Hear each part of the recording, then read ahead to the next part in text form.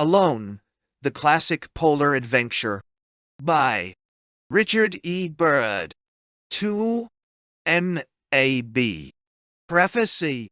This book is the account of a personal experience, so personal that for 4 years I could not bring myself to write it. It is different from anything else I have ever written. My other books have been factual, impersonal narratives of my expeditions and flights. This book, on the other hand, is the story of an experience which was in considerable part subjective. I very nearly died before it was over, and, since my sufferings bulked so large in it, and since a man's instinct is to keep such things to himself, I did not see how I could write about advanced base and still escape making an unseemly show of my feelings. Also, I was a long time recovering from the effects of my stay at latitude 80°8 south, and the whole business was so intimate in memory that I doubted that I could approach it with the proper detachment. But in this decision my friends would not let me be. Wherever I went they asked me questions. And finally, in December 1937, some of my closest friends, whom I happened to be with one evening in New York, persuaded me to write the book while the facts were vivid in my mind. I agreed, but with reluctance. I foresaw that a number of difficulties would rise to plague me once I started to write. For one thing, I knew that it could not be other than harrowing to relive again some of the bitter moments of advanced base. And, for another, I appreciated that I should be obliged to discuss matters of personal moment in a way that would be distasteful. But, encouraged by the enthusiasm of my friends and the urgings of my publishers, I shut out the doubts and agreed to go ahead. As the writing progressed, my earlier misgivings were confirmed. Indeed, there were times when I was on the verge of giving up the book entirely, and would have done so had there been any honorable way out. For there were aspects of this situation which I would rather not mention at all, since they involve that queer business called self-respect. Nevertheless, I finished what I started out to do, and this book represents the simple truth about myself and my affairs during that time. The original intention was to use my diary, which was very detailed and voluminous, as the prime ingredient in the book.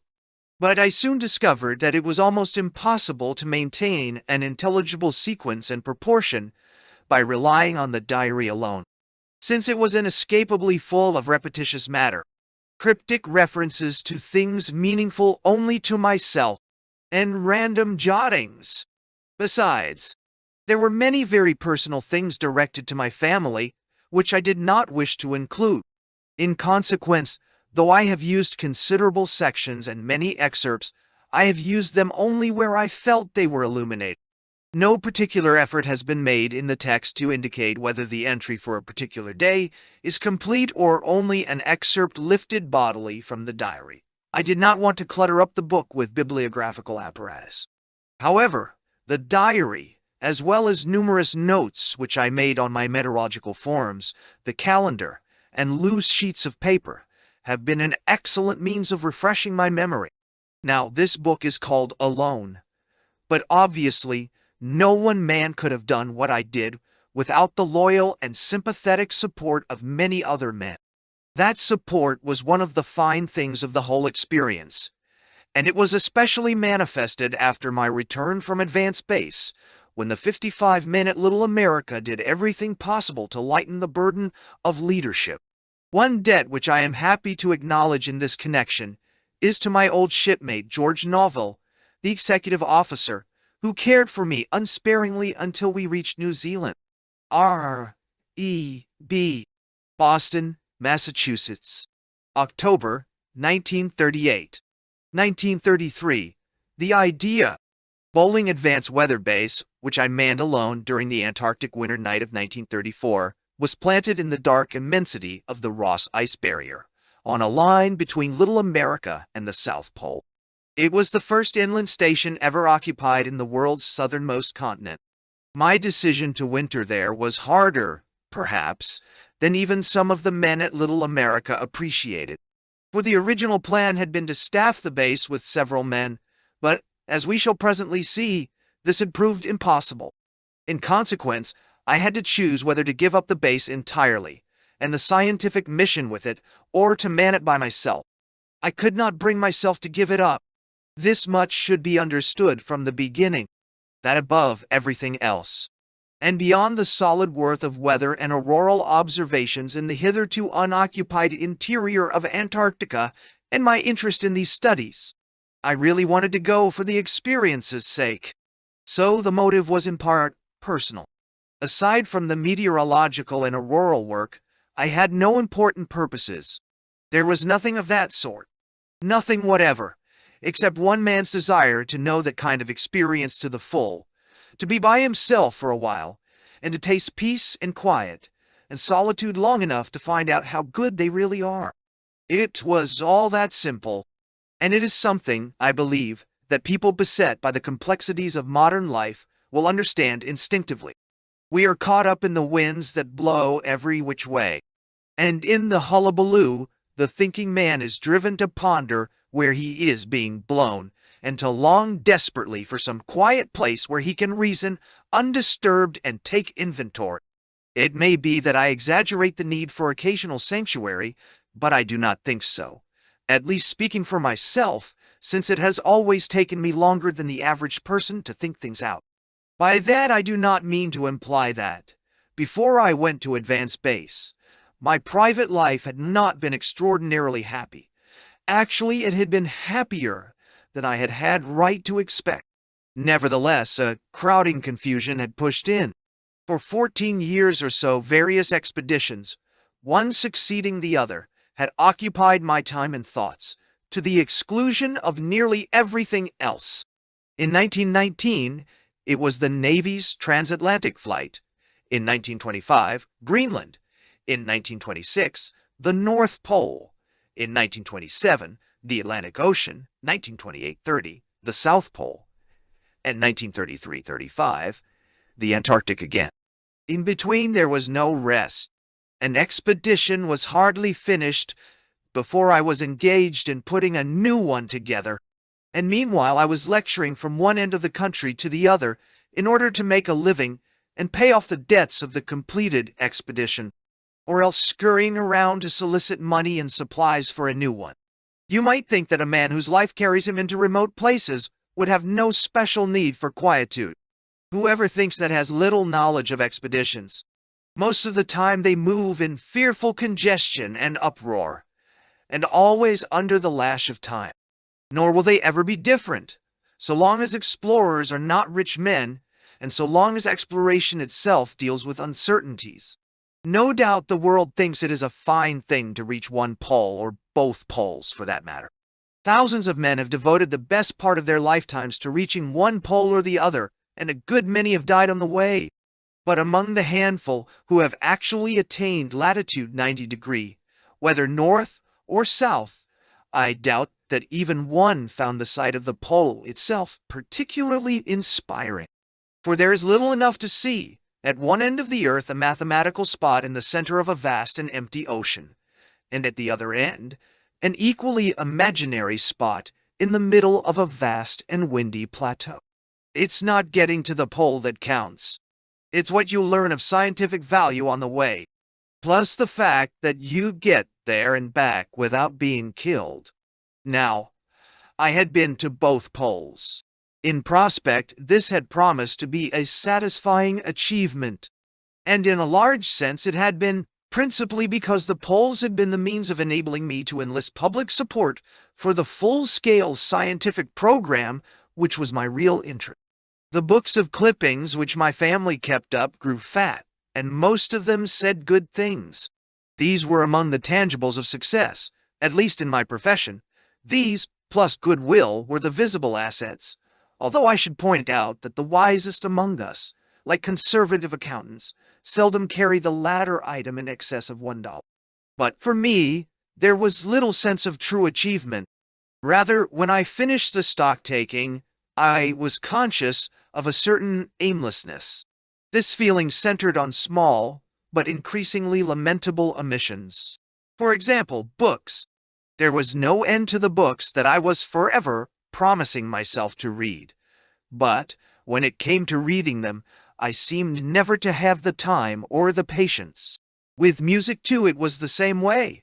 The love for it, and I suppose the indefinable need, was also there, but not the will or opportunity to interrupt for it, more than momentarily, the routine which most of us come to cherish as existence. This was true of other matters, new ideas, new concepts, and new developments about which I knew little or nothing. It seemed a restricted way to live. One might ask, why not try to bring these things into daily existence? Must you go off and bury yourself in the middle of polar cold and darkness just to be alone? After all, a stranger walking down Fifth Avenue can be just as lonely as a traveler wandering in the desert. All of which I grant, but with the contention that no man can hope to be completely free who lingers within reach of familiar habits and urgencies. Least of all a man in my position, who must go to the public for support and render a perpetual accounting of his stewardship. Now it is undeniably true that our civilization has evolved a marvelous system for safeguarding individual privacy, but those of us who must live in the limelight are outside its protection. Now, I wanted something more than just privacy in the geographical sense. I wanted to sink roots into some replenishing philosophy. And so it occurred to me, as the situation surrounding Advance Base evolved, that here was the opportunity. Out there on the South Polar Barrier, in cold and darkness as complete as that of the Pleistocene, I should have time to catch up, to study and think and listen to the phonograph. And for maybe 7 months, remote from all but the simplest distractions, I should be able to live exactly as I chose, obedient to no necessities but those imposed by wind and night and cold, and to no man's laws but my own. That was the way I saw it. There may have been more than that. At this distance I cannot be sure, but perhaps the desire was also in my mind to try a more rigorous existence than any I had known. Much of my adult life had been spent in aviation. The man who flies achieves his destiny sitting down. Conflict, when it rises between the ship and the medium, comes to him indirectly, softened and stepped down by the mechanical advantage of the controls. When the conflict reaches the ultimate decision, the whole business is transacted one way or another in a matter of hours, even minutes and seconds. Where I was going, I should be physically and spiritually on my own. Where Advance Base was finally planted, conditions are not very different from what they were when the first men came groping out of the twilight of the last ice age. That risks were involved, all of us knew, but none, so far as we could foresee, that were too great. Otherwise, as leader of a big polar expedition, and subject to all the responsibilities implicit in command, I could not have gone. That I miscalculated is proved by the fact that I nearly lost my life.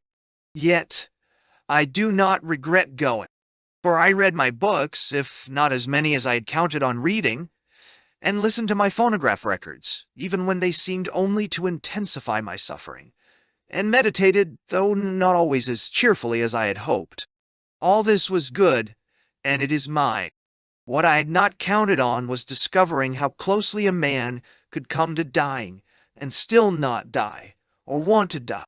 That, too, was mine, and it also is to the good. For that experience resolved proportions and relationships for me as nothing else could have done, and it is surprising, approaching the final enlightenment, how little one really has to know or feel sure about.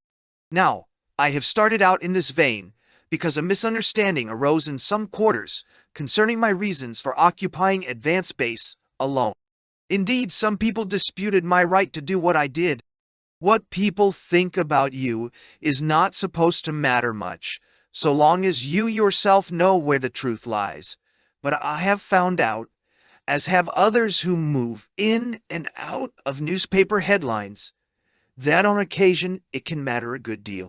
For once you enter the world of headlines, you learn there is not one truth but two, the one which you know from the facts, and the one which the public, or at any rate a highly imaginative part of the public, acquires by osmosis. It isn't often that the one person centrally involved ever hears about the second kind. His friends see to that. Nevertheless, I happen to be privy to several of the gospel truths circulated about advance base. God knows there may be others, but these could hardly be improved upon. One is that I was exiled by my own men. Another is that I went out there to do some quiet but serious drinking. In the past, such tales would have shocked me. Most certainly they would have made me mad. But not now. The one criticism that might have given me pause was disposed of by my friend, Charles J. V. Murphy, a member of the expedition. Before leaving for advance base, I asked him to look out for my affairs in collaboration with the second-in-command, Dr. Thomas C. A. Poulter, D. My announcement that I would occupy advance base alone was not wireless to the United States until I was actually established there. It said simply that I was going because I wanted to go. My friends received the news with different emotions. Radio messages poured into Little America during the next 48 hours. Most of them were from men whose judgment I value. Considering the little that they had to go on, I must say that they were surpassingly fair. And yet, for every message of approval, there were 3 of puzzlement or forthright disapproval. I was urged, virtually ordered, to reconsider. My going off, they said, must end in disaster, almost certainly for myself, and probably for the 55 men presumed to be left leaderless at Little America. The head of a great geographical institution warned that, if anything went wrong at Little America during my absence, my disgrace would be worse than that of Noble, whose crime lay in leaving his shattered dirigible before all of his men were taken off. A banker friend said flatly that the whole idea was a reckless whim, and that any shame in withdrawing would be more than offset by the escape from the consequences which must flow from my decision, if persisted in. All of these messages were addressed directly to me, but they went to Charlie Murphy.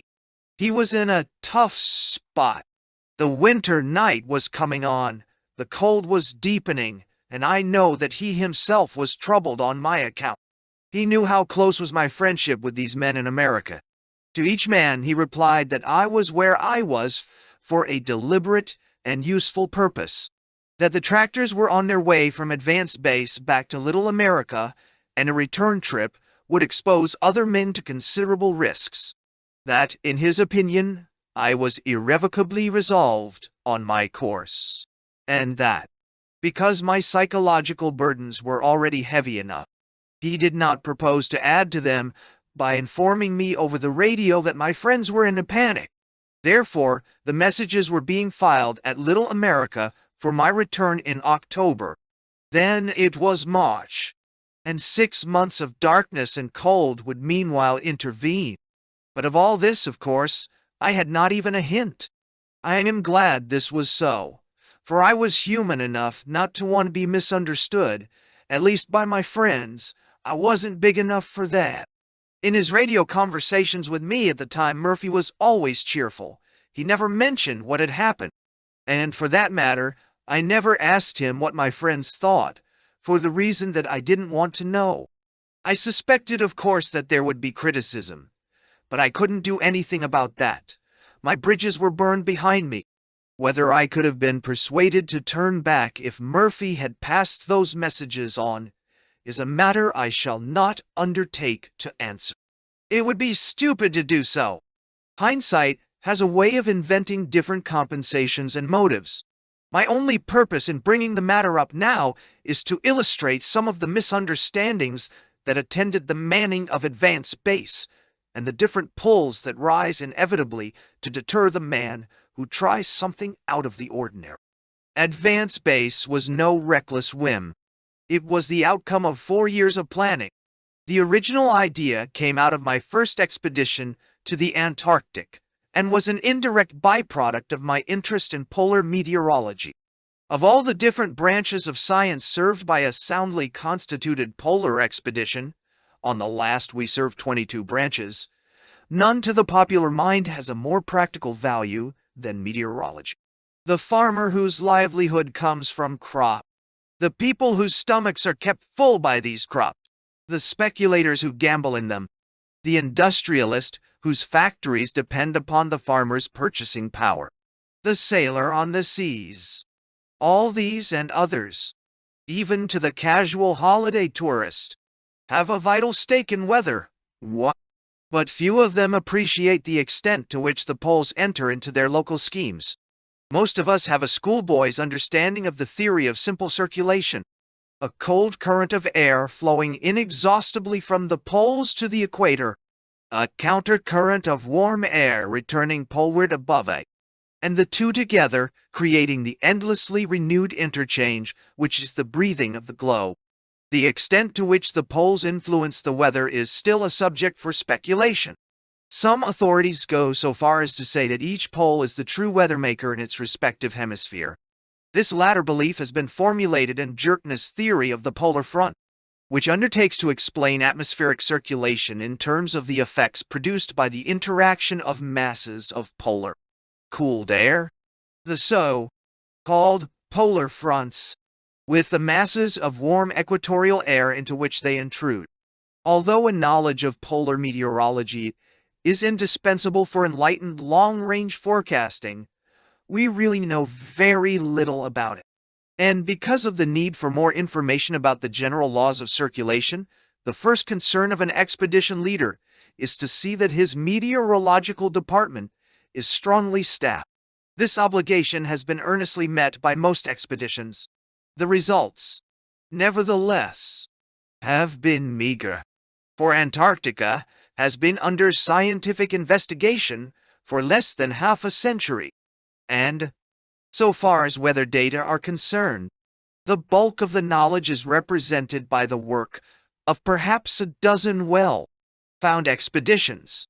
For a continent having an estimated area of 4,500,000 square miles, this is not much of a showing.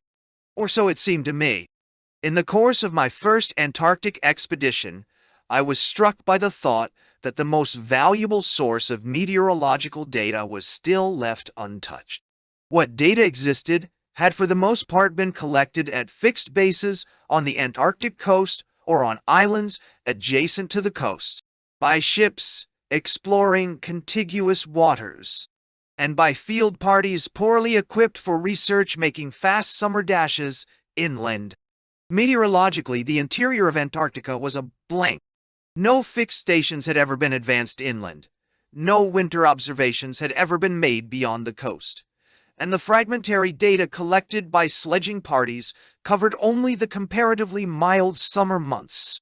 Yet, inland, beyond the moderating influence of the seas which surround the continent, was the coldest cold on the face of the earth. It was there one must look for typical continental conditions. And it was there that I proposed to plant Advance Base. There, where weather is manufactured. The data accumulated by a station like Advance Base when correlated with data gathered simultaneously at Little America ought to throw a highly revealing light on the facts of atmospheric phenomena in high southern latitude. Why should a civilization as technologically alert as ours continue to tolerate a situation that allows ruinous storms, kindled long before at remote storm centers, to break without adequate warning upon the civilized parts of the world? Only recently, Mr. Willis R.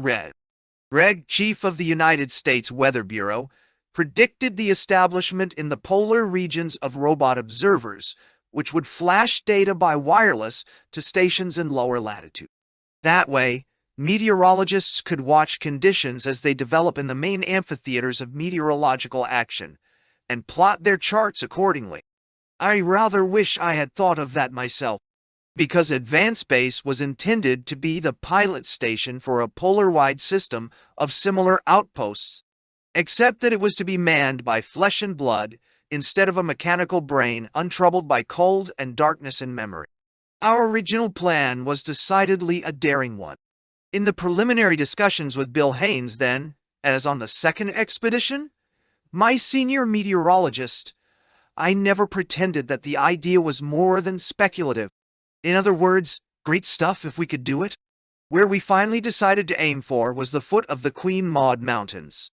Even with that, we realized that we were probably overreaching ourselves.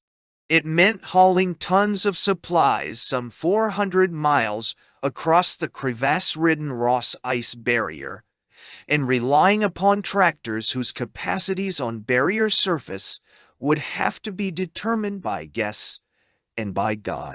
In all aspects, particularly the psychological, the risks surrounding the project were very real. Whoever should elect to inhabit such a spot must reconcile themselves to enduring the bitterest temperatures in nature. A long night as black as that on the dark side of the moon, and an isolation which no power on earth could lift for at least 6 months. Now, against cold, the explorer has simple but ample defenses. Against the accidents which are the most serious risks of isolation, he has inbred resourcefulness and ingenuity. But against darkness, nothing much but his own dignity. In the kind of station we had in mind, the normal risks of a polar base would be intensified 1,000-fold. The difficulties would be great. The amount of supplies that could be advanced would be small, and, therefore, only very few men could occupy it. The men would be jammed together at arm's length in a tiny shack buried in the snow. Wind and cold would keep them from ever leaving it for more than a few hours a day. Change in the sense that we know it, without which life is scarcely tolerable, would be non-existent. The party would be dedicated to an iron routine. The day would be the repeated pattern of the hour, the week, the repeated pattern of the day, and one would scarcely be distinguishable from the other, even as an interval in time. Where there is no growth or change outside, men are driven deeper and deeper inside themselves for materials of replenishment. And on these hidden levels of self-replenishment, which might be called the pay levels of philosophy, would depend the ability of any group of men to outlast such an ordeal and not come to hate each other. My idea was that 3 men, preferably 2 weather observers and a radio operator, should man the base. The difficulties of hauling supplies into the Antarctic interior made 3 the maximum, and the risks, especially those of a psychological order, argued forcefully against less than 3. 3 is a classic number. 3 men would balance each other like the legs of a tripod. With 3 men, as compared to 2, the chances for temperamental harmony seemed infinitely increased, since, in the nature of human relations, one man would constantly be present in the stabilizing role of a neutral judge, a court of appeal. Instead of hearing one voice everlastingly, and seeing one face, and being confronted with one pattern of habits and idiosyncrasies, a man would have 2 aspects and personalities constantly facing him. Under such conditions, it doesn't take 2 men long to find each other out. And inevitably, this is what they do, whether they will it or not, if only because once the simple tasks of the day are finished, there is little else to do but take each other's measure. Not deliberately, not maliciously, but the time comes when one has nothing left to reveal to the other, when even his unformed thoughts can be anticipated. His pet ideas become a meaningless drool, and the way he blows out a pressure lamp or drops his boots on the floor or eats his food becomes a rasping annoyance. And this could happen between the best of friends. Men who have lived in the Canadian bush know well what happens to trappers paired off this way, and mindful of these facts, I resolved from the beginning not to have Advance Base a 2-man project. Even at Little America, I knew of bunkmates who quit speaking because each suspected the other of inching his gear into the Uter's allotted space. And I knew of one who could not eat unless he could find a place in the mess hall out of sight of the Fletcherist, who solemnly chewed his food 28 times before swallowing. In a polar camp, little things like that have the power to drive even disciplined men to the edge of insanity. During my first winter at Little America, I walked for hours with a man who was on the verge of murder or suicide over imaginary persecutions by another man who had been his devoted friend. For there is no escape anywhere. You are hemmed in on every side by your own inadequacies and the crowding pressures of your associates. The ones who survive with a measure of happiness are those who can live profoundly off their intellectual resources as hibernating animals live off their fat. Occupied by 3 men of this sort, advanced base should not be too difficult a place. So I reasoned, in all events. During the months that followed the return of the first expedition, the idea was continually challenging my imagination. Since the idea wouldn't down, I made a serious study of the practical possibilities. Well, in advance of the mobilization of the second expedition, late in 1933, 4 of us started working on the base. One man was Victor Chekka, a warrant officer assigned to me by the Marine Corps. Another was Paul Sipple. Both had served on the first expedition and knew the problems to be overcome. Chekka's job was to design the shack which would be the base, and Sipple's was to study and collect the essential materials required for it. The actual building of the shack was done by Ivor Tingloff, a cabinet maker, in a Boston loft. And when the Jacob Ruppert, flagship of my second expedition, put out from Boston in October 1933, she carried secreted in the hold the cunningly contrived knockdown sections of a 3-man shack. In the hold also were 4 tractors, which would be available for lugging the base into the interior. Except for Haynes, the builders, and myself, nobody else aboard had more than a dim suspicion of what that shack was for. I had said little about it, experience having taught me that the polar regions sooner or later will chasten the best-laid plan. While I had a number of men under consideration for the base, including several whose quality I knew well from the first stay at Little America, I had actually decided on none. The 15,000-mile sea voyage, by the course we had set, would provide ample opportunity to study and weigh the candidates. As for myself, time and circumstances would decide. At first, I rather thought I had no right to put my own name in nomination. Having whipped an expedition together in the midst of the Depression, naturally I owed a whale of a lot of money. I was in command of 2 ships, 4 airplanes, and 100 men, so the chances of my being able to drop responsibilities did not look promising.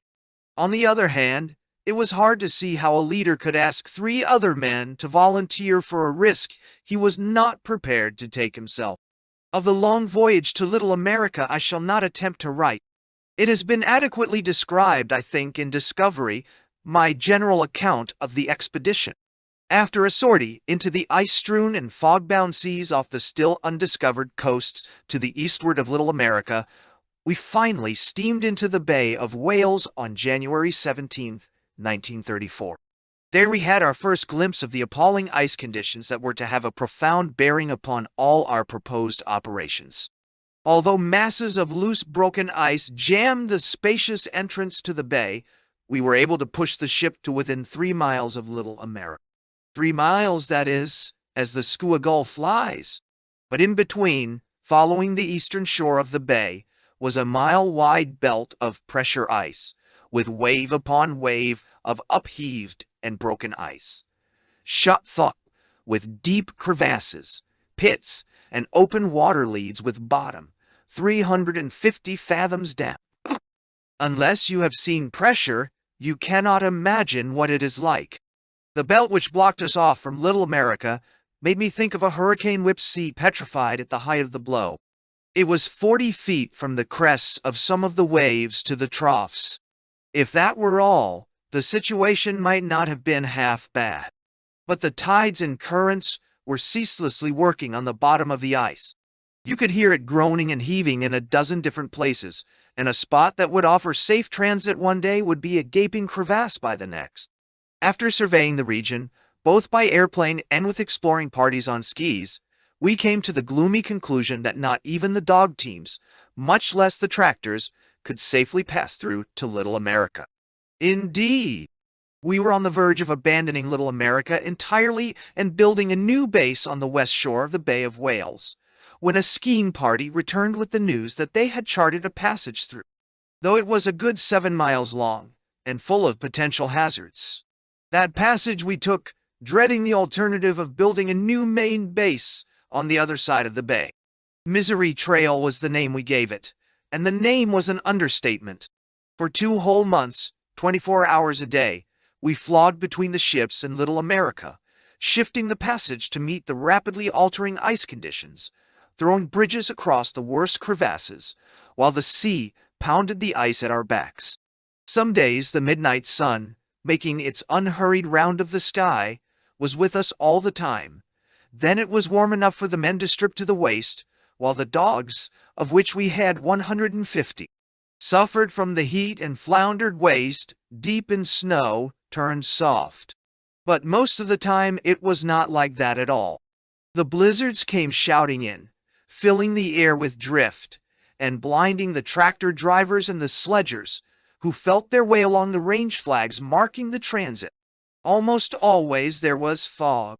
The pale, mischievous fog of the Bay of Whales, which is like no other fog I have ever seen, almost milky in consistency, but turning the snow and atmosphere into a flat plain where all proportions are horribly twisted, and imparting to a traveler the queer feeling that he is treading the bottom of a heaving ocean. But of Misery Trail I shall write no more. How we hauled 650 tons of supplies into Little America has been described at length in Discovery, though you may read the chapters without ever feeling the utter exhaustion that claimed us. An exhaustion so deep that it sent men stumbling on errands they could not remember when they reached their objectives, and reddened their eyes with sleeplessness, and numbed their bodies against cold, and dropped them in their tracks from exhaustion. Anyhow, after a long time, the ships went away. Then one midnight, the sun popped for an instant below the horizon, and each night thereafter set a little bit earlier. Then the caches on the trail were empty. Then Little America was being rebuilt and reoccupied. And for the first time in what seemed 1,000 years, I was able to give thought to the matter of advanced space. By then, it was almost too late. March had come. The winter was close upon us. The unbroken night was scarcely 6 weeks away, and I was surrounded by men whose strength had been sapped almost to the limit. All this time the advanced base shack, transported with the utmost care through the pressure, had been standing in the center of Little America. Paul Sipple had taken possession to test out the ventilating and heating equipment. Now that I had time for serious reconsideration, it did not take long to reach one conclusion, which was that, wherever we did finally succeed in planting the base, it would not be at the foot of the Queen Maud's or anywhere near it. First, time was running against us. Here it was March, with the temperature dropping through the -20s, 30s, and even 40s. In March, your Antarctic field parties are normally swinging toward home, racing the oncoming night. Secondly, the 4 tractors, which we were relying upon to advance the base, had been driven almost to rack and ruin on Misery Trail, and a thoroughgoing overhaul was in order before the fleet could be sent out on the barrier. Dogs were of no use to us in this journey. The pick of the pack had gone with Captain Innes Taylor on a base, laying journey for next season's southern operations. But, even if the remaining dogs had been in good shape, they still could not have transported unaided the 7 tons of material and stores needed for the base. Airplanes might have been used as freighters, but that idea went by the board when the Fokker crashed on a test hop and was washed out completely. That left us with 2 planes capable of carrying any sort of load, the twin-engine Condor and a single-engine Pilgrim. I wouldn't use the Condor. If anything happened to her, our entire exploration program might be ruined. The Pilgrim I tried to use for relaying lighter loads, but after emergency rations and equipment had been stowed aboard for the flight crew and a safe margin of gas included, the payload was too slight to be of much use. Even so, I might have used the ship for what she was worth, had not the weather turned bad. The crew, returning from an experimental flight, got lost in a fog, very narrowly missing a crash, and it took a whole day to find. After that experience, I determined not to risk any more men in the air, nor the 1 airplane available for reserve duty. Therefore, if advance base was to be advanced a foot beyond Little America, it would have to be by track. How far the tractors could push would depend in turn on how quickly DEMA was able to complete the overhauling of the engines and the Caterpillar mechanisms, besides rebuilding one machine which had been partially destroyed by fire. I, for one, was not particularly optimistic as to the outcome. 3 of these machines were 1020 Citroëns, acquired in France. The runs over Misery Trail had demonstrated that they were definitely underpowered for day-in and day-out barrier travel. The 4th was a 2040 Cladtrack, made in the United States. All were short. All, particularly the 6-ton Cladtrack, were heavy, which shortcomings made them vulnerable to crevasses. So the trip was a gamble, no matter how I looked at it. This was the first serious attempt to operate automotive equipment in the Antarctic. The risks were the inevitable risks of pioneering. No one could tell how well the engines would function in temperatures down to 60 degrees below zero, or how the Caterpillar treads would work on a snow surface, which cold granulates to the fineness of the sand, or whether the machines could penetrate crevassed areas. If the fleet made a southing of 200 miles, it would be performing a miracle, I decided, and I was ready to settle for 150 miles, less, if necessary, so long as the journey could be made without undue hardships for the men. Yet, we were not allowed to prepare in peace. When I recall the events that preceded the start, I wonder that we came off with as little lasting damage as we did. Young John Dyer, chief radio engineer, plunged 45 feet from the top of an antenna pole with no worse hurt than a barked shin.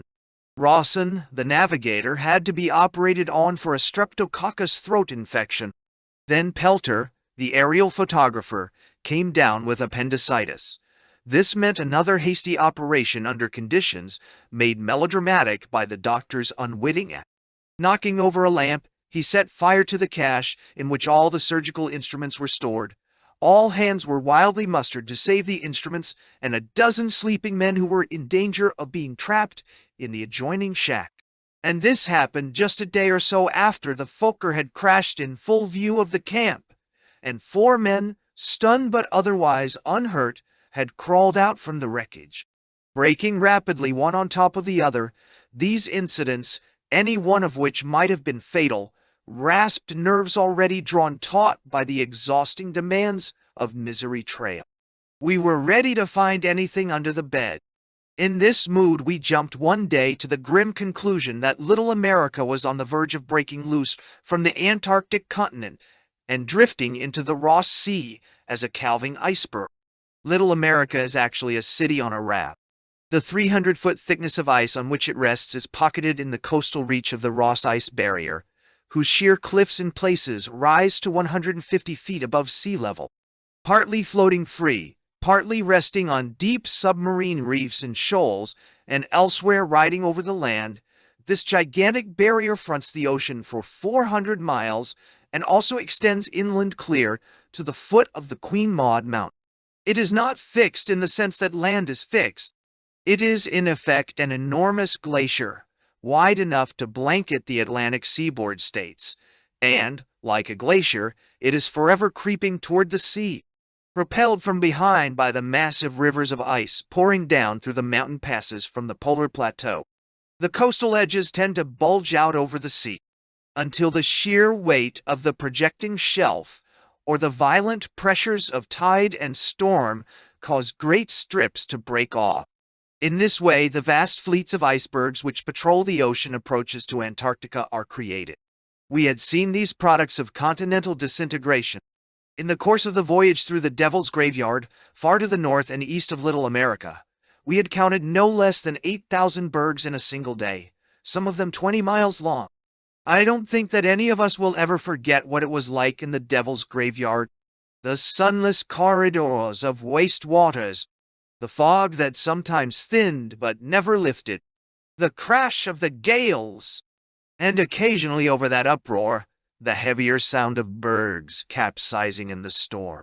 And everywhere those stricken fleets of ice, bigger by far than all the navies in the world, wandering hopelessly through a smoking gloom. Through this ambush the ship groped and sidestepped like a lost creature. Harried by enemies, her lookouts rarely saw full view, but only as dark and monstrous shadows sliding through the fog. The engine room telegraph bells never stopped ringing, and months after some of us would start out of a sound sleep, braced for the impact which we could not forever expect to avoid. With the spell of that region upon us, the realization that little America might itself be destined to join the ghost fleets to the north was enough to shake us out of our weariness. For little America was barely 3/4 of a mile from the water's edge. Ever since our arrival in January, the New Bay, ice in the Bay of Whales had been breaking up with unprecedented speed. Toward the end of February, when from experience we had reason to expect a freeze, the pace of the breakup quickened instead. The pressure ice started to go, and with it went the ice cementing, which held that stretch of barrier in position. Huge cracks opened up all around little America. Each day they gaped a little wider. At night, when everything was quiet, one could sometimes feel the floor of one's shack heave gently from the swell pulsing against the ice basement hundreds of feet underneath. Fierce storms in the ocean to the north were apparently responsible. The waves, continually smashing against the coast, were breaking up the old ice and the new ice as fast as it formed. With Dr. Poulter, the senior scientist, I took a long trip in a tractor along the barrier crest to the north and east. The sound of the sea 60 feet below us was like thunder, and at least once, when the car was stopped, we heard far off the tremendous whoosh of a huge stretch of barrier giving way. We were worried, make no mistake about that. We were worried because we honestly didn't know what was coming and couldn't stop it if it did come. So I did an extraordinary thing. I summoned the entire winter party into the mess hall, where I laid before them the facts, inviting every man to have his say on the steps, if any, which we should take. The outcome was a decision to continue as we were on the assumption that little America would last, but at the same time to move approximately 1/3 of our stores to High Barrier, a mile or so to the southeast. If little America did go out, we should then have a handy place to scramble to, with enough supplies cached to carry us through a winter. And if it didn't go out, there wouldn't be too much stuff to haul back. So, for a couple of days we forgot everything else to haul gasoline, coal, food, clothing, and other gear to retreat camp. To hurry it up, I had DeMaz's tractors hauled out of the repair shop and pressed into service. All this had a bearing upon the fate of Advance Base. Time was lost that could not be redeemed, and the energies of the men were depleted by that much more. The pity is that it seemed like so much labor lost. No sooner were we done than the seas abated, the outrush of the ice ceased, and the freeze-up set in almost at once. Wearily the tractor men returned to their preparation. At midnight on February 15th, by the light of gasoline flares, the Advance Base shack was dismantled, and the sections were piled on 2 tractor sledges. Next afternoon, the 4 tractors moved out of Little America in echelon, trundling behind. Each was a string of sledges loaded down with Byrd, food, and fuel, and meteorological gear, and books, and clothes, and tools, and all the one now other countless things required to defend existence in a place which offers nothing to man, body, air, to breathe. Bah! Ahead of them ran a 178-mile lifeline through the heart of the barrier, which had been flagged and scouted by Innes Taylor's Southern Party, then making ready for the turnaround and homeward journey. 9 men made up the party, including Sipple and Tingloff, the carpenter who had built the hut in Boston. June and Dimas were in joint command. Both were optimistic. I was not. Watching the column creep up the long white slope to the south, I was conscious only of misgivings. Although the sledges were loaded to the gunwales, a careful inventory of the supplies that were leaving showed that they were insufficient for 3 men, and that, unless a second round trip could be made before the winter night, our plans for manning the base would have to be drastically changed. But before committing myself to any decision, I would wait and see. March, the decision. Thereafter, from the tractor fleet, came an almost continuous stream of radio reports, mostly discouraging. Vexed by cold and drift and blizzards, and reduced to low gear on loose, newly fallen snow, the machines made slow going of it. About 24 miles south of Little America, 2 cars narrowly escaped disaster in an unsuspected, crevassed region. And about 50 miles out in a bowl-like depression named the Valley of Crevasses, the party was compelled to take a long detour eastward to avoid blind crevasses whose roofs had been strong enough to pass Innes Taylor's dog teams, but not the heavily loaded machines. On this jog, 67 miles out of Little America, the Kletrack gave out entirely. A crankshaft pin, made brittle by the cold, sheared off, and, the necessary repairs being beyond the party's resources, the machine was abandoned. With it was lost 50% of the party's carrying capacity. Redistributing the loads as best they could, June and Dimas pushed south in the other 3 tractors. Any chance of an extended southing was gone. The 3 surviving Citroëns, June advised, had all developed mechanical trouble of one sort or another. The generators, even the spares, were worn out. The radiators were leaking. The antifreeze solution had been lost. The drivers were cramming snow down the radiators to keep going, and one car was without headlights. More vividly than the terse radio bulletins described, I knew what the men were up against. The sledgers, at Little America, hating the break with tradition, sneered at tractor travel as limousine exploring. But so far as discomforts went, there was little to choose between the 2 ways of travel. You could go faster and haul more in a tractor, and certainly you could do your exploring sitting down.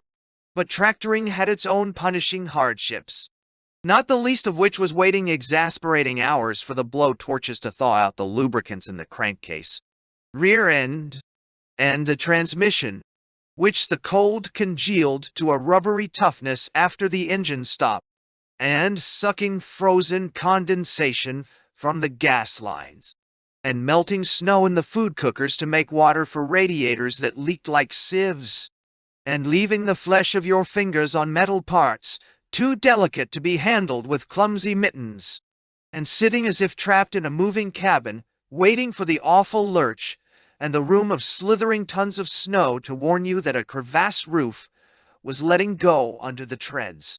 Even a demanding leadership can ask only so much of flesh and blood.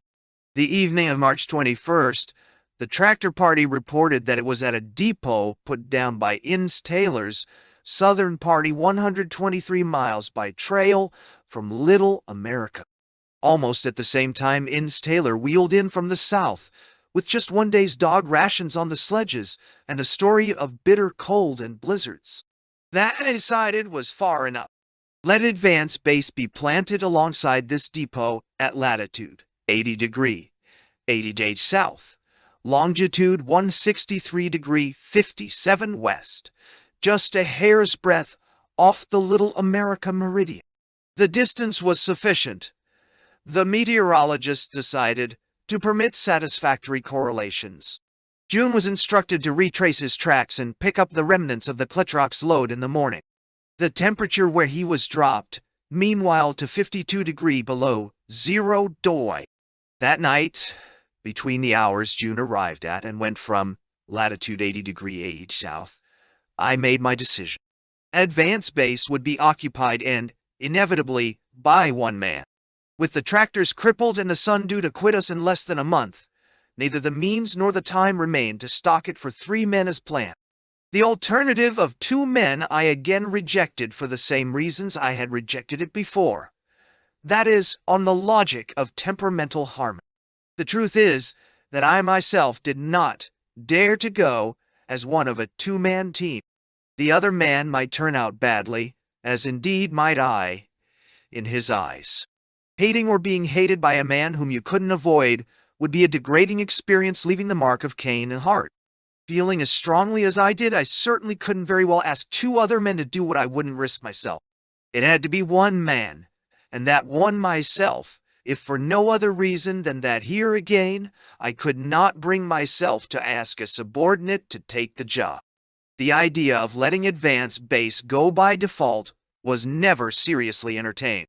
The expedition had planned too long and endured too much on its account for me to give up so easily, even though we had failed to push the base as far south as the meteorologists might have wished. Moreover, as I said at the outset, I was anxious for the opportunity to go. This was an experience I hungered for as soon as I grasped the possibilities. But apart from that, I was better equipped, perhaps, than anyone else in camp to handle the job. The base was my scheme. I had wet-nursed it from birth, and nearly everything about the shack, from the insulation to the double-action trapdoor, represented some pet notion. From Dyer, who had instructed me in radio, I had picked up enough primer information to enable me to keep in touch with the main base. And Haynes had taught me how to take care of the meteorological instruments, which were mostly automatic, anyway. As for the practical matters of existence, I felt that my service as an explorer had made me self-reliant. I don't claim that, like Thoreau, when he retired to his lonely hut at Walden, I was all prepared to build a house, lay a chimney, survey a field, and manufacture pencils. The fact is that I was not nearly as handy as I had imagined, but, for all my clumsiness, there were 1 or 2 improvisations at advance base that would have done credit to that scholarly experimenter and even to that inspired artificer, Robinson Crusoe. I was up all night rearranging my affairs. It was not as easy as I pretended. My break with the interlocking conveniences and practices of normal life would be clean and sharp and irrevocable. I had moments of heart-sinking doubt, particularly when I visualized what might happen to my family if I should fail. And this alone gave me pause. As to the moral aspects of my leaving 55 men leaderless at Little America, that did not trouble me a bit. My officers had a comprehensive idea of what was expected of them during my absence. We talked almost steadily from midnight to dawn. In charge, with the title of second in command, I put Dr. Poulter, the senior scientist. He is a physical giant of a man. Though attuned to the quiet of the university campus, he had the practical judgment and intellectual balance which are indispensable for the leadership of men who like to call themselves men of action, as if by that they put themselves beyond the penalties of rashness. Poulter would have under him a hard-bitten crew who were well able to take care of themselves. Misery Trail had toughened and schooled the new men as no other experience could have done. With them was a hard core of veterans of my other expedition. Haynes, the third in command, was serving on his 3rd polar expedition, as was Dimas. Noville, the executive officer, had served under D'Annunzio during the war, had been a superintendent of the airmail, and had been with me on the North Pole affair and the transatlantic flight. June, whom I appointed chief of staff, had flown with me across the South Pole. Bolin, the 2nd pilot, had been in the Navy 16 years. Innes Taylor had dueled with Zeppelins in London's wartime skies and trekked the Yukon for the Royal Canadian Police. Sipple, who was a scientist and trail party leader, and Peterson, who was a first-rate photographer, radio man, and skier, had proved their worth on the previous expedition. Von der Waal, another Navy man, knew what it was like to be torpedoed in the Atlantic Ocean, and Bob Young, another veteran as well as a retired British naval rating, had fought in the Battle of Jutland. And Rawson, though the youngest of the lot, knew what it was all about from 4 voyages into the Arctic. There were these and others like them. To these men I could entrust the winter destinies of Little America without fear. For one thing, the winter night is ordinarily tranquil. No parties are in the field. The men are fully occupied in making preparations for the spring campaigns, and secure from the blizzards and cold, life finds new and easy ruts underground. Moreover, I expected to keep in fairly close touch with them by radio. Hence, except for some special instructions to Poulter, I did not feel it necessary to draft a complicated set of regulations. My last general order to the camp, which was primarily intended to announce the line of command, covered less than 3 typewritten pages. It was a simple appeal to work industriously, conserve supplies, abide by the safety rules, and respect discipline. In conclusion, I said, every man in this camp has a right to be treated fairly and squarely, and the officers are requested to hold this fact in mind. In a sense, our status is primitive. We have no class distinctions as in civilization. What a man is back home does not count at Little America. He who may have failed back there has his chance to make good here, and he will not be judged by the position he holds so much as by the way he plays the game and does his job, however humble it may be. Nadia Nile. This order I finished on the morning of March 22nd, just before I flew to advance base. I did not have time to post it. Somebody read it to the men after I left. Noville, who had shared his quarters with me, helped me pack a few personal things, several dozen books, a sextant, a couple of fine chronometers, a fine and rather elegant fur flying suit that a friend had given, a shaving kit, my own set of phonograph records, and various odds and ends. There was no ceremony about it whatever, if only because Byrd expeditions never stand on ceremony. The cook shouted cheerily, "Remember, Admiral, no class distinctions at advance base." Bolin and Bailey were fretting in the Pilgrim. Although hot oil had just been poured into the engine, it chilled rapidly. The temperature was 43 degrees below zero and dropping. I remember glancing at my wristwatch as we left the ground. The time was 10:35 a.m. 180th meridian time. Bolin, as if sympathizing with my mood, made a banking turn around Little America before squaring away for the south. I took in every detail. If I had created anything tangible and unique in life, it was this sprawling, smoke-spewing, half-buried city called Little America, pocketed within the eastern heights of the Bay of Whales. It heartened me just to look at the place. The job of reoccupation was nearly finished, and I need have no further worries on that score. A quick glance to the north confirmed what I already knew, that the Ross Sea was frozen to the horizon, and any danger to Little America from further disintegration of the barrier had passed. Beyond Amundsen Arm, where the Bay of Whales curves in behind, and to the south of Little America, we picked up the tractor tracks, the crimp marks of the caterpillar treads standing out clearly on the white virginal flesh of the barrier. Every third of a mile was an orange trail flag, and every 25 miles was a tall snow beacon, surmounted by a big orange banner on a bamboo pole, with a line of burgee and pennant flags running to the west and east. These were depots in which Innes Taylor had cached rations for the main spring journeys. The markers, the Antarctic equivalent of roadside stands and route signs, on the advance base road. 67 miles out, Bolin dropped low over the foundered clay truck. Demas and Hill, who were still slaving over the engine, crawled out from under a canvas apron and waved a greeting. Not long afterwards, a dark speck on the horizon resolved itself into a cluster of tents, Advance Base. Where Advance Base lay, the Ross Ice Barrier was as flat as the Kansas plains. Snow rolled on forever to meet the sky in a round of unbroken horizon. Here was the spaciousness of the desert. the spaciousness, you might say, of the raw materials of creation. Against it, the huddled clump of tents, tractors, dogs, and men was just a pinprick in infinity. Although this was all familiar stuff to me, it was not until then that I had an intimation of what I was in for. On the verge of starting a dangerous task, I suppose that even the most unimaginative man must know that instant of premonition when the last unresolved forebodings come swimming out of nowhere. Whatever it was, I dismissed it before the skis touched. Innes Taylor and Sipple were coming forward to meet me, and Bolin was impatient to be off, lest the cold stop his engine. 15 minutes later, the plane was in the air. The vapor from the exhaust trailed behind like an enormous banner, which hung long after the plane had vanished into the lusterless, low-swinging sun. "How's the shack coming?" I asked Sipple.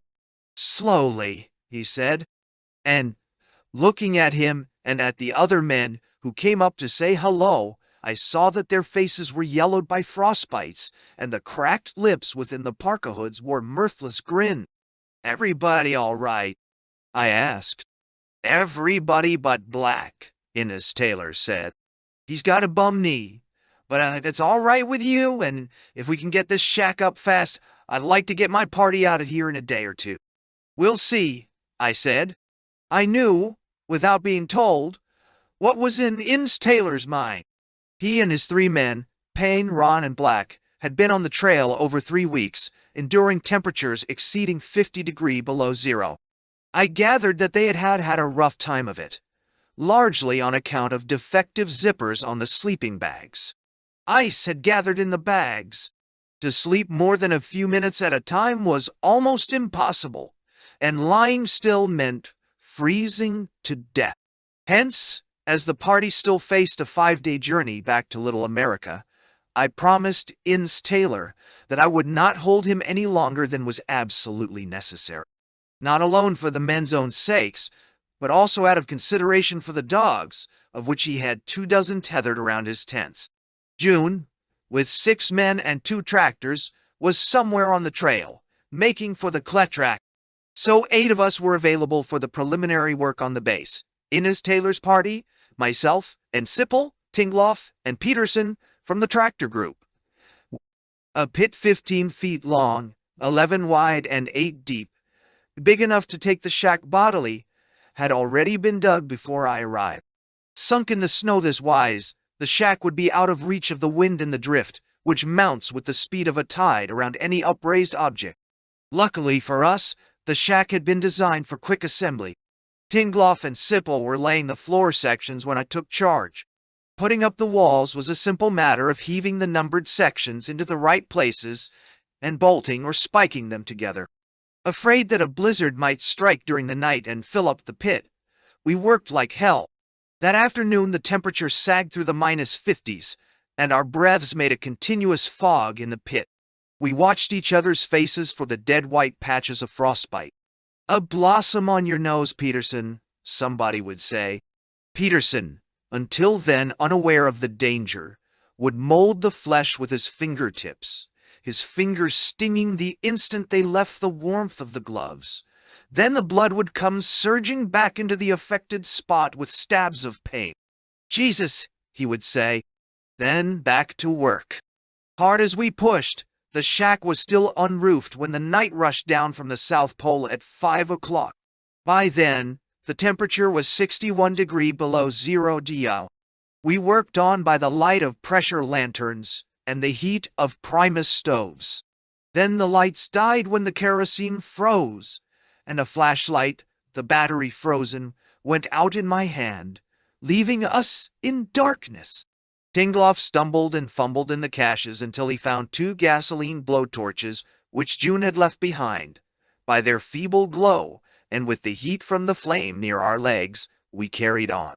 It was verging on cruelty to drive so hard, but we had to have shelter before we could sleep. Tingloff's mittens were filled with ice. When he bared his hand to tip in a spike, I saw that the skin was covered with poofly yellow blisters. It was the same with Sipple, who was putting the stove together. Before the bolts would turn, he had to close his mittens over the metal to take the frost out. His hands became swollen lumps, and again I saw him, biting his lips against the pane, slip them under his parka to snatch at the body's heat. Payne's face and helmet looked like a solid lump of ice. Ron's lips were cracked and bloody. All of us were coughing, not from colds, but from the super-chilled air that tortured the lungs as we breathed more deeply from exertion. No exaggeration, it was brutal work. I climbed out of the pit to fetch a piece of meteorological equipment from one of the caches. While I was ransacking the pile, my nose and cheeks froze. I stood up a moment, kneading the flesh. A ghastly blue reflection showed over the excavation, and the way smoke from the torches and freezing breaths spiraled up through the unsteady light made me think of that terrible frozen pit in the Divine Comedy, which leads down past Lucifer to the lost souls. A low moan came out of the darkness. I reached into the chest pocket of my parka for the flashlight. Nothing happened when I flipped the switch. The batteries were still frozen, but ringing me were dozens of anxious eyes, glittering with ravenous light and framed within the restive shadows of the wolf dogs. My heart really bled, for they had to sit and wait, spaced out on the steel tethering line. But I could do nothing for them, except promise myself to start Inns Taylor north just as soon as I could. The single door of the shack was made to face west, for no reason at all, so far as I can remember, except that after the pit was sunk, the hut simply had to face west to fit. The pit was dug overly wide to accommodate what I was pleased to call my veranda, created by projecting the roof some 2 feet past the wall on the west side. This would give me access to a tunnel system and to a trapdoor set in one corner of the projection and reached by a ladder. If I do say so myself, the hatch was a clever double-action arrangement. You could open it by pushing up, or if the drift was packed too tightly overhead, you could pull it down by removing 2 pegs. "Look, Admiral," Cheka had exclaimed when he first demonstrated the door. "Push him up. Push him down. No danger now of being buried alive in a big blizzard." Now, it was nearly 1 o'clock in the morning and 63 degrees below zero when we were done with securing the roof. The job was infernally complicated as a result of several sections having been warped in transit from Little America. The door, which had been made to shut tight on bevels, just as on an icebox, now couldn't be made to latch at all. Nor did I ever succeed in closing it entirely during the 7 months I occupied advance space. I was worried, too, over finding that we had blundered in calculating the depth of the pit. Instead of being flush with the surface, the roof stuck up a good 2 feet above it. That would make for troublesome drift. The mistake was past remedy, however, so I let it pass. Sipple had the stove rigged up and burning, and though it would be a long time before the chill would go out of the shack, we all went below to enjoy the little warmth it gave off. None too soon at that. Innes Taylor remarked casually that he thought one of his feet was frozen. And indeed it was, as we saw as soon as he peeled off his mucklucks boots. I tried warming the foot with my hands and working the flesh gently, but without effect. That superstitious business of massaging the skin with snow isn't done in the Antarctic. At 60 below, snow takes on a hard, crystalline structure. You might as well use sandpaper. What we tried in this case was a method familiar to all polar travelers. Payne, I think it was, unbuttoned his shirt and let Inns Taylor slip the foot against the warmth of his stomach. He held it there 15 or 20 minutes until the circulation revived with a pounding pain that brought sweat to Inns Taylor's forehead. That night, after Inns Taylor, Payne, and Ron had repaired to their own tents, which were pitched just a few yards from the roof of the shack, 5 of us stretched out our sleeping bags on the advanced space floor. The instant the fire went out, the cold settled with the force of a blow. "You'll freeze to death in this dungeon," Peterson remarked cheerfully from his bag. But, having lived in the shack at Little America, I knew otherwise. It would be comfortable enough as soon as the frost went out of the walls. The shack was as tidily built as a watch. Although enclosing over 800 cubic feet of space, it weighed only 1,500 pounds. The hut and everything about it had been kept as light as possible to make for easier transportation. Fine white pine stiffened the frame and flooring, but the rest was mostly shell. The walls were only 4 inches thick, a 3-ply veneer, 1/8 inch thick, and composed of a layer of wood between 2 strips of cardboard, sheathed the outer and inner walls. Loosely wadded in the hollow between was insulation of kapok, which resembles raw cotton. Tacked to the inside walls was a green fireproof canvas fabric. The ceiling and the upper walls were of bright aluminum to reflect light and heat. Cheka had remembered everything. And that night, sleeping for the first time at advanced base, I had reason to think well of what he and Tingloff had created. Next morning we were roused by the beep-beep of the tractor horns. June and Dimas were back with the Kletrox load. Considering the night they had spent on the open barrier, the crew were in an astonishingly cheerful mood. "It's amazing," young Dick Hill observed, "the way these jalopies keep moving, even when they're falling apart." "He means," Skinner interrupted, "the way you can get 'em started after they've stopped. Every time the engine dies, you think it's the finish. But if you tinker long enough, damned if they don't turn over again." Although spoken in jest, the news was disturbing. The return trip to Little America would be difficult enough at best, and, considering the present killing temperatures, the chance that mechanical breakdowns might maroon some 20% of the expedition's personnel on the trail was one I found hard to accept. I had only to look at the men to visualize what they had been through. They were like scarecrows, the way the torn windproofs, caked with frozen oil, fluttered about their legs. Their hands were eloquent, Dimas and Hill's particularly. The flesh had been burned and shriveled by the frost in the metal which they were forever handling. The nails had turned black and were rotting away, and blood was oozing from sodden blisters. June and Dimas, however, were reassuring. "I'm not worried," Dimas said. "With a break, we'll have all 3 cars in Little America 24 hours after leaving here. If anything did go wrong, plenty of help was available at Little America. And anyhow, Innes Taylor's party would be bringing up the rear." Nevertheless, the situation was not to my taste, for at that season in the Antarctic, the line between safety and a major mishap is hair-thin. "It's too damn cold for men to be on the trail," I said. "I want all of you out of here within 48 hours. Actually, only one big job remained to be done: cutting out and stocking 2 supply tunnels, one for fuel, the other for food and miscellaneous store. The tunnels were laid out in parallel, running west from the opposite ends of the veranda. With 14 men to help, the job didn't take long. They were each about 35 feet long, about 3 feet wide, and deep enough for me to walk erect. The food tunnel was to the south. To make this, we mined out a subterranean passage, leaving a vaulted roofing of snow about 2.5 feet thick.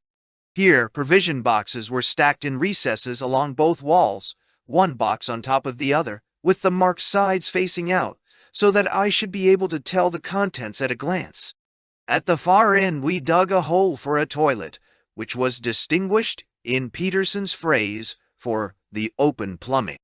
Into the other tunnel went the drums of fuel, which were rolled into alcoves let into the sides. As soon as the drums were underground, we roofed this tunnel with coarse paper laid across wooden slats and anchored with snow blocks. The rest of the supplies were dumped through the hatch into the veranda. As the stuff dropped underground, Sipple and I made a rough check. The variety of things was really amazing. 350 candles, 10 boxes of meta tablets, 3 flashlights, and 30 batteries. 425 boxes of matches, safety and wax. 2 kerosene lanterns. A 300 candle power gasoline pressure lantern. 2 sleeping bags, 1 fur and 1 eiderdown. 2 Primus stoves. Also, a single folding chair with an air cushion which the tractor men generously donated. 9 fire bombs and a pyrene fire extinguisher. 3 aluminum buckets. 2 wash basins. 2 mirrors. A calendar. A small fireproof rug. 2 candle holders. 2 whisk brooms, for brushing snow off my clothes, 3 dozen pencils, a 5-gallon can stuffed with toilet paper, 400 paper napkins, a box of thumbtacks, and one of rubber bands. Also, 2 reams of writing paper, 3 boxes of soap and laundry chips, a thermos jug, 2 decks of playing cards, 4 yards of oilcloth, pieces of asbestos, 2 packets of toothpicks. Altogether, the food supplies comprised approximately 360 pounds of meat, 792 pounds of vegetables, 73 pounds of soup, 176 pounds of canned fruit, pounds of dried fruit, 56 pounds of desserts, and half a ton of various staples, including cereal. There were these things and a good deal more besides. While the rest of us were hurriedly stocking the tunnels and shack, Waite was rigging the radio antenna, which was about 200 feet long and strung on 4 15-foot bamboo poles. He finished in mid-afternoon. Then he installed the transmitter and receiver. With Sipple's help, I personally set up the meteorological equipment, of which there was a great deal.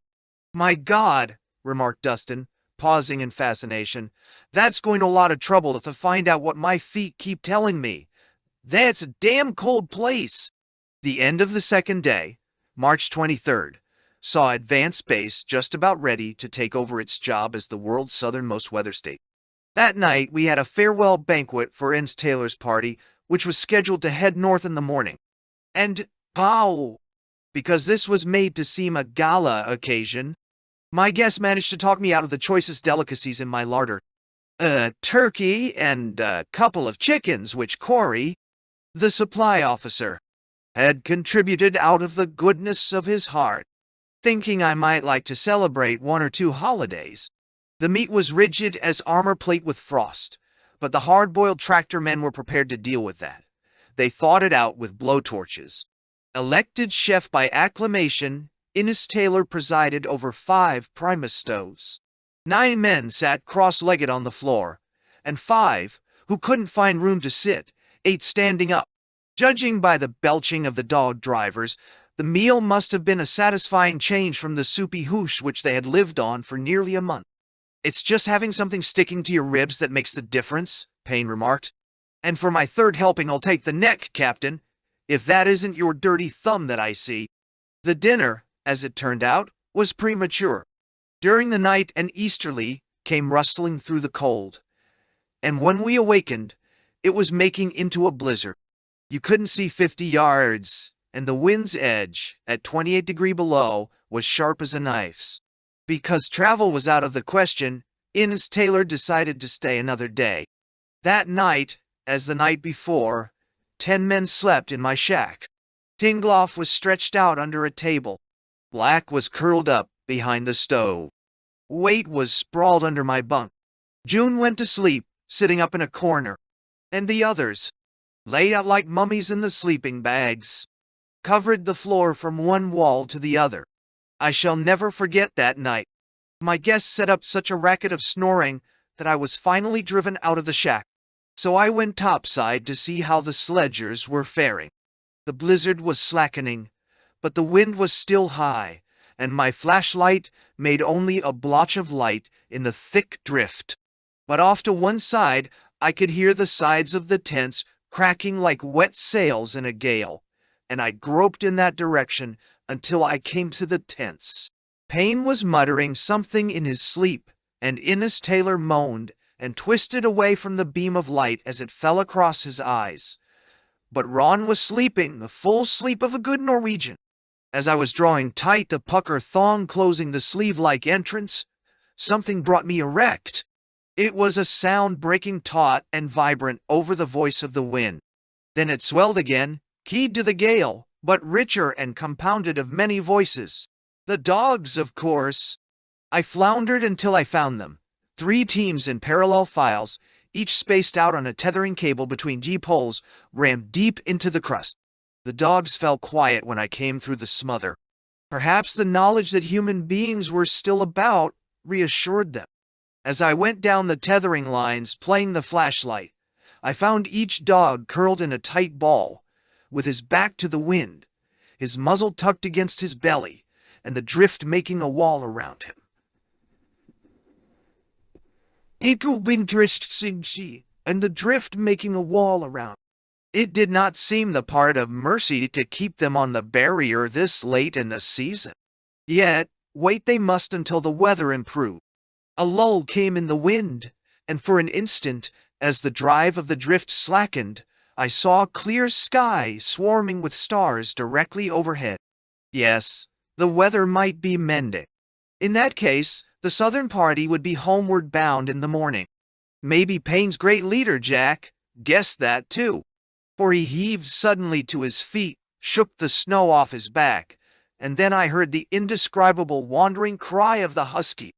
In an instant, all 24 were up and joining in. They filled the barrier with a melancholy wail that was not the melancholy of sadness, but rather of hunger and lust. Yes, indeed, there would be a run to the sledges on the morrow. Sunday, the 25th, came on clear, still, and cold. "Well, she's certainly covered now," Tingloff reported after peering from the hatch. A foot of drift lay over the roof, and little light came through the 3 skylights set in the ceiling. The thermometer stood at 48 degrees below. "And wait," said, "they lie in their tongues." In a soul. Taylor finally got off, and later in the day DeMoss, Hilla, and Skinner left in one of the Citroëns to make a last effort to salvage the Clatrac, leaving June, Sipple, Waite, Peterson, Black, and Dustin, with 2 tractors, still at advanced base. They lingered only long enough to make everything shipshape. Waite finished his test radio contacts with Little America. Sipple was through tinkering with the stove. The meteorological equipment was already spinning out its tale of wind and cold. And finally, Monday noon, in the middle of lunch, June remarked quizzically, "Well, we've done just about everything that needs doing. And a lot of things, I suspect, that needed no doing at all. So I guess it's time to shove off." As simply as that, he disposed of a problem in polar etiquette for which the rest of us could not find the right meaningless phrase. Directly after the noon stand-up meal, the tractor crews made ready to leave. The temperature was 64 degrees below zero. Both cars were half buried in drift, and we were a long time digging them out.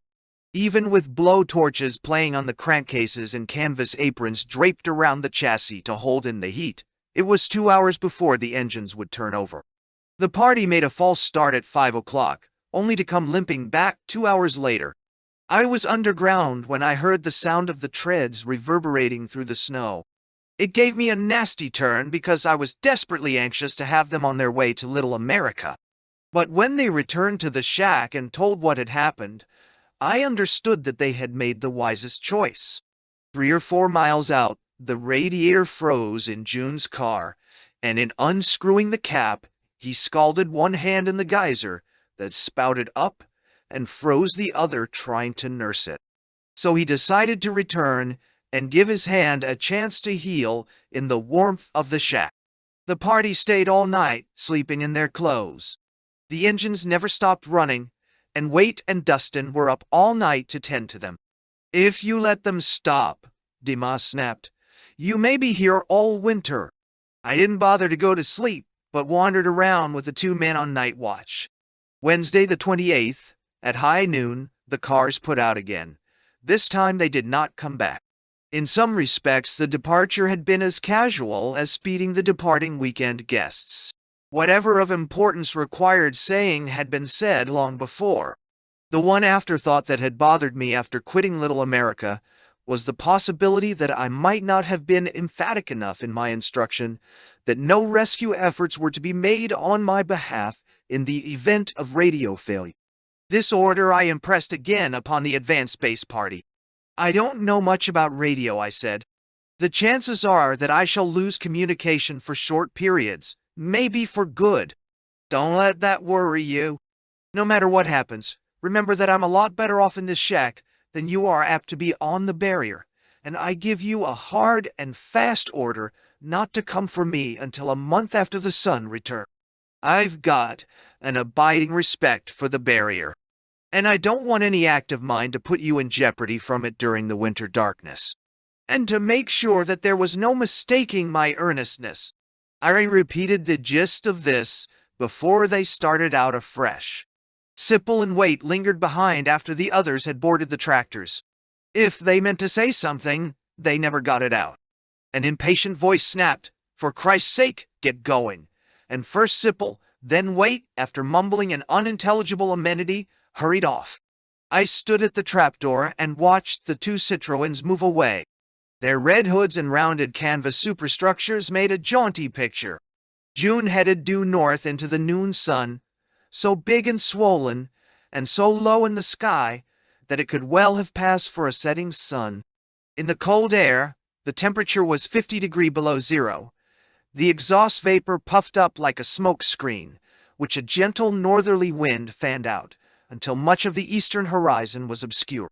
I went below, intending to busy myself with the wind speed records, but the errand was a piece of self-deception which I could not quite bring off. For perhaps the only moment in my adult life, I was conscious of being utterly at loose ends. The shack, which had seemed bright and cheery, now was neither. And, obeying an impulse which I had no time to be ashamed of, I rushed up the hatch ladder. Just why, I don't know even now, perhaps for a last look at something alive and moving. Although the cars were by then some distance away, I could still hear the beep-beep of the horns and the clatter of the treads. So clearly do sounds carry in that crystal air. I watched until the noise died out, until the receding specks had dropped for good behind a roll in the barrier, until only the vanishing exhalations of the vapor remained. With that, the things of the world shrank to nothing. In the southern sky, opposite the waning sun, the night, already settled over the pole, was pushing forth a bulging shadow, blue-black and threatening as a storm sky. Did I see in it the first nervous movements of the aurora australis? I couldn't be sure. A frozen nose and cheeks sent me below before I had time to find out. But, as I slid down the ladder, I was sure of something else, which gave me a bad turn. And that was that, in helping the tractor men stow the sledges, I had fallen and wrenched my shoulder. The right one was hurting like the devil. In the shack, I stood for a long minute, rubbing the shoulder. Bad business, I reproached myself. Here you're starting the biggest job of your life, and yet you've blundered and crippled yourself. For things were in an awful mess. The tunnels were a jumble of boxes and fuel drums, and I should be weeks putting them straight. Doubtless they looked shipshape to the tractor men. Hardened to the fearful disorder of their vehicles, they did their house cleaning by booting anything offensive out of the way. So long as there was room to squat, they were content. Well, I couldn't live that way at advanced base.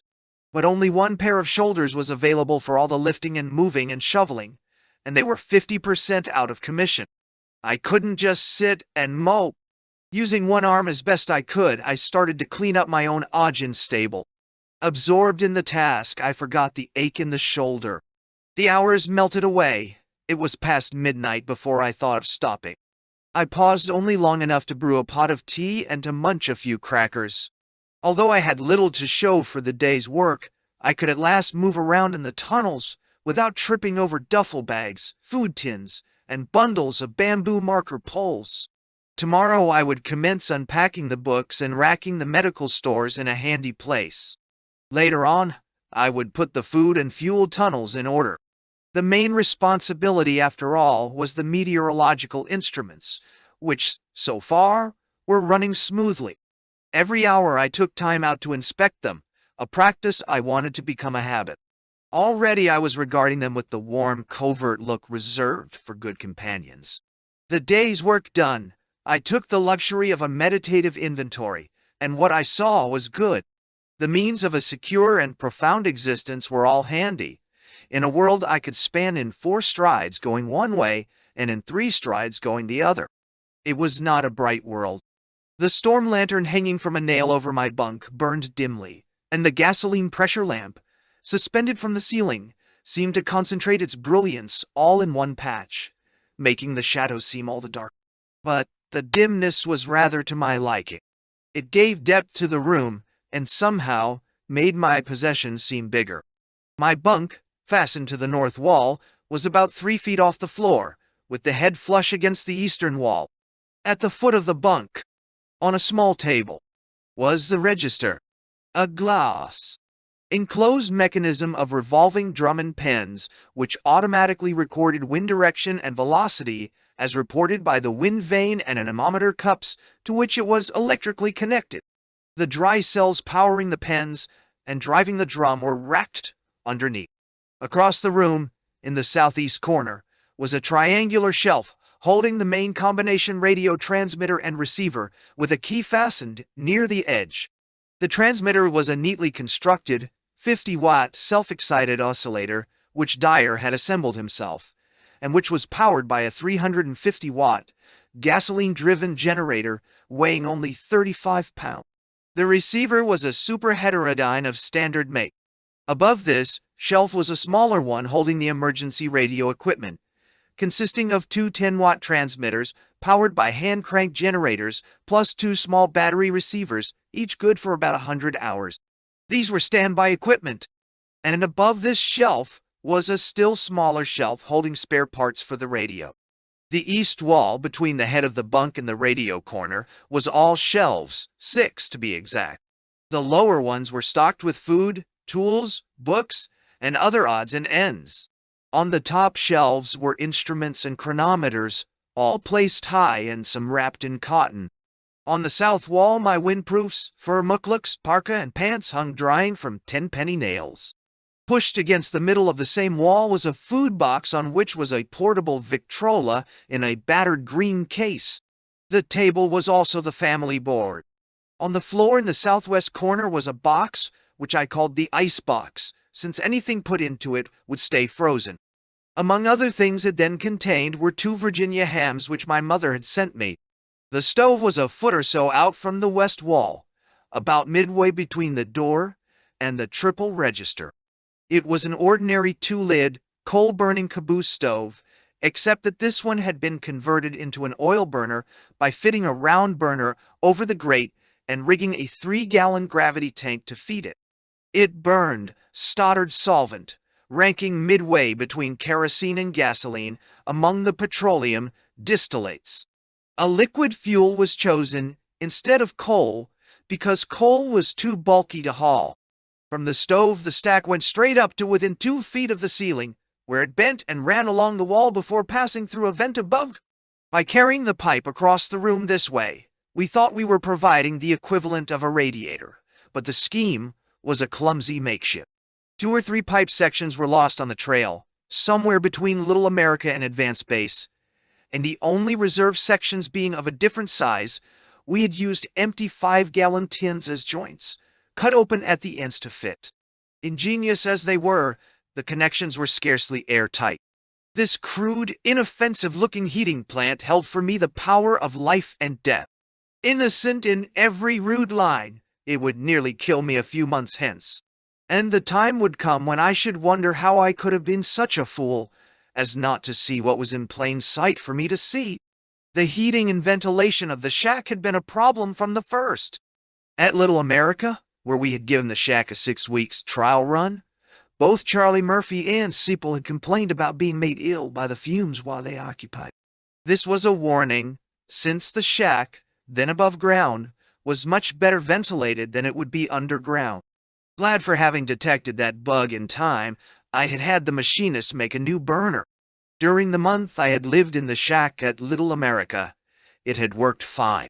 Yet Peterson, the second night at Advance Base, had had a headache and had felt nauseated when he stayed too long inside. But, as nobody else had complained of feeling funny, I had decided that his sickness probably had come from an upset stomach. True, queer, sickish oil smell, the smell peculiar to any oil stove, was always in the air, and now it was somewhat more noticeable as a result of fumes seeping from the ill-fitting pipe joints. But Sipple and I were pretty certain that the ventilation system would eliminate any danger from these fumes. The intake system consisted of a U-shaped pipe, of which one arm stood about 3.5 feet above the shack roof. This arm came down outside the west wall, passed under the shack, and rose through a vent in the floor. The inside arm of the U, which was enclosed in a square wooden insulating pillar, rose straight in the middle of the room and opened within a foot or so of the ceiling. The idea was that the cold air, flowing into the shack under gravity, would mix with the warm air at the ceiling and circulate naturally. Otherwise, it would lie stagnant on the floor. A 3.5-inch galvanized pipe, cut into the roof, disposed of spent air. I had rather wanted to enlarge this exhaust hole, but didn't dare, remembering that the suction effect of a gale always pulls air out of a shack, and probably would pull the noxious fumes from the stove directly into the room as well.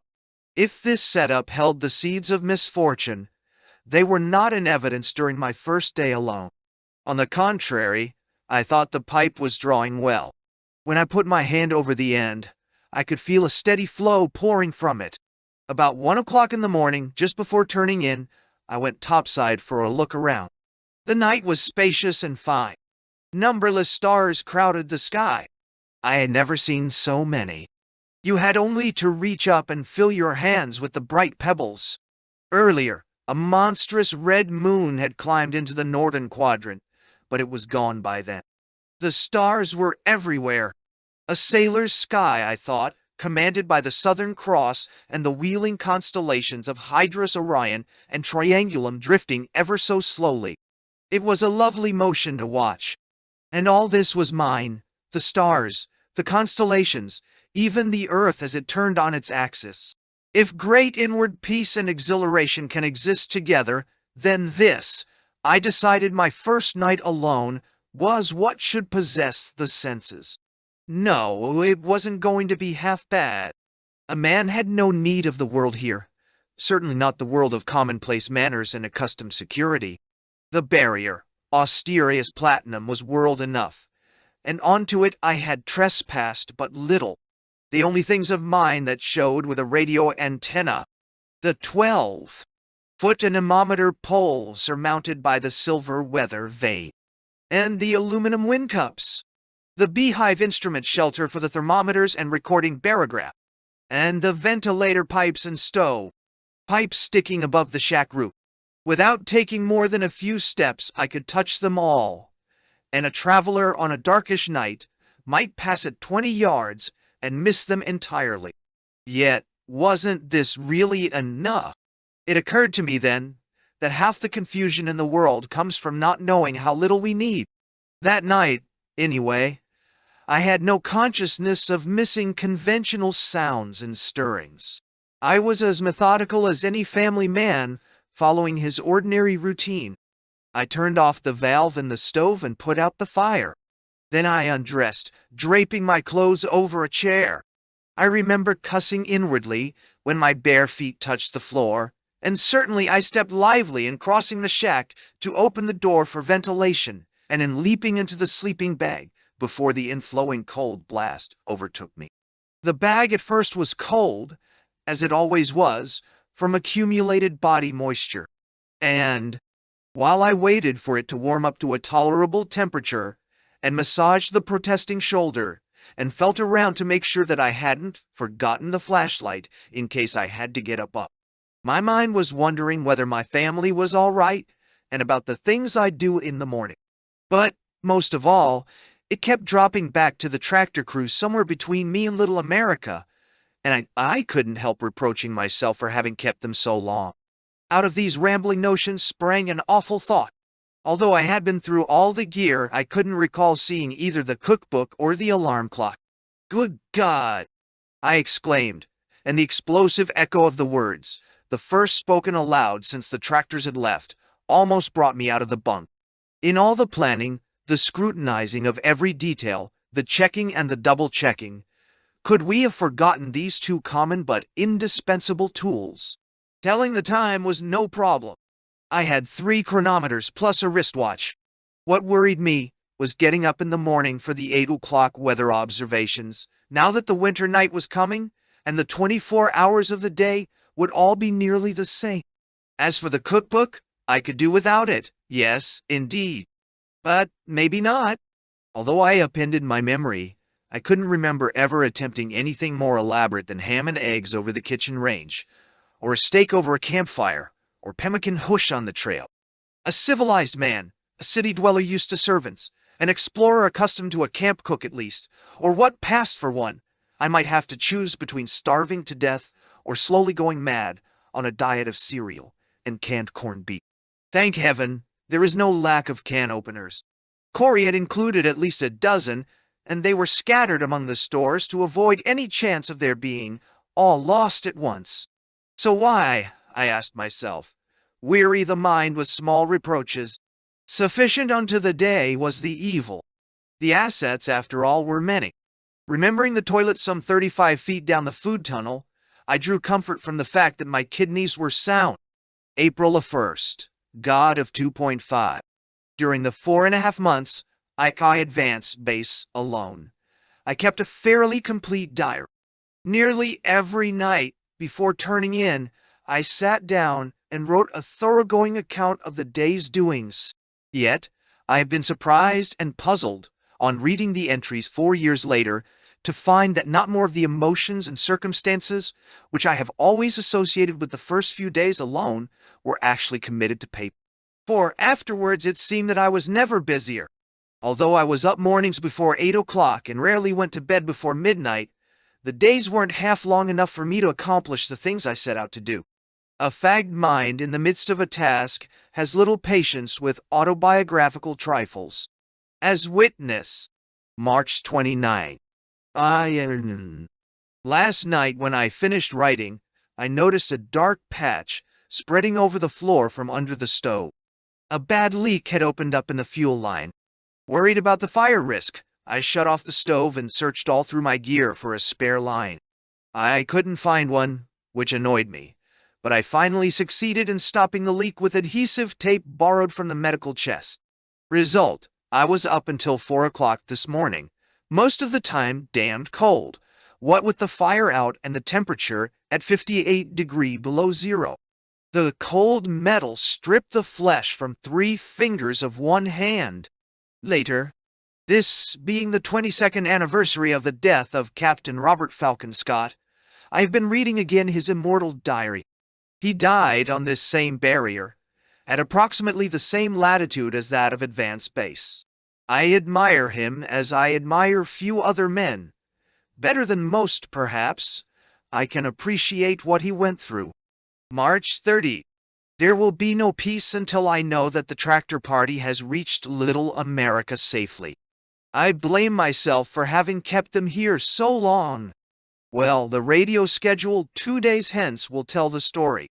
I've been principally occupied with putting the tunnels to rights and not succeeding very well on account of my shoulder, which maddens me not so much from pain as from its uselessness. A fearful amount of lifting remains to be done. So far, I've managed with one hand by using my hip as a fulcrum. March 31. It's been a deuce of a job to wake up without an alarm clock. And this is puzzling because I've always been able to fix in my mind the time at which I should awaken and wake up at that time, almost to the minute.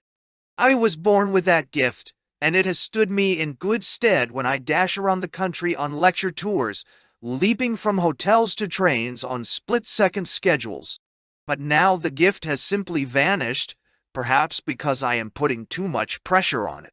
At night, in the sleeping bag, I whisper to myself, 7:30. 7:30. That's the time you must get up. 7:30. But I've been missing it cleanly yesterday by nearly an hour, and this morning by half an hour. I was not long in discovering one thing, that if anything was eventually to regularize the rhythm by which I should live at Advance Base, it would not be the weather so much as the weather instruments themselves. I had 8 in continuous operation.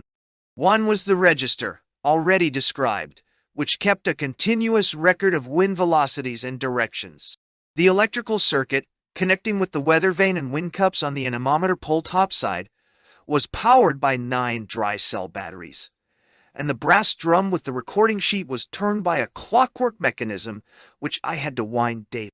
The sheet was lined at intervals corresponding to 5 minutes in time, and between these lines 2 pens, one representing the speed of the wind and the other its direction, wrote steadily from noon of one day to noon of the next. 2 other instruments were thermographs, which recorded temperature changes. The so-called inside thermograph was a fairly new invention, whose unique virtue was that it could be housed inside the shack. A metal tube filled with alcohol projected through the roof, and the expansions and contractions of the liquid in the tube drove a pen up and down over a rotating sheet set in a clock face dial hanging from the wall, just over the emergency radio set. The sheet, marked with 24 spokes for the hours and with concentric circles for the degrees of temperature, made one rotation in 24 hours. It would record accurately down to 85 degrees below zero. The outside thermograph was a compact little mechanism which served the same function, except that it stood in the instrument shelter topside, and the sheets needed changing only once a week. Besides these instruments, I had a barograph to record atmospheric pressure, which was kept in a leather case in the food tunnel, plus a hygrometer employing a human hair for measuring humidity, not very reliable, though at cold temperatures, plus a minimum thermometer, which measured the lowest temperature. In it was a tiny pin, which was dropped by the contraction of alcohol in the column. Alcohol was used instead of mercury, because mercury freezes at 38 degrees, whereas pure grain alcohol will still flow at 179 degrees. This instrument was useful as a check on the thermographs. It was kept in the instrument shelter, a box-like structure set on 4 legs, which stood shoulder-high, close to the hatch. The sides were overlapping slats, spaced an inch apart to allow air to circulate freely, and yet keep out drift. If I had had any illusions as to being master in my own house, they were soon dispelled. The instruments were masters, not I, and the fact that I knew none too much about them only intensified my humility. There was scarcely an hour in the living day of which a part was not devoted to them or observations connected with. Every morning at 8 o'clock sharp, and again at 8 o'clock in the evening, I had to climb topside and note the minimum temperature reading, after which I would shake the thermometer hard to put the pin back into the fluid. Then, standing 5 minutes or so at the hatch, I would consult the sky, the horizon, and the barrier, noting on a piece of scratch paper the percentage of cloudiness, the mistiness or clarity, the amount of drift, the direction and speed of the wind, a visual check on the register, and anything particularly interesting about the weather. All of these data were dutifully entered on Form Number Die 1083. UN.S. Weather Bureau Barcall. Every day, between 12 o'clock and 1 o'clock, I changed the recording sheets on the register and the inside thermograph. The pens and the pads supplying them always needed inking, and the thermograph clock had to be wound. Mondays, I performed the same service for the outside thermograph and the barograph. April came in on Easter Sunday.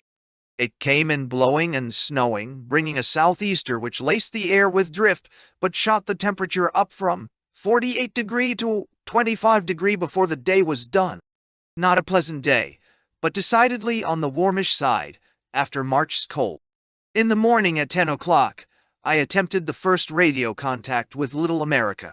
Considering my inexperience, the fact that it was successful, at least in that I managed to make myself understood, set me up enormously. For, if any contingency truly disturbed me, it was the chance of my losing radio contact with Little America. Not on my account, but on the expedition's account generally. In spite of the orders I had given and the promises made to respect them, I knew in my own heart that both might be ignored if Little America was out of touch with me for long. And if Little America chose to act, an appalling tragedy might easily result. Realizing how much depended upon my ability to hold communication, I was oppressed by the thought I might fail through sheer ignorance. Dyer had shown me how to make repairs, and Wade had coached me in operating the set. But Whenever I looked at the complications of tubes, switches, and coils, my heart misgave me. I scarcely knew the Morse code. Fortunately, little America could talk to me by radio telephone, so I wasn't obliged to decipher hot outpourings of dots and dashes from skillful operators, but reply I must in dots and dashes, and that I doubted I could do. 2 hours before the schedule I made ready. The gasoline-driven generator which powered the transmitter stood in an alcove, about halfway down the food tunnel, from which a 6-inch ventilator pipe went through to the surface. Of course, it couldn't be run in the shack on account of the fumes. To drive the chill out of the metal, I brought the engine indoors and put it on the chair close to the stove. There the engine stood for an hour and a half, dripping with moisture. Then I filled the tank with a mixture of gasoline and lubricating oil, hurried the engine back to the alcove, and tried to start it before the metal chilled. I cranked it after the fashion of an outboard motor, using a cord with a wooden handle at one end and a knot at the other. The knot slipped into a notch in the small flywheel, and after taking a couple of turns around the wheel, I'd pull hard, spinning the engine. That morning it started off on the first spin. By then it was nearly 10 o'clock, and I had to leg it back into the hut to meet the schedule on time. The receiver was tuned for 100 meters. The tubes glowed when I threw the switch, and the dial reading showed that everything was as it should be. I waited 5 minutes or so for the tubes to warm up. Precisely at 10 o'clock, as I clamped on the headphones, I heard Dyer's clear, modulated voice saying, KFZ calling K5. This is KFZ calling K5. Will you please come in? Excited, as nervous as a student pilot on his first solo hop, I cut in the transmitter and keyed, OK, KFZ. All well. How are trail parties? Or at least that was what I tried to spell out. The dot-dash equivalents were as confusing and unfamiliar as Arabic, and in the middle of a sentence I forgot completely what I was supposed to be sending. Nevertheless, Charlie Murphy came on a moment later with the news that both the advance base crew and Innes Taylor's party were safely at Little America. All hands are well, he continued. After a few more remarks, I heard him say, Is everything all right with you? I was encouraged to make a more elaborate answer. Great, working hard, wind here 30 miles. Snowing, think blow coming. Murphy chuckled. I think John got most of that. No snow here as yet, but an easterly is making with lots of drift. The contact lasted only 20 minutes. The scheduled days were confirmed. Sundays, Tuesdays, and Thursdays at 10 o'clock, with daily emergency schedules to take effect at the same hour whenever my regular schedule was missed. Just before we signed off, Charlie said, Dyer rates you D- on your debut, but I think you deserve better than that. To this I retorted, Yes, world's finest radio operator south of lat. 80 degree. That night I wrote in my diary, The fact that the tractor party and Innes Taylor's party are safely at Little America has raised my spirits to a new high. This is wonderful news. For the first time, after the months of struggle and anxiety, Little America is at last buttoned up for the winter, and so am I. If we both obey our common sense, nothing untoward need happen. I am free to take stock of my own situation and to make the most of the experience that is to be mine. I realize at this moment more than ever before how much I have been wanting something like this. I must confess, feeling a tremendous exhilaration. Now I could relax temporarily and suffer the blow to come on. Monday the 2nd, the wind blew some more after backing into the east. Tuesday hiked into the north and blew a little harder. The bottom dropped out of the barometer. Utterly fascinated, I followed the purple trace as it sank on the barograph. In the space of 16 hours, the pressure dropped 2/3 of an inch. About 5:30 o'clock in the afternoon, the trace ran right off the bottom of the sheet. The outside barometer finally fell to 27.82 inches.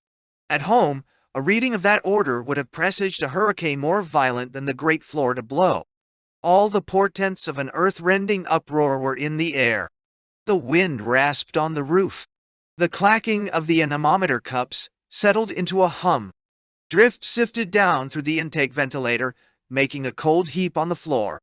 When I went topside for the last observation, I could scarcely lift the trapdoor against the wind's push, and the drift funneled down the hole with force enough to take the breath away. But the barometric portent, as so often it is in high latitudes, was a mumbling lie. Consulting the wind record next morning, I found that the velocity had not risen over 35 miles per hour during the night. Wednesday the 4th was still windy, but the barometer rose again. That day, I found the roof of the fuel tunnel caving under the accumulating weight of drift. The roofing canvas was bulging between the supporting planks, and 2 planks had already given way. Fearful that the whole tunnel might cave in, and that with my crippled arm, I should never be able to dig it out before the next blizzard, I shored it up as best I could with boxes and 2x4 timbers. The cold following the quieting of the gale would in time anneal the new, light snowflakes into a hard bridge over the tunnel. But to hasten the process, I spent hours melting snow on the stove, carrying the water topside, and pouring it over the weak spots. The temperature was 6 degrees above zero, which should have seemed positively warm compared to the 60-degree weather I had become acclimatized to in March. The wind, however, cut to the bone, and my nose and cheeks were raw from frostbite. I went without hot food, preferring to use the stove continuously for melting snow. That night I slipped into the bunk an exhausted man. April 5. This morning, when I awakened, I could tell by the sound that the wind had dropped, though drift was still sifting through the outlet ventilator and past the stovepipe. I dressed rapidly and hurried up the ladder to take the 8 a.m. But when I heaved with my good shoulder against the trapdoor, it refused to give. Half asleep and stiff with cold, I continued to push as hard as I could. Still the panel would not budge. Remembering then the thick, double-action feature, I yanked out the restraining pegs and tried pulling down. This didn't work either. Even when I kicked loose from the ladder and swung out, clinging to the handle with my left hand, the door did not stir. This was serious. I let go and dropped in a heap to the veranda floor, and the thought broke through my numbed senses, "You're caught now. You're really caught, double action and all." With the flashlight, which I usually carried suspended from a cord looped around my neck, I located a long 2x4 under a jumble of gear in the veranda. Using my good arm to drive and the other to balance, I manipulated the timber as a vertical battering ram. 15 or 20 minutes of hard pounding served to crack the door a little, and by bracing myself on the ladder and throwing the strength of my back against the panel, I finally succeeded in wedging an opening wide enough to wiggle through. Once on the surface, I quickly found the cause of the trouble. The day before, while I was working in the food tunnel, the shack door had been open a long time. The warm air had evidently softened the snow around the hatch, and, after the warmth was cut off, this melted margin had solidified into hard ice, which had wedged the door shut. However, ice was not alone to blame. A full 2.5 feet of drift lay packed over the trapdoor. This accumulation, I noticed, had built up behind the ventilator pipe and instrument shelter, which, in an easterly gale, stood to windward with respect to the trapdoor.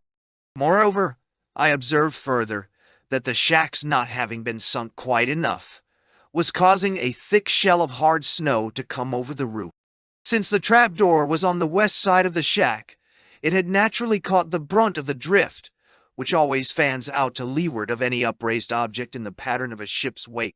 All that day, when not otherwise occupied with my observations, I hacked and dug and sawed at the offending mound, endeavoring to lull off the surface round the shack. The day came off fine, but the spent wind still tossed up clouds of drift, and I did not want to go through another experience like yesterday's.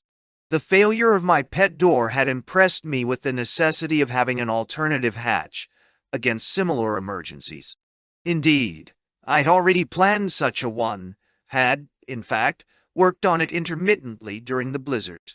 My idea was to breach a hole in the west-pointing food tunnel and mine at right angles to it, a new south-pointing passageway.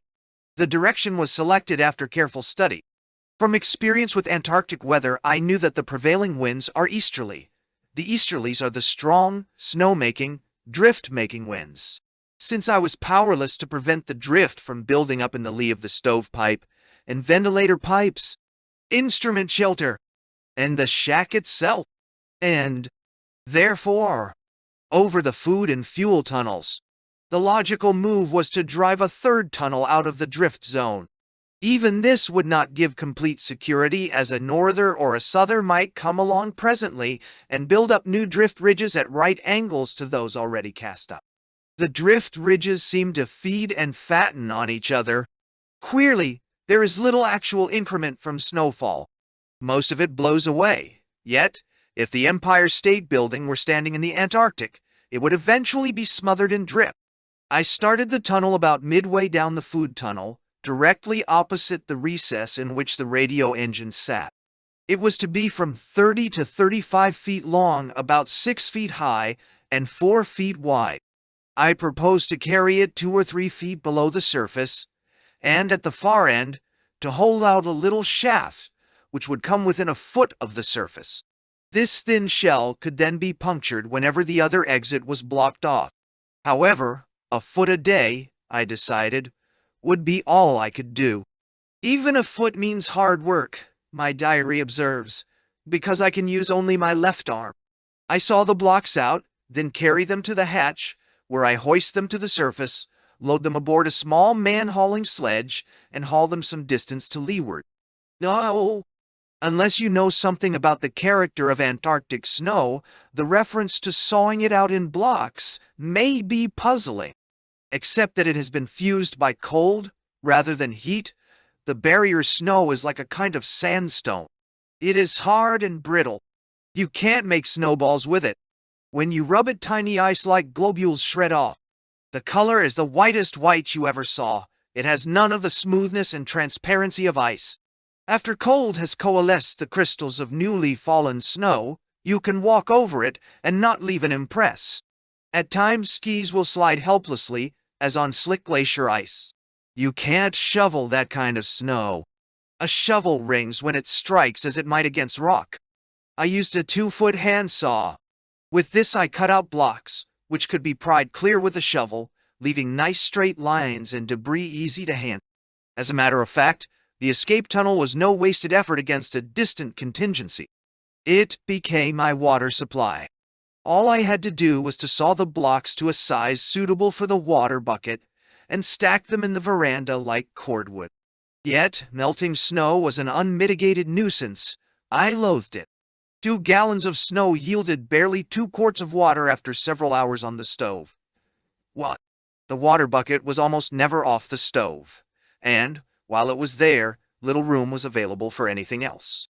I came to hate its soot-blackened, dented sides, its greedy, ever-gaping maw. And once, when it careened to the floor and spilled all the water accumulated for supper, I cheerfully booted the bucket across the shack. Stooping to retrieve it, I caught my reflection in the shaving mirror. I was actually grinning. April 6th. I am sleeping fairly well, which is a blessing. But I still can't seem to wake up when I want to. Missed by 3/4 of an hour this morning, which is a nuisance. I don't know why I've lost the faculty. I'll have to regain it somehow. When the long night comes, I shall have no light to awaken me. I'm keeping the skylights cleared of snow to enjoy what little daylight remains. But all 3 are frosted over most of the time. When the temperature at the ceiling passes freezing, the frost melts, and the drip drip drip makes little ice stalagmites on the floor, which is always cold. I've proved, with a thermometer, that when I'm sitting down, the temperature at the level of my feet is anywhere from 10° to 30° colder than at my head. April 7. The 6 months day is slowly dying, and the darkness is descending very gently. Even at midday, the sun is only several times its diameter above the horizon. It is cold and dull. At its brightest, it scarcely gives light enough to throw a shadow. A funereal gloom hangs in the twilight sky. This is the period between life and death. This is the way the world will look to the last man when it dies. April 8. Were it not for my lame shoulder and the difficulties caused by the weather instruments, which were designed for a warmer place, I should be making much better progress in preparing myself for the oncoming dark. Unpredictable things, small but often annoying, make continuous demands upon my time. For example, I find that even when there is no drift, the 3 1/2 inch outlet ventilator fills every 3 or 4 days with ice, or rather with what looks like neve, which is between snow and ice. It's due, I think, to condensation. Anyhow, I've got to watch that. Good ventilation I must have at any cost. The pipe being held in place by friction, I just pull it out of the hole, carry it below, and lay it on the stove to thaw. The icy stuff won't pound out. It has to be melted. Just to complicate matters, the same trouble is developing in the topside end of the stovepipe. Around dinner time, or whenever the stove is running hot, the ice melts and the water runs through a hole in the elbow. Luckily, the register, which stands directly underneath, has a glass top, otherwise it would have been out of commission long ago. I have tied a can under the elbow to catch the water. Nevertheless, I'm rather worried about the blockage in the pipe. Unless the fumes from the stove escape to the surface, I shall have trouble. Thus, the first part of April hurried like a man on an errand. I was occupied with all kinds of small projects. Aside from the escape tunnel, the hardest task was putting the food and fuel tunnels to rights. These 2 parallel corridors, it will be remembered, ran out from the veranda and were separated by a 3-foot wall of snow. Both were dark as dungeons. Whenever I worked in them, it was by the light of a storm lantern or flashlight. In the artificial light, though, they acquired a breathless radiance. The ice crystals, which were thickening on the canvas roofing, glistened like candelabra, and the walls glowed with a sharp blue nakedness. In the fuel tunnel were 4 50-gallon kerosene drums, weighing about 500 pounds each, which we set in individual recesses. Besides this, I had 360 gallons of Stoddard solvent for the stove, which came in handy 12-gallon drums weighing about 90 pounds each. In addition, I had about 90 gallons of gasoline for the radio generator, in 2 large drums at the far end of the tunnel. Except for the fact that the drums all stood upright so as to prevent leakage from the bungs, the place used to remind me sometimes of a French wine cellar, especially the shadows cast by my figure as I moved about in front of the lantern. The food tunnel, which opened directly in front of the door, was a different sort of place. There the walls were formed by the boxes of foodstuffs themselves.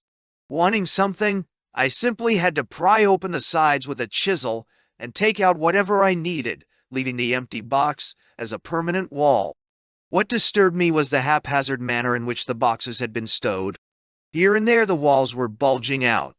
The beans were hopelessly mixed with the canned meats, tomato juice, and boxes of odds and ends, and the roof was caving in. All this offended my growing sense of neatness. During my spare time, I set about rearranging the whole setup. I didn't try to rush the job. If the polar regions have taught me anything, it is patience. I rarely spent more than an hour on any one job, preferring to shift to something else. In that way, I was able to show a little progress each day on all the important jobs, and at the same time keep from becoming bored with anyone. This was a way of bringing variety into an existence which would be basically monotonous. Not that the materials for variety were ever lacking to a mind capable of forgetting what civilization was like.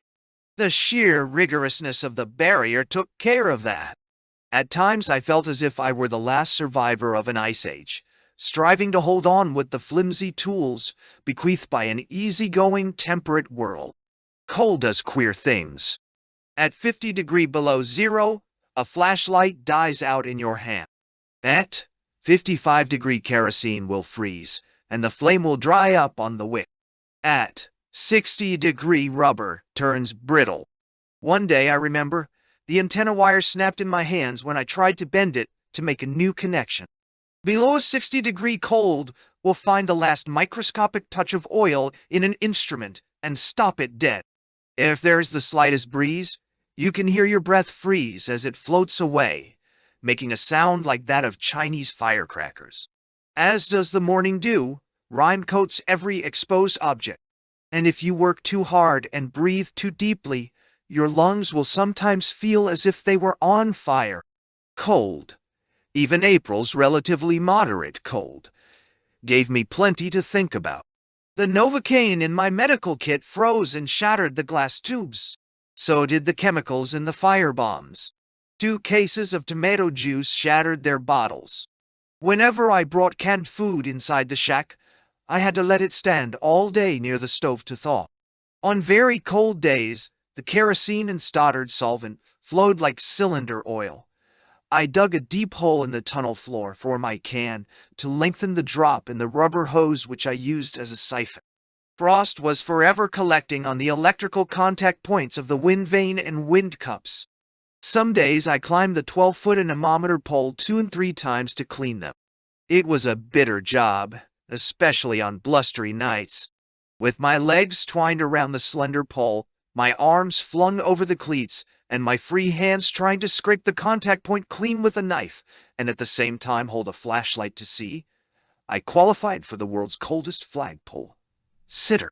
I seldom came down from that pole without a frozen finger, toe, nose, or cheek. The shack was always freezingly cold in the morning. I slept with the door open.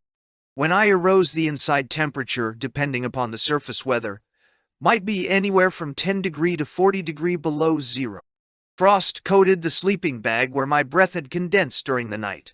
My socks and boots, when I picked them up, were so stiff with frozen sweat that I first had to work them between my hands. A pair of silk gloves hung from a nail over the bunk where I could grab them the first thing. Yet, even with their protection, my fingers would sting and burn from the touch of the lamp and stove as I lighted them. The old flesh had sloughed off the tips, and the new flesh for a while was insufferably tender. So I had my troubles. Some came from my own inadequacies. At first, I had a devil of a time with the weather instruments. The traces became horribly blotched, the pen stuck, and the instruments themselves stopped without rhyme or reason. But, one way or another, I usually managed to contrive a cure. I learned how to thin the ink with glycerine to keep it from freezing, and how to cut the oil in the instruments with gasoline, and rub the delicate parts with graphite, which wasn't affected so much by the cold. Yet, in playing Admirable Crichton to myself, I was far from distinguished. Many of my advanced base concoctions wouldn't have passed captain's inspection. In the Navy phrase, they were generally no better than lash-ups. As to that, I plead nolo contender and throw myself on the court's mercy. An officer, I was learning to do things again with my hand. My standards were humble. If anything, I was again a worshipping disciple of the god of 2.5 of Naval Academy days, the god of the hair's breadth passing grade, as personified by Tecumseh, at whose bust we midshipmen used to chip penny offerings as we marched to examination. By Academy standards, I should have bilged out of advanced base on cooking alone. Breakfast didn't count. I rarely took more than tea and a whole wheat biscuit. Lunch was habitually an out-of-the-can affair, consisting usually of tomato juice, Eskimo biscuits, and frequently a cold meat or fish, either corned beef, tongue, or sardines. These I prepared in masterly fashion. But supper, by rights the high spot in an explorer's day, the hot meal toward which a cold and hungry man looks with mounting anticipation, this meal for a while was a daily fiasco. I have only to close my eyes to witness again the succession of culinary disasters. Consider what my diary designated as the cornmeal incident. Into a boiler, I dumped what seemed a moderate quantity of meal, added a little water, and stood it on the stove to boil. That simple formula gave birth to a hydra-headed monster. The stuff began to swell and dry up, with fearful blowing and sucking noises. All innocently I added water, and still more water, whereupon the boiler erupted like Vesuvius. All the pots and pans within reach couldn't begin to contain the cornmeal that overflowed. It oozed over the stove. It spattered the ceiling. It covered me from head to foot. If I hadn't acted resolutely, I might have been drowned in cornmeal. Seizing the container in my mittened hands, I rushed it to the door and hurled it far into the food tunnel. There it continued to give off deadly golden lava until the cold finally stilled the crater. There were other disasters of the same order. There was the dried lima beans incident of April 10th. It's amazing, the diary reports soberly, how much water lima beans can absorb and how long it takes them to cook. At supper time, I had enough half-cooked lima beans to feed a ship's company. My first jelly dessert bounced like a rubber ball under my knife. The flapjacks had to be scraped from the pan with a chisel. And you, the man who sat at 1,000 banquets, goes the accusing entry of April 12th. I dreaded banquets before I went to advanced base, and I have come to dread them since. But in April's dark hours, I ransacked my memory, trying to remember what they were like. All that I could recall was filet mignon spiced and darkened to the color of an old cavalry boot, or lobster thermidor, or squabs perched on triangles of toast, or chicken salad heaped on billowing lettuce. All these were far beyond the simple foods in my larder. When I did experiment, the results filled the shack with pungent burning smells and coated the skillets with awful gummy residues. But, in spite of the missing cookbook, the record was not one of unmitigated failure. Resolved to make a last stand, I took the surviving chicken, hung it for 2 days from a nail over the stove to thaw, boiled it all one day, seasoned it with salt and pepper, and served. The soup, which was an unexpected byproduct, was delicious. That night I broached a bottle of cider and drank a toast to a cup. Thus April moved along. Each night, as the last formal act of the day, I crossed off another date on the big calendar on the wall, and each morning consulted the calendar the first thing to make sure that I had forgotten. Above me the day was dying, the night was rising in its place. Ever since late in February, when the sun had rolled down from its lofty 24-hour circuit around the sky, it had been setting a little earlier at night, rising a little later in the morning. Now, with less than a fortnight of daylight left in this latitude, it was just a monstrous ball which could barely hoist itself free from the horizon. It would wheel along for a few hours, obscured by mist, then sink out of sight in the north not long after noon. I found myself watching it as one might watch a departing lover. April 9th. Another year and a day. I have just seen, at 9 p.m., a curious phenomenon. At first it appeared to be a ball of fire, which was smaller and redder than the sun. It bore about 205 degrees true. I couldn't identify it. Going below, I got the field glasses and kept watching it. It changed from deep red to silver, and every now and then blanked out. It was astonishing how big it looked at first. But after long study, I finally figured out that it consisted of 4 brilliant stars very close together in a vertical line. However, they may not have been 4 stars, but one having 3 images of itself refracted by ice crystals. April 12.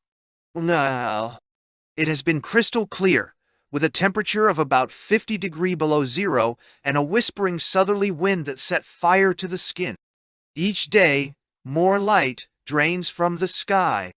The storm-blue bulge of darkness pushing out from the South Pole is now nearly overhead at noon. The sun rose this morning at about 9:30 o'clock, but never really left the horizon. Huge and red and solemn, it rolled like a wheel along the barrier edge for about 2.5 hours, when the sunrise met the sunset at noon. For another 2.5 hours it rolled along the horizon, gradually sinking past it, until nothing was left but a blood-red incandescence. The whole effect was something like that witnessed during an eclipse. An unearthly twilight spread over the barrier, lit by flames thrown up as from a vast pit, and the snow flamed with liquid color. At home I am used to seeing the sun leap straight out of the east, cross the sky overhead, and set in a line perpendicular to the western horizon. Here the sun swings to a different law. It lives by extremes. In the spring it rises for the first time at noon, and for the last time at midnight. As in the fall, it rises and sets daily for a month and a half. Then for 4 months and a half it never sets at all, never crosses directly overhead, but instead wheels around the horizon, nearly parallel to it, and never rising higher than 33°. In the fall it sets for the first time at midnight, and sets for good at noon.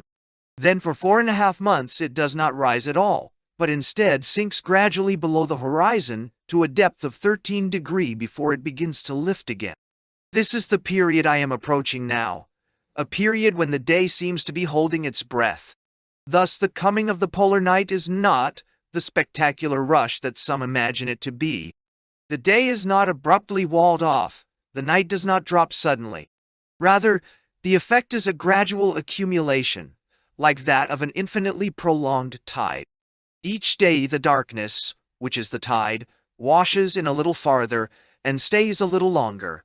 Each time the day, which is a beach, contracts a little more, until at last it is covered. The onlooker is not conscious of haste. On the contrary, he is sensible of something of incalculable importance being accomplished with timeless patience. The going of the day is a gradual process, modulated by the intervention of twilight. You look up, and it is gone. But not completely.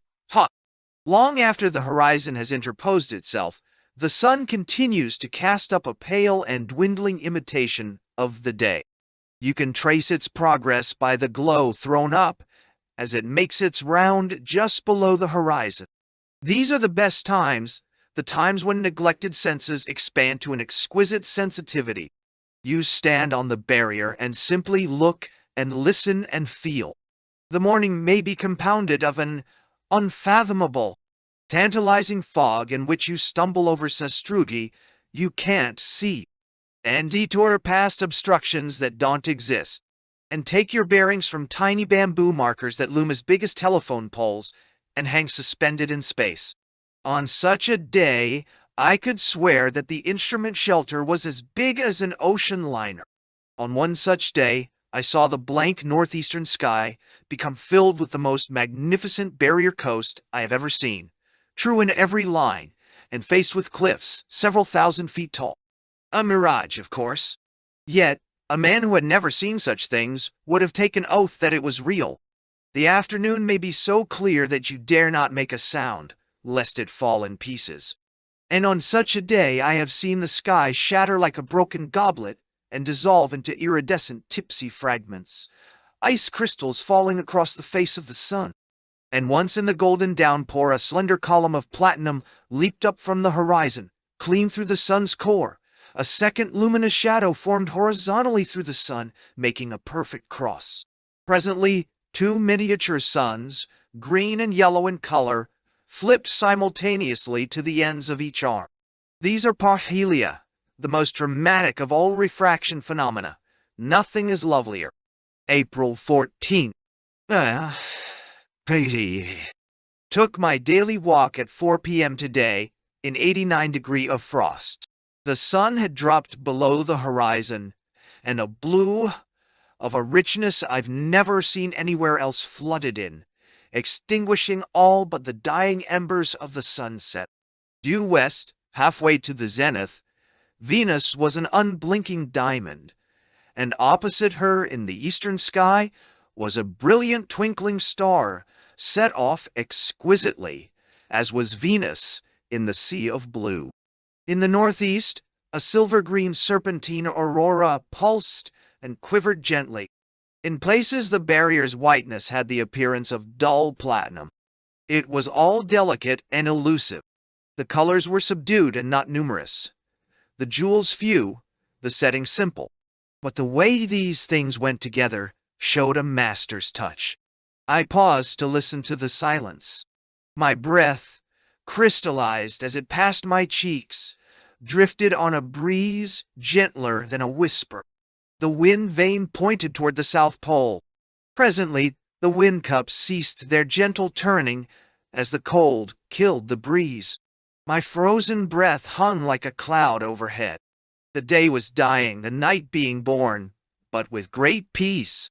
Here were the imponderable processes and forces of the cosmos, harmonious and soundless. Harmony, that was it. That was what came out of the silence, a gentle rhythm, the strain of a perfect chord, the music of the spheres, perhaps. It was enough to catch that rhythm, momentarily to be myself a part of it. In that instant I could feel no doubt of man's oneness with the universe. The conviction came that that rhythm was too orderly, too harmonious, too perfect to be a product of blind chance, that therefore there must be purpose in the whole, and that man was part of that whole. It was a feeling that transcended reason, that went to the heart of man's despair and found it groundless. The universe was a cosmos, not a chaos. Man was as rightfully a part of that cosmos as were the day and night. April 2nd, the night. April 15th. I have been cooking some dried lima beans for 2 hours in the hottest water I can manage. It is now 9 o'clock, and they are still granite hard. By the great horn spoon, I'm going to find out their softening point if it takes all night. This morning, I had another radio contact with Little America. As were the two preceding affairs, it was a major operation. Therefore, as with everything else important, I am trying to systematize the operation as best I can. The fact that I haven't mastered the Morse code complicates the business infernally. Even though I have a conversion alphabet tacked to the table next to the key, I find it terribly difficult to think in terms of dots and dashes, and my thumb and forefinger are clumsy executing them with the key. So this is what I'm doing. While the engine is heating on the stove, I sit down at the desk and write out on a sheet of paper whatever messages I have in mind. I spell them out vertically down the page, that is, Chinese fashion, with the letters one under each other. Then, opposite each letter, I write the equivalent dots and dashes. This is fine as far as it goes. The trouble comes afterwards when Charlie Murphy takes up some expedition matter, or else is in a mood just to make conversation. Then I become as frantic as a tongue-tied Latin being interrogated in a straitjacket, who can't form the words in his mouth or use his hands to gesticulate. Yet, somehow, Dyer manages to follow me. He must have learned mind-reading along with his engineering. My first question today was, how is Ken Rawson? Charlie Murphy came on and said that Rawson's neck was still giving trouble. Aside from that, all's well at Little America. Charlie gave me a digest of Little America weather, and, as we anticipated, it averages 15° to 20° warmer than here. It's really comforting to talk this way with Little America. And yet in my heart, I wish very much that I didn't have to have the radio. It connects me with places where speeches are made, and with the importunities of the outer world. But at least I myself can't broadcast over this set, thank heaven. It won't carry voice. And, moreover, I haven't enough generator fuel to be sending long messages in code. Charlie Murphy will see to it that my friends understand the situation. But I know that someday, out of pure curiosity, I shall be tempted to ask how the stock market is going or what's happening in Washington. And in view of my precarious finances, any news will probably bring restlessness and discontent. After the schedule, I found that the ventilator pipe in the generator alcove was half filled with ice from the condensation of the hot gases, and sickening fumes filled the tunnel. Although I don't like this at all, I can't seem to find a remedy. The temperature today held between 50° and 60° below.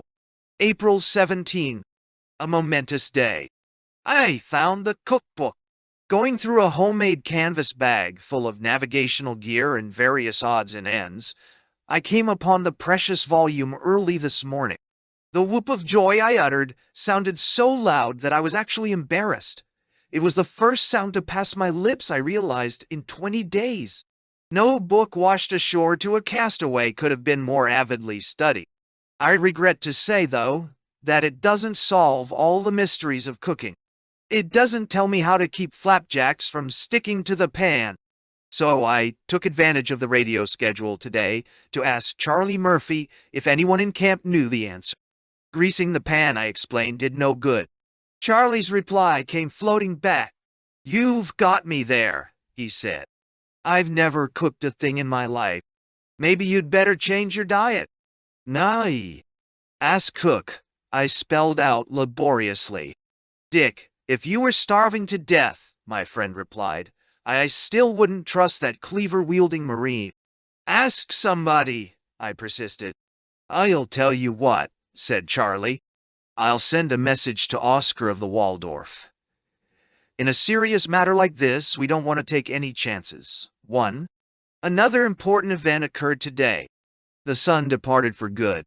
It peeped above the horizon at noon, and with that hasty gesture set for the last time, I am feeling no particular reaction over the loss of the sun, not even envy for the men at Little America, who have an appreciably shorter winter night. Wondering why, I concluded that the long period of preparation, the lingering twilight, the lengthening nights, had put me in the mood for the change. If you hadn't lost the sun, I told myself, you would have had something serious to think about, since that would mean that the Earth's axis was pointing the wrong way, and the entire solar system was running amok. April 18. Worked topside several hours today, leveling snow and getting rid of snow blocks from the escape tunnel. Slipped once and fell heavily on the bad shoulder. It hurt like the deuce. I was puffing a bit while I worked and apparently got a touch of frost in the lungs, because tonight, when I breathe, I notice a burning sensation. The temperature was 60 degrees below. My lantern froze and went out when I went topside on the last inspection trip. This morning I found more ice in the stovepipe. I'll have to do something about that. The ice was incredibly hard. I was a long time breaking it out. A day or two later, having meanwhile given serious thought to the whole problem of ventilation, I decided to change the position of the ventilator pipe in the center of the room. This, it will be recalled, was a U-shaped duct, one arm of which passed from a point 3 feet or so above the surface, down the outside of the hut, swung under the floor, and discharged the gravity-borne fresh air into the shack through a riser housed in a tall wooden pillar extending nearly to the ceiling. Although the arrangement had promised well, a month's trial had convinced me that it ought to be changed. For one thing, the pillar was always in the way. It stood right in the middle of the shack. If I collided with it once, I collided with it 100 times. That, however, was only an inconvenience. My real objection was that the apparatus was failing to do its job. Mornings, the cold in the room lay like a congealed liquid. By mid-afternoon, when the stove was running hot, the air around my head would turn warm, though the floor and the corners stayed icy. A step or two carried me from equatorial warmth to polar cold. I wanted a more equable distribution of temperature if I could get it. But more than anything else, I wanted plenty of air in the place. My theory was that I could get much better circulation if I brought the outlet arm of the duct close to the stove. The vacuum effect caused by the heating of the air in the pipe would pull more air into the shack. Lacking pipe joints and having no other tools than a hammer, saw, and wrench, I was puzzled for a while as to just how this might be done. I solved the problem finally in a simple way. After taking down the wooden pillar and pipe, I sawed off 7 inches of the wooden housing and nailed it over the vent in the middle of the floor. Over this I nailed a piece of heavy canvas, thus making a box. Then I let into the side of it a piece of pipe, which ran across the floor to the foot of the bunk. Here an empty 5-gallon gasoline tin, pierced through one side, and the top was made to serve as a second joint. Into the top of the can I fitted a stand of pipe, and leaned the top part of it against the horizontal section of the stovepipe near the ceiling. I didn't finish until 3 o'clock in the morning, and while the result was hardly a new advance in the techniques of air conditioning, an improvement in my ventilation was noticeable. A piece of tissue paper held over the outlet fluttered convincingly, and now that that awkward pillar had been eliminated from the middle of the room, the shack seemed twice as large. However, The dispensation was limited, for instead of bumping against the pipe, I was now tripping over it, but the increased elbow room was adequate compensation. Next morning, when I got up, the inside temperature was 30 degrees below zero. The new arrangement was working quite nicely indeed. Although the day was gone, the twilight lingered in the sun's wake. At noon, the northern horizon continued to erupt, with explosive reds and yellows and greens. There were still several hours on either side of noon when I could work and travel on the barrier without a light. But the mornings and afternoons were dark as night, and I found that my routine was being regulated imperceptibly by the darkness, even as the daylight had regulated it before. In addition to the weather observations, I now had to make 5 auroral observations every day. They came at 10 o'clock in the morning, then at 1 o'clock, 4 o'clock, 7 o'clock, and the last one at 10 o'clock. The aurora occurs in complicated patterns, called rays, RCs, curtains, bands, and coronas. Standing at the hatch, I would identify the structure and note other relevant information, such as the bearing and estimated altitude of the center and the termini. These data were entered in a special book, and the auroral observations, like the meteorological observations, were timed to coincide with simultaneous observations at Little America to make for true correlations later on. A day broken up in this wise could never be a spacious day. Until I became used to it, my life seemed to be made up of busy, unrelated little fragments, which I seldom succeeded in piecing together. Now, I'd always been a somewhat casual person, governed by moods as often as by necessities, and given to working at odd hours. My footless habits were practically ruinous to those who had to live with me. An explorer's home is his office, recruiting station, headquarters, and main cache. Mine was the mobilization and demobilization point of all my expeditions. The telephone used to ring at all hours. People tramped in and out as if it were a public place. Mucklucks and sleeping bags and pemmican samples and sun compasses cluttered up the living room, the bedrooms, the closets, every nook, in fact, where I could find room to dump them. And meals were never on time because Daddy was, 1, on the long-distance telephone, or 2, spinning yarns with an old shipmate, or 3, preparing a talk, or 4, getting ready to go off somewhere. Remembering the way it all was, I still wonder how my wife ever succeeded in bringing up 4 such splendid children as ours, wise each in his or her way, and each one as orderly as father almost never was. Certainly it has been done in spite of the example set by that haphazard man who came and went at 9 Brimmer Street. However, I have often explained to the children how lucky they were to have in their mother one parent who offered a perfect example of what to do, and in their father another who was an example of what not to do. Out at Advanced Base, I made a heroic effort to mend my ways, not from conscience, but from necessity. From the beginning, I had recognized that an orderly, harmonious routine was the only lasting defense against my special circumstances. The brain-cracking loneliness of solitary confinement is the loneliness of a futile routine. I tried to keep my days crowded, and yet, at the same time, I, the most unsystematic of mortals, endeavored to be systematic. At night, before blowing out the lantern, I formed the habit of blocking out the morrow's work. Once the tunnels were cleared up and the shack was made shipshape, I could afford to be more leisurely. In drafting the day's agenda, I seldom set up any special objectives. It was a case of assigning myself an hour, say, to the escape tunnel, half an hour to leveling drift, an hour to straightening up the fuel drums, an hour to cutting bookshelves in the walls of the food tunnel, and 2 hours to renewing a broken bridge in the man-hauling sledge. If the time was not sufficient, well and good. Let the job be resumed another day. It was wonderful to be able to dole out time in this way. It brought me an extraordinary sense of command over myself and simultaneously freighted my simplest doings with significance. Without that or an equivalent, the days would have been without purpose, and without purpose they would have ended, as such days always end in disintegration. April 21. The morning is the hardest time. It is hard enough anywhere for a man to begin the day's work in darkness. Where I am, it is doubly difficult. One may be a long time realizing it, but cold and darkness deplete the body gradually. The mind turns sluggish, and the nervous system slows up in its responses. This morning, I had to admit to myself that I was lonely. Try as I may, I find I can't take my loneliness casually. It is too big. But I must not dwell on it. Otherwise, I am undone. At home I usually awaken instantly, in full possession of my faculties. But that's not the case here.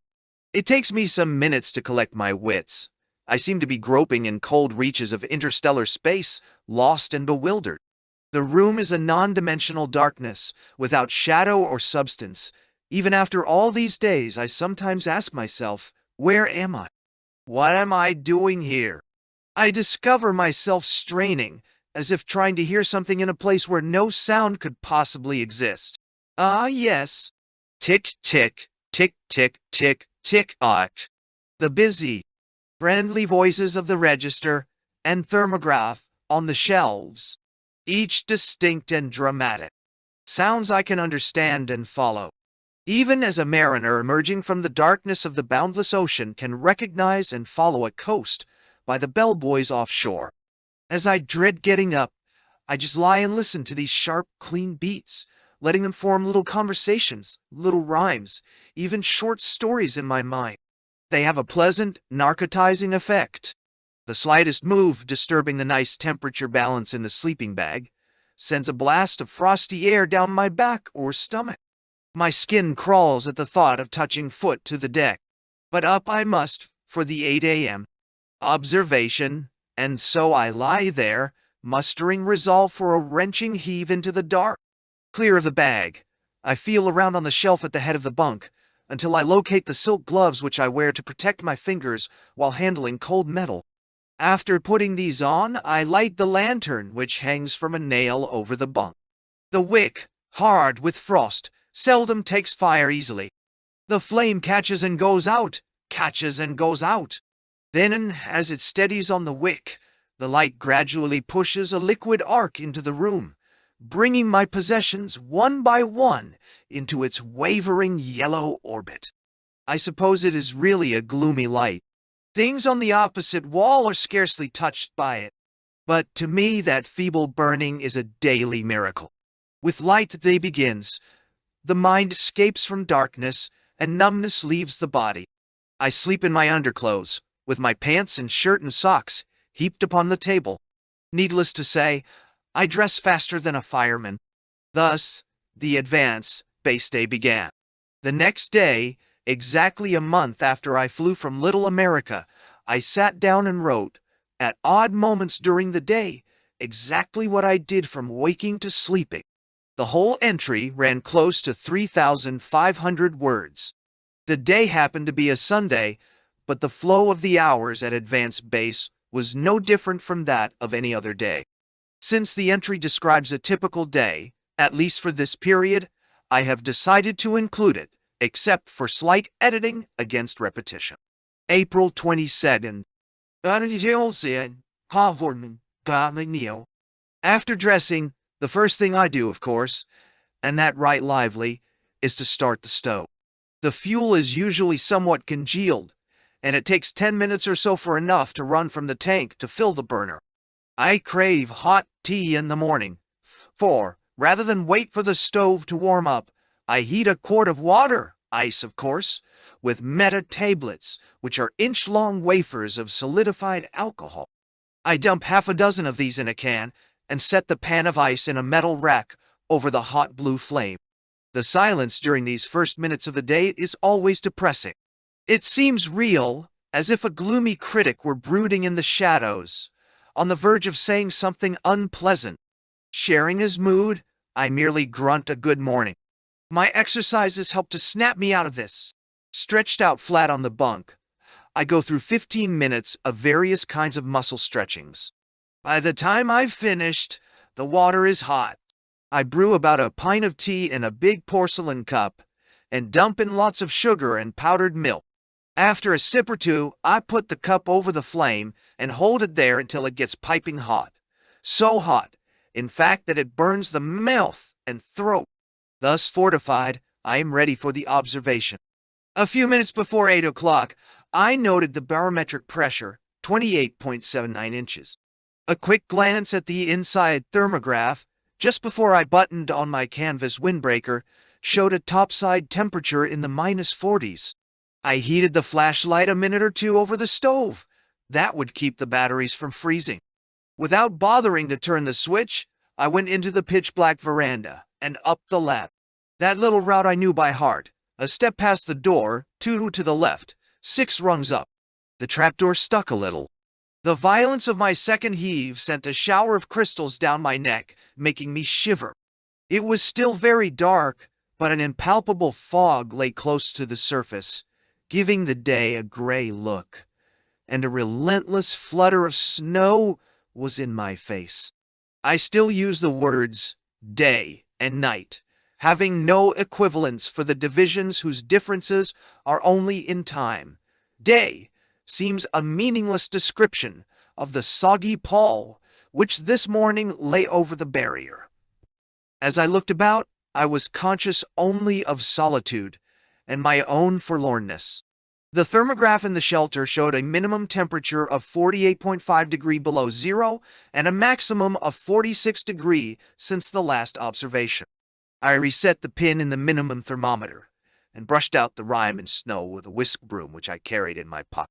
Altogether, I was not on the surface more than 5 minutes, counting the time spent taking notes on cloudiness, mist, drift, precipitation, and the rest of it. But it was long enough for me to decide that a blow was in the making. Although the fire had not yet driven the cold out of the room, the place seemed snug and pleasant when I returned. The first thing I did was to light a candle, which I put on the table to brighten the middle of the room. While still standing up with my coat on, I jotted down on a piece of scratch paper the data I had gathered topside. I felt too cold to sit down. Meanwhile, I polished off another pint of tea. Except for a biscuit, which was hard as rock, this was my breakfast. 8:30 o'clock. Some of the ice in the water bucket had melted. Before I fetched in another snow block from the veranda, I poured enough water into a basin to wash my hands. Now was the time to decide what to have for supper and to begin thawing it. My choice was pea soup, seal meat, and stewed corn. From the meat box, I took a 5-inch slab of seal, black and unappetizing, which I hung from a nail over the stove to thaw. The can of corn I lifted from the cold deck to the shelf close behind the stove. The 4-gallon gravity tank on the stove needs filling every 3 days. Today is a filling day. I shut off the flame, unshipped the tank, and carried it into the fuel tunnel, a matter of 35 feet or so, to the farthest drum. A stick driven into the wall served as a peg for the lantern. By its dim light, I found the rubber siphon coiled over one of the drums. I had to suck on this for dear life to start the flow, and while waiting for the tank to fill, I examined the roof to make sure that it wasn't caving again. Everything was holding nicely. Just about 9 o'clock, I commenced the usual rigmarole of preparations for the radio schedule. I finished barely in time to pop topside for the 10 a.m. Auroral, Bay. Nothing doing. Heavy clouds still. As I tuned in the receiver, Dyer was calling K5. Today's was an interesting conversation.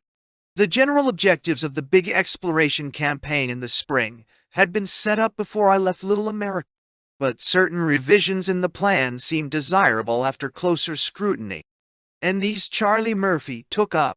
After discussions with Poulter, June, Innes, Taylor, Rawson, Sipple, and the scientific staff.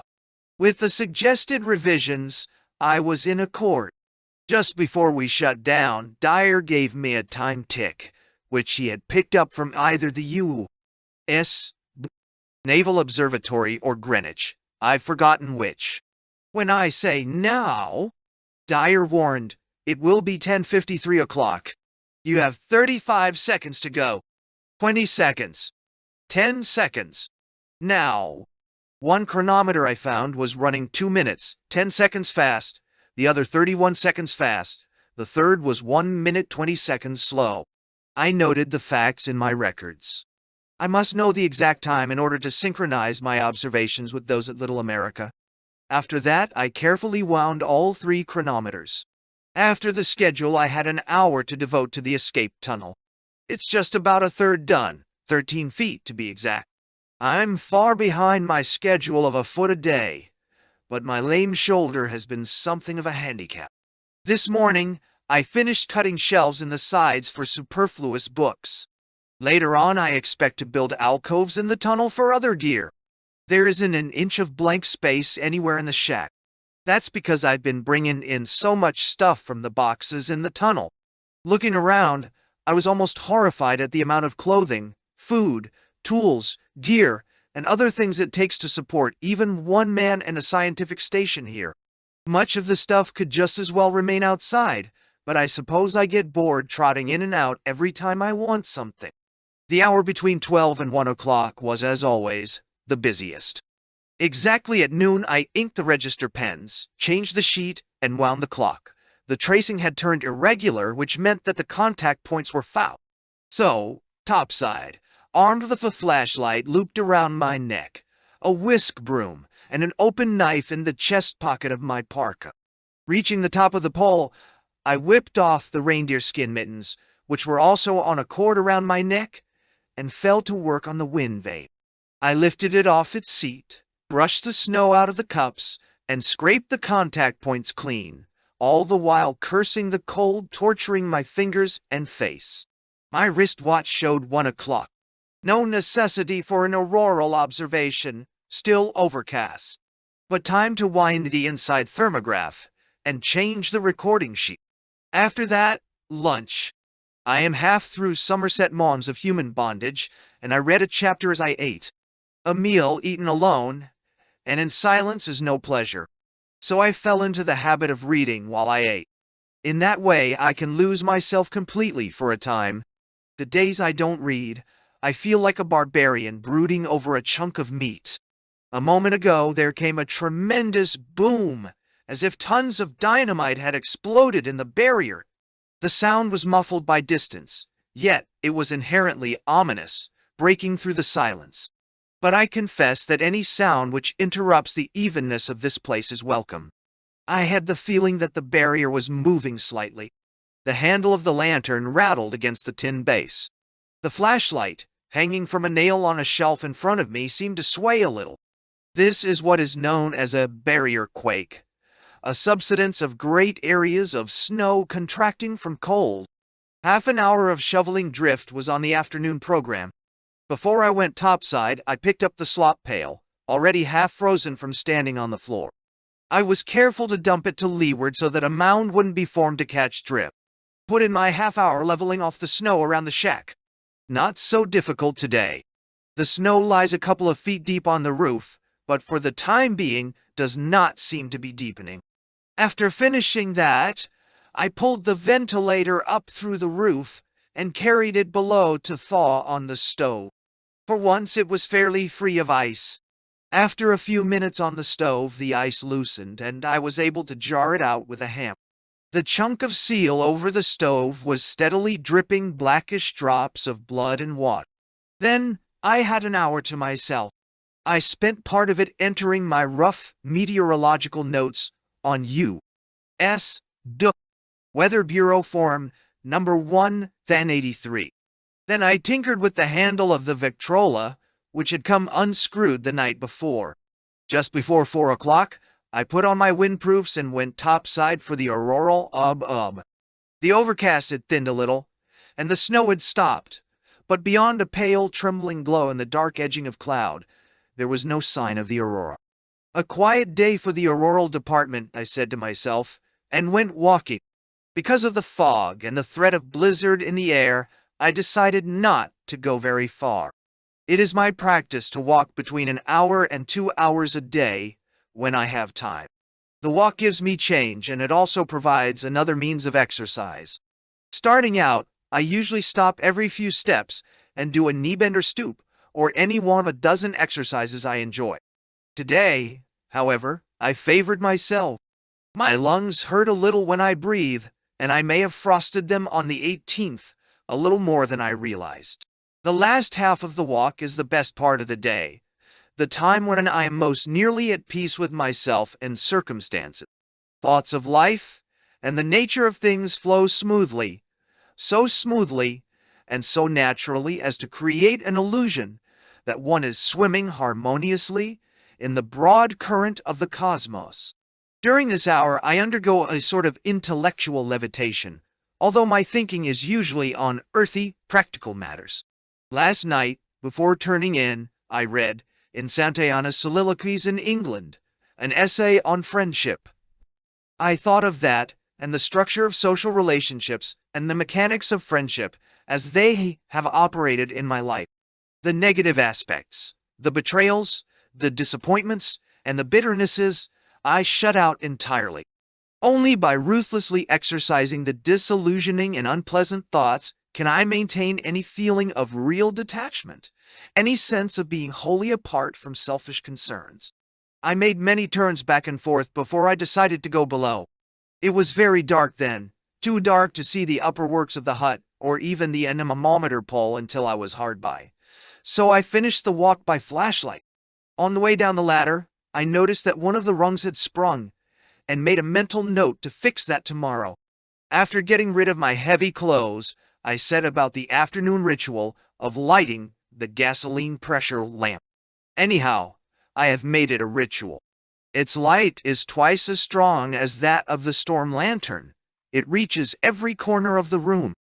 But I have forced myself to use it sparingly because it consumes a lot of gasoline and also because it gives off certain disagreeable fumes. But I find that I crave light as a thirsting man craves water. And just the fact of having this lantern alive in the night hours makes an immense difference. I feel like a rich man. The water in the bucket was hot when I dipped my finger, just right for the soup, making a great clatter of pans and whistling out of tune anything that came to my lips. I got the supper ready. Hot pea soup, made from a stick of dried peas, called Erbswurst, fried young seal, which was very tender, plus corn, tea, powdered milk, and canned peaches for dessert. Excellent, all of it. Just before dessert, I went topside for the 7 p.m. Auroral, O.B. Sky had cleared quite a bit. A vague luminous belt lay sprawled through the northeast and southwest quarters of the sky, but it had little color or light. The data were dutifully entered in the records. Structure, HA, made up of homogeneous quiet arcs. Intensity 2. Altitude, about 35 degrees above the horizon. Slight glow about 10 degrees to the right, in the direction of Little America. When I had finished the peaches, I pushed my book and the dishes to one side, got out the deck of cards, and played 2 or 3 hands of Canfield. No luck. At $1 a point, I lost $15 to my imaginary banker. And then my only real luxury, music. I wound up the battered green Victrola, slipped on a Strauss waltz, wine, women and song, released the brake, and jumped simultaneously for the dishes. The idea is to finish the dishes before the phonograph runs down. The machine has a double-length spring, and I've rigged a rude sort of repeater, which plays a small record 4 or 5 times on one winding. Tonight, though, no sound came out. Cause frozen oil in the works. I stood the machine on a corner of the stove. In a little while the record began to turn, very slowly at first, making lugubrious notes, then faster and faster. I transferred it to the table and fell to on the dishes, going like mad. Tonight they outlasted the record by 15 seconds. A very poor showing indeed, although I credit the defeat to the head start the phonograph got while it was warming up on the stove. While adding to this diary, I suddenly realized that I had almost forgotten the 8 p.m. Oh boy! Hurriedly threw on a coat cap and mittens and scrambled topside. Still cloudy. The pin in the minimum thermometer stood at 50 degrees below zero. The wind was still in the northwest and very light. but I could still smell a blizzard. I was glad to return to the snugness of the shack, except for the 10 p.m. Auroral OB's work was finished. I spent the few remaining hours playing the phonograph and completing this entry. The day is about to end. I have just finished my nightly bath, or rather, third of a bath. For each night I wash a different third of my body. I don't know how I came to decide upon that arbitrary division, unless it was that I discovered my conscience could be placated by performing the ritual in installments. Anyhow, I started bathing this way during my first stay at Little America, and have found it satisfactory. I really don't get dirty. The barrier is as clean as the top of Mount Everest, but habits must be satisfied, and the truth is that I find the bath a diversion, and my body always feels refreshed afterwards. It is now close to midnight. In a moment I shall go to bed. I know exactly what I shall do.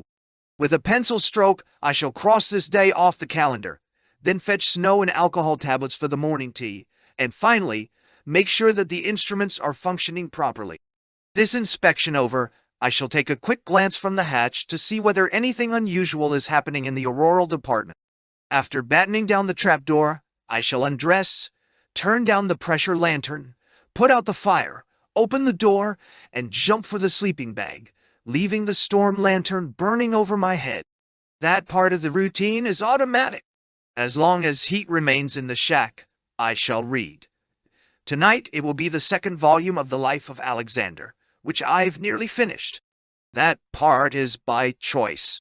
When my hands turn numb, I'll reach up and blow out the lantern, but not until I have first made sure that the flashlight is somewhere in the sleeping bag, where my body will keep the battery warm.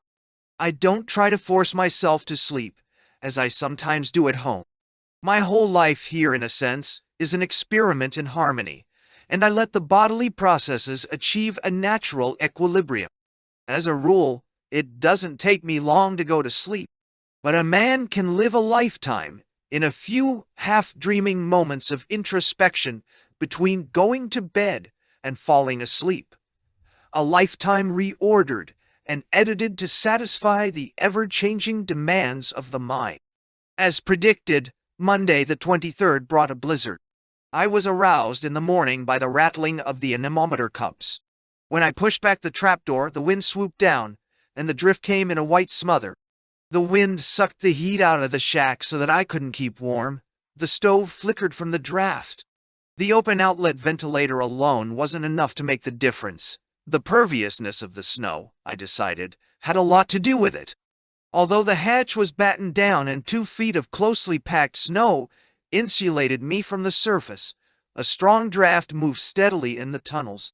April ran out its time like a ship on a close reach. From the 23rd to the 29th, the wind blew fairly steadily, though on no occasion did it rise over 27 miles per hour. But, since the wind begins to pick up drift at 15 miles per hour, and at 20 miles an hour is thick with ice, the conditions topside were not very pleasant. The raking winds furrowed the barrier with sastrugi as symmetrical as waves, hard at the crest and soft in the trough, so that walking was difficult. On the days the air was fairly quiet. A cottony gray fog deadened the twilight hours, and a somber red tinge smeared the northern horizon at noon. I continued working on the escape tunnel. My right arm was nearly well again. At Little America, I learned on the radio they were being whaled by continuous blizzards, which had put a stop to outside work. But all was well. April 30. Today came in fine and clear. So bright was the moonlight at the beginning of my walk that I could read the second hand on the wristwatch. The whole sky was bathed with light, and the barrier seemed to exhale a soft internal luminescence of its own. At first there was not a cloud anywhere, and the stars glittered with an unnatural brightness. Overhead, in the shape of a great ellipse, was a brilliant aurora. It ran across the sky from north to south. The short diameter of the ellipse ran east and west from where I stood, and the eastern segment of the curve was at my zenith. Waves of light pulsed rapidly through the structure. Beyond the south end of the ellipse, scintillating in the sky, was what appeared to be a drapery hanging over the South Pole. It hung in folds, like a gigantic curtain, and was composed of brilliant light rays. The snow was different shades of silver gray, not white as one would suppose, with the brightest gray making a pathway to the moon. And to the eastward was another faint patch of aurora. The wind blew gently from the pole, and the temperature was between 40° and 50° below. When Antarctica displays her beauty, she seems to give pause to the winds, which at such times are always still. Overhead, the aurora began to change its shape and became a great, lustrous serpent moving slowly across the zenith. The small patch in the eastern sky now expanded and grew brighter, and almost at the same instant the folds in the curtain over the pole began to undulate, as if stirred by a celestial presence. Star after star disappeared as the serpentine folds covered them. It was like witnessing a tragedy on a cosmic scale. The serpent, representing the forces of evil, was annihilating beauty. Suddenly, the serpent disappeared. Where it had been only a moment before, the sky was once more clear. The stars showed as if they had never been dimmed. When I looked for the luminous patch in the eastern sky, it too was gone, and the curtain was lifting over the pole, as if parted by the wind which at that instant came throbbing over the barrier. I was left with the tingling feeling that I had witnessed a scene denied to all other mortal men. Yet this harmony was mostly of the mind, a temporary peace won by a physically occupied body. But the glory of the celestial is one, and the glory of the terrestrial is another. Even in my most exalted moods, I never quite lost the feeling of being poised over an undermined footing, like a man negotiating a precipice who pauses to admire the sunset, but takes care where he places his feet. There were few days, even in April, that did not produce a reminder of the varied hazards of isolation. Rime was forever choking the stovepipe, ventilators, even the exhaust duct from the radio generator alcove, hindering the ventilation and making for fumes in the hut. And, though walking had always been my principal relaxation, I almost never dared to get out of sight of the anemometer pole or the 10-foot snow beacon marking the southern party's depot, about 75 yards west of the hut. These were the only identifiable landmarks between the Queen Mauds and Little America.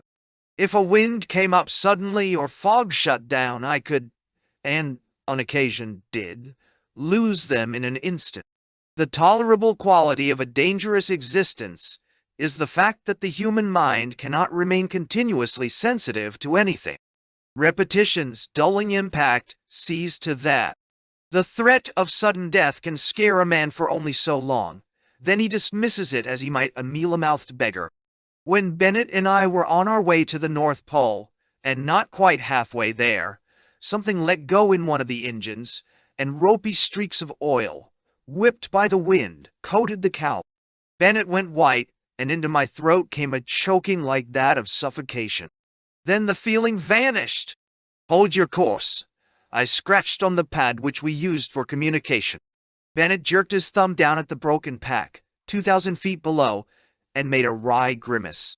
Although the panic was gone, the leak fascinated us both. My eyes kept straying from the cowling to the oil pressure gauge and back again to see whether the leak was increasing. "Suppose it gets worse," Bennett yelled into my ear. Knowing that his pilot's instincts had already measured the possibilities, I didn't bother to answer. Either all the oil would trickle away before we managed to regain Kings Bay, or it wouldn't. And whichever happened, the outcome was out of our hand. Presently, an angling wind fetched Bennett's attention back to the problem of holding his course, and mine to the drift indicator. And throughout the rest of the flight, we paid little more attention to the leak. Fright and pain are the most transitory of emotions. And since they are so easily forgotten, I never ceased drilling into the men who served under me the absolute authority of safety rules. Not just for today or tomorrow, but so long as you are on this expedition, is the way I'd put it to a new man. Relax once in the polar regions, and the artificial wall of security which you have so painstakingly erected about yourself may give way without warning. That appreciation of discipline I carried with me to advance base, and though at times I had to drive myself to respect it, the necessity was always there. As I saw it, three risks stood out before all the others. One was fire, another was getting lost on the barrier, and the third was being incapacitated, either by injury or illness. Of the three, the last was the most difficult to anticipate and prepare for, yet the possibilities were authentic enough, and I had carefully taken them into account. My health was sound. A thoroughgoing medical examination before I left New Zealand had confirmed that fact. From disease I had little to fear. Antarctica is a paradise in that respect. It is the germless continent. Vast oceans, frozen most of the time, seal it from the germ. Laden civilization to the north, and the refrigerating temperatures of an active ice age, which even in the summer, and then only for a few hours, rarely rise from freezing, have reduced the surviving micro-organisms to a largely encysted existence. The only germs are those you bring. In the bitter cold, I've seen men shake to the periodic gusts of malarial fever contracted in the tropics, and once, in the winter night, flu laid half of Little America low, the result, according to the doctor, of opening a box of old clothes. I believe that, if any germs did survive at advanced base, the temperature even in the hut never became warm enough for them to become active. With the help of a doctor friend, I had equipped the base with a medical library, containing, among other books, a medical dictionary, Gray's Anatomy, and Strumpel's Practice of Medicine. With these, if I thumbed far enough, I could recognize the symptoms of anything from AA, a form of hookworm, to caries. A small supply of narcotics and anesthetics, such as Novocaine, plus hypodermic needles, was available. These were stored on a shelf in the food tunnel, next to the surgical instruments, of which I had a fairly complete set, complete enough in all events for any operation up to a leg amputation. God knows I had no desire to use these instruments, and only the vaguest idea what each one was for. But there they were, shiny and sharp. But I did not expect anything serious to happen. A man never does. My preparations were of a piece with the methodical, impersonal preparations which I had learned in flying. For example, in taking fuel for the stove, I made a practice of drawing upon the drums at the distant end of the tunnel. Thus, in the event of my ever being crippled to such an extent that I might not be able to move very far or do much carrying, I should be able to struggle along with the nearby drums at the tunnel end. Fire was a serious hazard, and one very much on my mind. I had plenty of liquid fire bombs, but the cold had cracked most of them, and I was afraid that, if the hut ever caught fire, nothing could save it. Stowed at the far end of the fuel tunnel, I had in reserve a complete trail outfit, including tent, sleeping bag, cooker, and primus stove, also a flare, and even a kite for signaling. If I ever lost the shack, I could gouge the tunnel a little wider, pitch the tent inside, and get by. But I was careful that this necessity should never arise. Going for a walk, I always shut down the stove before leaving the shack, and at night I put it out before getting into the sleeping bag. Knowing the drowsiness that came with books and the temptation to let the fire run until morning. This filling of cracks and chinks, this constant watchfulness used to remind me of how my brothers Harry and Tom and I used to play war as children. Although Harry was just old enough to be somewhat contemptuous of games, Tom and I were always building forts. Not just pretend forts. Flimsy box structures to be brushed away as soon as the game palled, but elaborate earthworks and bastions which transformed the Byrd grounds into an armed city and kept Mother wavering between indignation and terror. Since her gardens were ruined, and an innocent step might at any instant bring a blood-chilling imitation of musketry from an unseen ambuscade, no beleaguered city was ever more faithfully defended. Besides the other boys, who liked to shy rocks every now and then to test the garrison, our defenses were menaced by enemies whose numbers, In Tom's phrase, were never less than annihilate, and, fearing that they might strike when we were supposedly asleep, we'd steal out of the house and man the watchtowers, until one of us would softly call that Pop, whom we could see in the library, was putting away his law books. A signal to retreat while the way was still open. Except that I was now alone. Advance base was something like this. It, too, was a fort, whose enemies were likewise invisible and often, I suppose, no less imaginary. The daily business of inspecting the defenses and prying the ice out of the ventilators with a long stick armed with a sharp nail and storing the scientific records in a safe place in the tunnels sometimes seemed a ridiculous game. Yet it was a game I played with deadly seriousness, even in the simple matter of my daily walks. North and south of the shack I marked a path about 100 yards long, which I called the hurricane deck. Every 3 paces a 2-foot bamboo stick was driven into the crust, and along these poles one ultimately strung a lifeline. By running my hand over this blind man fashion, I could feel my way back and forth in the worst weather, and many were the times I did it when the air was so thick with drift that I could not see past the cowling of my windproof, and the line was a thin cord through chaos. On clear days I could extend my path in any direction.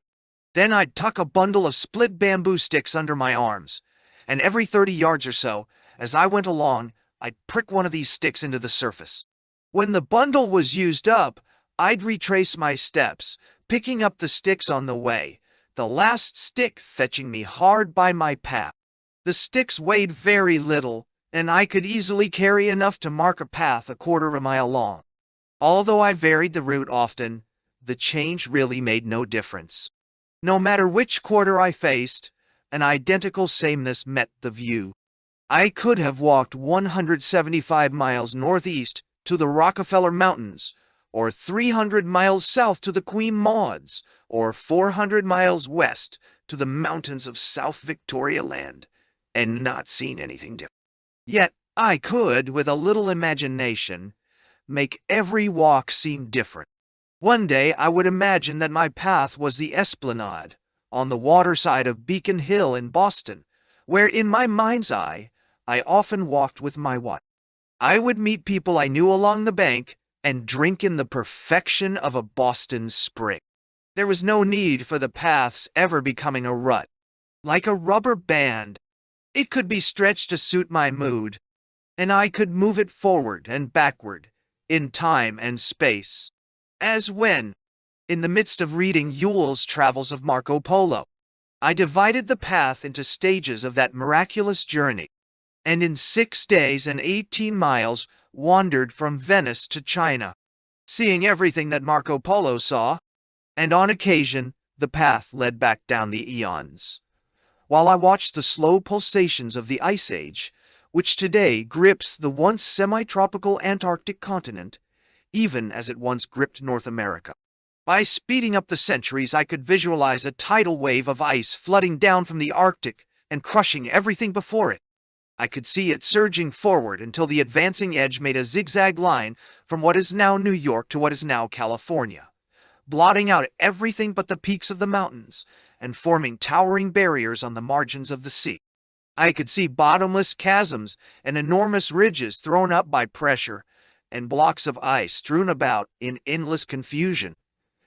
And for centuries I could see nothing but the obliterating ice, hear nothing but the wind, and feel nothing but the rigidity of death. But, finally, I could see the ice imperceptibly sinking, and the ocean rising as the ice melted, and the land resurrecting under the sun, with the mountains scoured and planed, and the rivers pushed into new courses. And along the edges of the land in Europe and Asia, I could see men with primitive tools laying the foundations of history. Thus it was in the Northern Hemisphere, and so it will someday be in the Antarctic, where the ice still holds mastery over the land. Except, I used to tell myself that long before the ice rolls back, excursion boats will be steaming down from Sandy Hook, and every moraine will have its tourist hotel.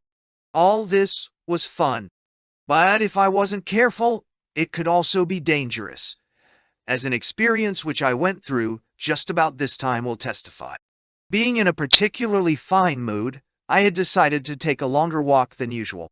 It was drifting a bit, and the barrier was pretty dark, but that didn't bother me. After parading up and down for half an hour, I turned around to go back. The line of bamboo sticks was nowhere in sight. In my abstraction, I had walked completely past and beyond it, and now, wondering which way to turn, I was overwhelmed by the realization that I had no idea of how far I had walked, nor the direction in which I was headed. On the chance that my footsteps would show, I scanned the barrier with a flashlight, but my boots had left no marks on the hard sastrugi. It was scary. The first impulse was to run. I quelled that, and soberly took stock of my predicament. Since it was the one fact I had to work with, I again pulled the flashlight up out of my pants, where I carried it to keep it from freezing, and scratched into the snow with the butt end, an arrow in the direction whence I had come. I remembered also, from having glanced at the wind vane as I started, that the wind was in the south. It was then on my left cheek and was still on the same cheek, but that meant little, for the wind might have changed, and subconsciously I might have veered with it. I was lost and I was sick inside. In order to keep from wandering still farther from the shack, I made a reference point. I broke off pieces of sastrugi with my heel and heaped them into a little beacon about 18 inches high at the butt of the arrow. This took quite a little while. Straightening up and consulting the sky, I discovered 2 stars which were in line with the direction in which I had been walking when I stopped. This was a lucky break, as the sky had been overcast until now, and had only cleared in a couple of places. In the navigator's phrase, the stars gave me a range, and the beacon a departure. So, taking careful steps and with my eyes on the stars, I started forward. After 100 paces, I stopped. I swung the flashlight all around and could see nothing but blank barrier. Not daring to go farther for fear of losing the snow beacon, I started back, glancing over my shoulder at the 2 stars to hold my line. At the end of 100 steps, I failed to fetch the beacon. For an instant I was on the edge of panic. Then the flashlight beam picked it up about 20 feet or so on my left hand. That miserable pile of snow was nothing to rejoice over, but at least it kept me from feeling that I was stabbing blindfolded. On the next sortie, I swung the course 30 degrees to the left, and as before, after 100 steps, I saw nothing. "You're lost now," I told myself. I was appalled. I realized that I should have to lengthen my radius from the beacon, and in lengthening it I might never be able to find the way back to the one certainty. However, there was no alternative unless I preferred to freeze to death, and I could do that just as thoroughly 1,000 yards from the hut as 500. So now I decided to take 30 steps more in the same direction, after scraping a little heap of snow together to mark the 100-pace point. On the 29th step, I picked up the first of the bamboo sticks, not more than 30 feet away. No shipwrecked mariner, sighting a distant sail, could have been more overjoyed. The intimation. The first days of May carried no hint of the calamities that would overtake me at the month's end. On the contrary, they were among the most wonderful days I had ever known. The blizzards departed, the cold moved down from the South Pole, and opposite the moon in a coal-black sky, the cast-up light from the departed sun burned like a bonfire. During the first 6 days, the temperature averaged 47.03 degrees. Much of the time it was deep in the -40s and 50s. The winds scarcely blew, and a soundlessness fell over the barrier. I have never known such utter quiet. Sometimes it lulled and hypnotized, like a waterfall or any other steady, familiar sound. At other times it struck into the consciousness as peremptorily as a sudden noise. It made me think of the fatal emptiness that comes when an airplane engine cuts out abruptly in flight. Up on the barrier, it was taut and immense, and in spite of myself, I would be straining to listen, for nothing, really, nothing but the sheer excitement of silence. Underground, it became intense and concentrated. In the middle of a task or while reading a book, I was sometimes brought up hard with all my senses alert and suspicious, like a householder who imagines he hears a burglar in the house. Then the small sounds of the hut, the hiss of the stove, the chatter of the instruments, the overlapping beats of the chronometers would suddenly leap out against the soundlessness, all seeming self-conscious and hurried.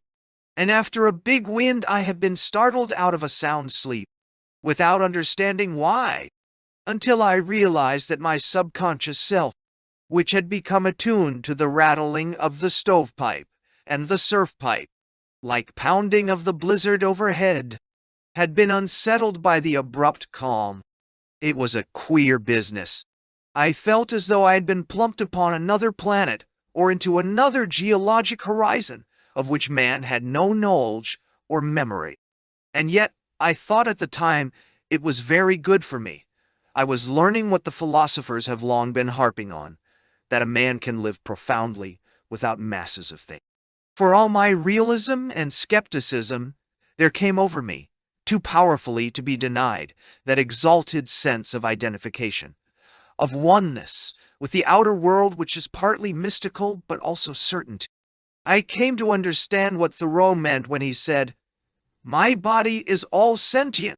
There were moments when I felt more alive than at any other time in my life, freed from materialistic distractions, my senses sharpened in new directions, and the random or commonplace affairs of the sky and the earth and the spirit, which ordinarily I would have ignored if I had noticed them at all, became exciting and portentous. Thus, May 1, this afternoon, in the lee of the sastrugi formed by the last blow, I discovered some extraordinarily fluffy snow. It was so light that my breath alone was enough to send the crystals scurrying like tumbleweed, so fragile that, when I blew hard, they fell to pieces. I have named it Snow Down. Although most of the crystals were not much bigger around than a quarter, some were as small as marbles and others as big as goose eggs. Apparently they were blown in on this morning's light westerly wind. I scooped up enough to fill a box, no easy task, for even so slight a disturbance as that created by my hands caused the crystals to fly away. The box was half again as big as a shoebox, approximately 600 cubic inches, but the contents, melted in the bucket, yielded barely half a cup of water. Later, during my walk, I saw a moon halo, the first since I've been here. I had remarked inwardly that the moon seemed almost unnaturally bright, but thought no more about it until something, perhaps a subtle change in the quality of moonlight, fetched my attention back to the sky. When I glanced up, a haze was spreading over the moon's face, and as I watched, a system of luminous circles formed themselves gracefully around it. Almost instantly, the moon was wholly surrounded by concentric bands of color, and the effect was as if a rainbow had been looped around a huge silver coin. Apple green was the color of the wide outer band, whose diameter, I estimated, was 19 times that of the moon itself. The effect lasted only 5 minutes or so. Then the colors drained from the moon, as they do from a rainbow, and almost simultaneously, a dozen massive streamers of crimson-stained aurora, laced together with blackish stripes, seemed to leap straight out from the moon's brow. Then they too vanished. May 3. Where is the Why, up there. I again saw in the southeast, touching the horizon, a star so bright as to be startling. The first time I saw it several weeks ago, I yielded for an instant to the fantastic notion that somebody was trying to signal me. That thought came to me again this afternoon. It's a queer sort of star, which appears and disappears irregularly, like the winking of a light. The wind vane has been giving quite a bit of trouble lately. I've had to climb the pole once or twice every day to scrape the contact points. The temperature is holding pretty steadily between 50 degrees and 60 degrees below zero, and I must admit that the job is chillier than I bargained for. Freezing my hands, nose, and cheeks, separately or all together, every time I mount the pole is an old story by now. Today, for a change, I froze my chin. But all this is not as bad as it sounds. May 5th. This has been a beautiful day. Although the sky was almost cloudless, an impalpable haze hung in the air, doubtless from falling crystals. In mid-afternoon it disappeared, and the barrier to the north flooded with a rare pink light, pastel in its delicacy. The horizon line was a long slash of crimson, brighter than blood, and over this welled a straw-yellow ocean whose shores were the boundless blue of the night. I watched the sky a long time, concluding that such beauty was reserved for distant, dangerous places, and that nature has good reason for exacting her own special sacrifices from those determined to witness them. An intimation of my isolation seeped into my mood. This cold but lively afterglow was my compensation for the loss of the sun, whose warmth and light were enriching the world beyond the horizon. That afternoon, for variety's sake, I decided to direct my walk out along the radio antenna, which extended on a line about due east from the shack.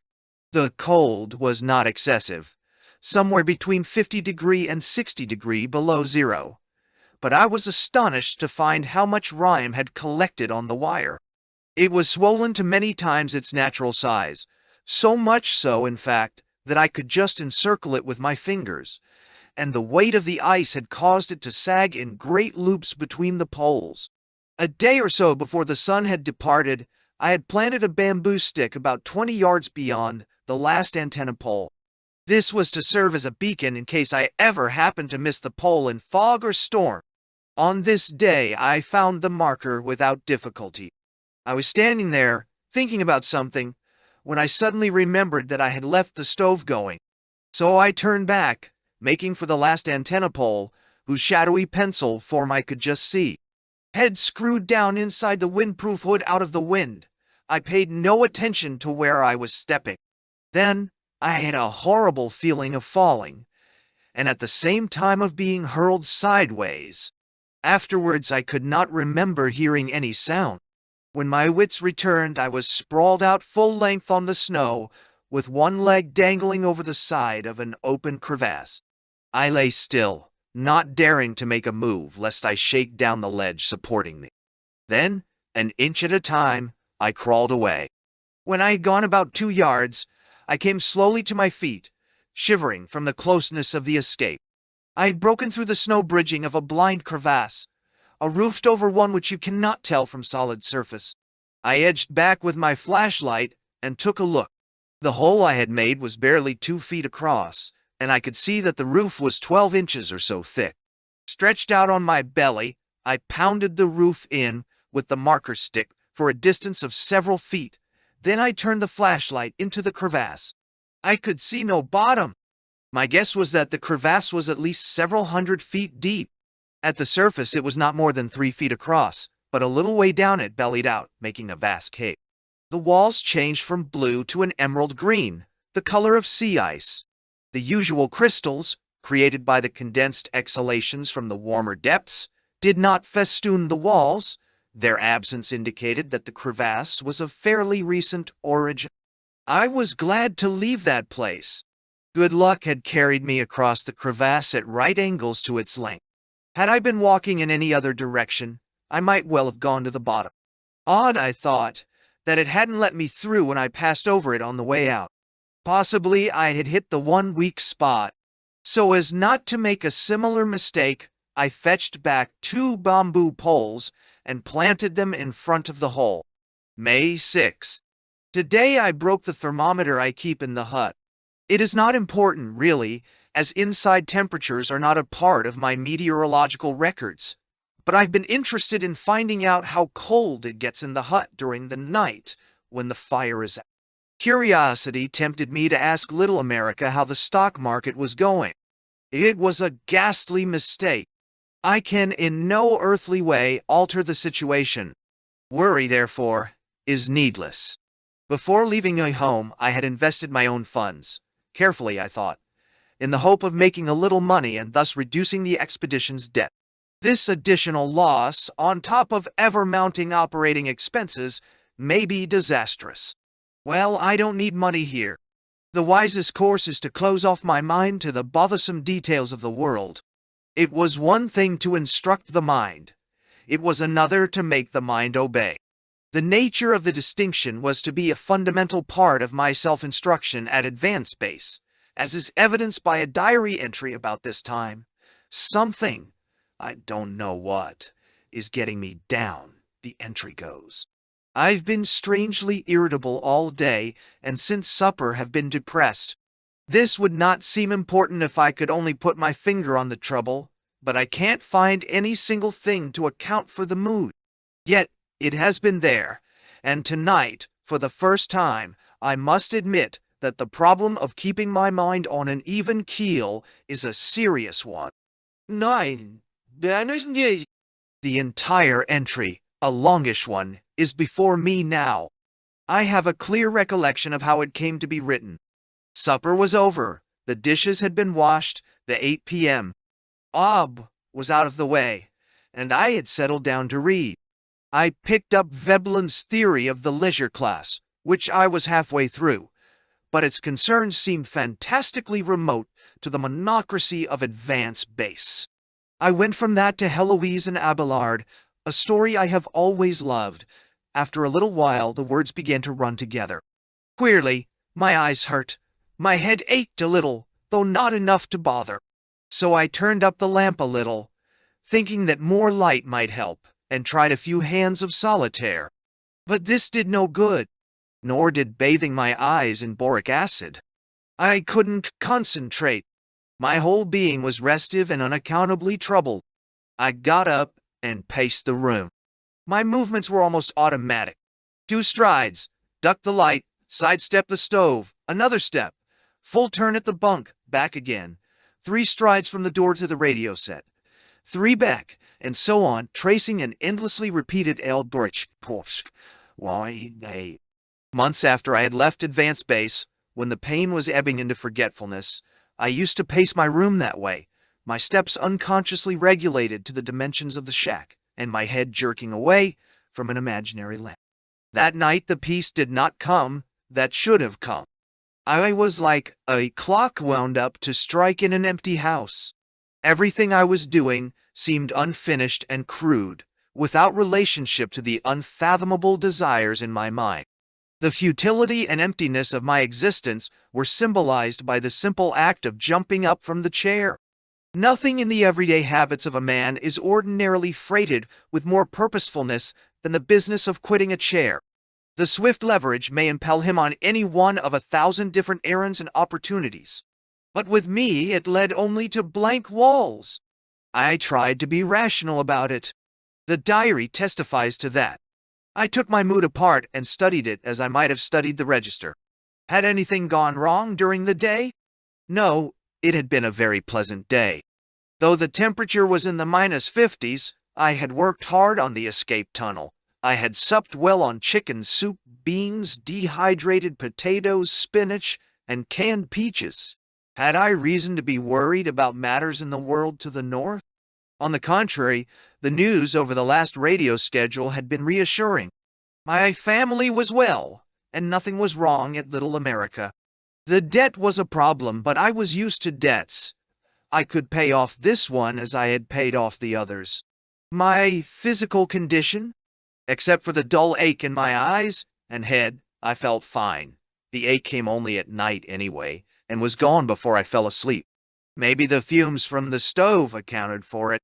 If this was the case, I had better crack the door when the stove was going during the day and spend more time outside. The diet might also be a contributing cause, but I doubted it. I had been careful about vitamins. The most likely explanation, I concluded that night in the diary, is that the trouble lies with myself. Manifestly, if I can harmonize the various things within me that may be in conflict, and also fit myself more smoothly into this environment, I shall be at peace. It may be that the evenness and the darkness and the absence of life are too much for me to absorb in one chunk. I cannot accept that as a fact, if only because I've been here but 40. 3 days and many months must be lived out, which will be no different from the first. If I am to survive, or at least keep my mental balance, I must control and direct my thoughts. This should not be difficult. Any intelligent man should be able to find means of existence within himself. Even from this distance I maintain that the attitude was a sensible one. The only fault was its glibness. The reasoning was too pat. I can see that now, but I lacked the prescience to see it then. It was true, as I reasoned that night in May, that the concerns and practices of the outer world had not intruded into my existence. That was proved by the weeks of utter tranquility. It was also true, as I had concluded, that the way to keep them from intruding was through the censorship and control of the mind. But beyond these was a truth which that night I did not recognize. And this truth was that the whole complex nervous, muscular mechanism, which is the body, was waiting, as if with bated breath, for the intrusion of familiar stimuli from the outside world, and could not comprehend why they were denied. A man can isolate himself from habits and conveniences, deliberately as I have done, or accidentally as a shipwrecked sailor might, and force his mind to forget. But the body is not so easily sidetracked. It keeps on remembering. Habit has set up in the core of the being a system of automatic physiochemical actions and reactions which insist upon replenishment. That is where the conflict arises. I don't think that a man can do without sounds and smells and voices and touch, any more than he can do without phosphorus and calcium. This is in general what I meant by the vague term evenness. So I learned at latitude 80°, 8 south.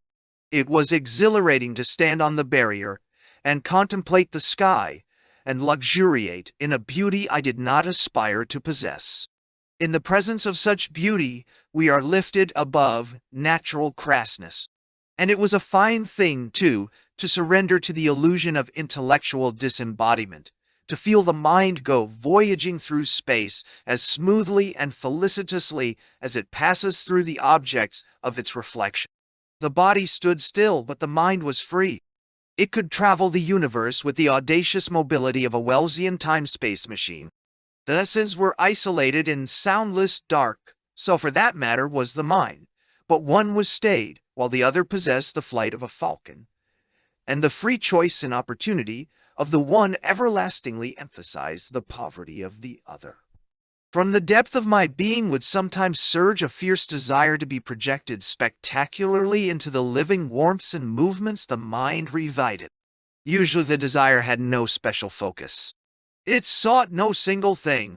Rather, it darted and wavered over a panorama of human aspects. My family at dinner time, the sound of voices in a downstairs room, the cool feeling of rain. Small matters, all of them, not realities but only the manifestations of reality. Yet they, and 1,000 other remembrances of like substance, assailed me at night. Not with the calm, revivifying strength of treasured memories, but bitterly and provokingly, as if they were fragments of something vast and not wholly recognizable which I had lost forever. This was the basis of my mood that night in May. Like fingers plucking at a counterpane, my thoughts moved through the days and nights of an existence that seemed to be irrevocably gone. In that mood I had walked before. I would walk like that again, and the glowing tranquility built up in the afternoon would go out like a spent rocket. Nevertheless, I practiced my preachments of a disciplined mind. Or perhaps discipline isn't exactly the right word, for what I did or tried to do was to focus my thinking on healthy, constructive images and concepts, and thus crowd out the unhealthy ones. I built a wall between myself and the past, in an effort to extract every ounce of diversion and creativeness inherent in my immediate surroundings. Every day I experimented with new schemes for increasing the content of the hours. A grateful environment, according to Santayana, is a substitute for happiness, for it can stimulate us from without just as good works can stimulate us from within.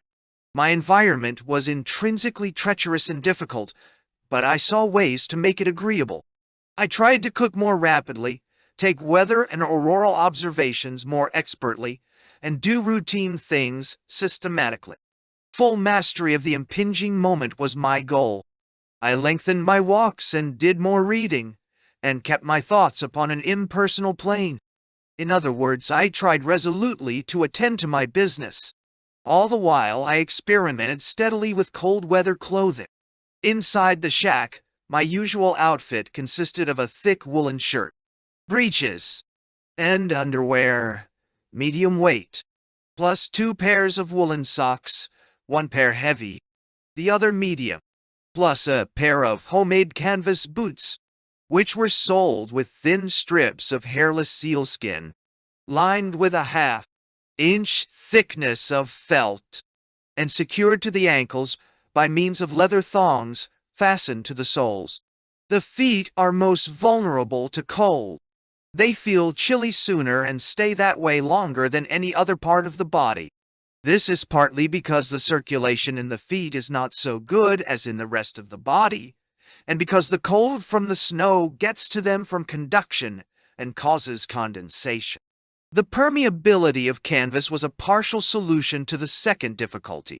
By making the boots 2 inches longer and half again as wide as ordinary shoes, I assisted the circulation. The boots were about as handsome as potato sacks, but they worked very well indeed. Whenever I had been a considerable time in the cold, I always changed my socks and inner liners, and let the wet ones dry on the stove. The inner soles of my boots were coated with a layer of ice that never thawed. Cold was nothing new to me, and experience had taught me that the secret of protection is not so much the quantity or weight of the clothes as it is the size and quality, and, above all, the way they are worn and cared for. After I'd been at advance base a little while, I could tell, from a glance at the thermograph, exactly what clothing I would need topside. If it were a matter of taking a quick observation, I'd just slip on a canvas windbreaker, mittens, and a woolen cap that pulled down over the ears. If I had shoveling to do, I'd substitute a helmet for the cap, and add windproof socks, pants, and parka. Walking, I'd wear a woolen parka under the windproofs, which are nothing more mysterious than fine-spun unbleached cotton blouses and pants, made of material no heavier than ordinary sheet. I felt wind cut through half an inch of wool as if it were nothing at all, whereas paper-thin windproofs, closed at the ankles, chin and waist with drawstrings or elastics, were scarcely penetrated. The ideal material is not completely windproof, but lets enough air through to prevent moisture from collecting. At 65 degrees below zero, I usually wore a mask. A simple thing. It consisted of a wire framework overlaid with windproof cloth. 2 funnels led to the nose and mouth, and oval slits allowed me to see. I'd breathe in through the nose funnel and out through the mouth funnel, and when the latter clogged with ice from the breath's freezing, as it would in short order, I brushed it out with a mitten. On the very cold days, if I had to be out 2 hours or more, I usually wore my fur outfit, pants, parka, mittens, and mucklucks, which was made of reindeer skin, the lightest and most flexible of the warm furs. Thus protected, I could walk through my own inhospitable medium as well insulated as a diver, moving through his. Thus in May, as in April, I never really lacked for something to do. For all the hush and evenness in the slow pulse of the night, my existence was anything but static. I was the inspector of snowstorms and the aurora, the night watchman and father confessor to myself. Something was always happening, for better or worse. For example, the Tuesday radio schedule with Little America was eliminated to save gasoline. While this left a blank spot in the hours, the remaining 2 schedules in turn became more animated. There was always a message from the family in our own private code, which Dyer read with a gracious and unflagging courtesy. AA, as in Arthur, L as in laughter, C as in seal. I can still hear him going on. Sometimes there were messages from friends. One message came from my old friend, Franklin D. Roosevelt in the White House, saying that he hoped that the night was not too cold or the wind too strong for an occasional promenade in the dark. and almost always Poulter, or Rawson, now fully recovered, or Sipple, or Noville, or Haynes, or Inish. Taylor entered into the conversation to discuss an expedition problem, or merely pass the time of day. When I gained in one direction, I seemed to lose in another. Just when I was congratulating myself on having mastered the job of weather observer, the outside thermograph began to act up. A devilish contrivance, it occupied the instrument shelter topside, where hoarfrost settled on the trace, the pen, the drum, and even the workings. On the one occasion, I brought the instrument into the shack to change the sheet and make an adjustment. The difference in temperature coated the metal with rime and stopped it dead. Thereafter, I had no choice but to make the adjustments in the chill of the tunnel, with no protection for my hands except thin silk gloves. Even these seemed infernally clumsy when I had to deal with the speed regulator, which must have been invented for the specific purpose of plaguing weathermen. Thus, even in the heart of the Ross Ice Barrier, a solitary man had plenty to occupy him. Thus, in the diary, I got Canfield twice tonight. Extraordinary. The only games I played, too. And again, one of my favorite records is Home on the Range. It's the second song I've ever learned to sing. The other was Carry Me Back to Old Virginia, and even that I never dared to sing except in the cockpit of an airplane, where nobody could hear me. And tonight I sang while washing the dishes. Solitude hasn't mellowed my voice any, but I had great fun. A gala evening, in fact. The diary became more than a record. It became a means to think out loud.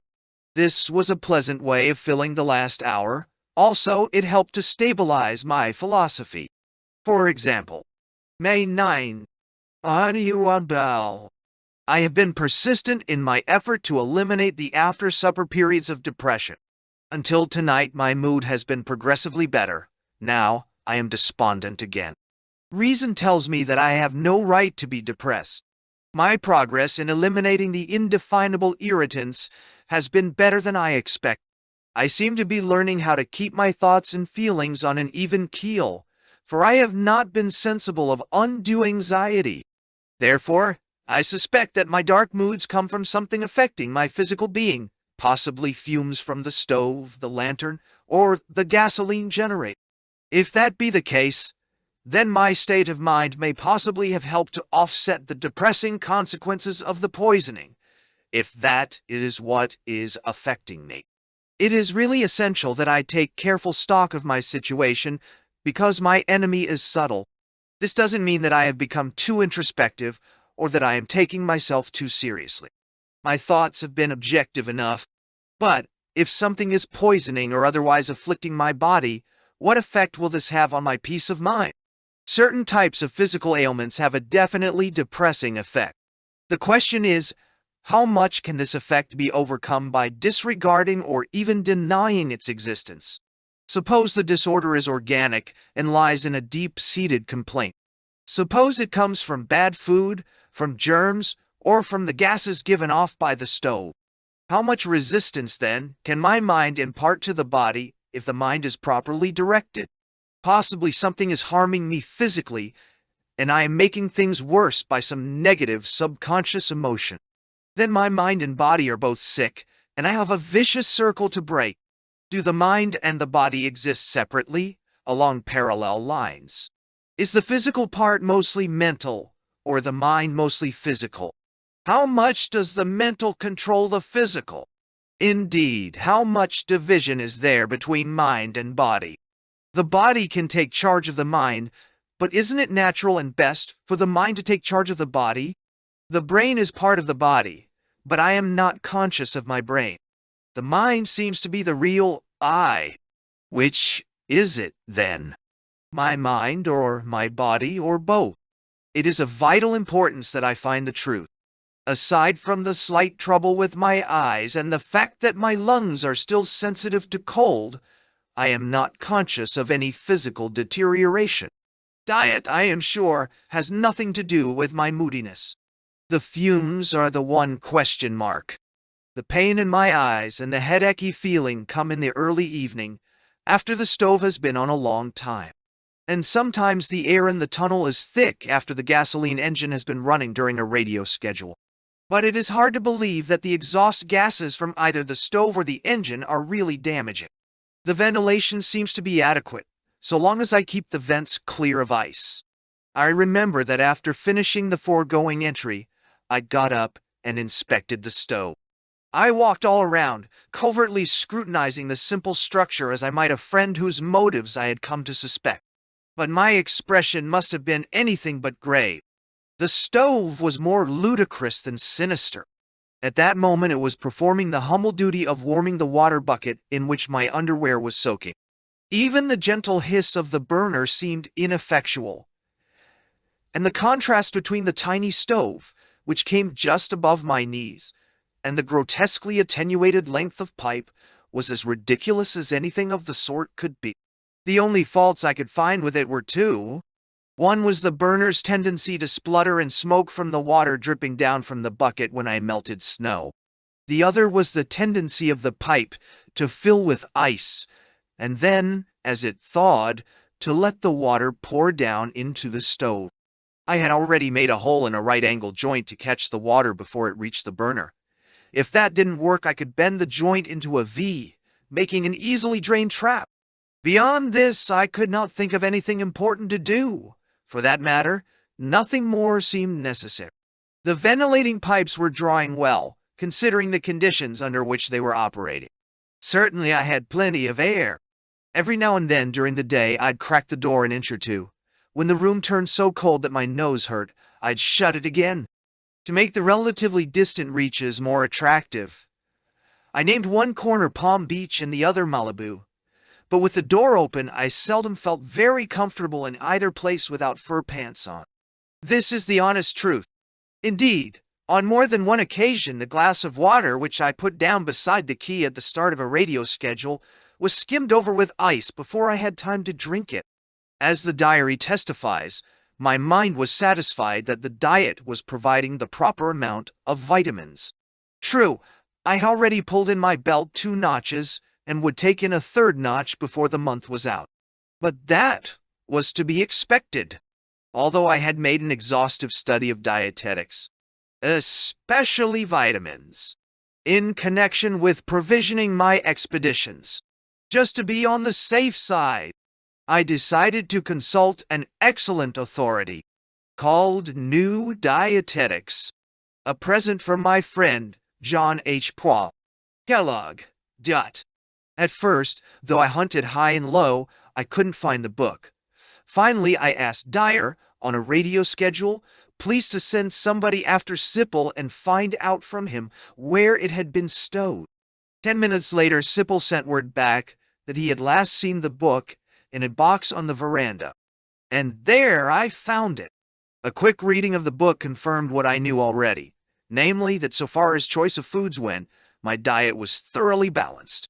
But, as a double check, I asked Little America to consult a nationally known food laboratory in Rochester, New York. The experts there promptly reported back that my diet was adequate in every respect. May 11, 12:15 a.m. It is late, but I've just had an experience which I wish to record. At midnight I went topside to have a last look at the aurora, but found only a spotty glow on the horizon extending from north to northeast. I had been playing the Victrola while I waited for the midnight hour. I was using my homemade repeater and was playing one of the records of Beethoven's Fifth Symphony. The night was calm and clear. I left the door to my shack open, and also my trapdoor. I stood there in the darkness to look around at some of my favorite constellations, which were as bright as I had ever seen them. Presently I began to have the illusion that what I was seeing was also what I was hearing, so perfectly did the music seem to blend with what was happening in the sky. As the notes swelled, the dull aurora on the horizon pulsed and quickened and draped itself into arches and fanning beams, which reached across the sky until at my zenith the display attained its crescendo. The music and the night became one, and I told myself that all beauty was akin and sprang from the same substance. I recalled a gallant, unselfish act that was of the same essence as the music and the aurora. 10 p.m. Solitude is an excellent laboratory in which to observe the extent to which manners and habits are conditioned by others. My table manners are atrocious. In this respect, I've slipped back hundreds of years. In fact, I have no manners whatsoever. If I feel like it, I eat with my fingers or out of a can or standing up. In other words, whichever is easiest. What's left over, I just heave into the slop pail close to my feet. Come to think of it, no reason why I shouldn't. It's rather a convenient way to eat. I seem to remember reading in Epicurus that a man living alone lives the life of a wolf. A life alone makes the need for external demonstration almost disappear. Now, I seldom cuss, although at first I was quick to open fire at everything that tried my patience. Attending to the electrical circuit on the anemometer pole is no less cold than it was in the beginning, but I work in soundless torment, knowing that the night is vast and profanity can shock no one but myself. My sense of humor remains, but the only sources of it are my books and myself, and after all, my time to read is limited. Earlier today, when I came into the hut with my water bucket in one hand and the lantern in the other, I put the lantern on the stove and hung up the bucket. I laughed at this, but now when I laugh inside, for I seem to have forgotten how to do it out loud. This leads me to think that audible laughter is principally a mechanism for sharing pleasure. I find, too, that absence of conversation makes it harder for me to think in words. Sometimes, while walking, I talk to myself and listen to the words, but they sound hollow and unfamiliar. Today, for instance, I was thinking of the extraordinary effect of the lack of diversions upon my existence, but describing it is beyond my power. I could feel the difference between this life and a normal life. I could see the difference in my mind's eye, but I couldn't satisfactorily express the subtleties in words. That may be because I have already come to live more deeply within myself. What I feel needs no further definition, since the senses are intuitive and exact. My hair hasn't been cut in months. I've let it grow because it comes down around my neck and keeps it warm. I still shave once a week, and that only because I have found that a beard is an infernal nuisance outside, on account of its tendency to ice up from the breath and freeze the face. Looking in the mirror this morning, I decided that a man without women around him is a man without vanity. My cheeks are blistered, and my nose is red and bulbous from 100 frostbites. How I look is no longer of the least importance. All that matters is how I feel. However, I have kept clean as I would keep myself at home. But cleanliness has nothing to do with etiquette or coquetry. It is comfort. My senses enjoy the evening bath, and are uncomfortable at the touch of underwear that is too dirty. I've been trying to analyze the effect of isolation on a man. As I said, it is difficult for me to put this into words. I can only feel the absence of certain things, the exaggeration of others. In civilization, my necessarily gregarious life with its countless distractions and diversions had blinded me to how vitally important a role they really did play. I find that their sudden removal has been much more of a wrench than I had anticipated. As much as anything, I miss being insulted every now and then, which is probably the Virginian in me. May 12th.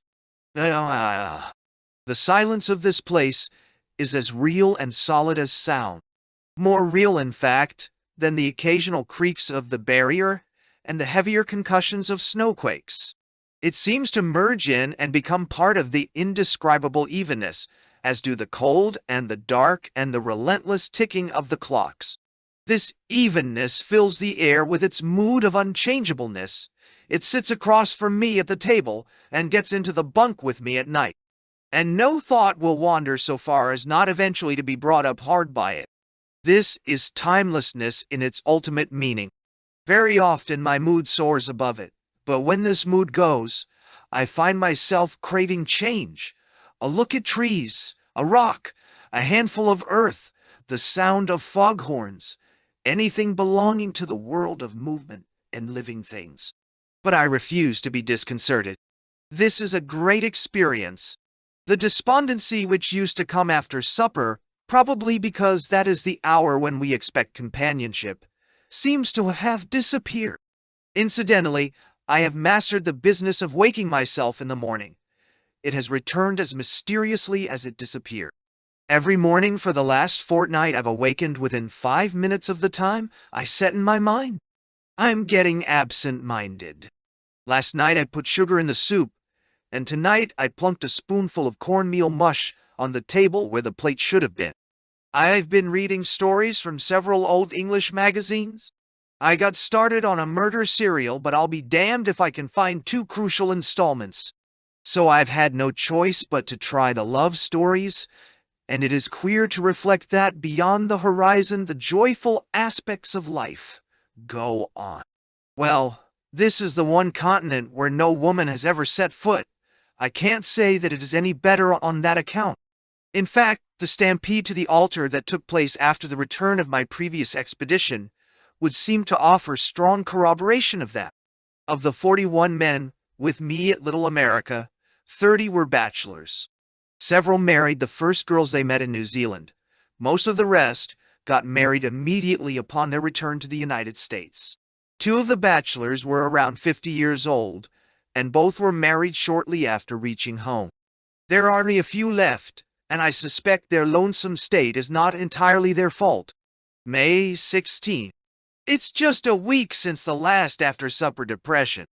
I don't want to be overconfident, but I believe I have it licked. May 17th. I have more leisure than I shall probably ever have again. Thanks to the routine way I do things, my opportunities for intellectual exercise are virtually unlimited. I can, if I choose, spend hours over a single page in a book. I thought tonight what a very full and simple life it is. Indeed, all I really lack is temptation. Partly as an amusement, I have been speculating on thought harmony. If man is, as I believe, an integral part of the universe, and since grace and smoothness mark the movements of most things and items, such as the electrons and protons within the atom, and the planets within the solar system, and the stars within the galaxies, then a normal mind should function with something of the same harmoniousness. Anyhow, my thoughts seem to come together more smoothly than ever before. This was a grand period. I was conscious only of a mind utterly at peace, a mind adrift upon the smooth, romantic tides of imagination, like a ship responding to the strength and purpose in the enveloping medium. I do all. But a man's moments of serenity are few, but a few will sustain him a lifetime. I found my measure of inward peace then. The stately echoes lasted a long time. For the world then was like poetry, that poetry which is emotion remembered in tranquility. Perhaps this period was just the repeated pattern of my youth. I sometimes think so. When I was growing up, I used to steal out of the house at night and go walking in Glass Woods, which were a little way up the road from our place. In the heavy shadows of the Shenandoah Valley hills, the darkness was a little terrifying, as it always is to small boys. But when I would pause and look up into the sky, a feeling that was midway between peace and exhilaration would seize me. I never quite succeeded, as a boy, in analyzing that feeling, any more than I did when it used to come to me as a naval officer, in the night watches at sea, and later, when, as an explorer, I first looked upon mountains and lands which no one before me had ever seen. No doubt it was partly animal, the sheer expanding discovery of being alive, of growing, of no longer being afraid. But there was more to it than just that. There was the sense of identification with vast movements, the premonition of destiny that is implicit in every man, and the sense of waiting for the momentary revelation. May 2nd, the blow. May was a round boulder sinking before a tide. Time sloughed off the last implication of urgency, and the days moved imperceptibly one into the other. The few world news items which Dyer read to me from time to time seemed almost as meaningless and blurred as they might to a Martian. My world was insulated against the shocks running through distant economies. Advanced Base was geared to different laws. On getting up in the morning, it was enough for me to say to myself, "Today is the day to change the barograph sheet," or "Today is the day to fill the stove tent." The night was settling down in earnest. By May 17th, 1 month after the sun had sunk below the horizon, the noon twilight was dwindling to a mere chink in the darkness, lit by a cold reddish glow. Days when the wind brooded in the north or east, the barrier became a vast stagnant shadow, surmounted by swollen masses of clouds, one layer of darkness piled on top of the other. This was the polar night, the morbid countenance of the Ice Age. Nothing moved, nothing was visible. This was the soul of inertness. One could almost hear a distant creaking as if a great weight were settling. Out of the deepening darkness came the cold. On May 19th, when I took the usual walk, the temperature was 65 degrees below zero. For the first time, the canvas boots failed to protect my feet. One heel was nipped, and I was forced to return to the hut and change to reindeer mucklucks. That day I felt miserable. My body was racked by shooting pains, exactly as if I had been gassed. Very likely I was. In inspecting the ventilator pipes next morning, I discovered that the intake pipe was completely clogged with rime, and that the outlet pipe was 2/3 full. Next day, Sunday the 20th, was the coldest yet. The minimum thermometer dropped to 72 below zero. The inside thermograph, which always read a bit lower than the instruments in the shelter, stood at 74 degrees, and the thermograph in the shelter was stopped dead. The ink, though well laced with glycerine, and the lubricant were both frozen. So violently did the air in the fuel tank expand after the stove was lit, that oil went shooting all over the place. To insulate the tank against similar temperature spreads, I wrapped around it the rubber air cushion, which by some lucky error had been included among my gear. In the glow of a flashlight, the vapor rising from the stovepipe and the outlet ventilator looked like the discharge from 2 steam engines. My fingers agonized over the thermograph and hours putting it to rights. The fuel wouldn't flow from the drums. I had to take one inside and heat it near the stove.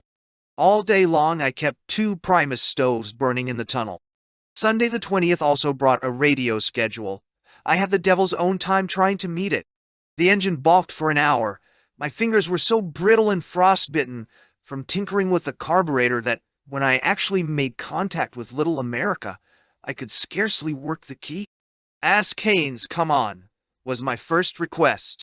While Hutchison searched the tunnels of Little America for the senior meteorologist, I chatted briefly with Charlie Murphy. Little America claimed only 60 degrees. "But we're moving the brass monkeys below," Charlie advised. 71 below here now," I said. "You can have it," was the closing comment from the north. Then Bill Haynes' merry voice sounded in the earphones. I explained the difficulty with the thermograph. "Same trouble we've had," Bill said. "It's probably due to frozen oil.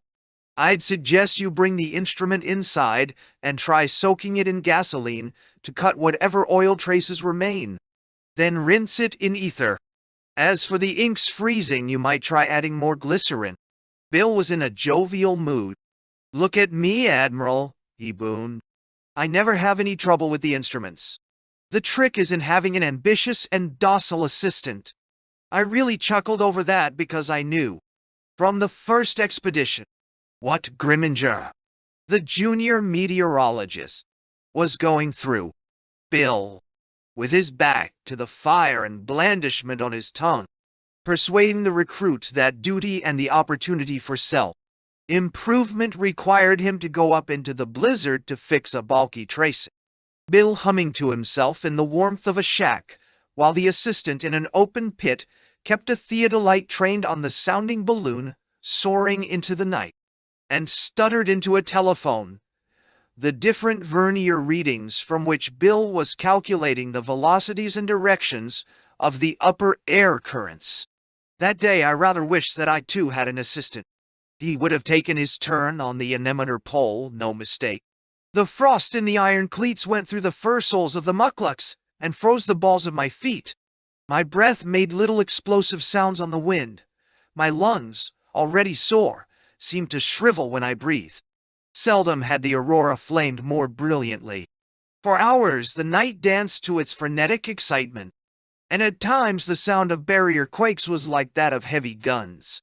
My tongue was swollen and sore from drinking scalding hot tea, and the tip of my nose ached from frostbite. A big wind, I guessed, would come out of this still cold. It behooved me to look to my roof. I carried gallons of water topside and poured it around the edges of the shack. It froze almost as soon as it hit. The ice was an armor plating over the packed drift.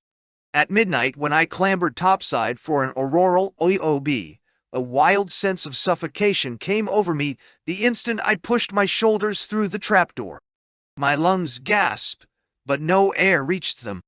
Bewildered and perhaps a little frightened, I slid down the ladder and lunged into the shack. In the warm air, the feeling passed as quickly as it had come. Curious but cautious, I again made my way up the ladder. And again the same thing happened. I lost my breath, but I perceived why. A light air was moving down from eastward, and its bitter touch, when I faced into it, was constricting the breathing passages. So I turned my face away from it, breathing into my glove, and in that attitude finished the OB.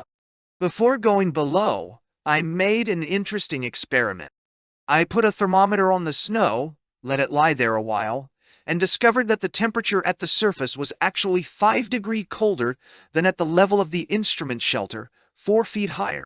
Reading in the sleeping bag afterwards, I froze one finger, although I shifted the book steadily from one hand to the other, slipping the unoccupied hand into the warmth of the bag. Out of the cold and out of the east came the wind. It came on gradually, as if the sheer weight of the cold were almost too much to be moved. On the night of the 21st, the barometer started down. The night was black as a thunderhead when I made my first trip topside, and a tension in the wind, a bulking of shadows in the night indicated that a new storm center was forming. Next morning, glad of an excuse to stay underground, I worked a long time on the escape tunnel by the light of a red candle standing in a snow recess. That day I pushed the emergency exit to a distance of 22 feet, the farthest it was ever to go. My stint done, I sat down on a box, thinking how beautiful was the red of the candle, how white the rough-hewn snow. Soon, I became aware of an increasing clatter of the anemometer cups. Realizing that the wind was picking up, I went topside to make sure that everything was secured. It is a queer experience to watch a blizzard rise. First there's the wind, rising out of nowhere. Then the barrier unwrenches itself from quietude, and the surface, which just before had seemed as hard and polished as metal, begins to run like a making sea. Sometimes, if the wind strikes hard, the drift comes across the barrier like a hurrying white cloud, tossed hundreds of feet in the air. Other times, the growth is gradual. You become conscious of a general slithering movement on all sides. The air fills with tiny scraping and sliding and rustling sounds as the first loose crystals stir.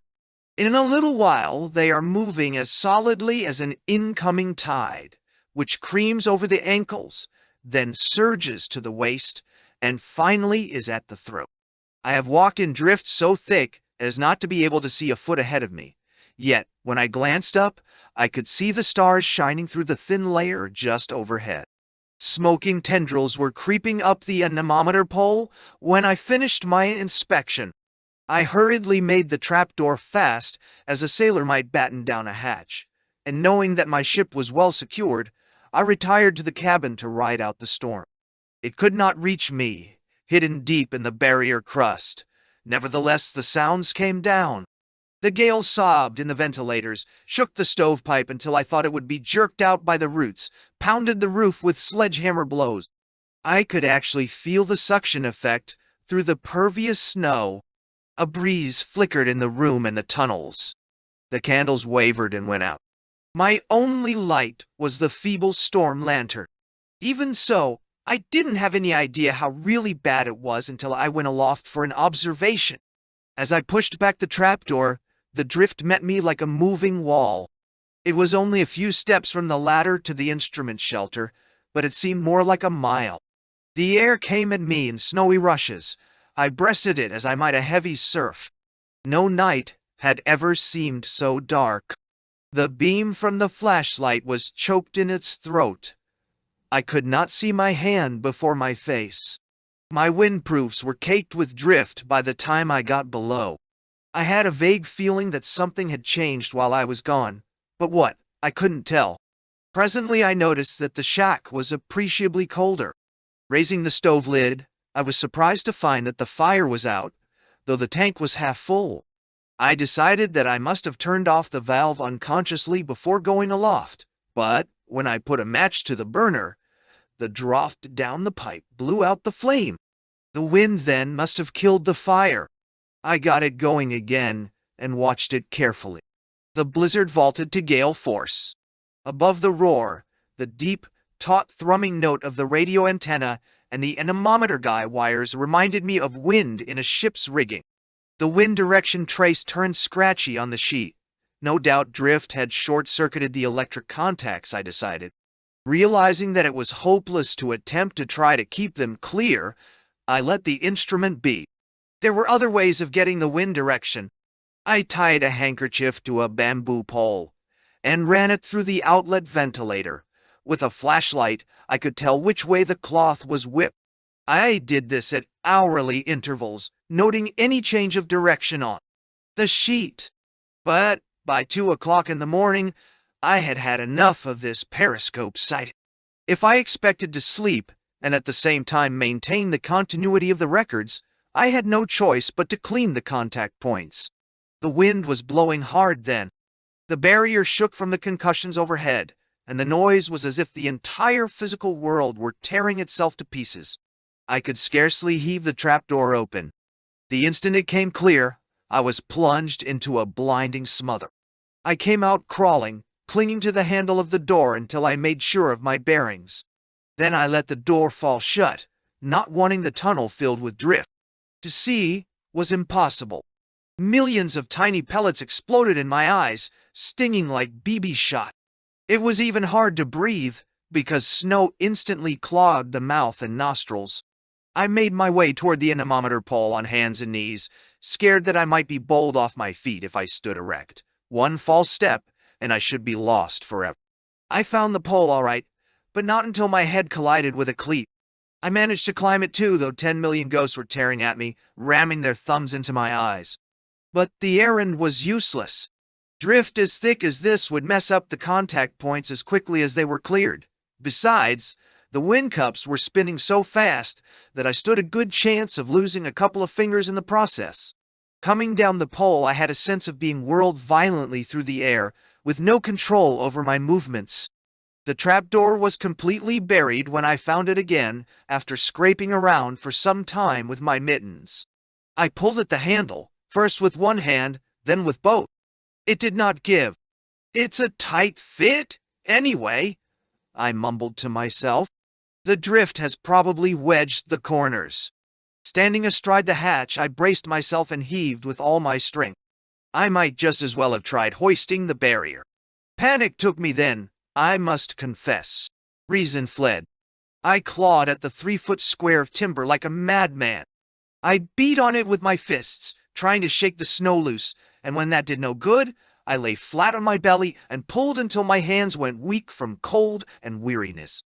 Then I crooked my elbow, put my face down, and said over and over again, "You damn fool! You damn fool!" Here for weeks I had been defending myself against the danger of being penned inside the shack. Instead, I was now locked out, and nothing could be worse, especially since I had only a wool parka and pants under my windproofs. Just 2 feet below was sanctuary. Warmth, food, tools, all the means of survival.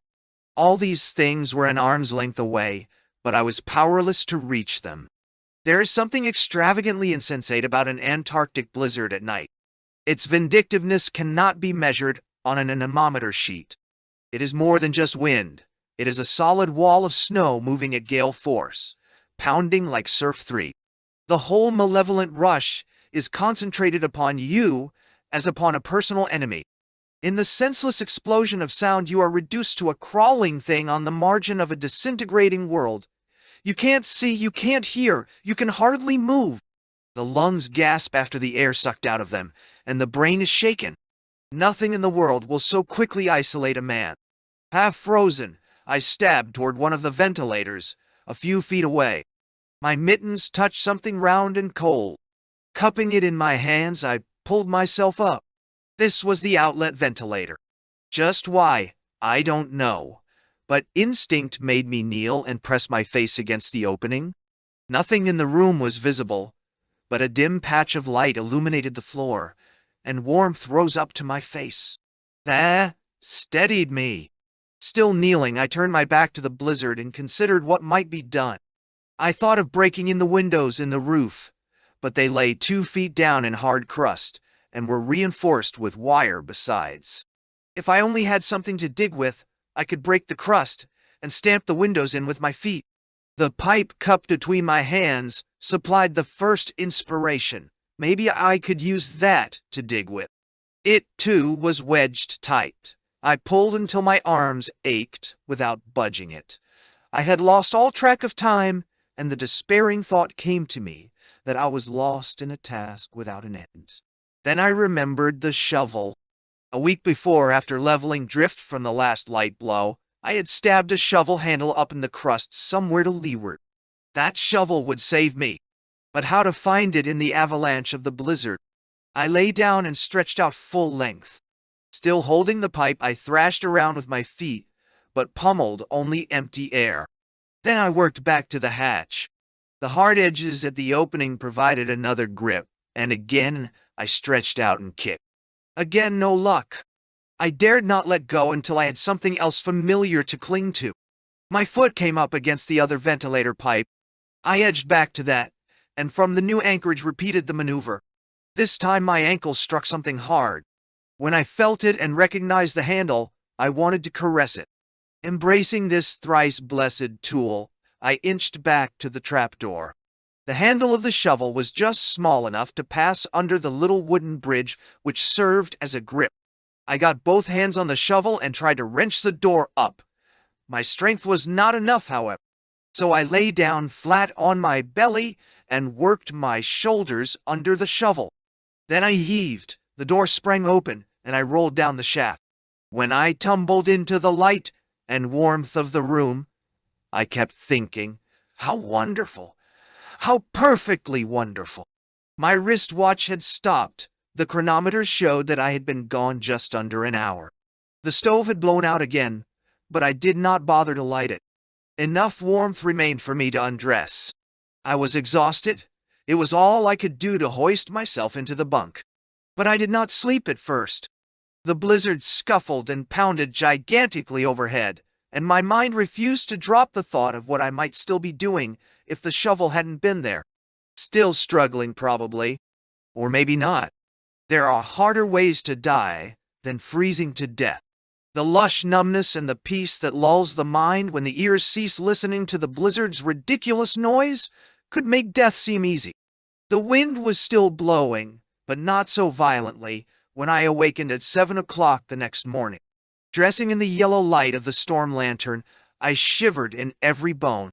My clothes, rigid with frost, lay in a grotesque heap on the floor, exactly as they had fallen a few hours before. They crackled like paper when I put them on. Starting up the ladder, I thought glumly, it will be stuck again for sure. Therefore, I had no misgivings at finding the door jammed. Armed with a saw, a shovel, alpine rope, and a lantern, I walked to the far end of the escape tunnel. It didn't take long to breach a hole in the roof, which was less than 2 feet thick at this point. Before leaving the tunnel, I drove a stout stick into the roof, to which I made fast one end of the line. With the other end secured to my belt, I clambered to the surface over a ladder made of boxes. The drift was still heavy, but with a flashlight, it was possible to see a yard or two. After a couple of false stabs, I finally fetched the anemometer pole. The drift packed in the cups was almost as compact as cement. I cleaned them out and scraped the contact points. It was an abominable task, but it had to be done because the fouling slowed down the cups and hence the wind speed reading. Yet, after what I had been through the night before, there was little reason to complain. For once, daily promenade was missed. Every moment that could be spared from the instruments and my own personal needs was devoted to leveling drift around the shack. Luckily, the new snow wasn't packed hard. I just shoveled it into the air and let the wind dissipate it to leeward. That done, I sealed off the breach in the escape tunnel with the sides of a couple of food boxes and reopened the hatch. The lightning and the gloom that came with midday was draining away. Heavy shadows were pressing down through the ghostly billowing of drift. But the wind was spent, and so was the cold, temporarily. The temperature kited to 10 degrees below. Safe in the bunk, I slept the sleep of a man who had been working 100 years. Thursday the 24th was unbelievably warm. At the 8 a.m. orb, the maximum thermometer read 2 degrees above 0 here. The wind still haunted the east, and puffs of drift came erratically from that quarter, thickening the steady fall of snow from the sky. I was nearly an hour late meeting the radio schedule, because the antenna had been blown down, and I didn't find it out until after I had checked the transmitter and receiver. I made a hurried splice at a break, and re-rigged the antenna temporarily on 2 poles. Dyer was still calling patiently when I made contact. My signals, he said, were weak, but intelligible. Beyond discussing arrangements for me to participate in a special broadcast, we had little to talk about. At Little America, the temperature was 25 degrees above 0, and Bill Haynes officially announced a heat wave. I was informed that on Saturday Little America was broadcasting a special program to the Chicago World Fair. Would I mind adding my greetings? Certainly not. It was agreed that I should spell out in code, "Greetings from the bottom of the world," which message was to be picked up and relayed by Little America's more powerful transmitter.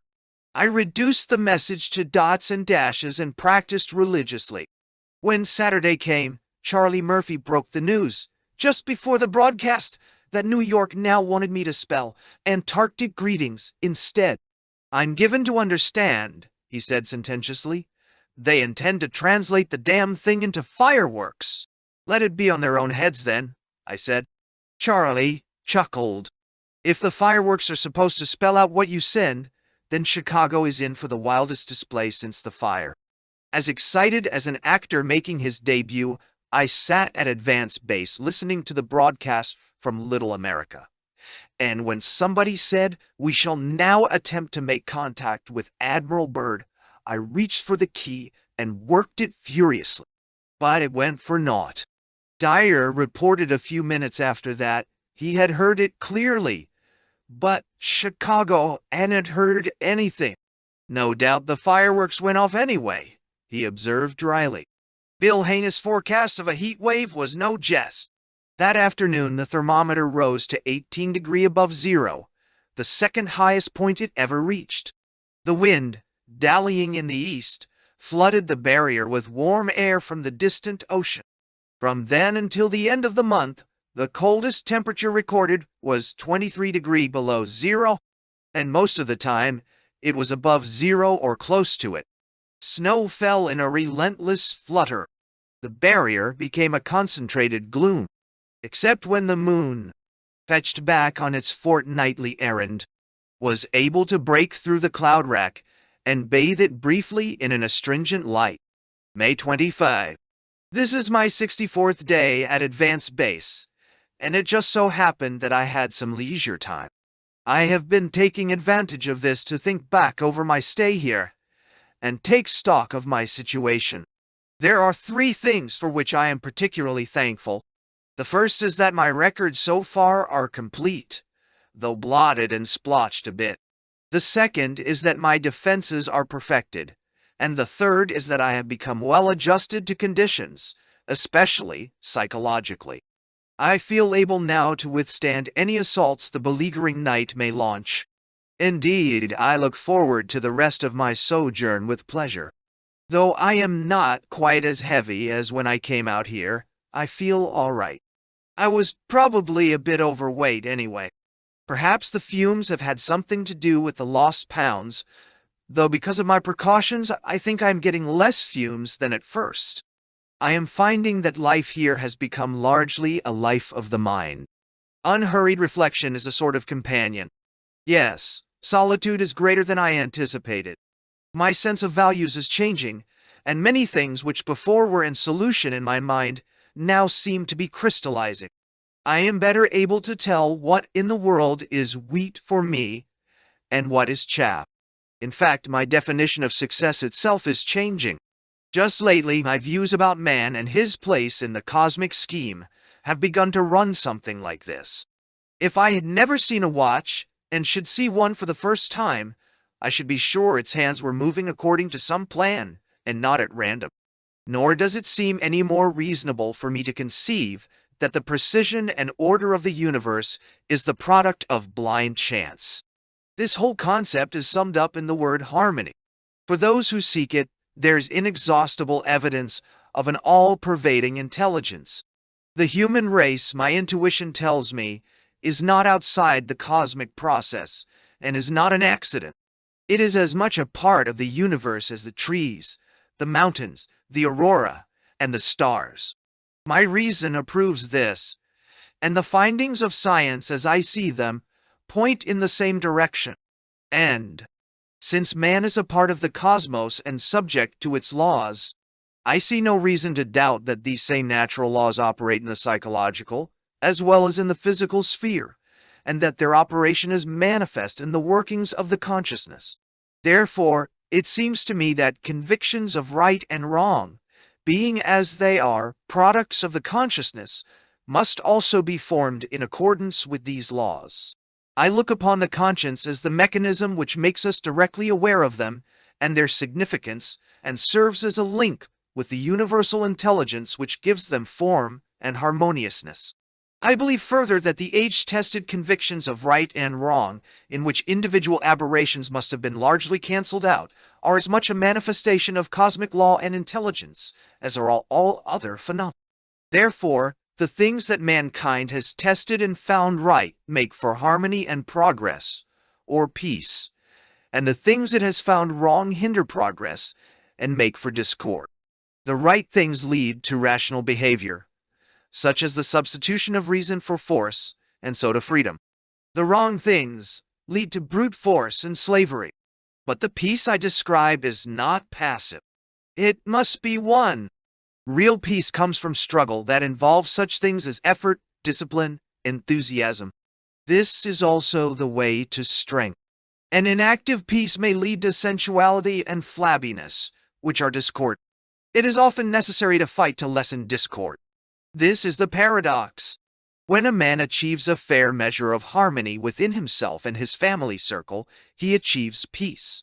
And a nation made up of such individuals and groups is a happy nation.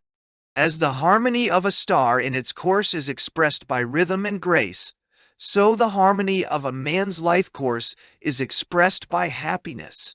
This, I believe, is the prime desire of mankind. The universe is an almost untouched reservoir of significance and value, and man need not be discouraged because he cannot fathom it. His view of life is no more than a flash in time. The details and distractions are infinite. It is only natural, therefore, that we should never see the picture whole. But the universal goal, the attainment of harmony, is apparent. The very act of perceiving this goal and striving constantly toward it does much in itself to bring us closer, and therefore becomes an end in itself. Snow was still falling on Thursday the 31st. The morning was dreary and stagnant, the temperature about 5 degrees above. The calendar warned, radio schedule. I went about the preparations methodically. Before me now are the messages which I dispatched to Little America that day. One was to Chief Pilot June and Navigator Rawson, reminding them to swing the planes for compass deviations. Another was to my wife, suggesting that she take up with my secretary, Miss McKercher, and my representatives in the United States ways and means of reducing the expedition's expenses. Dyer took these messages down, then read them back. Poulter, he said, had already arrived in the radio shack in response to my summons. I had a long talk with him and Charlie Murphy over the proposed operations and was particularly emphatic about the dangers from crevasses confronting the tractors. Poulter finished his business with me, and Charlie Murphy stayed to finish a few matters, one having to do with the engagement of an ice pilot for the Jacob Ruppert on her return voyage to Little America in December. We talked back and forth nearly an hour and a half. From my desk in the shack I could hear the engine in the tunnel. For some reason, it started skipping. "Wait," I spelled out to Dyer. Unhooking the lantern, I went into the tunnel. The air was thick with exhaust gases. Thinking the mixture was at fault, I bent over the carburetor and tinkered with the needle valve. This had little effect. I remember straightening up, and that was the last conscious act of mine that I do remember. The next thing I recall, I was down on my hands and knees, and through the drowsiness, like an echo from far away, came an insistent notion that something terribly important ought to be done. What it was exactly my mind couldn't tell, and I felt helpless to do anything about it. I don't know how long I remained in that position. It may be that the cold aroused me. Anyhow, after a little while, I crawled into the shack. The radio desk emerged from the blur, and then I remembered what I was supposed to do. I fumbled for the key and signed off, thinking how hard it was to spell out what I had to say. If any acknowledgement came, I did not hear it, for I couldn't get the earphones on. 5. My actions thereafter are uncertain. I don't really know which were nightmare and which were fact.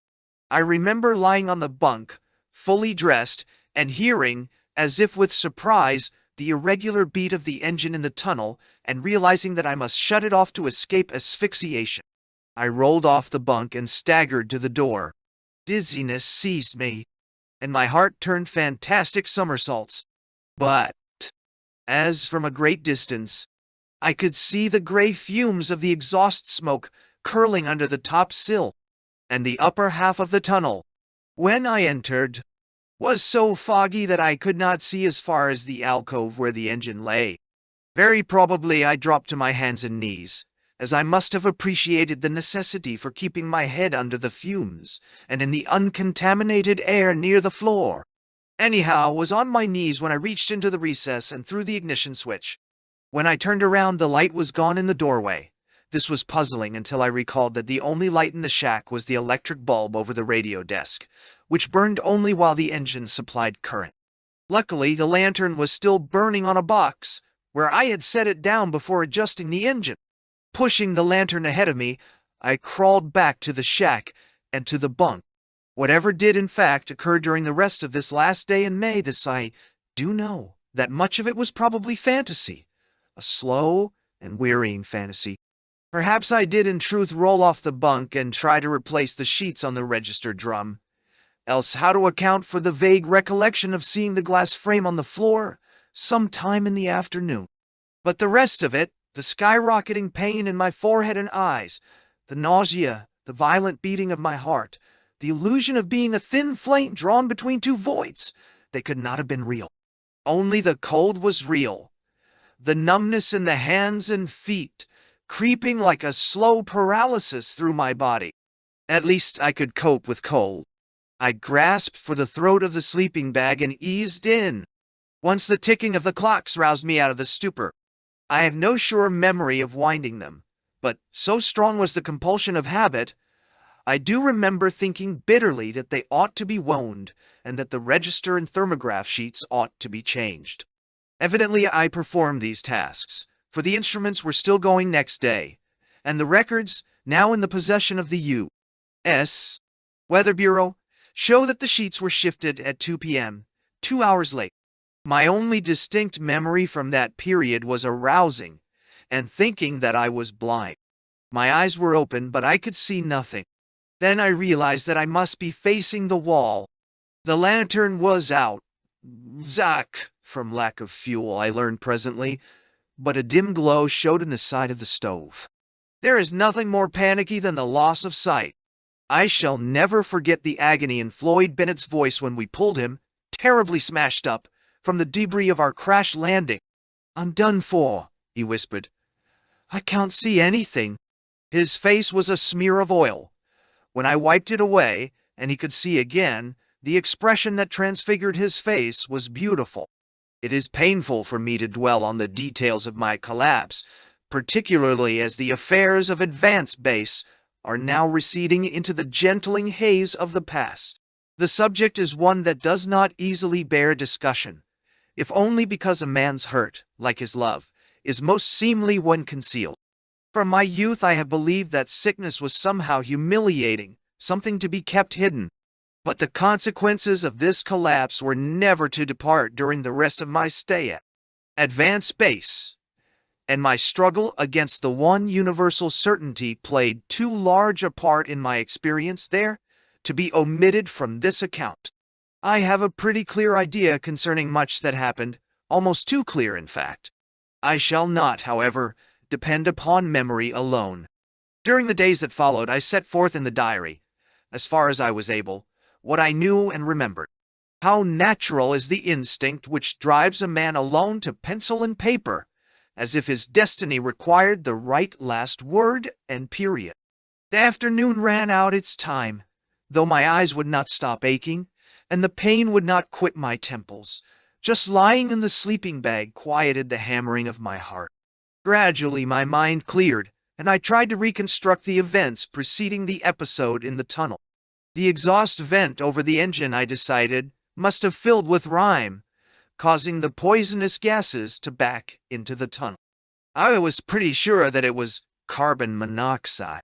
The instantaneous way I was struck down, the absence of any consciousness of suffocation bespoke these things, plus the symptoms, the splitting headaches, the nausea, the stabbing pains in my body and eyes, the hot and cold rushes of dizziness. What had saved me in the tunnel was the fact of my being dropped as though poleaxed.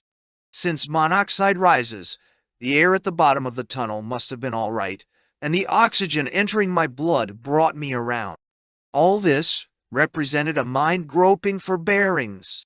To know I had escaped disaster in one form was only a preliminary step in the process of preparing to avert it in another. The fact was manifest that I was helpless, at least for the time being. I barely had strength to light the candle standing on the tin ledge directly over my head. If so simple a movement could empty me of the little strength that had returned, what chance did I have of bringing in food and fuel from the tunnels, let alone attending to the instruments? I could live many days without food. I could suck snow to quench thirst. But, ill and weak as I was, I could not live long without heat, and the fuel tank had to be filled every 3 days. Pondering such difficult matters was too much for me. My mind went blank again. When I awakened and looked at my wristwatch, the time was 7 o'clock. I wasn't quite so weak, and my body craved water. So I drew the flashlight from the sleeping bag and propped it on the edge of the bunk in order to direct the beam toward the stove. With this to guide me, I slipped from the bunk, clinging to the side for support. Waves of dizziness swept from head to foot, but after a little while, I was able to reach the chair and push it toward the stove. A little water remained in the bucket on the stove. I dipped it out with a can. The first few swallows my stomach threw up. Nevertheless, I persevered until I had at least a cupful down. Wondering why my teeth chattered so, I put my hand against the stove. It was out no longer than a few minutes, evidently, else the water would have frozen. Thursday. The day to fill the tank. So the tank was dry, as was the lantern, and if I wanted to have light and warmth, both must be filled at once. The notes which I jotted down a few days afterwards insist this stranger reeling in the dark acted with the utmost deliberation. Perhaps so.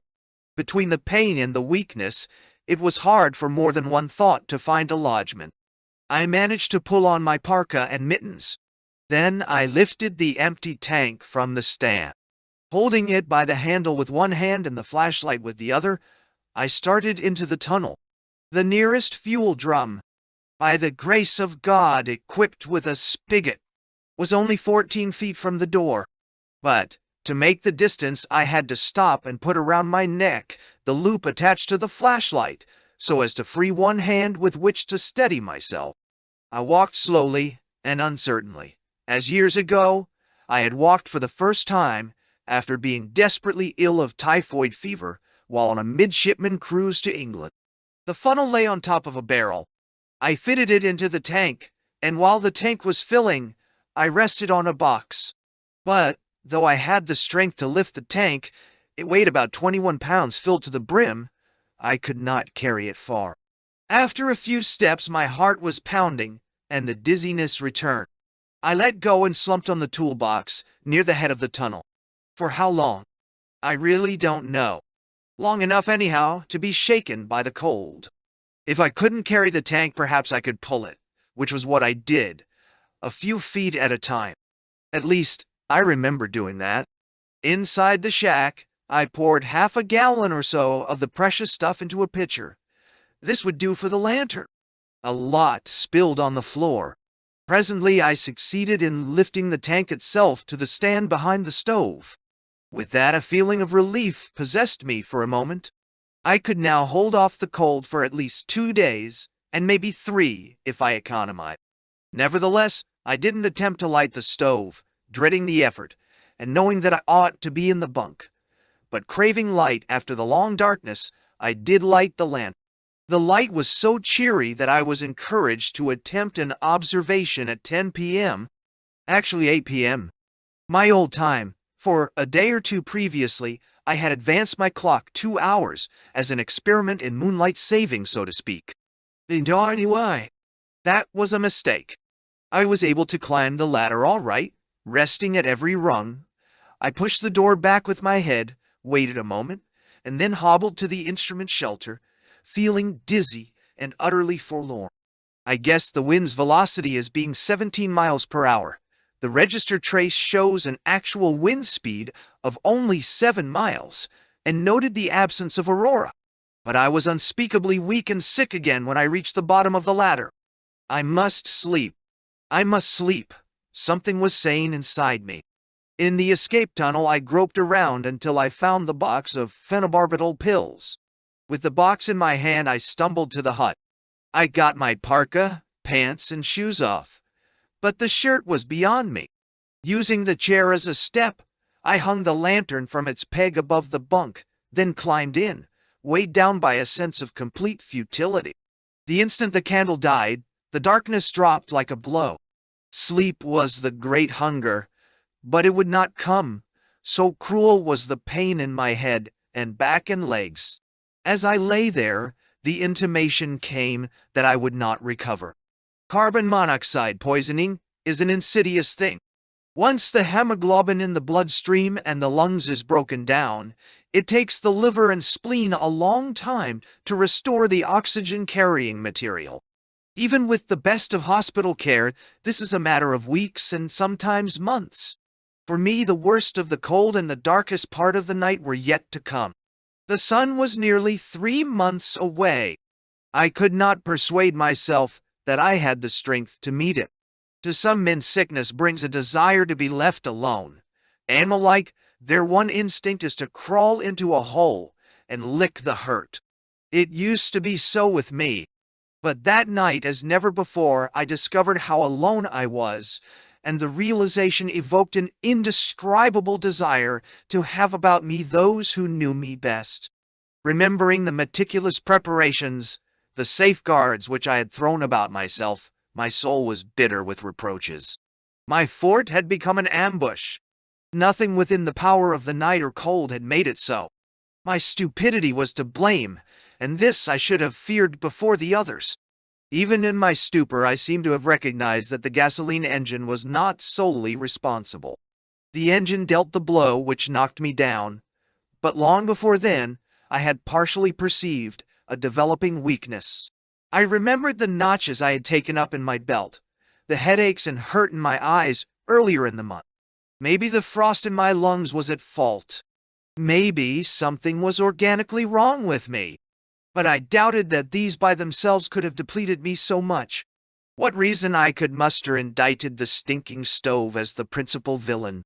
Monoxide poisoning is not necessarily an instantaneous matter. It may be a gradual and cumulative process brought about by intermittent exposure to the chemistry of the fumes. And the more I thought about the leaky joints in the stove, the more I blamed it. But all this was shadowy in my mind that last night in May. I wavered between self-recrimination and hopefulness, between pain and an emptiness devoid of feeling. I knew that I was in a frightful mess, one that would involve my family, the expedition, and God only knew whom else. But it was hard to see what could be done about that. I lighted the candle, intending to write certain messages. But no paper was within reach. After a little while I blew out the candle. In my hand was the box of sleeping pills. I was reluctant to take one, not from squeamishness but from the fear that the drug would weaken me further. So, telling myself I would wait until 4 o'clock before resorting to the sedative, I put the box down. Sometime after 3 o'clock I drifted off into a dream of horrors. June 1st. Despair? June 1st was a Friday. A Black Friday for me. The nightmare left me, and about 9 o'clock in the morning I awakened with a violent start, as if I had been thrown down a well in my sleep. I found myself staring wildly into the darkness of the shack, not knowing where I was. The weakness that filled my body when I turned in the sleeping bag and tried to throw the flashlight on my wristwatch was an eloquent reminder. I was Richard E. Byrd, United States Navy. Ret. Temporarily sojourning at latitude 80°80' south, and not worth a damn to myself or anybody else. My mouth was dry and tasted foul. God, I was thirsty, but hardly strength to move. I clung to the sleeping bag, which was the only source of comfort and warmth left to me, and mournfully debated the little that might be done. Two facts stood clear. One was that my chances of recovering were slim. The other was that in my weakness, I was incapable of taking care of myself. These were desperate conclusions, but my mood allowed no others. All that I could reasonably hope for was to prolong my existence for a few days by hoarding my remaining resources, by doing the necessary things very slowly and with great deliberation. So long as he did that and maintained the right frame of mind, even a very ill man should be able to last a time. So I reasoned anyway. There was no alternative. My hopes of survival had to be staked on the theory. But you must have faith. You must have faith in the outcome, I whispered to myself. It is like a flight into another unknown. You start, and you cannot turn back. You must go on and on and on, trusting your instruments, the course you have plotted on the charts, and the reasonableness of events. Whatever goes wrong will be mostly of your own making. If it is to be tragedy, then it will be the commonplace tragedy of human vulnerability. My first need was warmth and food. The fire had been out about 12 hours. I had not eaten in nearly 36. Toward providing those necessities, I began to mobilize my slender resources. If there had been a movie camera to record my movements, the resulting picture could have been passed off as slow motion. Every act was performed with the utmost patience. I lifted the lantern and waited.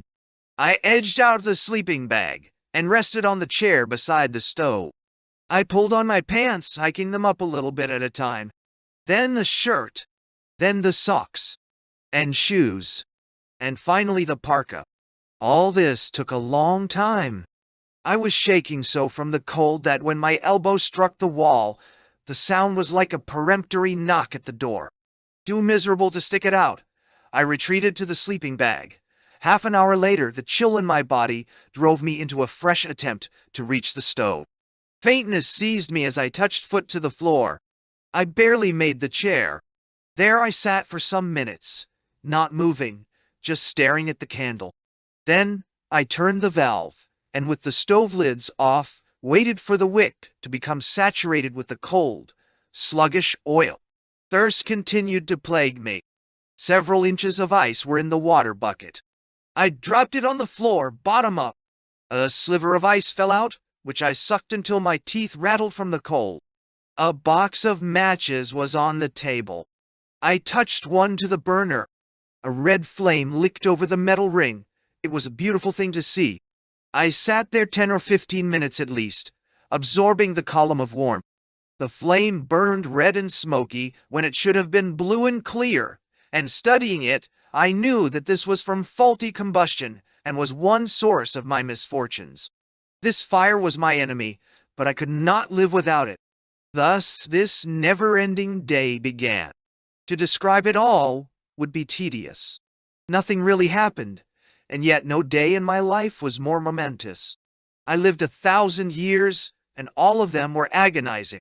I won a little and lost a lot.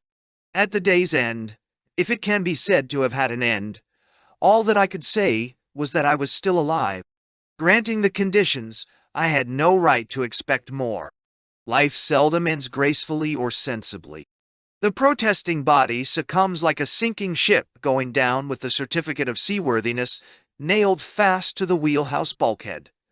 But the mind, like the man on the bridge, realizes at last the weakness of the hull and ponders the iron. If the business drags out long enough, as mine did, the essence of things in time becomes pitifully clear, except that by then it is wadded into a tight little scrap ready to be thrown away, as the knowledge is of no earthly use. My thirst was the tallest tree in a forest of pain. The escape tunnel was 100 miles away, but I started out, carrying the bucket and lantern. Somewhere along the way I slipped and fell. I licked the snow until my tongue burned. The escape tunnel was too far. But in the food tunnel my boots had worn a rut 18 inches wide and 6 inches deep, which was full of loose snow. The snow was dirty, but I scraped the bucket along until it was nearly full, then pulled it into the shack, a foot or so at a time. Snow took a long time to melt in the bucket, and I could not wait. I poured a little into a pan and heated it with alcohol tablets. It was still a soggy mass of snow when I raised it to my lips. My hands were shaking, and the water spilled down the front of my parka. Then I vomited, and all that I had drunk came up. In a little while I tried again, taking sips too small to be thrown up. Then I crawled on top of the sleeping bag, drawing a heavy blanket over my shoulders, hoping I should somehow regain strength.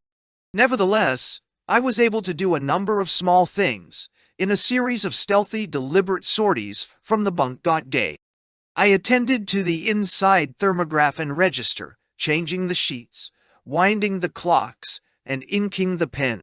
The outlet ventilator was 2/3 filled with ice. I could just reach it from the bunk with a stick, which had a big nail in the end. After every exertion I rested. The pain in my arms and back and head was almost crucifying. I filled a thermos jug with warm water, added powdered milk and sugar, and carried the jug into the sleeping bag. My stomach crawled with nauseous sensations, but by taking a teaspoonful at a time, I finally managed to get a cupful down. After a while, the weakness left me, and I felt strong enough to start for the instrument shelf. I reached the hatch and pushed it open, but could go no farther. The night was a gray fog, full of shadows, like my mood. In the shack, I lost the milk I had drunk. On the verge of fainting, I made for the bunk. I won't even attempt to recall all the melancholy thoughts that drifted through my mind that long afternoon. But I can say truthfully that at no time did I have any feeling of resignation. My whole being rebelled against my lowest state. As the afternoon wore on, I felt myself sinking. Now I became alarmed. This was not the first time I had ever faced death. It had confronted me many times in the air. But then, it had seemed altogether different. In flying, things happen fast. You make a decision. The verdict crowds you instantly, and when the invisible and neglected passenger comes lunging into the cockpit, he is but one of countless distractions. But now death was a stranger sitting in a darkened room, secure in the knowledge that he would be there when I was gone. Great waves of fear, a fear I had never known before, swept through me and settled deep within. But it wasn't the fear of suffering or even of death itself. It was a terrible anxiety over the consequences to those at home if I failed to return. I had done a damnable thing in going to advance base, I told myself. Also, during those hours of bitterness, I saw my whole life pass in review. I realized how wrong my sense of values had been, and how I had failed to see that the simple, homely, unpretentious things of life are the most important. Much as I should have liked to, I couldn't consider myself a martyr to science, nor could I blame the circumstances that had prevented staffing the base with 3 men, according to the original plan. I had gone there looking for peace and enlightenment, thinking that they might in some way enrich my life and make me a more useful man. I had also gone armed with the justification of a scientific mission. Now I saw both for what they really were. The first as a delusion, the second as a dead-end street. My thoughts turned to gall and wormwood. I was bitter toward the whole world except my family and friends. The clocks ticked on in the gloom, and a subdued whir came from the register at my feet. The confidence implicit in these unhurried sounds emphasized my own debasement. What right had they to be confident and unhurried? Without me, they could not last a day. The one aspiration I still had was to be vindicated by the tiny heap of data collected on the shelf in the escape tunnel. But even as I seized upon this, I recognized its flimsiness, a romanticized rationalization, as are most of the things which men are anxious to be judged by. We men of action who serve science serve only a reflection in a mirror.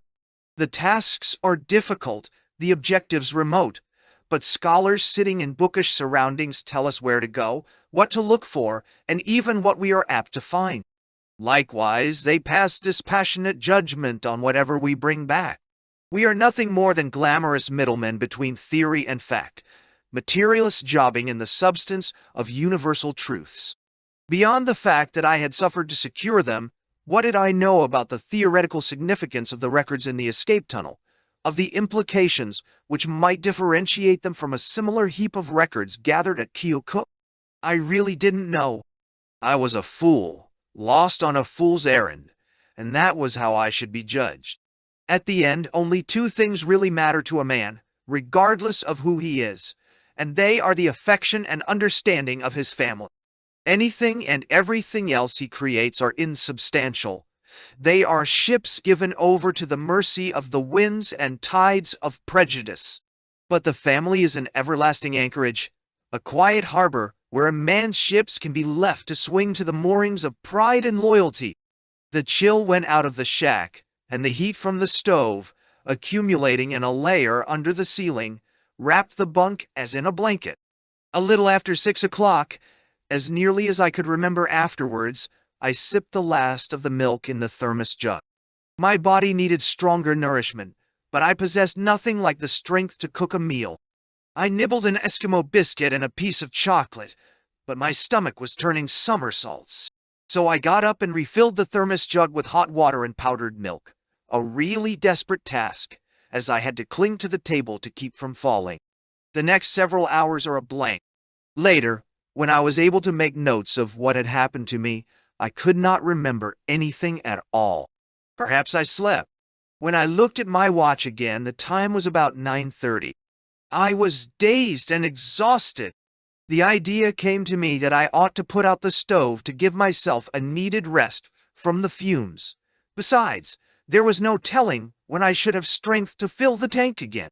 As I twisted the valve, the room went black. The next thing I knew, I was on the floor. I pulled myself up by the stove. It was still warm, so I could not have been out very long. I dropped into the chair, convinced that the end was near. Up till now, I had been sustained by a conviction that the only way I could nullify my mistake and make reparation to my family was by transcending myself and surviving. But I had lost.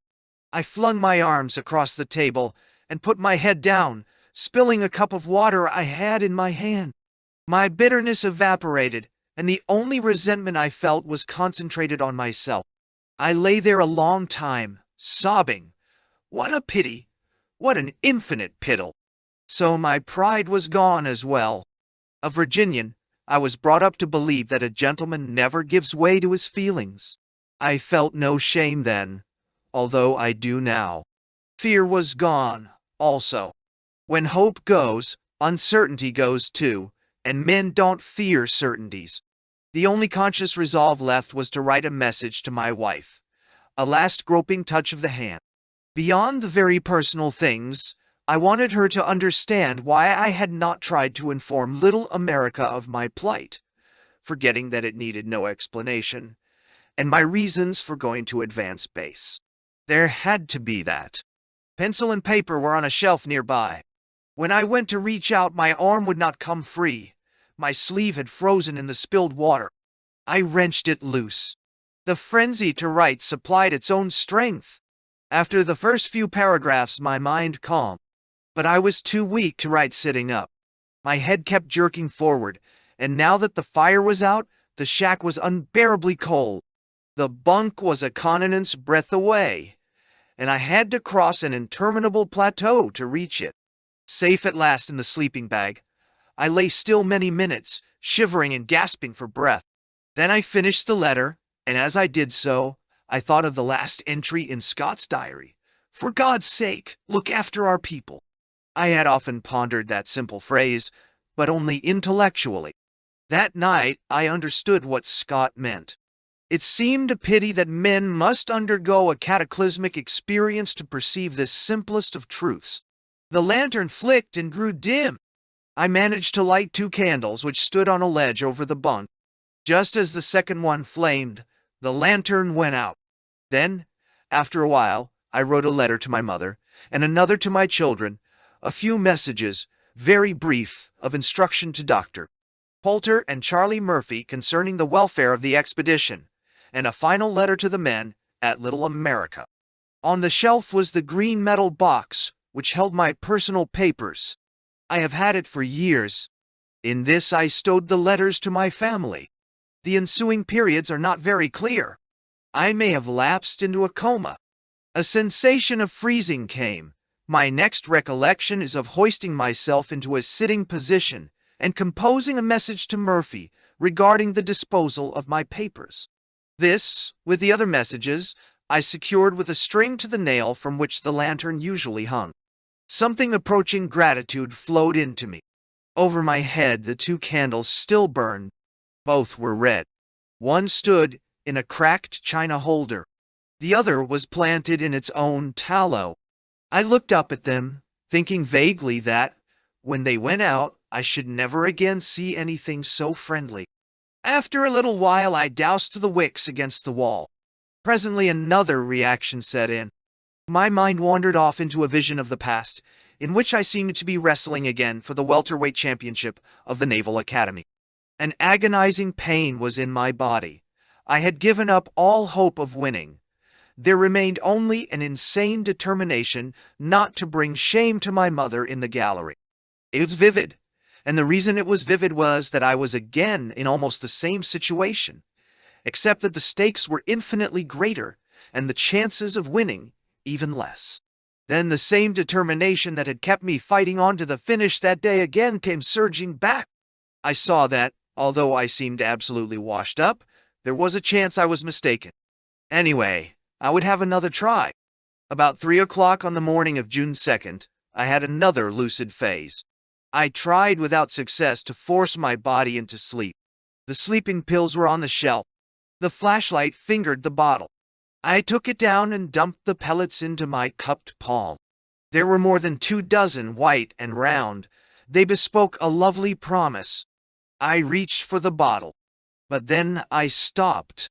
It was impossible to go on like this. I should become a madman, shrinking from every shadow and touch of pain. I found a match and lighted a candle. An unused sheet of paper lay on the bunk, on top of the diary. I wrote, "The universe is not dead. Therefore there is an intelligence there, and it is all-pervading.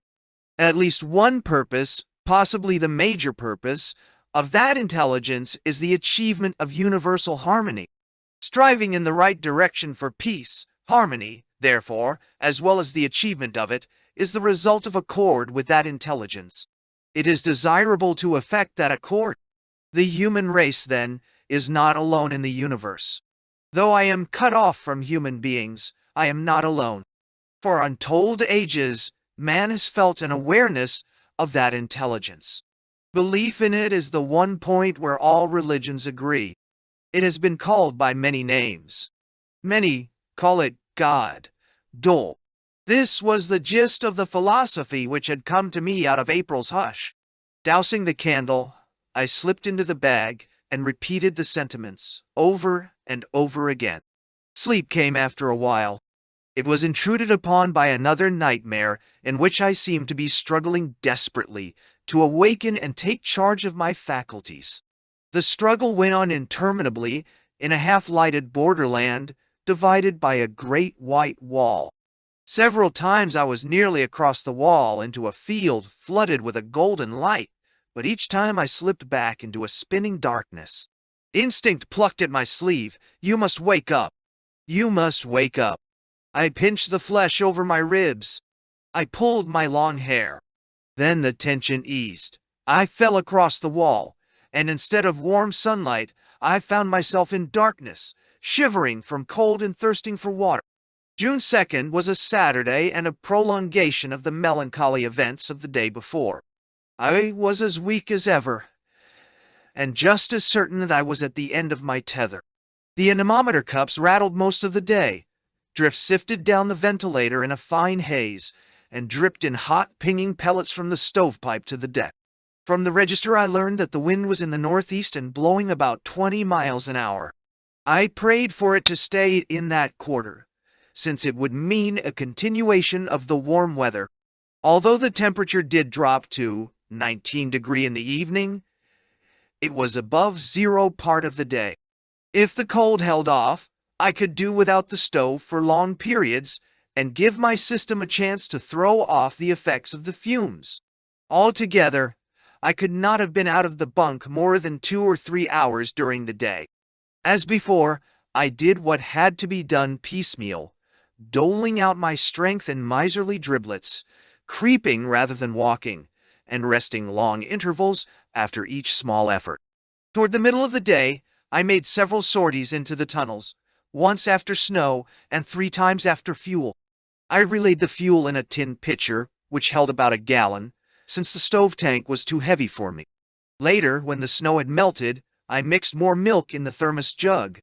My stomach would not hold anything more solid, although I did manage to down a cup of tea. I have a vague memory of climbing the ladder to see what the day was like. This was the period of the moon, but if it showed, I have no recollection of it. My mind remembered a depressing darkness and drift burning against the cheek.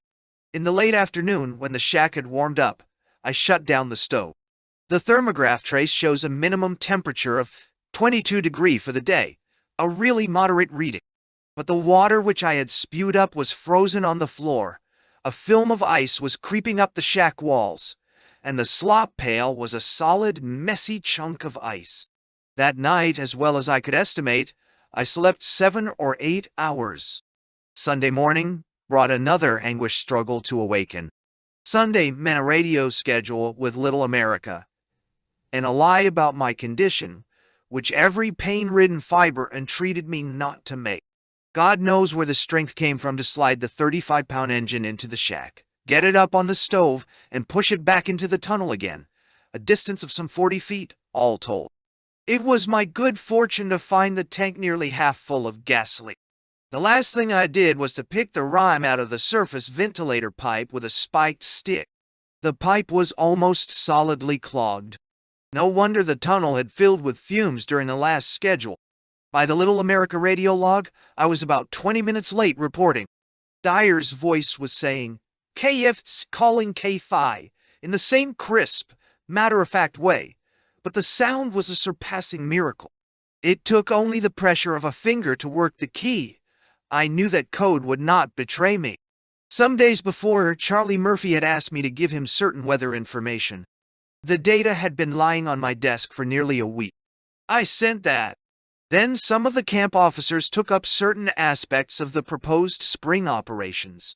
I am not sure that I wholly understood everything that was said, for the sickness was coming on again. My answers were a simple yes or no or "we'll think over." Finally, Dyer stately, "Thank you, sir. We shall meet you again Thursday," came through the confusion. I shut off the engine, utterly spent. I have often been asked why I did not tell Little America what had happened. My answer is that it was too dangerous for the men to come to me. This conviction was so strong that I took it for granted. But I was no automaton. When contact was made and Dyer remarked at the outset, as he always did, "We hope that everything is well with you," it was hard to say, "Ach," but it would have been harder to say anything else.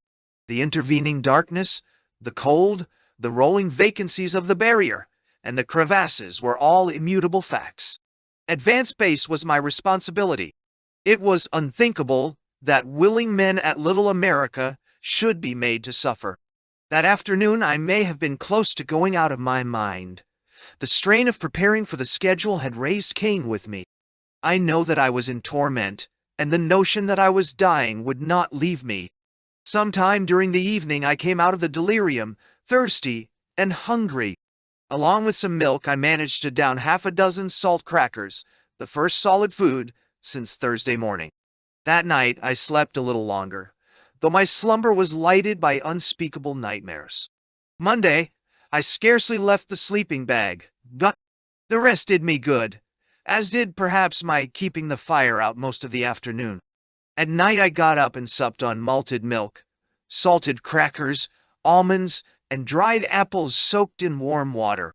A queer mixture, which I myself cannot explain otherwise than by a dim notion that of all the edibles in the shack, these were the only ones that my stomach would tolerate. I still had no endurance. The pain came and went in my eyes and head and back, and I was always cold. That night, as before, I ranged the whole broad reaches of hell before finding sleep. Next morning I had much less difficulty waking up, which heartened me. Indeed, matters went somewhat easier. I even managed to empty the slop pail in the food tunnel. In the afternoon I had strength enough to crank the phonograph. The song In the Gypsy's Life from Bohemian Girl was on the disc. I played that, then the drinking song in Heidelberg, and Adeste Fidelis. It was magnificent to hear the sound of many voices throbbing in every corner of the shack. "You are on the mend," an inner voice said. "You really have a chance. 1 in 100 perhaps, but still a chance." Afterwards, lying in the sleeping bag, I tried to analyze the possibilities. By then I had been through 5 days of it. 5 everlasting, interminable days. I had been lost on a great plateau of pain where all the passes were barred. I had suffered and struggled. I had hoped and stopped hoping. Still, it is not in a man to stop anyhow. Something animal and automatic keeps him propped on his feet long after the light has gone from his heart. And as I lay there thinking, I finally asked myself, what are your assets? What might be done that has not already been done? To begin with, there were 2 certainties. One was that no help was to be had from the outside. The barrier was a wall between. The other was that little could be done about improving the ventilation in the shack. Even if materials had been available to make a drastic change, I was palpably too weak to undertake anything of that order. Here the warmish weather had been an unexpected ally. I had been able to do without the stove for long intervals during the day, and the relief from the fumes had given my body respite. This was sheer luck, however. The greatest cold was yet to come, and might come any day. These were facts. To the degree that a man is superior to his destiny, I should be able to rise above them. Few men during their lifetime come anywhere near exhausting the resources dwelling within them. There are deep wells of strength that are never used. Could I find a way to tap those physical potentialities locked up within myself? Well, suppose I were able to. It still wouldn't mean a great deal. Clearly, my remaining material resources couldn't be very much. Therefore, I must find other sources of replenishment. In such times, when the tricks and expediencies of cornered men fall to pieces in their hands, they turn to God, as I did after my fashion. The articles of my faith were in part set forth in the paragraphs I wrote after Friday's despair. They represented no new convictions. I had always had them in a dim way.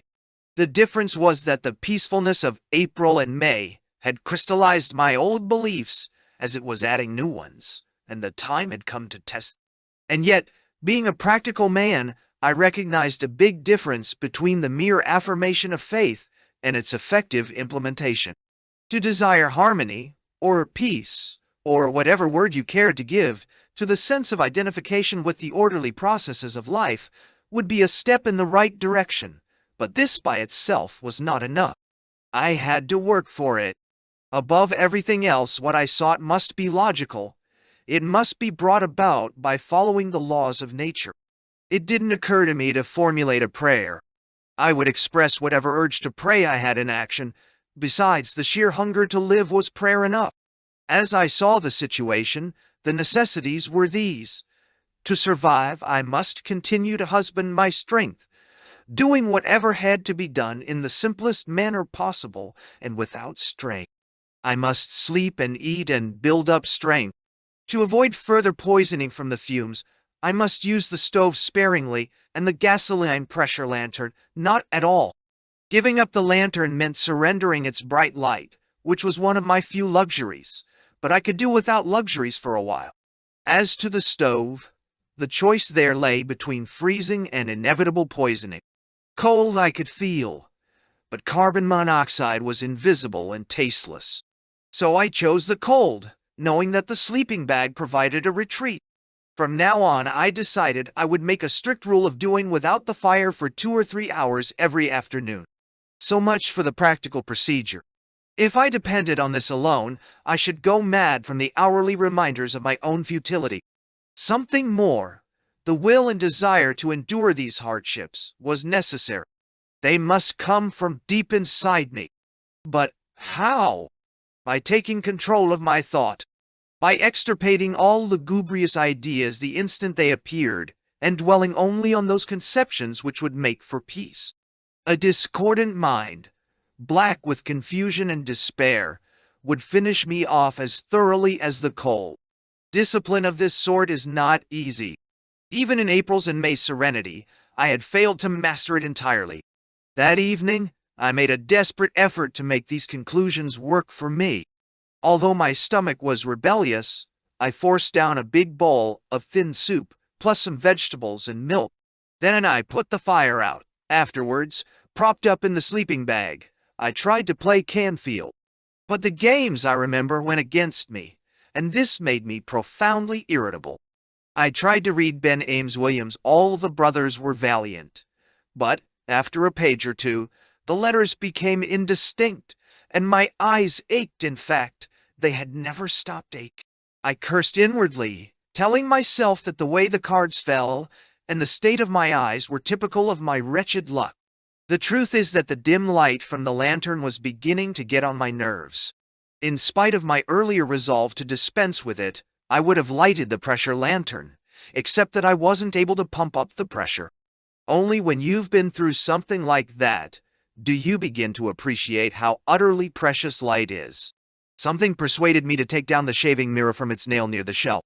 The face that looked back at me was that of an old and feeble man. The cheeks were sunken and scabrous from frostbite, and the bloodshot eyes were those of a man who has been on a prolonged debauch. Something broke inside me then. What was to be gained by struggling? No matter what happened, if I survived at all, I should always be a physical wreck, a burden upon my family. It was a dreadful business. All the fine conceptions of the afternoon dissolved in black despair. The dark side of a man's mind seems to be a sort of antenna tuned to catch gloomy thoughts from all directions. I found it so with mine. That was an evil night. It was as if all the world's vindictiveness were concentrated upon me as upon a personal enemy. I sank to depths of disillusionment, which I had not believed possible. It would be tedious to discuss them. Misery, after all, is the tritest of emotions. All that need be said is that eventually my faith began to make itself felt, and by concentrating on it and reaffirming the truth about the universe as I saw it, I was able again to fill my mind with the fine and comforting things of the world that had seemed irretrievably lost. I surrounded myself with my family and my friends. I projected myself into the sunlight, into the midst of green, growing things. I thought of all the things I would do when I got home, and 1,000 matters which had never been more than casual now became surpassingly attractive and important. But time after time I slipped back into despond. Concentration was difficult, and only by the utmost persistence could I bring myself out of it. But ultimately the disorder left my mind, and when I blew out the candles and the lantern, I was living in the world of the imagination. A simple, uncomplicated world made up of people who wished each other well, who were peaceful and easy, going and kindly. The aches and pains had not subsided, and it took me several hours to fall asleep, but that night I slept better than on any night since May 31st, and in the morning was better in mind and body both.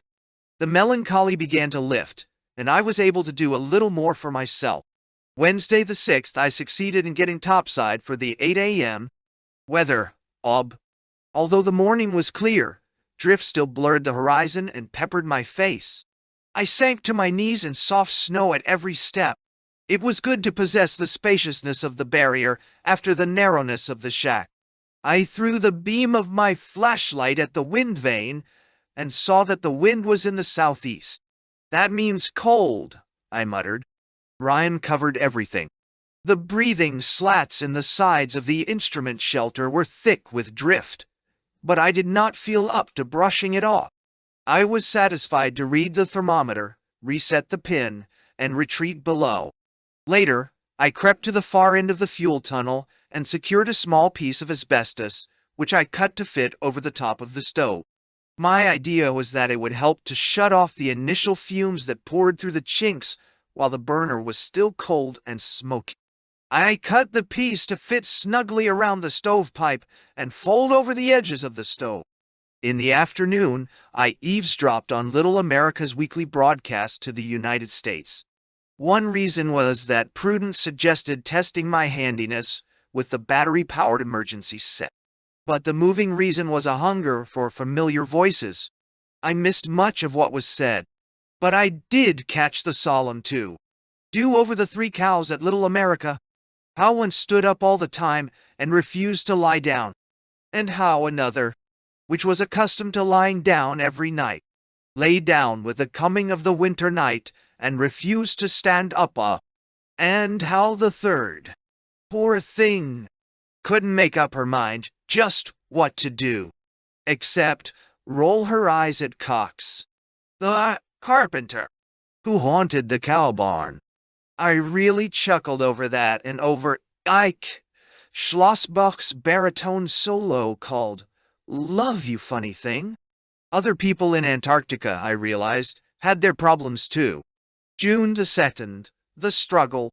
My scheduled contact with Little America, which fell on the next day, Thursday the 7th, confirmed what I knew in my heart, that the improvement in my condition was more mental than physical. Though I was less weak, I was at least 3 hours getting fuel, heating the engine, sweating it into the shack and out, and completing the other preparations. What? I moved feebly like a very old man. Once I leaned against the tunnel wall, too far gone to push the engine another inch. "You're mad," I whispered to myself. "It would be better to stay in the bunk and cut out paper dolls than keep up this damnable nonsense." That day the cold was worse. The thermograph showed a minimum of 48 degrees below 0°. From all indications, the heat wave was broken. The slick white film of ice on the walls had climbed from the floor halfway to the ceiling. All my resistance to cold seemed to have vanished.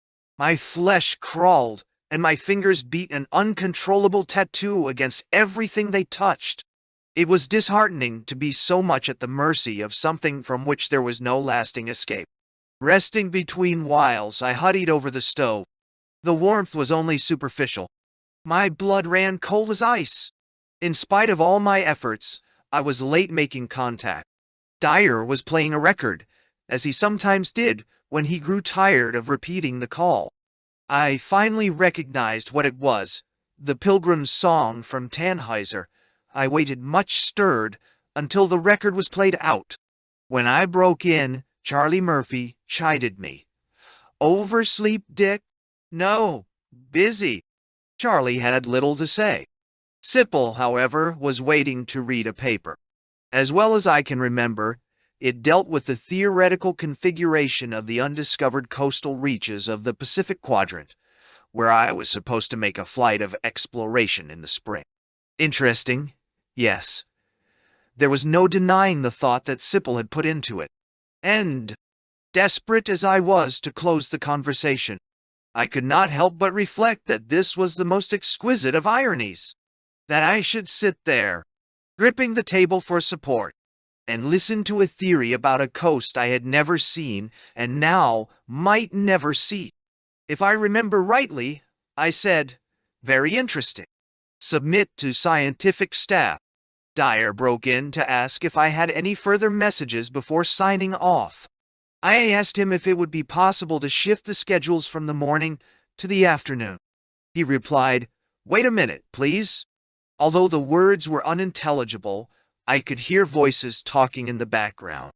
Dyer said that they were perfectly willing to make the change if I wished it, but that to do so would involve shifting their own schedules with the United States, which had been fixed after long testing. "Never mind," I said, and for the time being, let the subject drop, not wishing to excite suspicion. Directly after the schedule, I took to my bunk and scarcely moved the rest of the day. The pain was back, and with it, the bitterness and the discouragement. Why bother? They argued mockingly. Why not let things drift? That would be the simple way. Your philosophy tells you to immerse yourself in the universal processes. Well, the processes here are in the direction of uninterrupted disintegration. That is the direction of everlasting peace. So why resist? From that day on, I came to dread the radio schedules with Little America.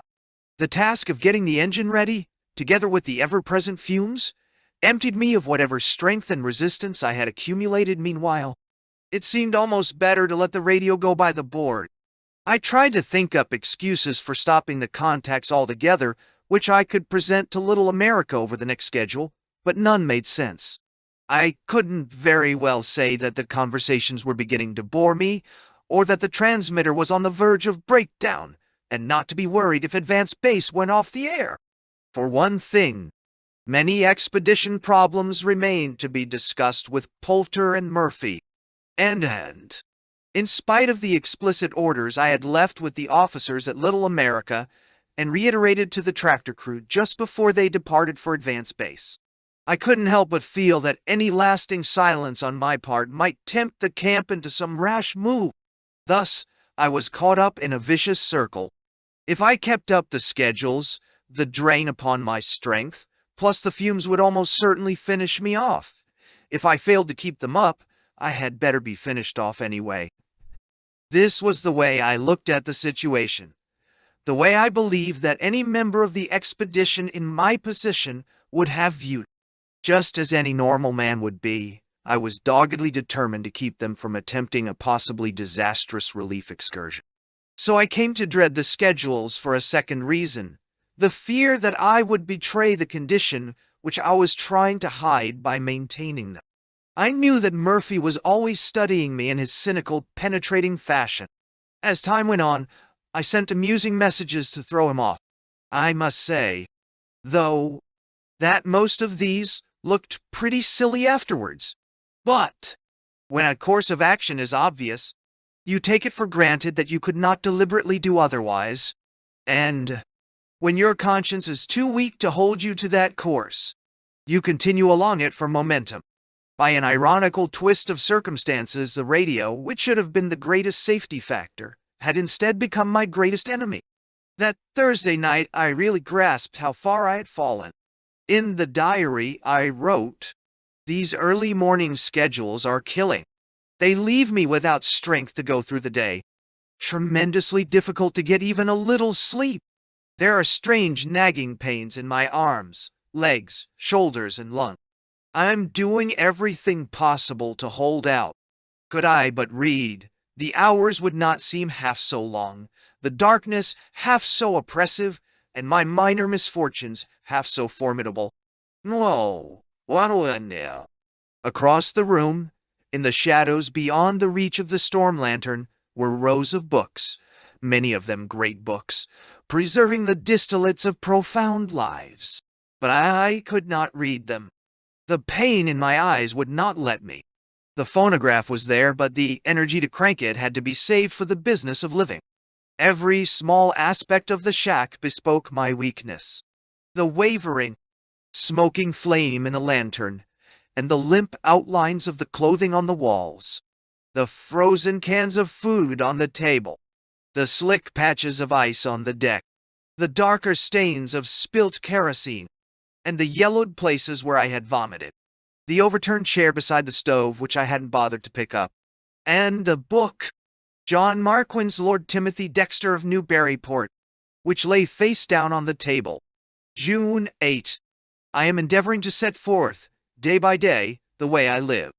I am steadfastly holding to a routine designed to give me the best chance of pulling through.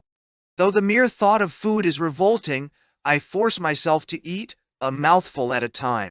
It takes me 2 or 3 minutes just to get down a single mouthful. Mostly I eat dehydrated vegetables, dried lima beans, rice, turnip tops, corn, and canned tomatoes, which contain the necessary vitamins, occasionally cold cereals slaked with powdered milk. When I feel up to it, I cook fresh seal meat. The uncertainty of my existence rises from the realization, when I blow out the candles at night, that I may lack the strength to get up on the morrow. In my stronger moments, I fill the oil tank supplying the stove. I use kerosene exclusively now. Its fumes seem less injurious than those from the solvent. I no longer carry the tank into the tunnel as at first. My only container holds just 1 gallon, and I must make 4 trips into the tunnel to fill the tank and supply fuel for my lantern. I creep a bit, then rest a bit, over an hour at the job this morning. I froze my hand rather badly. Little by little, I've added to the food stores on the shelves within reach of my bunk. They are my emergency cache. The last thing I do when I turn in is to make sure that the lantern is full of oil. If some morning I cannot get out of my bunk, I shall have enough food and light at hand to carry on for a while. What baffles me is that I have no reserve strength whatever. Climbing the ladder to go topside, I must rest at every other rung. The temperature today was only 40 degrees below zero, but though I was clad in furs, the cold seemed to shrivel my bones. It's been blowing pretty steadily from the southeast, and I can't seem to keep any heat in the shack. At night, the pains in my body nag incessantly. Sleep is what I need most, but it seldom comes. I drift into a torpor, lighted up by fearful nightmares. Mornings it's a tough job to drive myself out of the sleeping bag. I feel as if I had been drugged. But I tell myself, over and over again, that if I give in, if I let this stupor claim me, I may never awaken.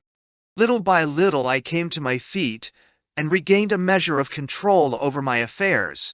But the improvement came so gradually and was interrupted by so many attacks that it was perceptible only over a long period. It was most apparent in my somewhat improved ability to control my moods of depression. Although I tried to resume the auroral observations, I was in truth too weak to stay for more than a few minutes topside. What I did was to brace the trapdoor with a stick and peer from underneath while clinging to the ladder. Sunday came in gloomy and on the warm side. On the register, trace a wind no stronger than a whisper slewed out of the north, through east, and into the southeast. The temperature rose to 4 degrees. I was grateful for that. Most of the afternoon the fire was out, and I persuaded myself that the let-up from the fumes was helping me to throw off the exhaustion that followed the radio schedule. Now that the agony in my eyes and head was diminishing, the hardest thing to put up with was the gloom in the shack. I had craved light before, but in June I lusted for it. The storm lantern and the candles were at best only yellow puddles in a cave. I was afraid to light the gasoline pressure lamp. For one thing, I had to pump air into it with a small piston, which took more strength than I was willing to expend. Another thing, the burner had first to be heated with meta tablets, and the fumes at first were always noticeable. No man could have been more careful than I was. During the brief conversation with Little America, I asked them to have Dr. Poulter consult with the Bureau of Standards in Washington and find out 1. Whether the wick lantern gave off less fumes than the pressure lantern, and 2. Whether moisture in the kerosene or Stoddard solvent, in consequence of thawing rime in the stovepipe, would be apt to cause carbon monoxide. I presented the questions in an offhand way, and Guy Hutchison, the other radio engineer, who occasionally relieved Dyer, said he would deliver the message to Poulter, and in all probability I would have a reply from Washington by the next schedule, which was Thursday. My life at this time is summed up in the diary entry for this day. June 10. A show. During my rare moments, I compel myself to draw all my fuel from the farther drum in the tunnel. The roof is caving in again at that end, and I haven't the strength to shore it properly. These few extra steps I may presently be unable to take, and I want a full drum nearby. Even now I sometimes can hardly reach the nearer drum. I dare say that every ounce of egotism has been knocked out of me, and yet today, when I looked at the small heap of data in the tunnel, I felt some stirrings of pride. But I wish that the instruments did not always make their inevitable demands, even though they require little actual strength. How pitilessly resolute and faithful they are. In the cold and darkness of this polar silence, they steadfastly do their appointed jobs, clicking day and night, demanding a replenishment I cannot give myself. Sometimes, when my body is aching and fingers won't obey, they appear utterly remorseless. Over and over they seem to say, "If we stop, you stop. If you stop, we stop." June 11. I'm trying to reduce fumes by lagging the stovepipe with surgical tape. The stove burns low most of the day, and to be sure of good ventilation I keep the shack door open into the tunnel much of the time. So, it's always cold. A piece of meat left lying on the table hasn't thawed out in 5 days. In the afternoon I put the fire out to cut fumes and got in my sleeping bag until 6:30. The pain in my shoulders is so intense that at times I cannot lie on my back. I crave sedatives but dare not risk them. Too near the ragged edge to let down even for an hour. Still can't eat properly, have to force food down by chewing it to the point of dissolution. To take my mind off the distress of my stomach, I sometimes play solitaire while I eat. I use 3 decks of cards. They are marked A, B, C. I keep score and bet against myself. My arms grow weary just dealing the cards. Finished a whole game tonight before I downed 3 mouthfuls of food. By then it was time for the 8 p.m. Rested afterwards, and went above again to note the 10 p.m. Aurora. You see, my existence, like the most commonplace life, is regulated by routine, a pattern endlessly and inexorably repeating itself. Nevertheless, since the 31st it is almost always precarious. Snow fell during the night. When I crept up the ladder this morning, I found I couldn't budge the hatch by my usual method. I rested and tried to lift it with my shoulders. Not a stir. I came below and got a hammer. Pounding finally broke it loose. It left me exhausted for quite a while. June 13. For an Antarctic June, the weather has been surprisingly mild. I have the thermograph sheets in the Weather Bureau forms beside me as I write this. I'm stretched out in the sleeping bag, and from them I find that the lowest reading since the 1st was 46 degrees on the 7th. Yesterday's minimum was 38 degrees, today's 34 degrees. Also, the air has been almost dead still, which helped too. Nevertheless, I've had the fire out so much of the time that the ice on the walls never melts. I've been watching it creep slowly toward the ceiling.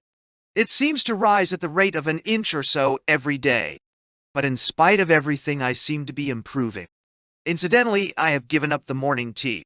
It was a wrench to do that, having been a tea drinker all my life, but it seemed best to give up all stimulants, however mild. Thursday the 14th brought a radio schedule.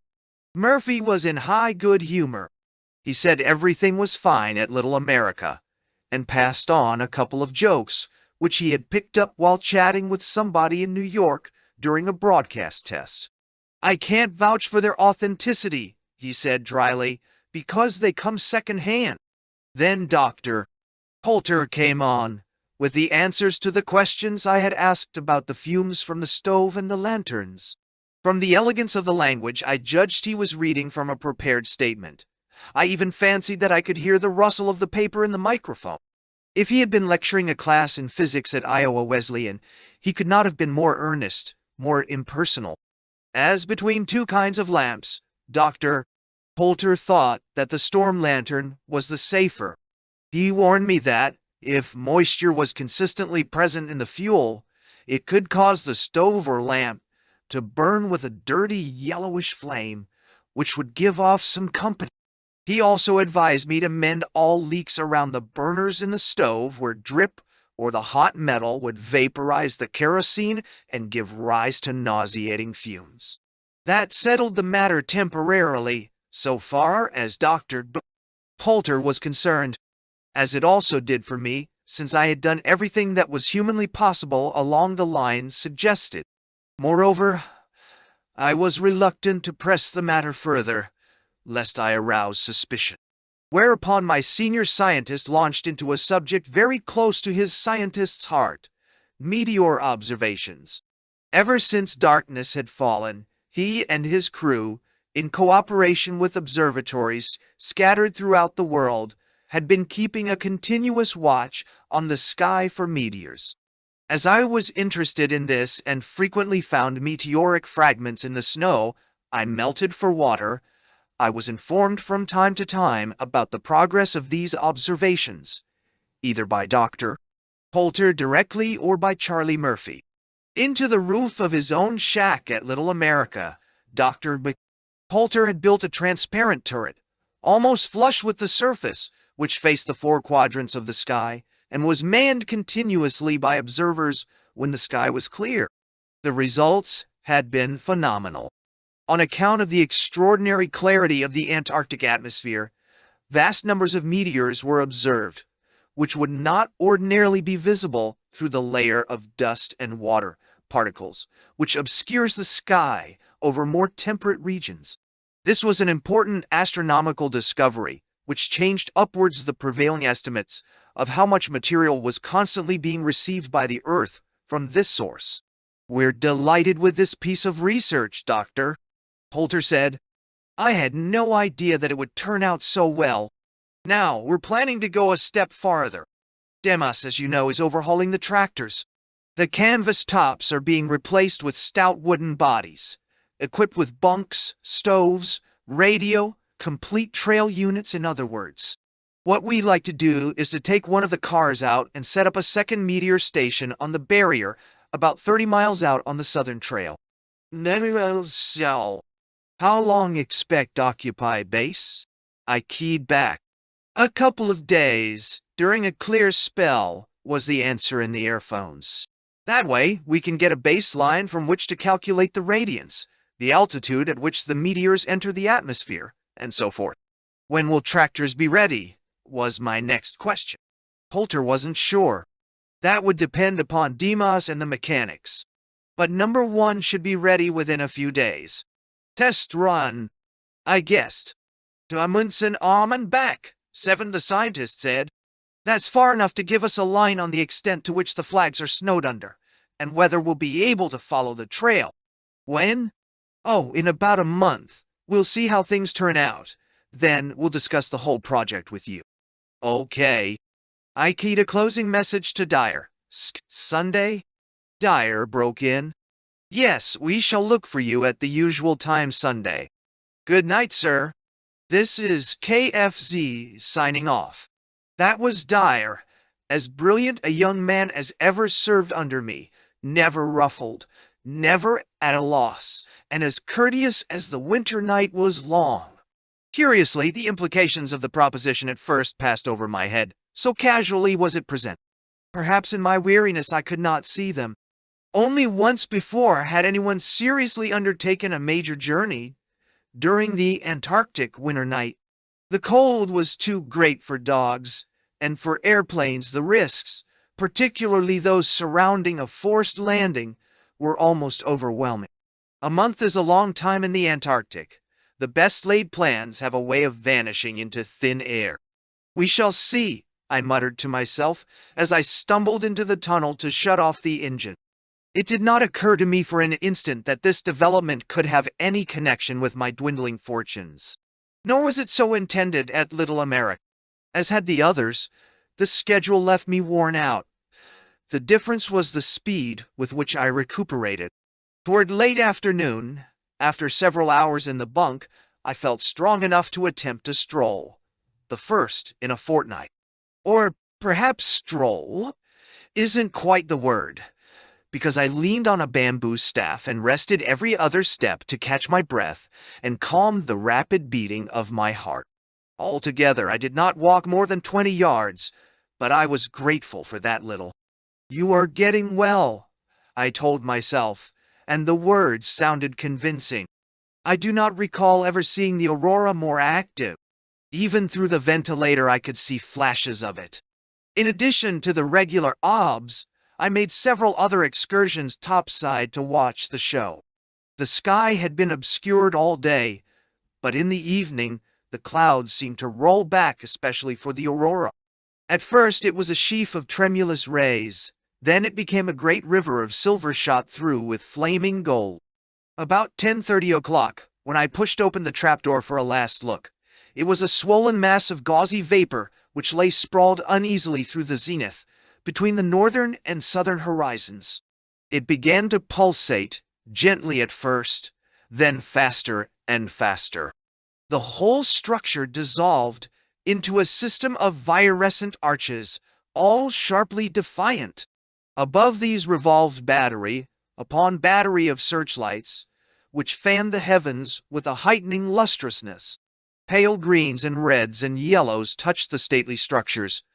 The whole dark sky came to life. The graceful, trembling movements were somehow suggestively feminine. I sat and watched, my weakness momentarily forgotten. Swinging faster and faster, the crisscrossing rays suddenly became curling spirals which heaved into a system of immense convolutions, all profoundly agitated and touched with a fragile coloration. In an instant, the immense arrangement was gone, as if drained through a spigot. All that remained were a few rays whose stenthic excitement was a signal saying, "It's not over yet, not yet." Gazing up from under the trapdoor, I divined that a climax was coming. And then, from all around the horizon, north, east, south, and west, there leaped up countless numbers of towering rays, as though a great city were springing from sleep to finger the sky for air raiders. The columns of light would rush 2/3 of the way up to the zenith, slide back with a draining of color, then surge up again. Finally, with a mighty push, they freed themselves from the horizon, gliding with infinite grace into the zenith. There, in the height of the sky, they flowered in the surpassing geometry of a corona, laced with gorgeous streams of radial light. And red Mars and the Southern Cross and Orion's belted brightness were contrastingly as pale as the candles in the shack. On Friday the 15th, the temperature rose to 7 degrees in the early morning, then turned and nosedived through the -20. Rime sheathed everything in a swollen insulation. The wind vane was stuck, and in the forenoon I climbed the anemometer pole to free it and clean the copper contact points at the same time. I haven't yet sufficient strength to do this sort of thing. It took a tremendous lot out of me, the diary says. Saturday was pitch black. The barometer dropped to 28.04 inches after a long, slow fall. And the days of quietude were broken by the wind, which made up afresh in the northeast. Snow fell, and drift surged over the barrier in wind-flattened rushes.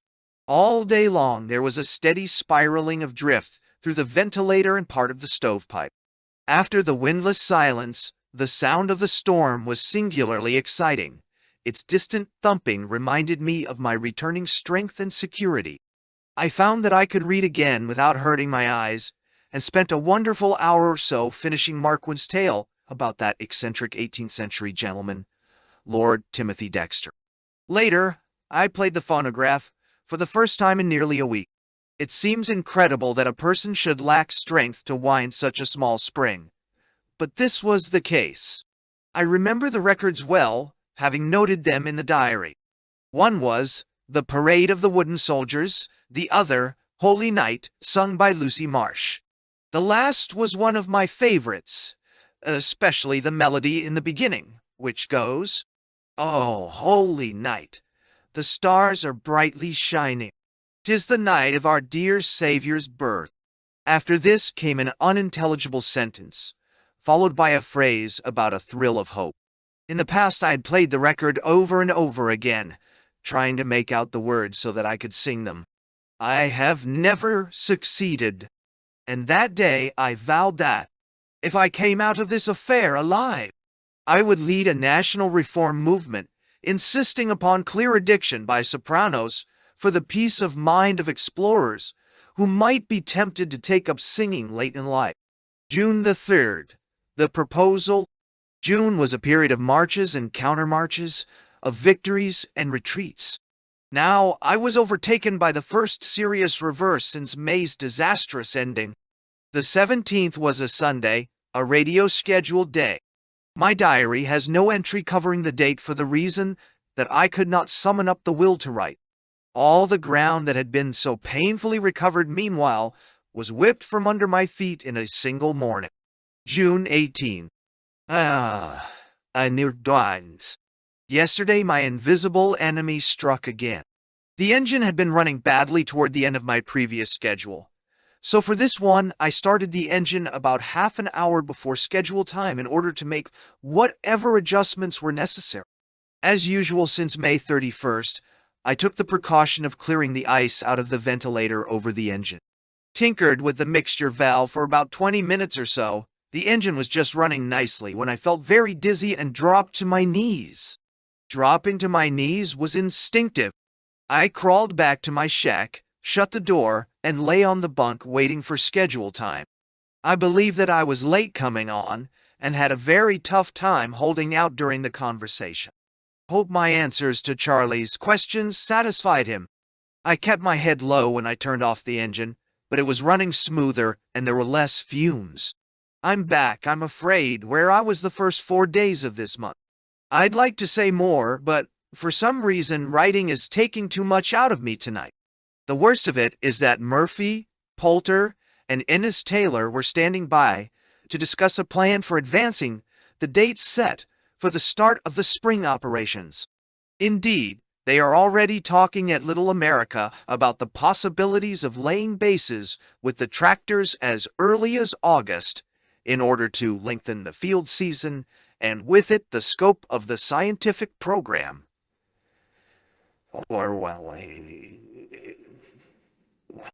Apparently they've been inspired to attempt this as a result of reconstructing the tractor.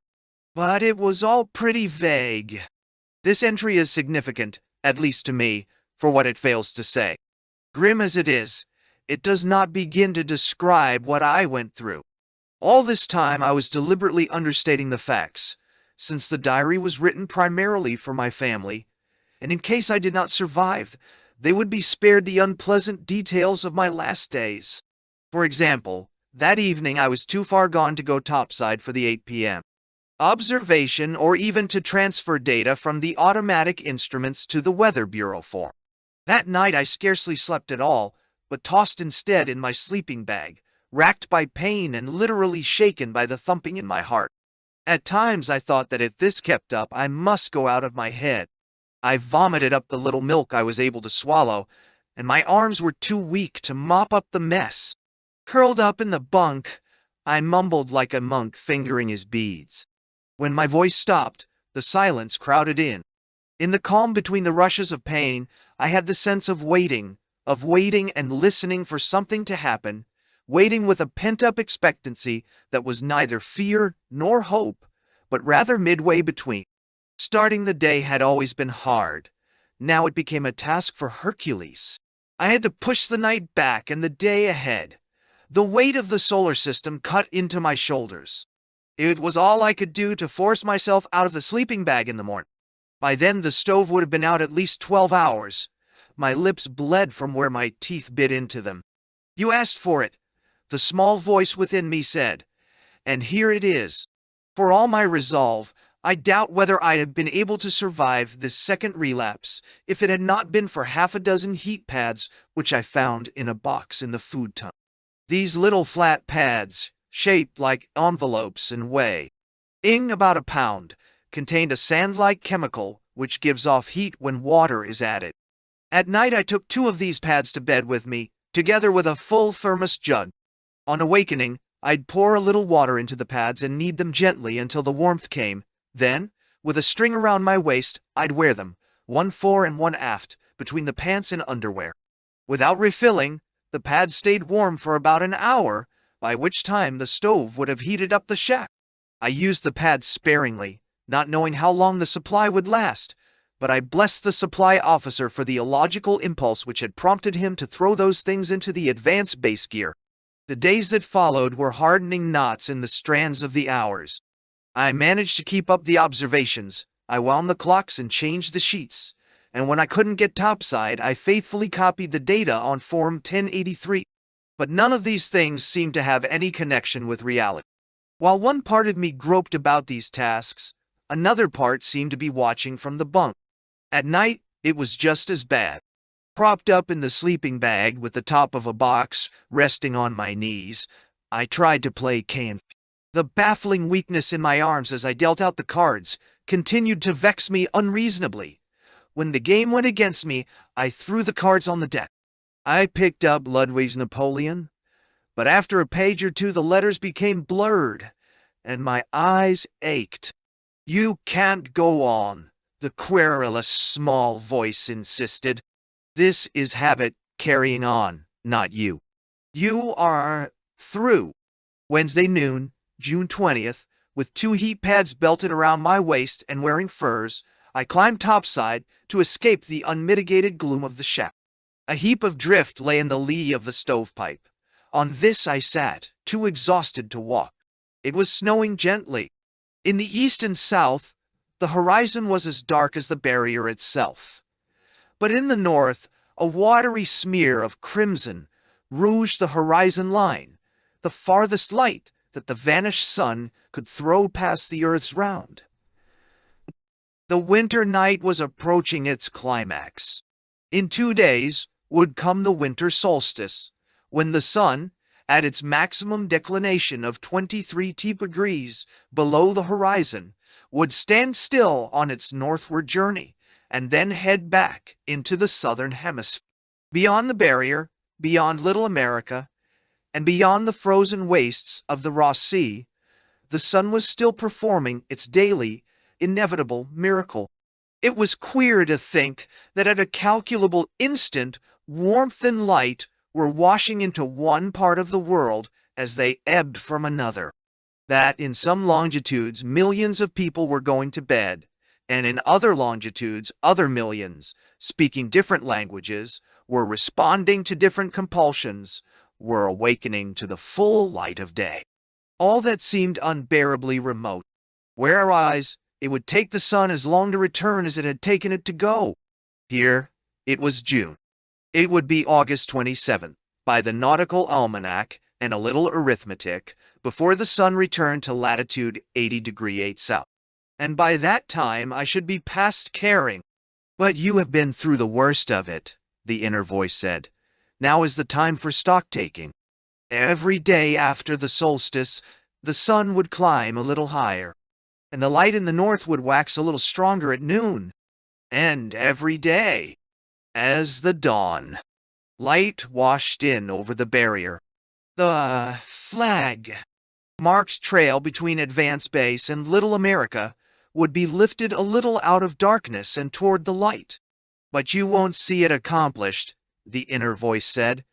yet something desperate within me denied the prophecy.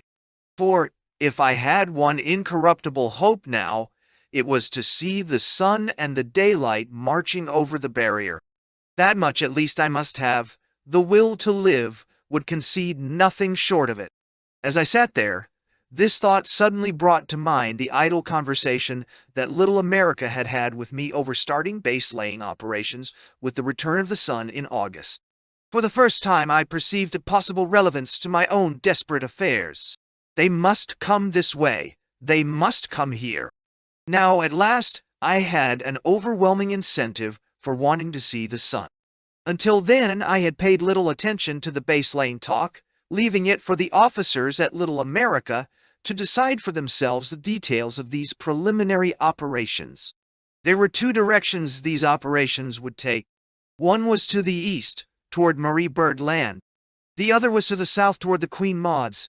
The second would carry them past my door, and since this was so, the conviction took root in my mind that I owed it to my family and myself to bring them here first, and at the earliest possible date consistent with safety. This was the only sensible attitude to take. The next day was scheduled day. When I talked to Little America tomorrow, I would give Poulter a carefully phrased directive, urging him to hasten preparations for the early journey, and yet phrased so carefully that he would have no reason to read any personal urgency into it. It had to be handled that way, or not at all. Having made this resolve, I went below feeling more hopeful than I had felt in nearly 4 months. In the diary that evening I wrote, "For the first time since the 16th I feel strong enough not to find writing a chore. The sun is a long way off, but October is a whole light year farther. If they will only change the radio schedule to the afternoon, my cup will be running over." Wow. In the morning, I met Little America on the dot. "Congratulations on the punctuality," Charlie Murphy said. "How come you were so curt with us last Sunday?" The directness of the question took me aback for an instant. Well, the truth would do no harm. I keyed a short message saying that fumes from the engine had made me feel rocky, and I had therefore decided to shut down until I could find out what was wrong. "Is everything all right now?" Charlie wanted to know. "Okay. Good. Thanks," I replied. Then, to disarm any possible suspicion, I gave him a brief report on how I averted monotony, a grim, and for me humorless digest of the tricks I had used in May, by then an eternity once removed. "Myself, I just count sheep by the millions," Charlie agreeably said. "And before I forget it, Tractor number 1 is having its coming out party tomorrow, if weather holds good. Poulter and Demaz are taking it for a short trial spin. That is, if we can muster enough hands to dig away about 50 tons of snow from the garage ramp so as to get the damn thing on the surface." My heart went up at that. "Have message for Poulter," I said. "All right, John is ready." Although I didn't know it then, Poulter was working in the radio shack, virtually at Dyer's elbow. The message was brief and matter-of-fact, giving as my reasons the depleted state of the expedition treasury and the consequent necessity of winding up our affairs as rapidly as possible after the arrival of the ships from New Zealand.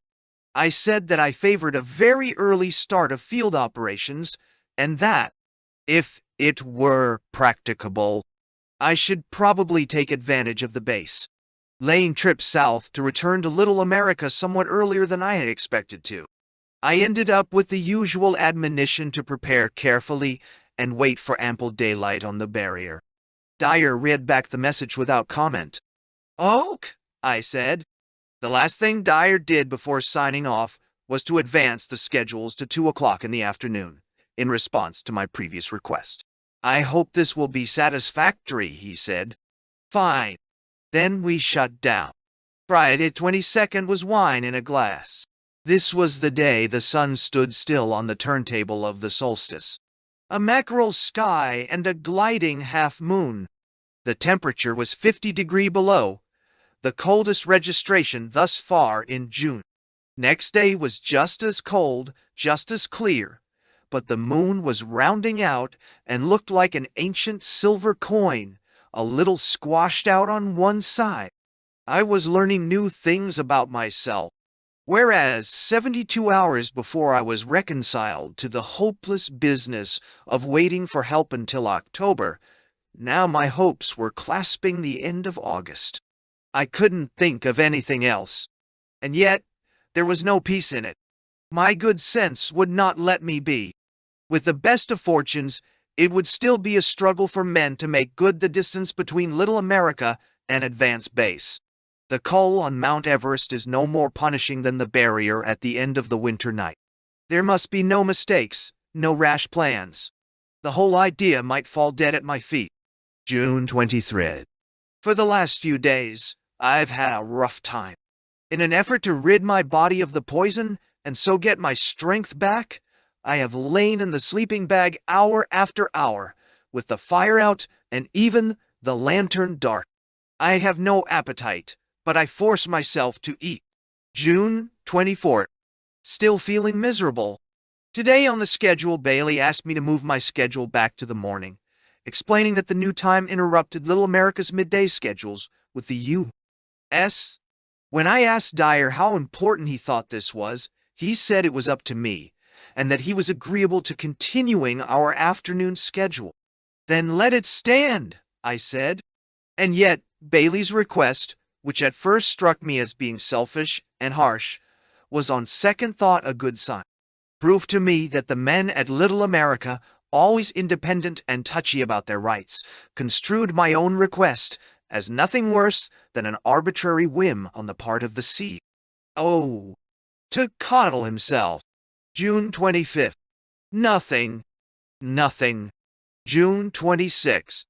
I've been counting calories and find that I average about 1,200 daily. Not enough. I should average about 2,500. This morning, for the sake of the extra calories, I melted a big chunk of butter into the hot, sweet milk. Supper menu tonight: dried lima beans, rice, and tomatoes, plus canned turnip tops, plus Virginia ham. I'm eating more nowadays, but my appetite is zero. June 27. Nothing, and yet there must be countless things to write about if I had the will to look. Next day brought news in plenty. I met the radio schedule on time.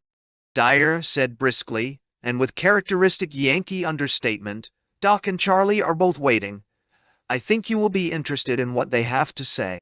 Tractor number 1, with Poulter himself aboard 2 days before, had made the trial run through a Munson arm and to the crest of High Barrier just beyond, approximately 11 miles south of Little America. Everything went very nicely, Poulter said. We sidestepped the crevasses and had no special difficulty following the trail. The flags are standing all right and don't seem to have been frayed much by the wind. Just about the time we'd have one flag abeam, the next flag would be showing up in the headlights. However, I may be able to throw together a makeshift searchlight, which ought to help a lot. Me. Then, without preliminaries, the senior scientist launched into a proposal of his own. It was that the meteor trip proposed earlier be extended to Advance Base in order to observe a meteor shower which was due early in August. 2 errands might therefore be disposed of in a single stroke by continuing on to Advance Base. He said the observations would benefit from the extended baseline, and the observers would have the protection of my shack. On my side, I could return with the tractor, if I wished to come, instead of waiting for the base laying expedition later on. The size of the party was still indefinite, but his first estimate was 5 men. Of these, 2 would remain a month at Advance Base and continue the meteor and weather observations. The present plan, Doctor, Poulter continued, was to shove off from Little America at the first clear spell between July 23rd and the 29th. At that time, the moon at midnight would be full in the south dead ahead, and the light of the sun would be strongest at their backs at noon. Poulter did not wish to leave much later than that, because the oncoming dawn would ruin the opportunities for continuous observations. But, on the other hand, neither he nor the other officers at Little America thought it would be wise to leave early. Besides, Demas estimated that it would require at least 3 weeks to complete the overhauling of the other 2 machines. It did not seem prudent to start out before they were available as a reserve. That was the story, presented as matter-of-factly as a meteorological summary. I couldn't believe the words striking like pebbles on the earphones. It was more like one of the hallucinations which had bedeviled me after the first collapse. But no, that calm, hesitant voice went on and on, discussing the various aspects of the journey, with a logic and reasonableness that couldn't spring from a fevered imagination. No such great good news was ever broken so unexpectedly. It flashed through my mind that if Poulter and Murphy, both men of rare judgment, wanted to make the trip, it could not be considered too hazardous at Little America. "This is their show, not yours," the inner voice said. "They want to come here on their own account, and you need have no shame." Then I heard Poulter ask, "Well, what do you think of it?" Though my hand was on the key, my mind was irresolute. "Wait a minute," I tapped out. No matter what happened, it would still be my show. The consequences of failure would still be on my head. And not knowing what to answer, I finally told him to make more trial runs and let me know the results. Yet, even as I said this, I knew deep in my heart that I should never have the will to refuse him. I had been through too much to cast aside any straw. Moreover, the consequences of this affair would involve more than my family and myself. I had had a huge debt and an expedition poised for a great task in the spring. If I went down, a frightful mess would almost certainly result. Not just because I, Richard Byrd, had died, as all men must die, but because with me would vanish the ephemeral tensions that held 100 men to a single cause.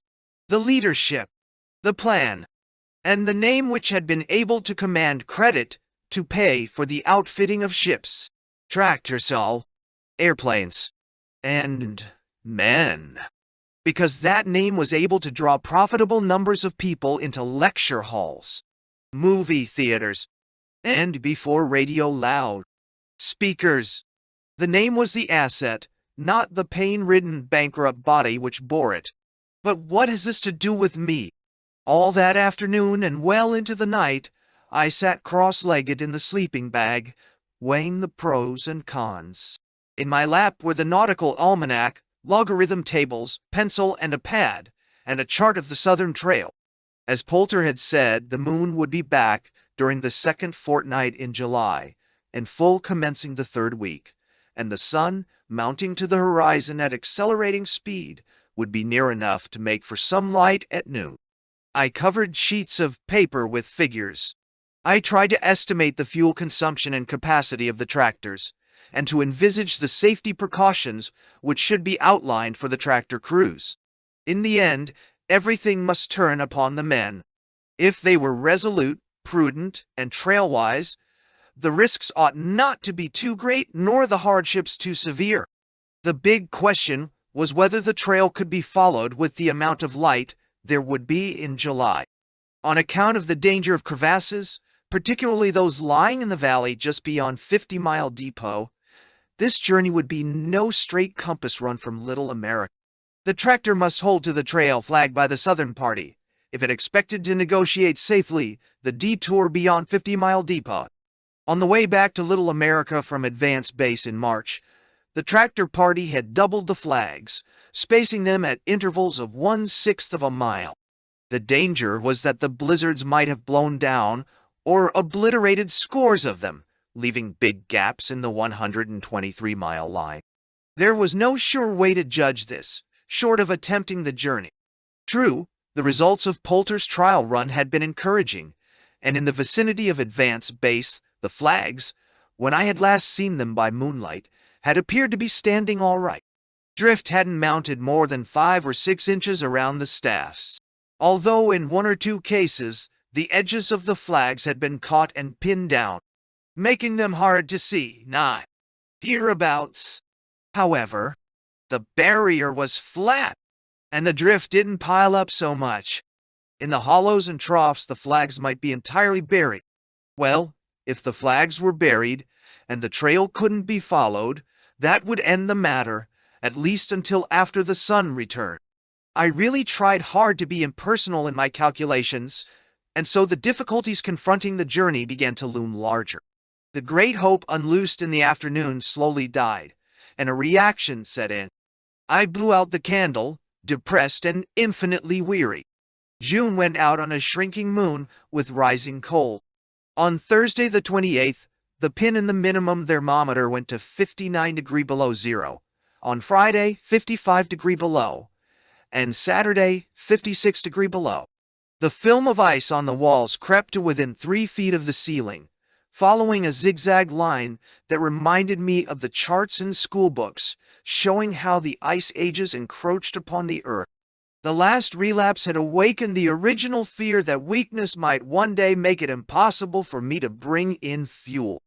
Now, in my stronger moments, I started to build up an emergency supply in the shack, filling all the empty food tins with kerosene. Most of these I stored in the corners of the room, and the overflow, covered with discarded undershirts to keep the snow off, was stored on the veranda, just outside the door. To provide additional containers, I emptied the big tins holding lima beans and rice. As for the beans and rice, they were dumped into a sack, a U.S. mail pouch of all things. Doubtless the supply officer had thought of that too. At midnight, the last hour in the last night of the longest month I have ever known, I started to turn June back behind the other sheets. Then I did a queer thing. I measured the sheet. It was 12 inches high by 14 inches long. The numerals, white blocks on a blue background, stood 1 inch high. Arl. Hislop, Limited. Engineers Supplies. Wellington, NZ. Said the legend, and down the sides were ranged in neat little frames the other months of the year. Even now, I have only to close my eyes to see in complete detail this calendar which confronted me, the first thing in the morning and the last thing at night, for 204 days. A white border ran around the edges. On this I had scrawled marginal notes. Barrels not full of fuel. Keep ventilator open, radio scheduler. The dates I filled the stove tank. But, whereas in April and May each day had been crossed off or blocked out with red pencil, in June fully half the days had passed without similar notice. What was a day in an eternity? July the 1st. Cold. July 1. It is getting cold again. 65 degrees below zero today by the minimum thermometer. I have a feeling that it is going to be a very cold month to make up for June. It was a great piece of luck that June was relatively so warm. I could not have survived otherwise. Now, when the stove is going, I keep the door cracked as wide as I can stand it. And, when it has been out long enough for the fumes to dissipate, I stuff rags, worn out shirts and underwear. To be exact, up the engine ventilator in the tunnel and into the intake ventilator, so that the tunnel and shack won't get too cold. As a matter of fact, I do without the stove anywhere from 12 to 14 hours a day. Believe me, it is a strain on the fortitude. Last night, I froze an ear in the sleeping bag. I'm worried about drift. Ever since I've been unable to attend to it, the drift has been deepening over the roof. This morning, when I went topside for the observations, I noticed how high the ridges were over the escape tunnel and the tunnels west of the shack. However, I may be able to do something about this before long. Advancing the radio schedules to the afternoon has been an immense help in bringing me back to my feet. With more time to prepare, the drain on me is not quite so heavy. Today's schedule, though tiring, did not knock me out as the others did. There was no news to speak of from Little America. Hutchison said that Charlie and John Dyer were out skiing, and that Doc Poulter was with the meteor observers. Lord, how I envy them the multitudinous diversions of Little America. even I suppose, as they must on their side, envy the people home with whom they chat on the radio. I sent a message approving the meteor journey, subject to its being made with full regard for its hazards. July 7. Wow. I've begun to read again. 2 chapters from the House of Exile, which I hope to continue with tonight. It's the best thing imaginable for me, takes me out of myself for a blessed hour or two. And tonight, also, I played the phonograph after supper, in a monastery garden. Die Fledermaus, Tales from the Vienna Woods, and The Swan. As I listened, the hope swept over me that I have a good chance to pull through. Unless another serious setback comes. Although still stupidly weak, I have made real progress the past week. The knowledge is exhilarating. July 13. Dead. Cold spell still holding, 62 below zero today. The ice is a foot higher on the walls. I have at last managed to get rid of a good deal of the frozen slop, which for the most part I've been dumping into the tunnel, just outside the door. Sitting on the rim of the hatch, I've been hauling the stuff topside with a bucket and line, and dumping it a little to leeward. Of course, this meant half a dozen trips up and down the ladder to fill the bucket. And I thought how wonderful it would be if I had a man Friday topside and had only to shout, "Take a strain. Friday, it's full." As it is, I have to sit down and rest after every trip. However, the job was well worth doing. The tunnels are much tidier. July 4th. I was greatly encouraged over finding myself able to level some of the drifts. Yet, I had to drive myself, for the temperature was in the -50s, and animal-like, I seemed to shrink instinctively from anything that hurts. It's odd that I should have changed so much. The cold never used to bother me. I rather liked it for its cleansing antiseptic action. But now I seem to have very little resistance. This afternoon, for example, I froze my nose rather severely, and in the minute or two I had my hands out of my gloves to attend to it, I nipped 5 fingers. It has been good for me to be outside. I suppose that I was in the air for nearly 2 hours altogether, though not more than half an hour at a time. The night is still very dark, but at noon the colors on the northern horizon had the hint of sunrise. The sun is now 12 days nearer. I have always valued life, but never to the degree I do now. It is not within the power of words to describe what it means to have life pulsing through me again. I've been thinking of all the new things I'm going to do and the old things I'm going to do differently if and when I ever get out of here. I hope that I won't be like the monk in the rhyme, which goes something like this. The monk when sick a monk would be, but the monk when well, the devil a monk was he. These were days of great beauty, shadowless days. Scarcely a cloud marred the sky. Looking upwards, I seemed to be able to see into depths which at home could scarcely be penetrated by a telescope. Once more I paced my walk, never far nor for long, but enough to take confidence from repossessing the wheeling constellations, the stars, and the opulent inventions of the aurora australis. In the steepening cold, the aurora flowered to perfection. For hours on end, the barrier was bathed in the cold white incandescence of its excitation. At times the sky was coursed by a great luminous stream, 100 times broader than the Mississippi. At other times it was made up of scattered petals of pale light, which I like to think of as windflower. And the glow in the ventilator was like the reflection from a forest fire. Times when the temperature was in the -50s or 60s, a wind would come rustling out of the cold, edged with a breath so sharp that it fairly sliced the skin from the face. Turn, twist, and wriggle as I might, I could never elude its numbing clasp. Maybe my toes would first turn cold, and then dead. While I was dancing up and down to flex them and restore the circulation, my nose would freeze, and by the time I had attended to that, my hand would be frozen.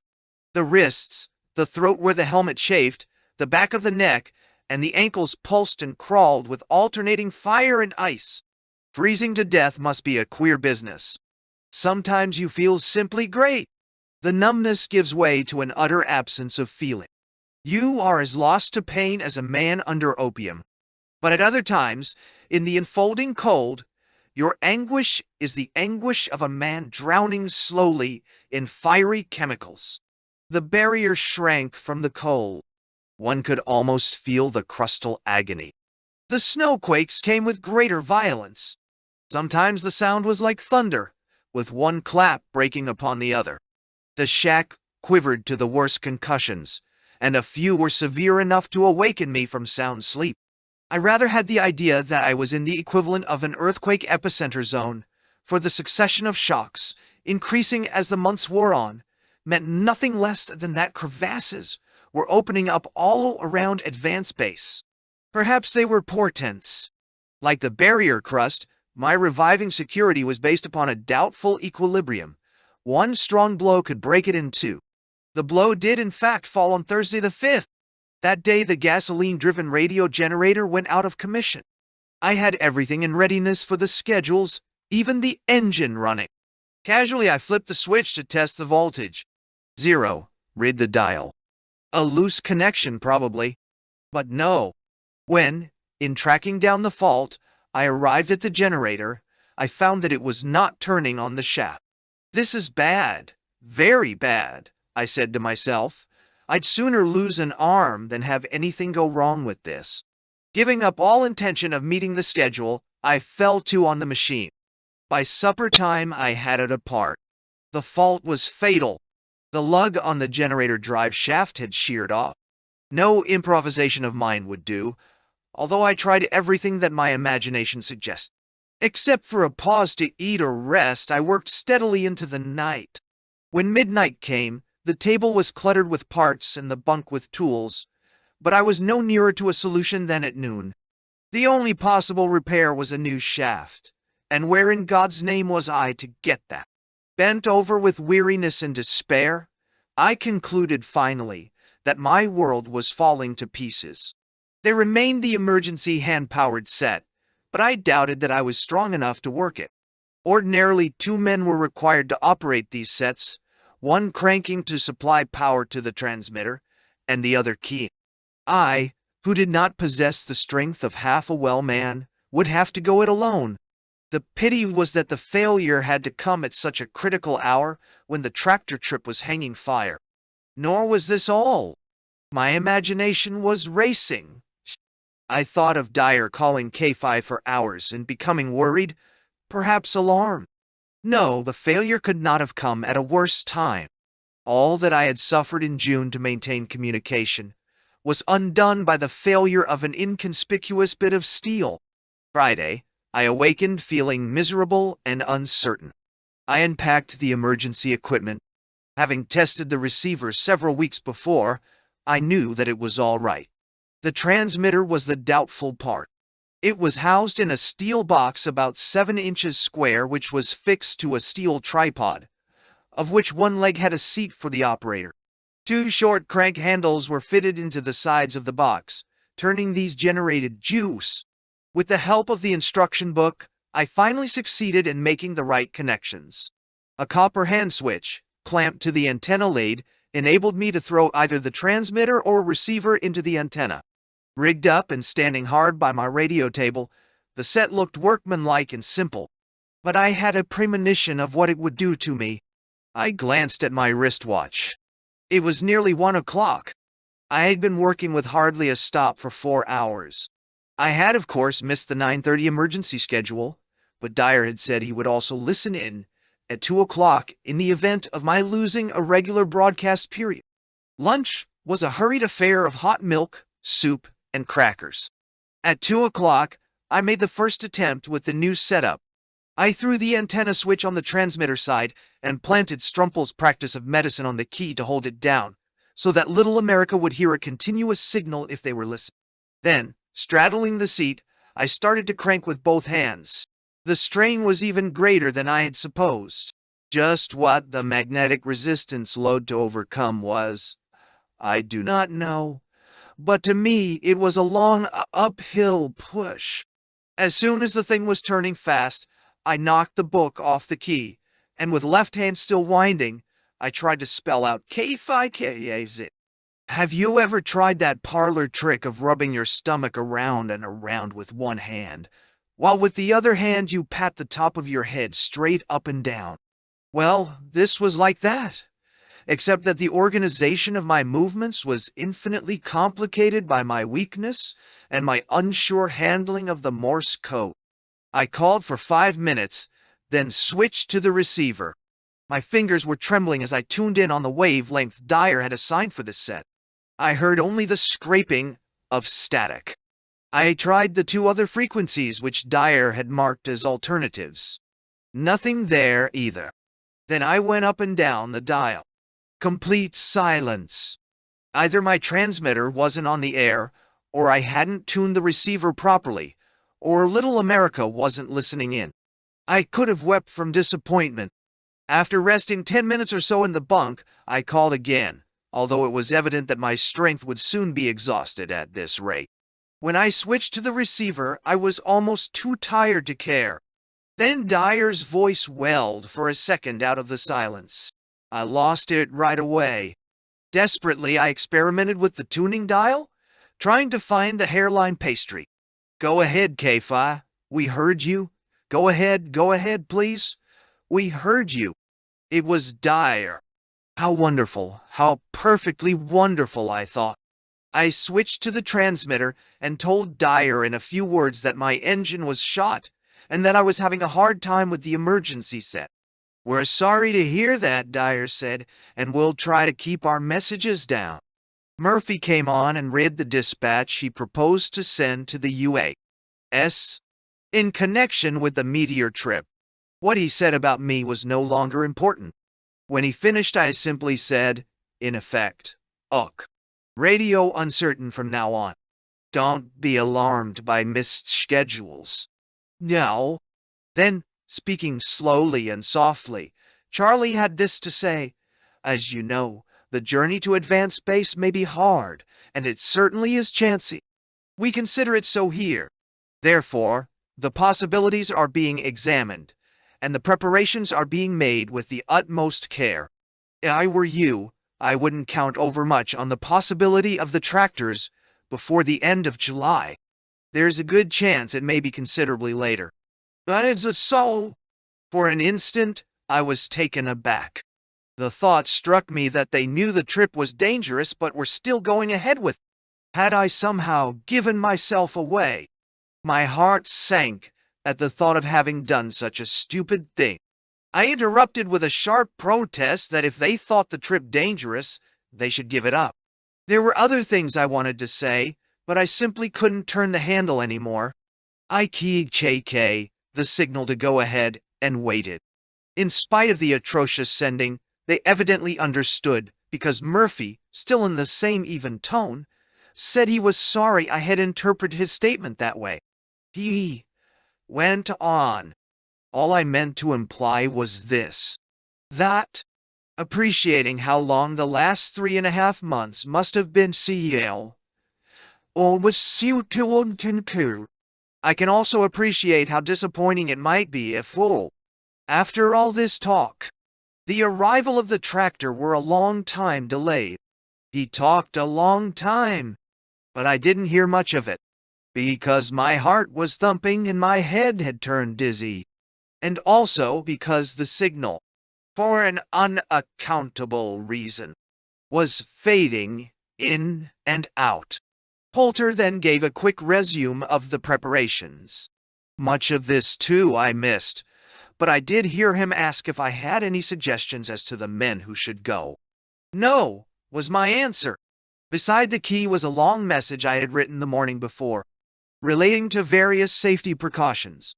The need for a big fuel reserve for the tractor, face masks for the men, fur gauntlets, and a suggestion that 2 complete sets of rations and camping gear be carried, one on the sledges towed behind and one in the tractor cabin, as protection in case one or the other fell down a crevasse.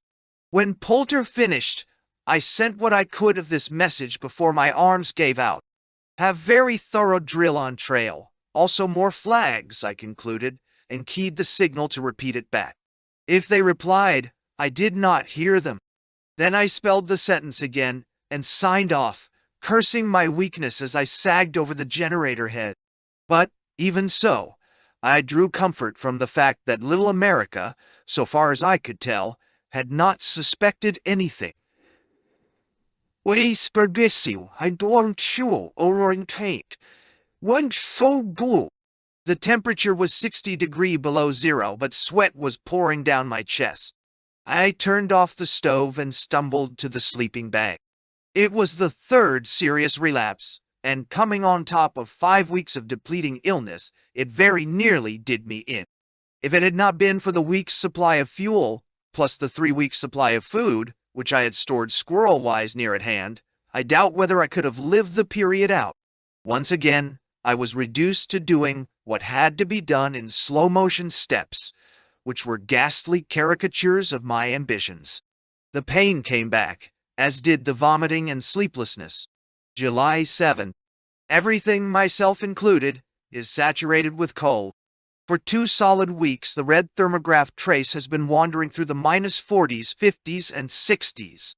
A moment ago, when I turned the flashlight on the inside thermograph, the pen was edging past -65 degrees. The ice over the skylight is fanning out to meet the ice on the walls, which has risen level with my eyes. I hope, fervently, that the cold will let up, for I simply must have more warmth, even at the expense of less ventilation and more fumes. I am still in wretched condition. My brain seems unspeakably tired and confused. Last night was agony. This morning was one of my worst. The gloom, the cold, and the evenness of the barrier are a drag on the spirits. My poise and equanimity are almost gone. This new setback reminds me of the one that followed that attack of typhoid fever, which I contracted in England during the midshipman cruise. For weeks I ran a high temperature. Then it subsided to normal. The day I was slated to receive solid food, and I was famished, I suffered another relapse, so I had the whole siege to endure again. And now, as then, I am facing another illness with a weakened body and mind. Today I missed another radio schedule with L.A.I. I called and listened for at least half an hour, which was as long as I could stand. No luck. Then, on the chance that they could hear me, I broadcast blind. Can't hear anything? Receiver out of order. Okay here. Okay. The whole business was disheartening, and I was teetering on the thin edge of oblivion. Wafted in by the prevailing southerlies, the cold clamped down on the barrier. From that day to and through July 17th, the minimum daily temperature was never higher than 54 degrees below zero. Much of the time, it was in the -60s, and on the 14th reached 71 degrees. Frost collected inside the instrument shelter like moisture on the outside of a mint julep. The air at times was alive with ice crystals, precipitated in a dry, burningly cold rain. In a sense, I could almost see the cold fall, for whenever I opened the trapdoor, a thick fog formed as the super-chilled air from the barrier met the warmer air in the tunnels and the shaft. Even when the stove burned 15 and 16 hours a day, it did not throw off enough heat to melt the ice crawling up the wall an inch a day. The ceiling was half covered with crystals that seldom thawed, and meanwhile the glacial film mounted on the walls until at last it met the ceiling on every side except the west, where the heat from the stove stayed the creeping advance. In spite of the fire risk, I left a lantern burning under the register night after night to keep the batteries from freezing. All this time I lived on the food which was stored under the bunk and on the shelves. It was an uninspired diet. Klim, Eskimo biscuits, tomatoes, canned peas, turnip tops, rice, cornmeal, lima beans, chocolate, jelly, preserved figs, and I still had some of my mother's wonderful ham. While these dreary things contained adequate nourishment, I did not concentrate on them for this reason alone. It was simply impossible for me during this bad time to prepare anything more complicated. Even after the canned stuff had stood for hours near the stove, I often had to break it out with a hammer and chisel. My fingers were burned raw again from touching cold metal. No matter how much food I forced into my stomach, or how much clothing I wore, it seemed impossible to revive the heat-generating apparatus of the body. One night, when I felt up to taking a bath, the first in a week, I was horrified to find how close I was to emaciation. My ribs showed through the flesh, and the skin sagged loosely on my arms. I weighed 180 pounds when I went to advance base. I doubt if I weighed more than 125 pounds in July. July 9. I've been feeling like a joke without a laugh, or, more apt, like a tortoise on its back. This damnable eveness is getting me. It has been impossible to read or wind up the phonograph lately. I must pull out of it somehow, and the only way I can do it is by invoking help from my faith, which I depended upon last month. For I have lost almost entirely the inner peace which I had almost achieved then, and which I know pulled me through. I must somehow win this inner harmony back. Somewhere I must have got off the track. July 10th. And why? Because of the continued cold, I have had to keep the stove going so much that I fear I'm getting a heavy dose of fumes. I know the symptoms well by now: aching eyes, head, and back. It's hard to tell which hurts me more, cold or fumes. I've learned a great deal from trial and error, but I'm still uncertain as to what is the sure middle course between the two.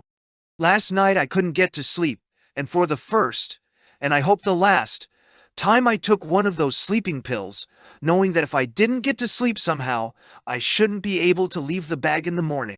I've been very weak all day, and the pill must be to blame. July 11. No, I was at low ebb last night. My brain was not only tired but confused. The thirst for light was so intense that in spite of my resolve I finally lighted the pressure lantern and drank in its bright light for half an hour. It was almost like seeing sunlight again, for the gloom went out of the corner, and there was a respite from the everlasting dimness and flickering. The trouble with me, I have decided, is that I've been thinking words without feeling their meaning, that I've been repeating my convictions about the universe without feeling their significance. That is how I have wandered from the track. If I could feel as well as assert the truth, I should regain inward peace. What made it even harder was losing contact with Little America. Monday the 9th I listened in on the emergency schedule, but heard nothing. This was also true of Tuesday. I gave up calling. The cranking took too much out of me. Clearly the fault lay with my own apparatus. Every day, hours on end, I fussed with the receiver and transmitter. If I had this set apart once, I had it apart half a dozen times. I pored over the instruction book and the handy guide covering minor adjustments, which Dyer had prepared for me. All that I could find wrong with the transmitter was a loose connection. On Thursday the 12th, I heard Dyer calling, very faintly. I tried to reach him. Heard you. Have had radio trouble. Come in, I radioed, and in my fanatic eagerness I actually spoke the words. But the code was as futile as the words.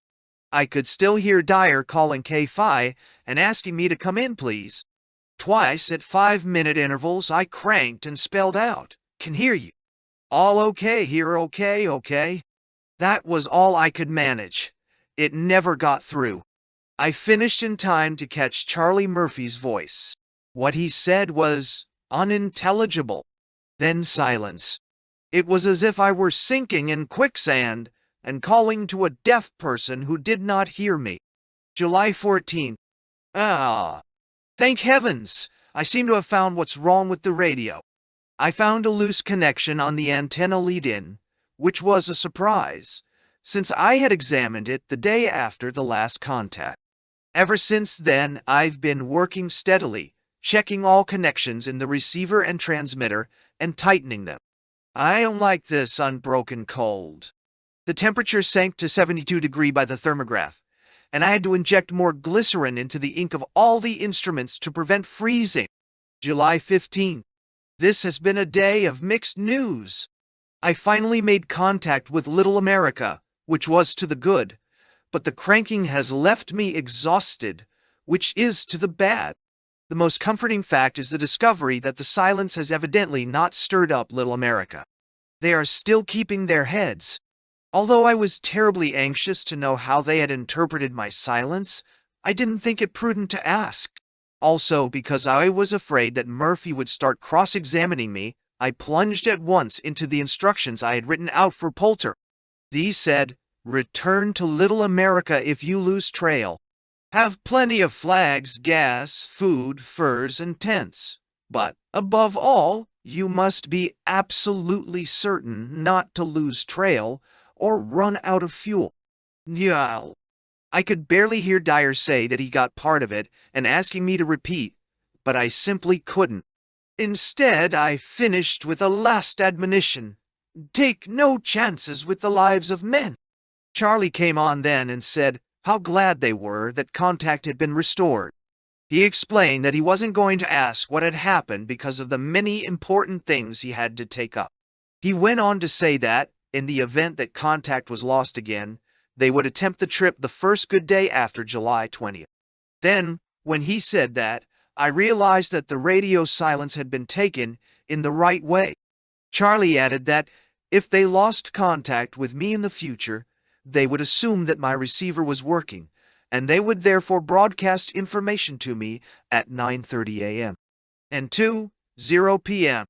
As he finished, I heard him say something about the anemometer pole which was incomprehensible. When the signal came up, Poulter was talking, carefully and deliberately, as he usually did. The party, he said, would consist of himself, Waite, radio operator, and Skinner, driver, plus Peterson and Fleming, the last two to remain at advance base as observers. He expected no great difficulty in navigating the trail, but suggested, nevertheless, that at noon on the days following the start, I fire a can of gasoline which would serve as a beacon. Harold June talked a little while about the problems of the trip, but I could make out very little of what he said. And when he was done, Murphy summed up, repeating himself many times to make sure I understood. What he said, in effect, was that the first attempt was considered experimental, that it was definitely understood no undue risks would be taken, and that if conditions were unfavorable, Poulter would return to Little America and wait for better light. "So we'll look for you on Thursday as usual," he concluded, "and twice a day thereafter at the given times." All of which was decidedly reassuring. I tried to frame an acknowledgement, but my strength was drained dry. Dyer was asking me to repeat as I signed off. Even now, after 4 years, the whole business sounds fantastic. I was lying because there was nothing else for me to do. But at Little America, they were lying too. The difference was that they were coming to suspect that I was lying, and even as they divined that I was concocting a fiction to mislead them, so they in turn concocted their own brand to mislead me. It seems that sometime in the last week in June, Charlie Murphy began to feel that something was wrong at advance base. He had nothing tangible upon which to hang his suspicions. Nothing but my imagination and intuitions, and paradoxically the absence of news from you, as he put the matter later. But the suspicion was there, and sitting at the other end of the radio channel, watching my messages take shape on Dyer's typewriter, he was like a doctor with a finger on a man's pulse. The loss of communications in July gave Murphy's suspicion something tangible to feed upon, and they grew as he noted my floundering with the houndering, crank set, the all but unintelligible code, and the long waits between the words, which to him were not easily explained except by physical weakness. However, the rest of the men at Little America refused at first to take him seriously. It was argued that he was no psychic, and that my deficiencies with the radio were only to be expected. Yet, this notwithstanding, the idea that I was in trouble would not be downed in Murphy's mind.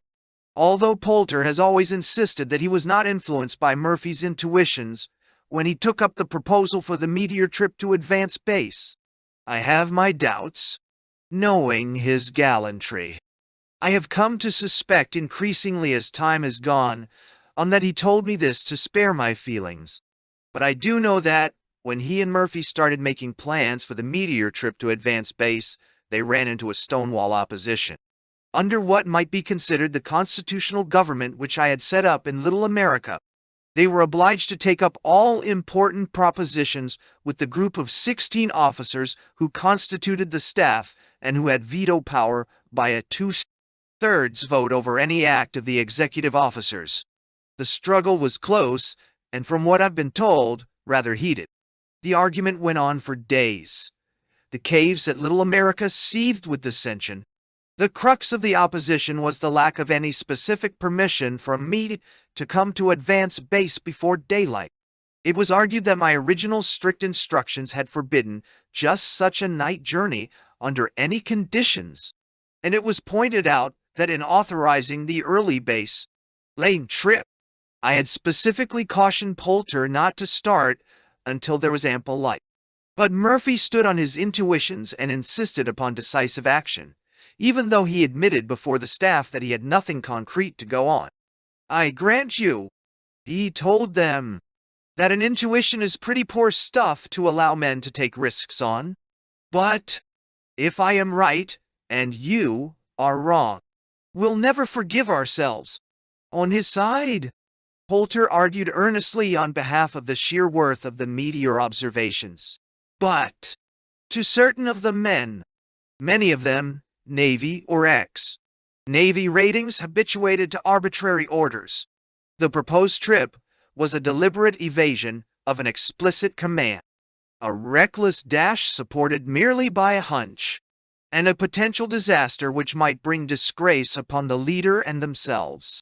If, as they surmised, this was to be a relief journey, common sense and the leader's instructions required that the man supposedly in need of assistance first be asked directly whether he needed.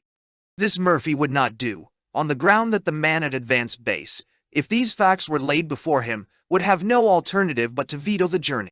His argument was that they could do two things in one throw: provide Poulter with the baseline he needed for his observations, and at the same time, find out whether I was all right.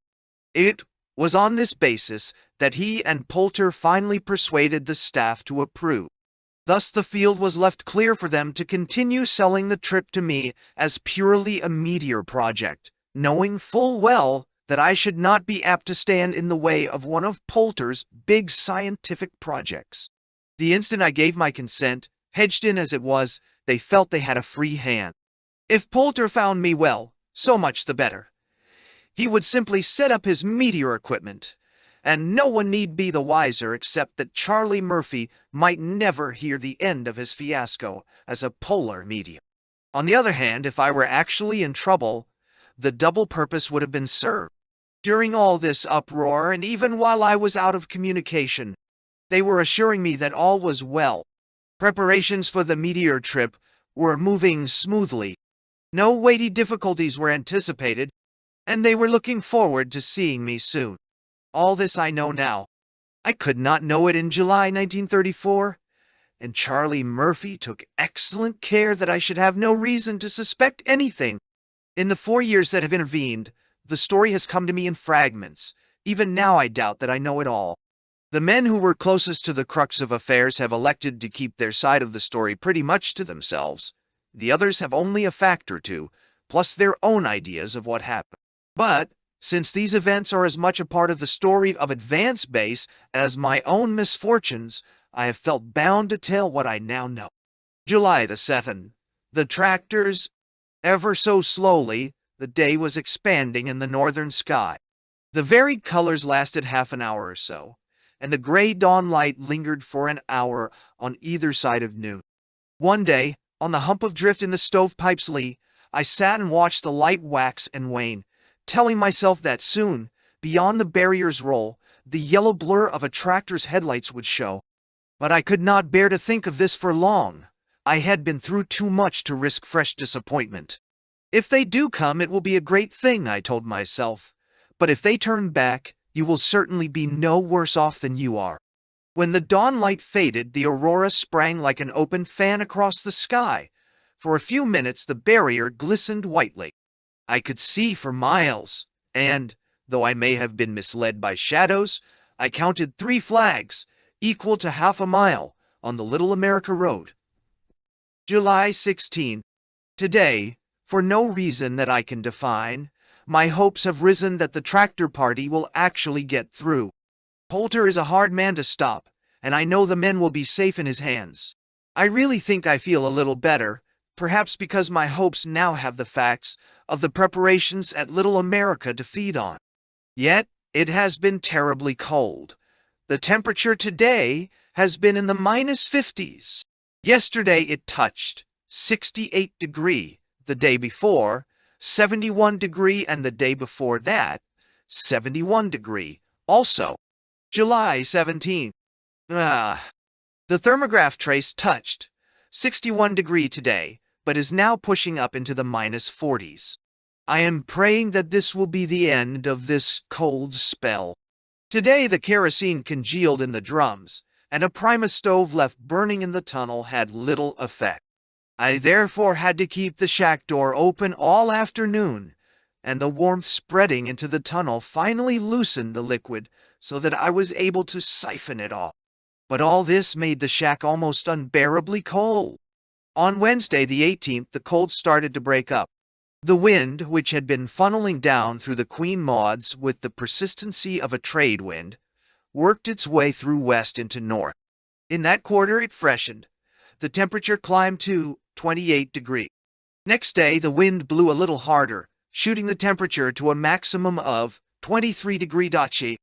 I welcomed the change, because the breakup of the cold, though certain to be brief, promised well for the tractor party. However, it was a mixed blessing, for the winds which brought warmth also brought drift, adding to the difficulties of navigation. Indeed, Little America informed me in the afternoon over the radio schedule that a blizzard was wailing the camp, and the visibility was 0. However, the meteorologists were forecasting that it would soon blow itself out. Weather permitting, Murphy said, the tractor will put out at 6 o'clock in the morning. So, he asked me to stand by for a weather report at that time. Can you make it that early without an alarm clock? He asked. Think so. Is there anything you want them to bring out? Yes, bromide of sodium, cod liver oil, glucose. Well, we'll see how the southern mail works out, Charlie said. Incidentally, Poulter is taking along 3 months' rations, and he has made for himself a really ingenious searchlight out of scrap metal. As before, it was difficult to hear. Even with the most delicate adjustment, I was lucky to catch more than 2 words out of 4. The fault, as I discovered long afterwards, lay in a loose connection deep within the maze of wiring of the receiver. Consequently, I had to ask them to repeat many messages, just as they had to ask me to repeat mine. I was fagged out from the cranking. It was all I could do to pump more than a word or 2 at a time. I had to ask them to wait while I rested. Sorry to make you crank again, Charlie said. Thrashing around for a plausible explanation, I remembered how I had injured my arm late in March. He knew about that. Have bad arm, hard to crank, I told him. Very bad, he wanted to know. No, but bothersome cranking. Just before we shut down, a change was made in the future schedules. Commencing at noon next day, Friday the 20th, Little America would broadcast progress bulletins to me every 4 hours. Although they would listen, it would not be necessary for me to reply unless I had instructions to give. Dyer's closing contribution was a time tick, which he had picked up just a few hours before from Arlington. What with the excitement over the start, and the fear that I might not wake up in time for the 6 a.m. schedule, I scarcely slept that night. Before turning in, I filled the thermos jug with water and tucked it and the 2 remaining heat pads in at the foot of the sleeping bag. The realization that in a few hours men would actually be starting from Little America made me forget the pain. I wrote in the diary, "This is such wonderful news that I can't seem to grasp the fact that I am actually about to see people again. For there have been many times when I was convinced that I hadn't the slightest chance of seeing a human being again. And the auspicious fact is that the weather has turned warm. It is a good omen. The red trace has swung up to the -30 degree line. For once, everything seems to be breaking in the right direction. All this makes me feel as if I had had a shot in the arm. But there is no denying that I am still very, very weak. Now, Some time afterwards I fell asleep. It was 5:30 by my wristwatch when I awakened. At that hour I had little will and less strength. But somehow I managed to chivvy myself out of the sleeping bag into my clothes and up the hatch. A puffy norther, freezing to the touch, surged across the barrier, but the sky was marvelously clear. A good omen, which was substantiated by the rising barometer.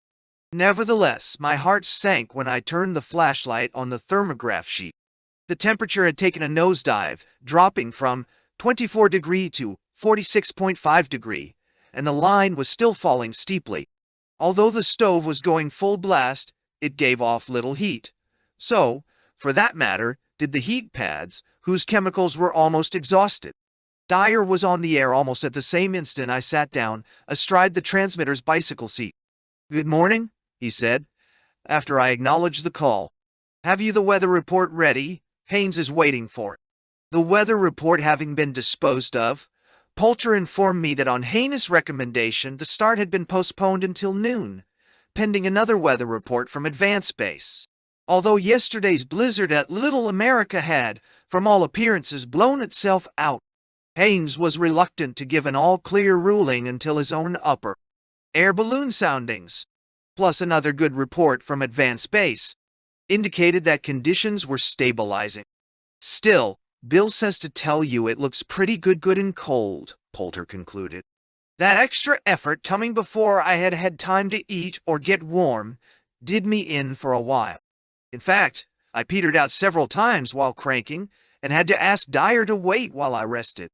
The hot milk and cereal which I had downed for breakfast came up in a retching spasm before I could reach the tunnel. It made a vile mess. I retreated to the bunk to wait for noon. The hours dragged. By the storm lantern's light, I could see the thermograph trace falling, steadily falling.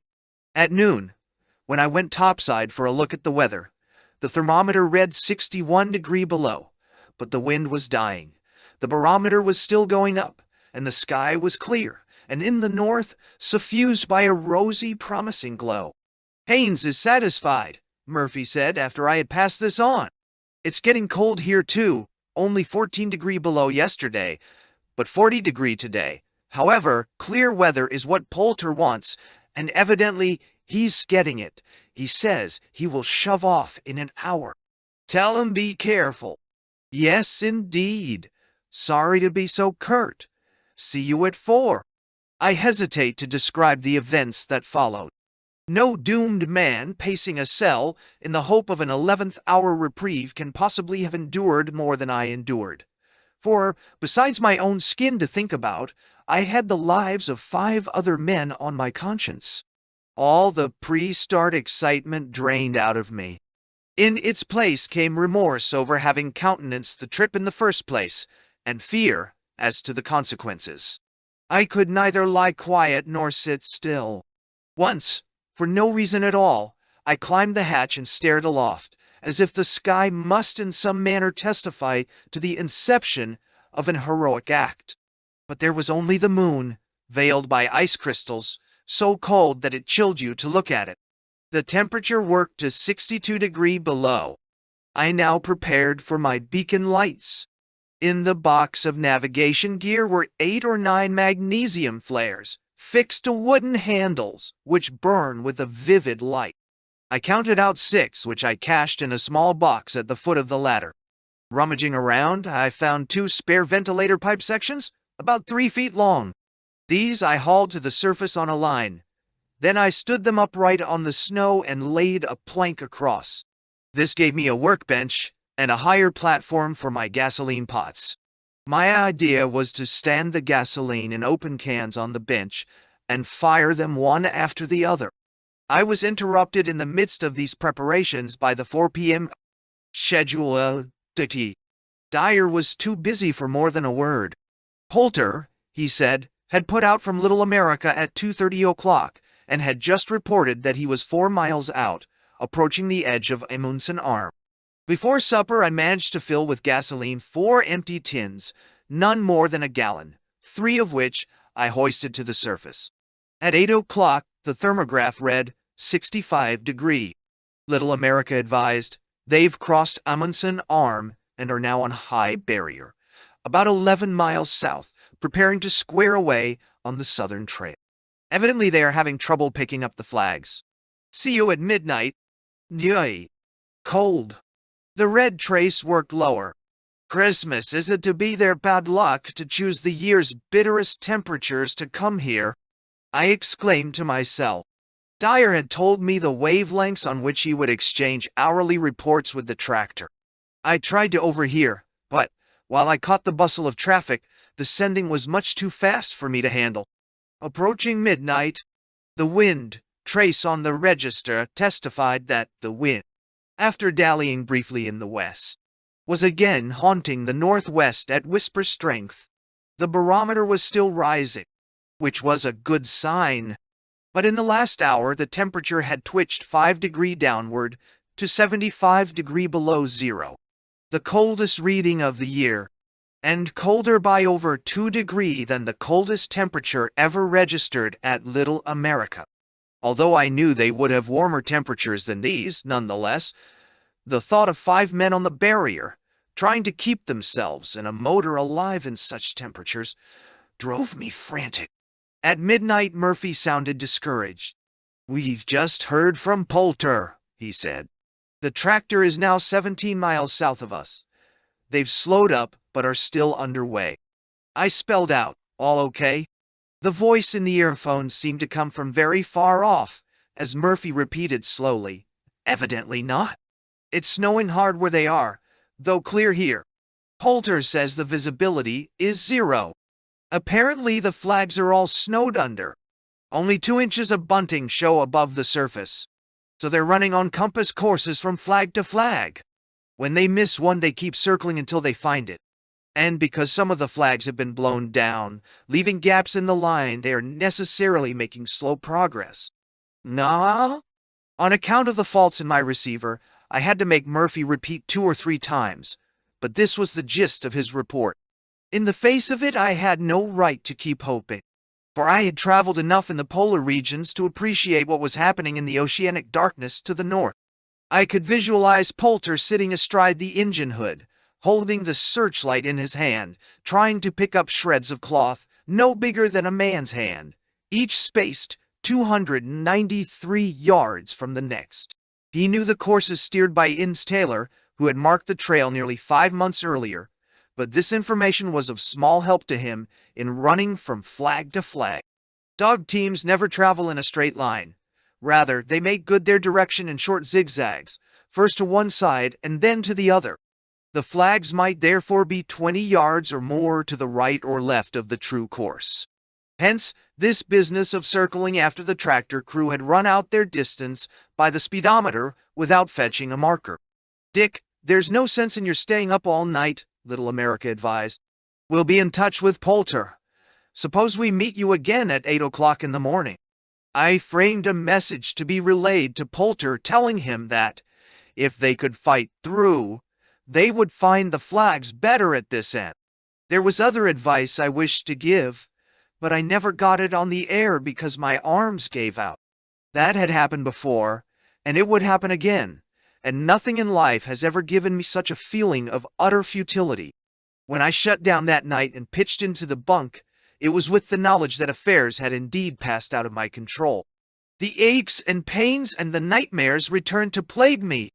On Saturday morning, after a dreadful night, I seemed again to be suspended in that queer, truncated borderland between sensibility and unconsciousness. It was all I could do to get up. When I threw the light on the thermograph, I saw that the red trace had twitched past 80 degrees below zero at 3 o'clock in the morning and had not risen. The boric acid which I used for washing out my eyes had burst its bottle. Even the milk in the thermos jar was frozen, and that part of the wall behind the stove, which until then had resisted the rise of the ice, was now covered with the white film. The skin came off my fingers as I fussed over the stove. I was too weak to stay on my feet, so I slumped into the sleeping bag. When I aroused, the time was nearly noon. I had missed the first radio schedule. At noon, and again on the 2 o'clock emergency schedule, I tried to regain touch with Little America. All I heard was the scraping of static.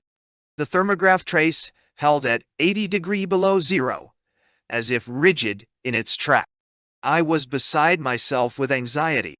At 4 o'clock, when nothing came out of my third attempt to raise the main base, I broadcast blind. Poulter, if still on the trail, returned to Little America.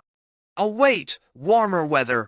Dyer did not hear it, but I had no way of knowing. My stomach would hold down nothing but hot milk. Most of the time I was screwed up in the sleeping bag in a kind of daze.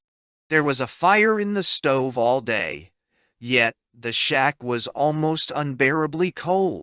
In the evening my senses revived. My eyes were smarting and running water. My head ached, and so did my back. And I realized that the room must be filling with fume. So I forced myself out of the bunk to do whatever could be done. The outlet ventilator was nearly solid with ice, which I chipped out with the spiked stick. The stovepipe, when I put my hand on it near the top, was cold, so it was clogged as well. And, realizing that I must somehow insulate it, I poked around in the veranda until I found a strip of asbestos. With this in my hand, and a piece of string, I climbed topside. The inside thermograph tracing showed 82 degrees below zero, so cold that, when I opened the hatch, I couldn't breathe on account of the constriction of the breathing passages. The layer of air next to the surface must have been at least 84 degrees below. Anyhow, I had to duck into the shack to catch my breath. Armed this time with a mask and holding my breath until I was out of the hatch, I started again for the stovepipe. Out of the corner of my eye, I could see the ventilator spouting like a broken steam line. I tried not to look northward, knowing that I must only be disappointed. Nevertheless, I did, on the chance that the tractor's headlights might be topping a distant rise. A wavering light set my blood pounding, but it was only a star on the horizon. Except for a pale arc of aurora in the northeast quadrant, the sky was absolutely clear. I was glad of that for the sake of the tractor party. At least they could see. But wherever they were, I told myself, nothing mortal could travel for long in such cold. My lungs seemed to contract with each breath, and the spent air exhaled through the vent in the mask pinged and crackled. A queer thing happened. I was on my knees, crawling. In one hand I had the flashlight, and on my back the asbestos. Halfway to the stovepipe, everything was blotted out. I thought at first the flashlight had gone out from the cold. But when I looked up, I could not see the aurora. I was blind, all right. The first thought was that my eyeballs were frozen. I groped back in the direction of the hatch, and presently my head collided with one of the steel guys anchoring the anemometer pole. I crouched there to think. I felt no pain. I took my gloves off and massaged the eye sockets gently. Little globules of ice clung to the lashes, freezing them together. When these came off, I could see again. But meanwhile, the fingers of my right hand were frozen, and I had to slip the hand down into the crotch to warm them. I was a longish time wrapping the asbestos around the pipe. My mittened hands were clumsy and unsure. The pipe, I noticed, was choked with ice. The only opening was a little hole not much bigger than my thumb. Before I was done, my eyelashes froze again. This time I nipped 2 fingers of the left hand. In my hurry to get out of the cold, I slid, rather than climbed, down the ladder. When I removed the mask, the skin came off my cheeks, just below the eyes. I was half an hour bringing life back into my fingers. It returned finally with hot rushes of excruciating pain. Weary as I was, I did not dare turn in without trying to get rid of the ice in the stovepipe. To start the thawing, I filled a soup can with meta tablets and played the flame up and down the sides of the pipe, thus supplying additional heat which the asbestos held. After the water started to run, the heat of the stove was enough to keep the flow going.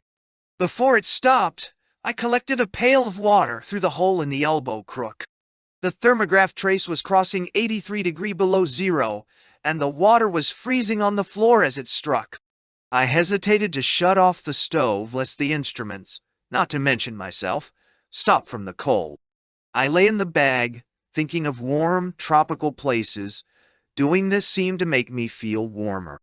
After a little while, I got up and turned off the stove. Sunday the 22nd, I was nearly frantic with anxiety about the tractor man.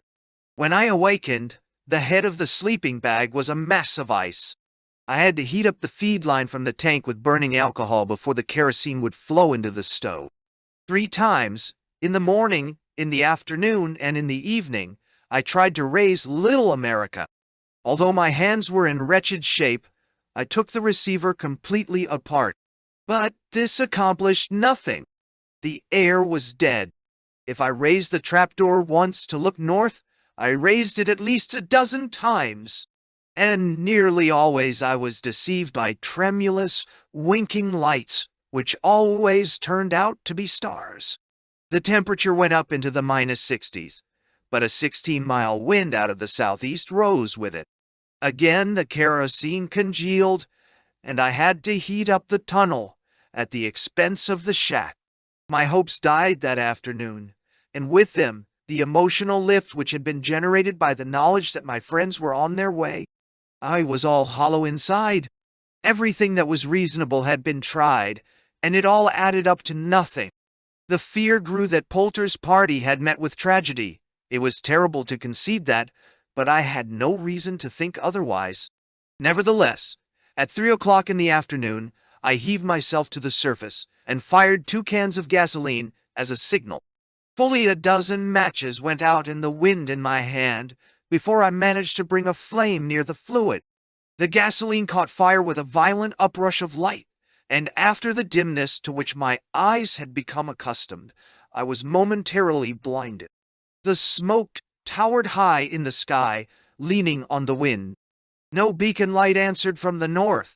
Later on, I set off a magnesium flare which I lashed to a bamboo pole and held aloft.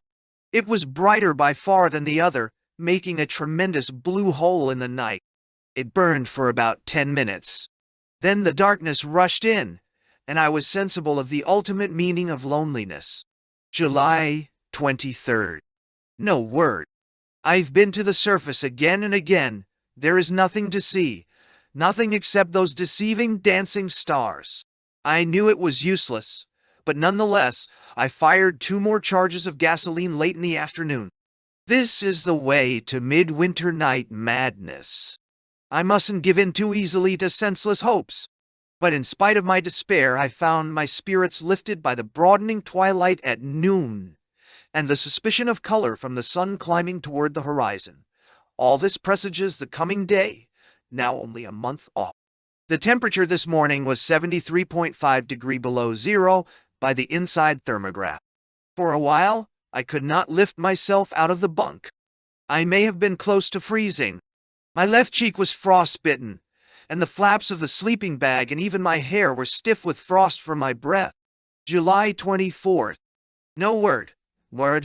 I wish to God I knew where Poulter is. I'll never forgive myself if anything happens to him. It's blowing and drifting fairly hard from the southeast, but the temperature is easing through the -50s and 60s. July 25th. Nothing but wind and more snow. I've had the radio apart again, yet I hear nothing. Sometimes I tell myself that this is so because there is nothing to hear, that a disaster has overwhelmed Little America and struck its radio dumb. This can't be. I record it only as a reflection of the state of my mind. On Thursday, the 26th, it was still snowing and blowing and drifting, but the wind, after being anchored for 3 days in the southeast, began to let up. One good thing came out of it. The inrush of wind dissipated the cold, and the thermograph trace climbed into the -teens, which was the warmest level in 32 days. Wherever Poulter and his men were, I told myself, they must be grateful for this lead-up. Twice that morning I listened for Little America. It was no use. I sank down in the bunk, with 2 candles burning, watching the drift sift down the stovepipe, hissing and melting as it touched.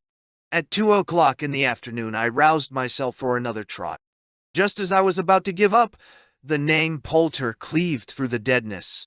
With fingers trembling I adjusted the receiver. Then A mumbo-jumbo of words came through, distorted by static. I recognized Charlie Murphy's voice. He was evidently speaking with great deliberation and repeating his sentences 2 or 3 times. I hardly dared to breathe lest I miss something. From fragments I was able to piece together a picture of what had happened to the track. On the morning of the 3rd day, Poulter had reached 50 Mile Depot on the edge of the Valley of Crevasses. But on the jog eastward, following the detour, he had missed the flags entirely. Unable to proceed, he had finally turned back to Little America in obedience to my instructions not to continue if they lost the trail. From the frequent references to wind, I judged that halfway back a terrific blizzard, actually a hurricane as Poulter described it later, had caused them to heave to. They waited a day, then made good the retreat. Nevertheless, Poulter was even then preparing for a second attempt. Actually, this was the right of it, but in the confused state of my mind, I couldn't be sure. I tried to break through and intercept Dyer. I cranked out the call letters, but my arms gave out after a few turns, and the room went black. I became sick at my stomach, throwing up the cereal which I had eaten at breakfast. I gave up then, for there was nothing left to fall back on.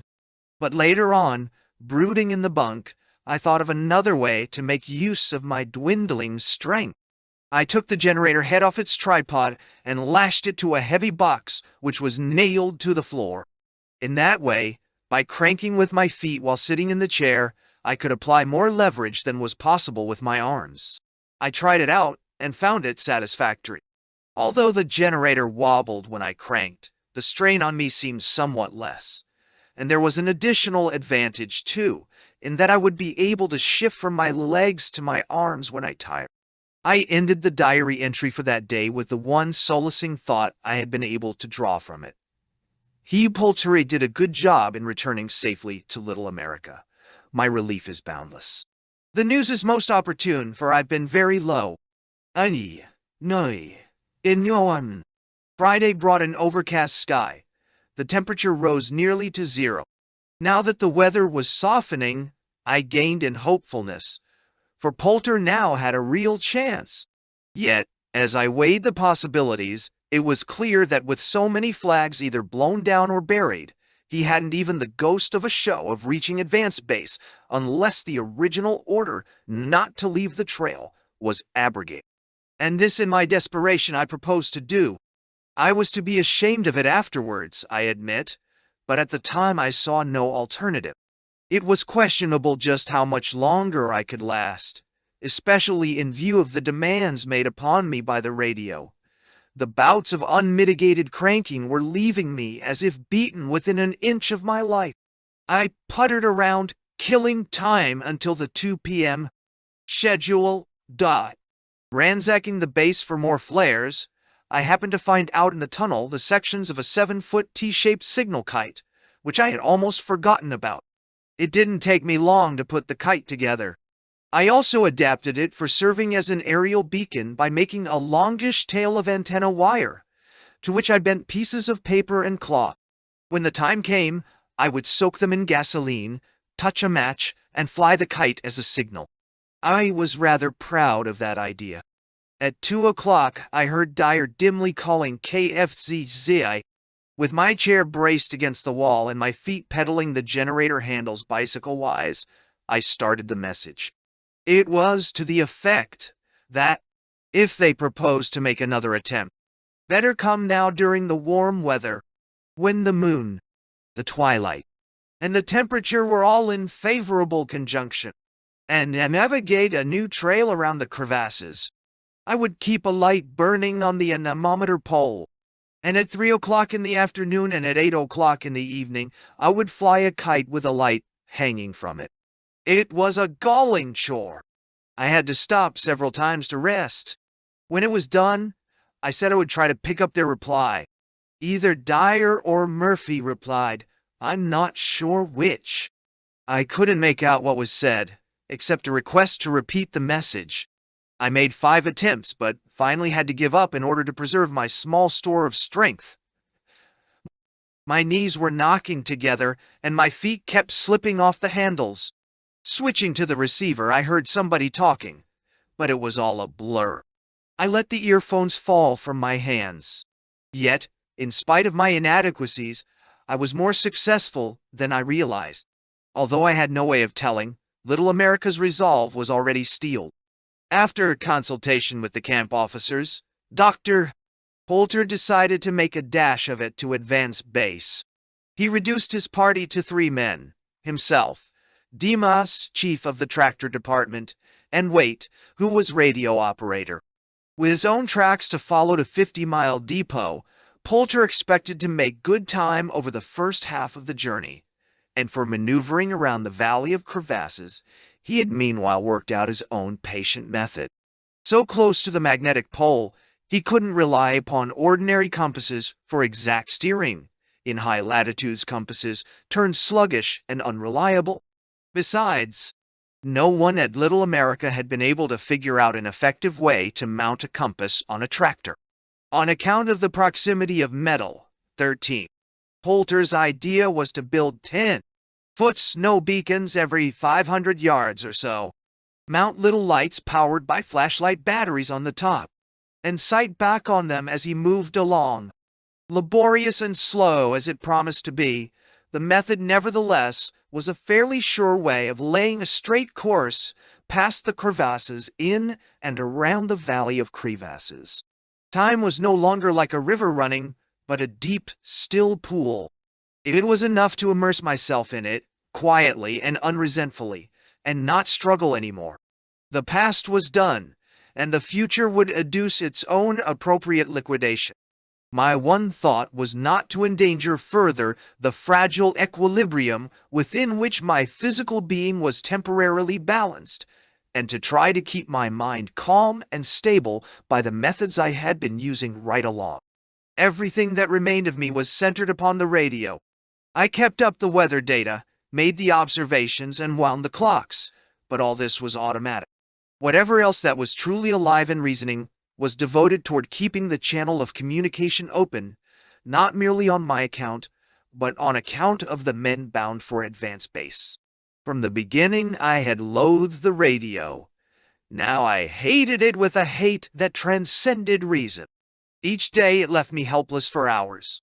If I had smashed it with a hammer, as I was more than once tempted to do, I might not have suffered nearly so much.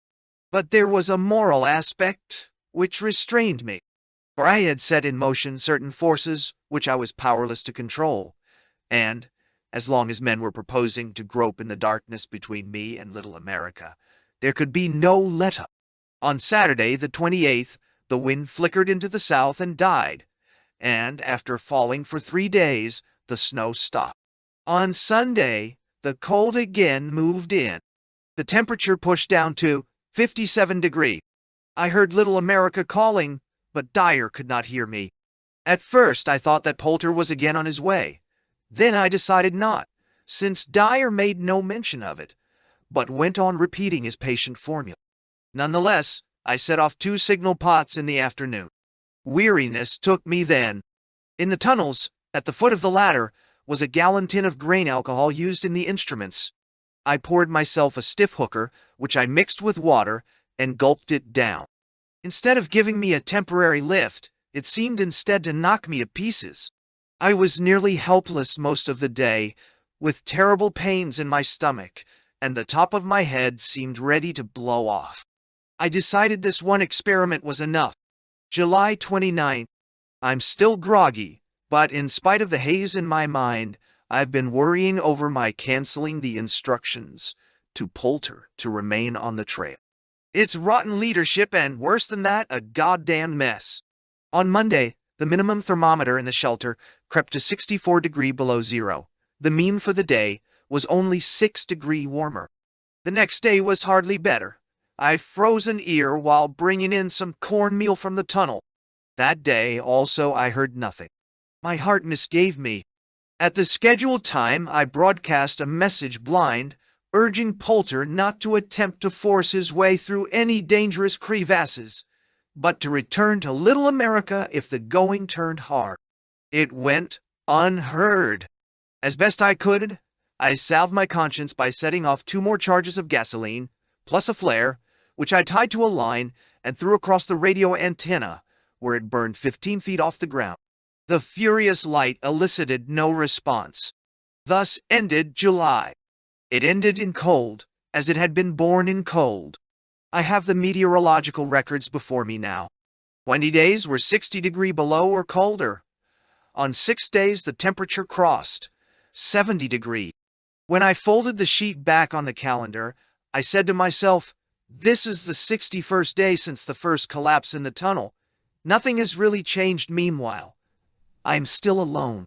The men at Little America were no nearer, and all around me was the evidence of my ruin. Cans of half-eaten frozen food were scattered on the deck. The parts of the dismantled generator were heaped up in a corner where I had scuffed them 3 weeks before.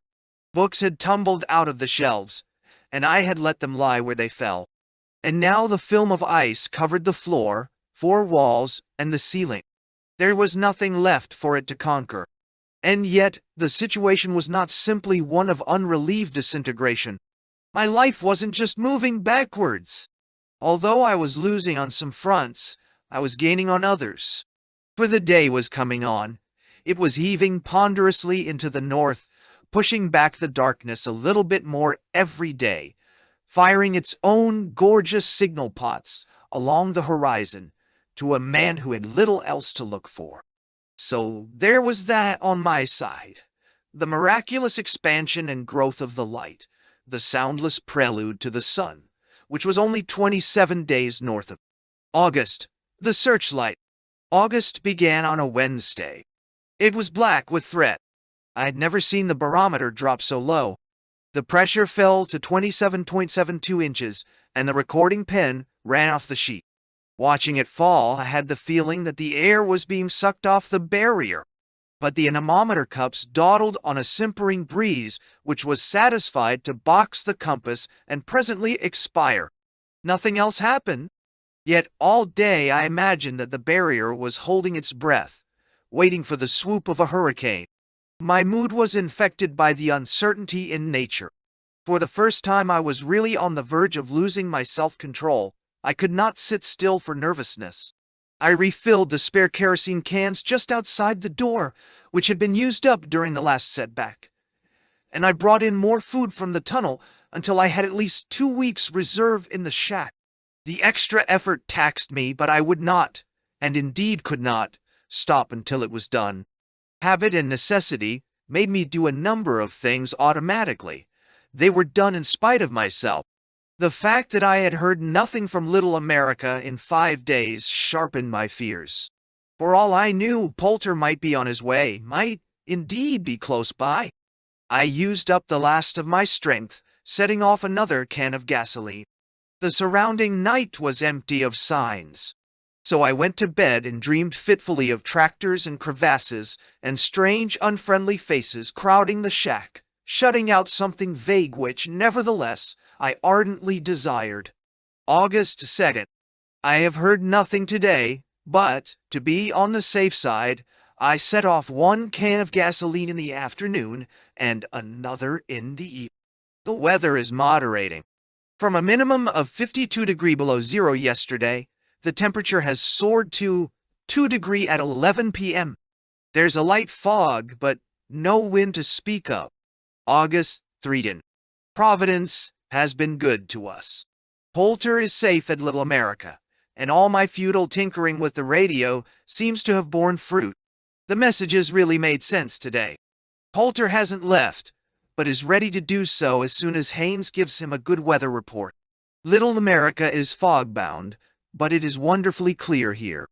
At noon the northern sky had a fine rosy hue, and a definitely yellow look in the direction of the Ross Sea. The maximum thermometer read 0 this morning, but it's getting colder again. Nearly 40 degrees below zero now, 10 p.m. The growing light is a factor which each day lessens Poulter's hazards. But on my side I have almost ceased to care. A sort of numbness seems to have claimed me. Dyer must be having a hell of a time at the other end of the conversations. It is a miserable predicament not to be able to answer Little America's urgent questions. But I must say that Dyer and Hutchison have been wonderfully patient. August 4th. Poulter has started. This afternoon I was told that he had taken departure 5 hours earlier, with 2 months' rations aboard and a big reserve of gasoline. The weather looks good, for there's practically no wind, and the temperature is steady in the -30s. Also, the fact that Poulter is actually headed south again has pierced my torpor, and hope is once more quickening in my heart. Sunday was a day I should like to rub from memory. I was in ghastly shape when I awakened, too sick to eat and too tired to lose myself in any passing task. I fussed a bit with the register, but my eyes kept bothering me, and I finally sank into the chair beside the stove to wait for the noon schedule. It brought bad news. Poulter was bogged down in the crevasses on the Little America side of Amundsen Arm. He had missed the passage which had carried him safely through before. In trying to negotiate a new transit, he had lost his way, and was even then trying to extricate the car from a pothole crevasse into which it had fallen. Because the receiver was acting up again, it took me some little time to get these facts straight.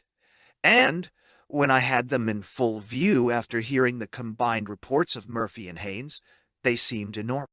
If Poulter was in serious trouble, less than 10 miles from Little America, why wasn't something being done to help him? My nerves broke. I jerked at the key. Charlie and Bill, what in God's name is the matter? Won't another tractor help? Use all resources. No, right. Charlie was replying as I adjusted the headphones. The anger was gone and remorse was flooding in. I would have given anything I possessed to recall those words. My friend spoke deliberately, gently, and even, I thought, a little reproachfully. If I do not remember his exact words, I do remember the sense. In his opinion, he said, Poulter was proceeding cautiously and reasonably. A standby tractor was ready, and had been ready from the time Poulter left. They were in constant touch with him.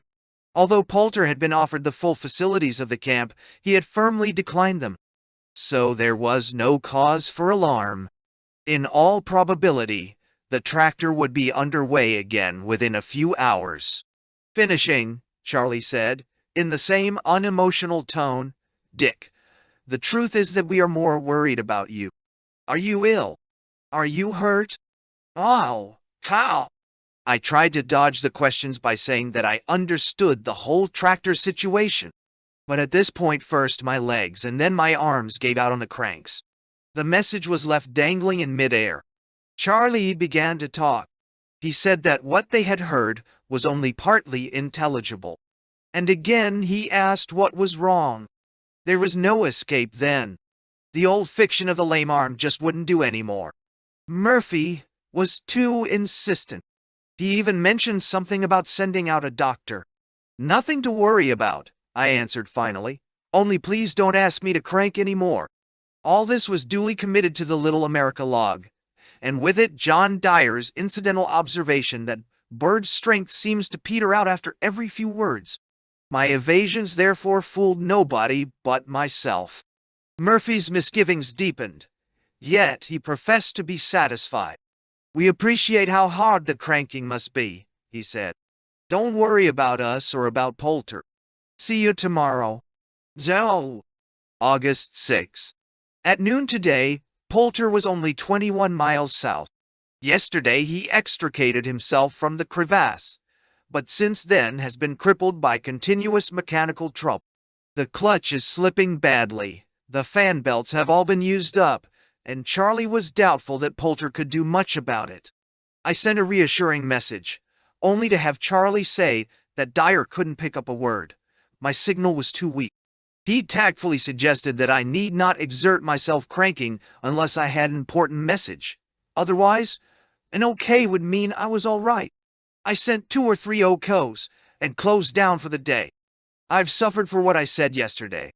I did my friends at Little America a grave injustice in questioning their judgment and efficiency. Of course they know what they are doing, and from this distance, I have no right to meddle. Yet, my chagrin goes beyond that. It maddens me that, after 66 days, I have given myself away in a momentary fit of impatience. I have no way of telling how much Little America has guessed. Charlie's casualness may be just a mask, which is what torments me. The last thing I want is to see this trip degenerate into a rescue trip with all the risks and humiliations which such a trip would involve. And again, I say this in all humility. This business has long since passed the ephemeral considerations of pride or face-saving. It is now one of cold calculation. If they are tempted into recklessness and something goes wrong, my chances of ever getting out of here will suffer too. For the barrier is not a fit place for worried, anxious men. So my solicitude is definitely selfish. Obviously, the officers at Little America are acting with profound care as to the risks.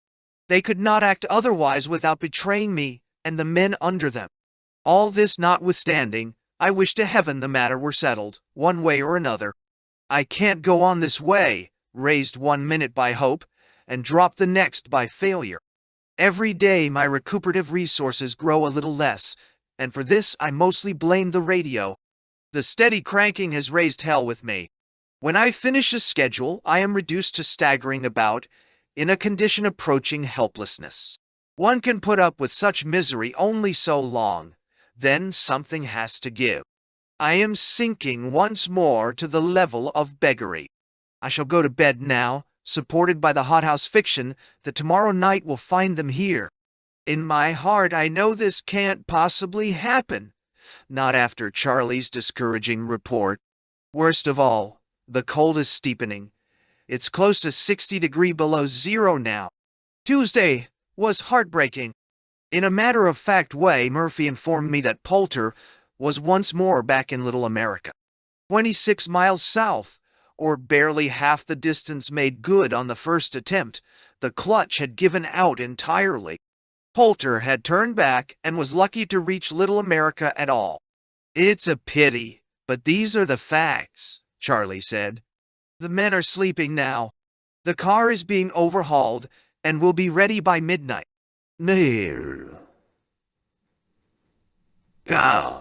I replied that what they were doing was sensible. Nothing was to be gained by hurry and push. Please repeat. We couldn't get it, Little America said. John says that your transmitter isn't tuned properly. Ill fortune seldom comes unattended. My transmitter was failing. Formerly I couldn't hear Little America, but Little America could at least hear me. Now the situation was reversed. I could hear them fairly well, but they could scarcely hear me at all. Wait, I said. I hurriedly checked the transmitter, made a few adjustments, and started afresh. No good, but never mind, said Charlie.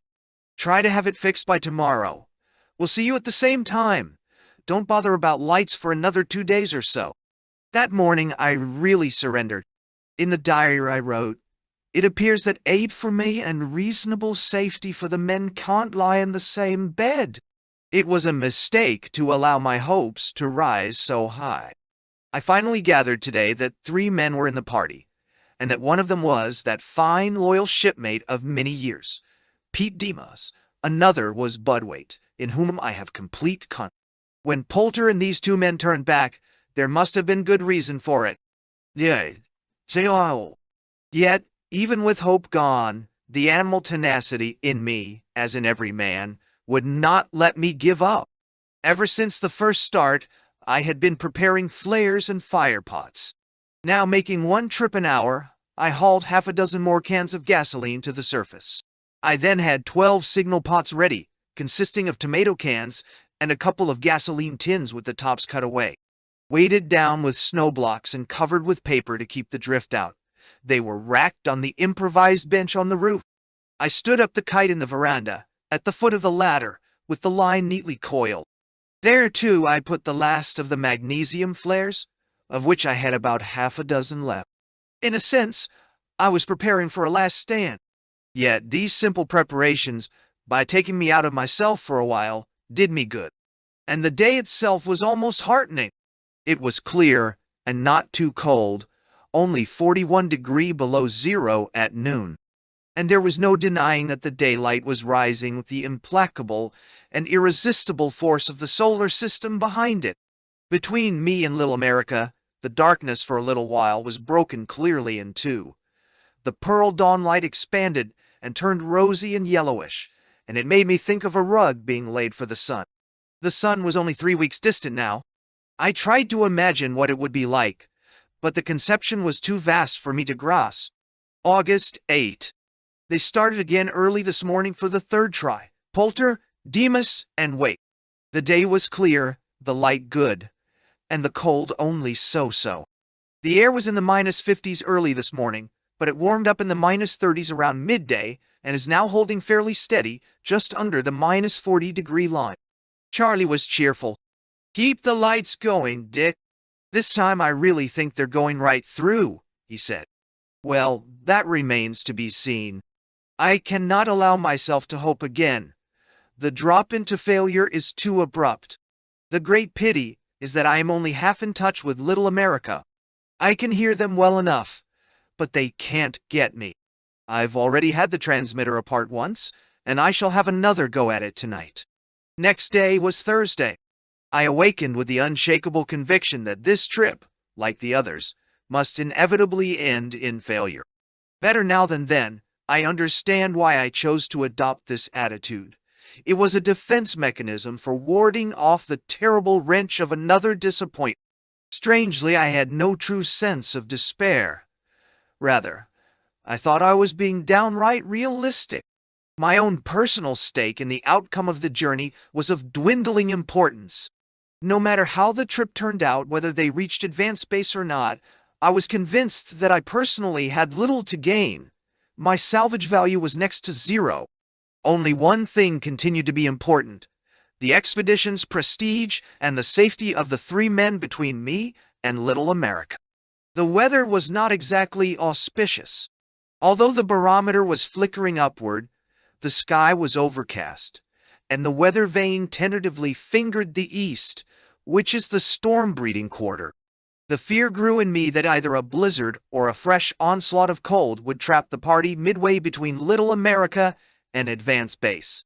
I became like a spectator at a play. The dangers massing around the principals were manifest, but because the resolution lay in the hands of others, I could not shout a warning. Evidently, the same uncertainty permeated Little America. When we met on schedule in the early afternoon, John Dyer sounded hurried and nervous. From what he said, I gathered that Charlie Murphy was off skiing somewhere. Bill Haynes reported in his place. All that I could make out was that Poulter was getting along quite well. "How's weather?" I asked. Bill thought it looked none too good. "For God's sake, Bill," I spelled out, "tell them to hurry." If weather were in the making, I wanted the party off the barrier. "I understand," Bill answered, "but they'll be all right. They can take care of themselves." Charlie Murphy took over then. Although his voice was clearer, I lost much of what was said. However, he finally fixed for my benefit the fact that the standby tractor was in readiness to go to Poulter's assistance, and that in the event the tractors failed, June and Bolin could have one of the planes ready to fly within 48 hours. Charlie Murphy and I had known each other a long time. We had had a close and deep affection for each other, and not so much from what he said as from what he left unsaid, I sensed the anxiety in him. "Thanks," I replied, "but you must make no mistakes, nor take chances." Afterwards, I sat beside the fire, with a blanket wrapped around my shoulders. I must have dozed, because the next thing I knew the shack was completely dark. I had neglected to fill the lantern which had burned itself out. I groped around until I found the flashlight. It was time for the 4 o'clock radio schedule. Sitting in the dark, I heard Charlie telling me that Poulter was 40-odd miles on his way and evidently moving right along. The rest was barely intelligible. I caught a reference to lights, and then a sentence asking if I needed a doctor. Manifestly, Charlie had his own ideas as to the state of affairs at Advanced Base, and no further deception on my part would be apt to mislead him. Nevertheless, I replied, "No, no, no." And on the negative, we shut down for the day. Thereafter, the hours fell like chips from a lazy whittler's stick. I paced the shack from the sheer physical necessity of doing something. Once I went topside for a check on the weather. The wind was all but mute in the south, and the sky appeared to be clearing. The cold was coming on again. From a high of 16 degrees below zero around noon, the temperature was again pressing into the -30s. I thought, Poulter can put up with that after what he has been through. Before closing the hatch, I looked north and, I think, said a silent prayer for the three of them. For supper I had soup, crackers, and potatoes, and when they were down and promised to stay down, I went to bed. I pondered a long time. The likelihood to which I had blindly closed my mind was virtually a demonstrated fact. Namely, Little America had now made up its collective mind that I was in trouble, and Poulter was coming more to help me than to observe meteors. And if this was truly the case, I knew for a certainty that he must be determined to make a run for it, regardless of the condition of the flags beyond the Valley of Crevasses. This explained all the talk about lights. Once safely around the crevasses, he was evidently of a mind to steer by compass for advanced base, trusting to find me by a light which could be seen 15 or 20 miles away. I could see the risk in that. Suppose I collapsed entirely. Without a light to fetch him in, Poulter might pass within 100 yards or so of the base and never see it. That would be easy to do on a dark night. And if in the hurry they should push too far to the south, then it would indeed go hard with them. True, they knew the position, and Poulter could determine his own location within a mile or two by taking star sights. But taking these in the cold is no simple matter. And, indeed, if the sky was overcast, it would be impossible. In that case, Poulter's only recourse would be to block out an area and crisscross it until he ran down the base. Meanwhile, more hours would be used up, more gasoline, and the danger from crevasses in an untested area would be multiplied by many times. Clearly, then, I had a task to do. Instead of being merely a passive objective, I must also be an active collaborator. My job was that of lighthouse keeper on a dangerous coast. I simply had to stay on my feet, and since my reserve strength was almost exhausted, I must husband the little that remained. There was no sense in frittering it away as I had done in the past, setting off my gasoline pots when Poulter was so far away that he couldn't possibly have seen them. So I drew myself up into the bunk, lighted a candle, and calculated his probable arrival time. At 4 o'clock he was some 40 miles and 37 hours out of Little America. His average speed, therefore, was 1.5 miles per hour. He had 80 miles to go. Even with the best of fortune, he wouldn't be apt to travel faster than 5 miles per hour. Suppose by the grace of God he was able to make that speed. In that case he would arrive about 8 o'clock in the morning. This seemed too good to be even possible. But I had to be ready for any eventuality. Therefore, I resolved to have the first kite in the air by 7 o'clock in the morning and to burn gasoline at 2-hour intervals during the day. More than that, I could not do, and I was doubtful that perhaps even this was within my scope. Anyhow, I reached out for sleep. It was a long time coming, and when it came, it was haunted with phantasms of crevasses and floundering men and dancing, far-off lights. In the morning, I awakened with a start. Ordinarily, the business of waking up was a long drawn-out inner struggle between resolution and despair, but this time I was pitched headlong into alertness. I dressed as rapidly as I could, lit the stove, and went slowly up to the surface. It was 7:30 o'clock by the wristwatch. The day was dark. Heavy clouds were heaped up in the eastern sky. From habit I glanced north, and this time I swore I saw a light. To be sure, I shut my eyes. When I looked again, the light was gone. Stars had deceived me on many occasions, and one might have misled me then. I did not think so. The conviction brought an access of strength. The kite was standing at the foot of the ladder. I hauled it up on a string and soaked the long tail in gasoline, leaving a couple of feet of paper dry at the end. This would be the equivalent of a fuse, and give me time to haul the kite into the air before the tail burned up. Then I started downwind with it. There was just a whisper of a breeze out of the southeast. To save strength, I crept part of the way. Altogether I went about 200 feet, the longest distance in many a day. I scooped out a little hole, stood the kite upright in it, and piled snow loosely around the vertical strut to hold it erect. Then, after straightening out the tail, I fired the paper. Although I footed it back as fast as I dared, the gasoline was blazing before I reached the other end of the line. Not having the strength to run, I had to jerk the thing into the air, pulling in the line hand over hand. The first pull was lucky. A gust of wind caught the kite, lifting it cleanly. I yanked hard, and it skated to a height of 100 feet. The sight of it swaying against the night, dangling a fiery tail, was very satisfying. It was my first creative act in a long time. The light lasted for perhaps 5 minutes. Then it shrank to a mere incandescent filament, which finally parted and fell. No answer came from the north. I hauled down the kite and turned to the battery of gasoline signals. I fired 2 charges in quick succession. Nor did this evoke a response. The frenzy passed, and I stumbled from exhaustion. Too weak to go further for a moment, I sat down on the snow to think. My lights must have been visible for at least 20 miles. The fact that Poulter hadn't answered meant that he must be still out of sight. Therefore, I could rest from the signaling for at least 4 hours more. Back in the shack, I paused at the radio and listened for 10 minutes or so on the chance that Little America might be on the air. The air was silent. By then, the snow had melted in the water bucket. I made a little hot milk, which refreshed me, then climbed into the sleeping bag, leaving the lantern burning. I dozed intermittently. Several times I thought I heard the scrunch of tractor treads, but it was only creaking noises within the barrier itself, and several times the singing of the antenna wire in the wind similarly tricked me. At noon I went topside again with my field glasses.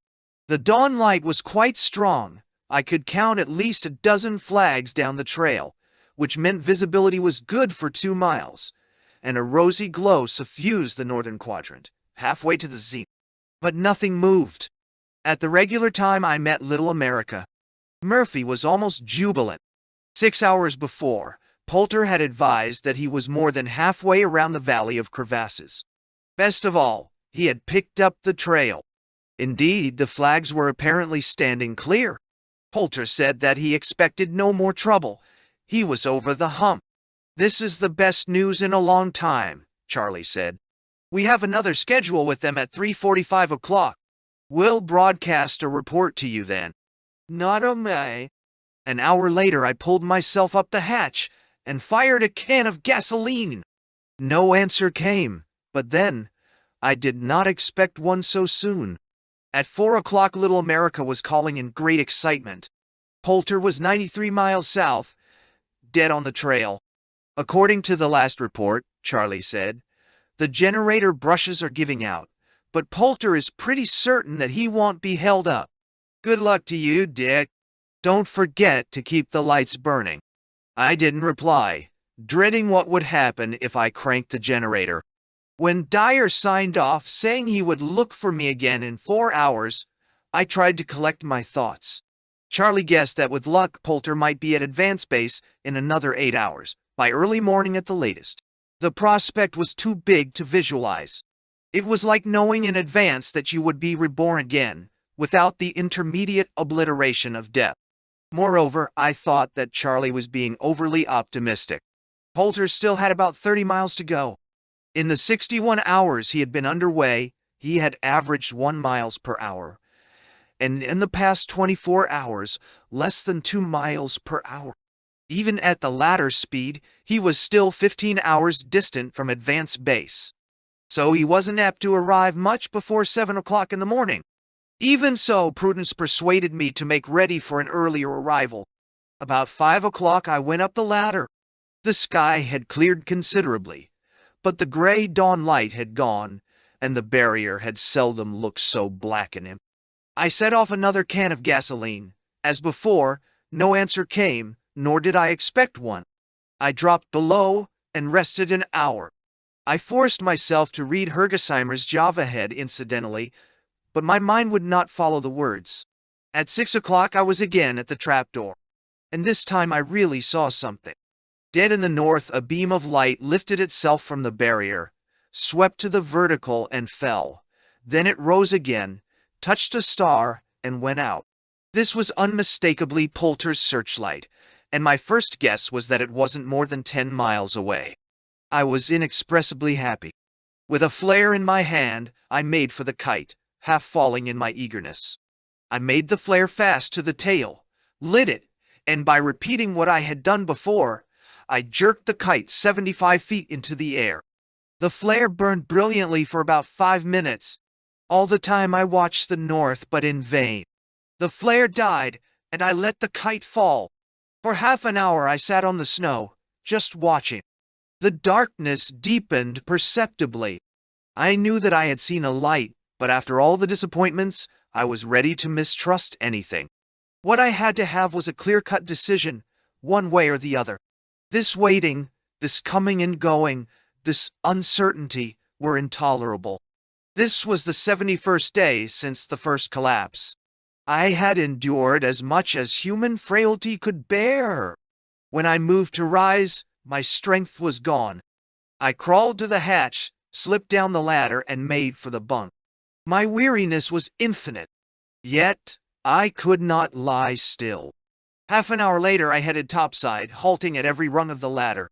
You will see their lights close by, I told myself. No lights showed. The barrier was solid gloom. But they must have seen the kite flare. If they had, then they must have felt no need to make acknowledgement. For I saw nothing and heard nothing. I fired another can of gasoline. When it burned dry, I ignited another flare which I planted upright in the snow. Consciousness of my own futility added lead to my feet. The minutes went by. At 7:30 o'clock, a few stars struggled clear of the cloud rack. Where are they now? Carefully, I lighted another can of gasoline and waited for it to go out. Maybe they have camped for the night. But I knew they wouldn't do that, having come so close. In my pessimism, I imagined the worst. A breakdown, fire. Perhaps they had fallen through a crevasse. The red trace on the thermograph was working through the -40s. I was unspeakably disheartened when I picked up the earphones. Charlie Murphy was in the midst of a report. As nearly as I could tell, Poulter hadn't been heard from since 4 o'clock. The earphones fell from my hands. It is a pity that I didn't wait to hear more, for Murphy was trying to tell me that this was in all probability a very good sign. So, having drawn so near advanced base, Poulter had no doubt decided not to waste time broadcasting, but was pushing on as fast as he could. The fact was that I was at the end of my tether. My mind turned vague, and when I recovered my faculties, I was sprawled half in and half out of the bunk. The cold roused me. It was then about 8:30 o'clock.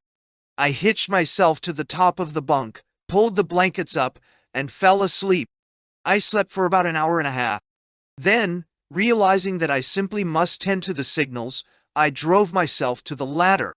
The best I could do was to get halfway up. I lunged back into the shack and tried to think what I could do. Obviously, I needed a stimulant. Remembering what alcohol had done to me the last time I had tried it, I ruled that out. The rest is not wholly clear. In the medical chest was a hypophosphate containing strychnine. Around the bottle was a slip of paper listing the ingredients and the dose, 1 teaspoonful in a glass of water. The fluid was frozen, but I thawed it in the water bucket. I took 3 teaspoonfuls in a cup of water, and on top of it 3 cups of the strongest tea I could brew. I felt lightheaded, but my strength seemed to come up. Armed with another flare and a length of flexible wire, I pulled myself up the hatch. Temporarily, at least, I had strength to spare. I threw the wire over the radio antenna between 2 of the poles, made the flare fast to one end, fired the fuse, and then hauled it to the top of the antenna. The light was blinding. When it died out, I blinked my eyes and peered into the north. The fingering beam of a searchlight moved slowly up and down against the dark backdrop of the horizon. It might be another hallucination. I sat down, resolutely facing the opposite horizon. When I stood up and looked again, the beam was still fanning up and down. Indeed, I soon made out a second light, fixed and dimmer than the first, evidently a headlight.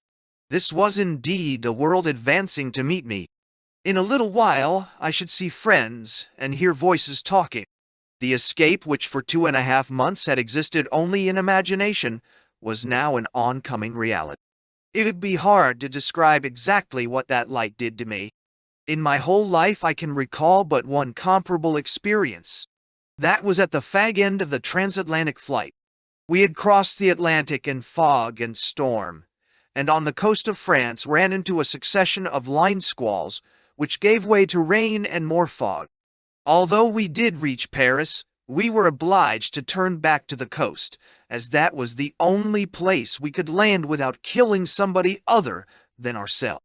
Our fuel was nearly gone, the four of us were exhausted, and ahead of us, as certain as death, was a crash landing. And then in the 44th hour, on the coast of France, we saw a revolving light, which was the beacon of the lighthouse at Vers-sur-Mer. Well, seeing the tractor's lights was something like that, only this time I had waited longer and suffered more. In that miraculous instant, all the despair and suffering of June and July fell away, and I felt as if I had just been born again. Suddenly the lights disappeared. The car had dipped into one of the shallow valleys with which the barrier abounds, and the intervening ridge had blotted it out. Therefore, the tractor must be some distance off, and I doubted that it would reach me for another 2 hours. After lighting another can of gasoline, that left only 2, and the next to the last flare, I went below, intending to prepare supper for my 3 guests. I dumped a couple of cans of soup into a pan, and set them on the fire to heat. When next I peered from the hatch, I saw the searchlight very clearly, so clearly in fact that I was able to decide that it was fixed to the side of the cabin. Even then I decided they were still about 5 miles off. It would take them another hour to run out the journey. So I sat down in the snow to await the conclusion of this wonderful event. In a little while I could hear on the clear, vibrant air the rumble of the treads, then the beep, beep, beep of the horn. But the car was not appreciably nearer. Feeling cold, I went below and huddled beside the fire for a little while. It was hard to sit still when a miracle was being contrived overhead, yet I compelled myself to do so, lest I collapse completely. I looked around the shack and thought how different it would be in a few minutes. It was a filthy mess, and I remember being ashamed that Poulter and the others should find me in such a state. But while I did make a few feeble passes at the untidy heaps, I was too weak to do much about them. A few minutes before midnight I went topside again. They had come very close. I could see the bulking shadow of the tractor. As a greeting, I set off the last can of gasoline in the last flare.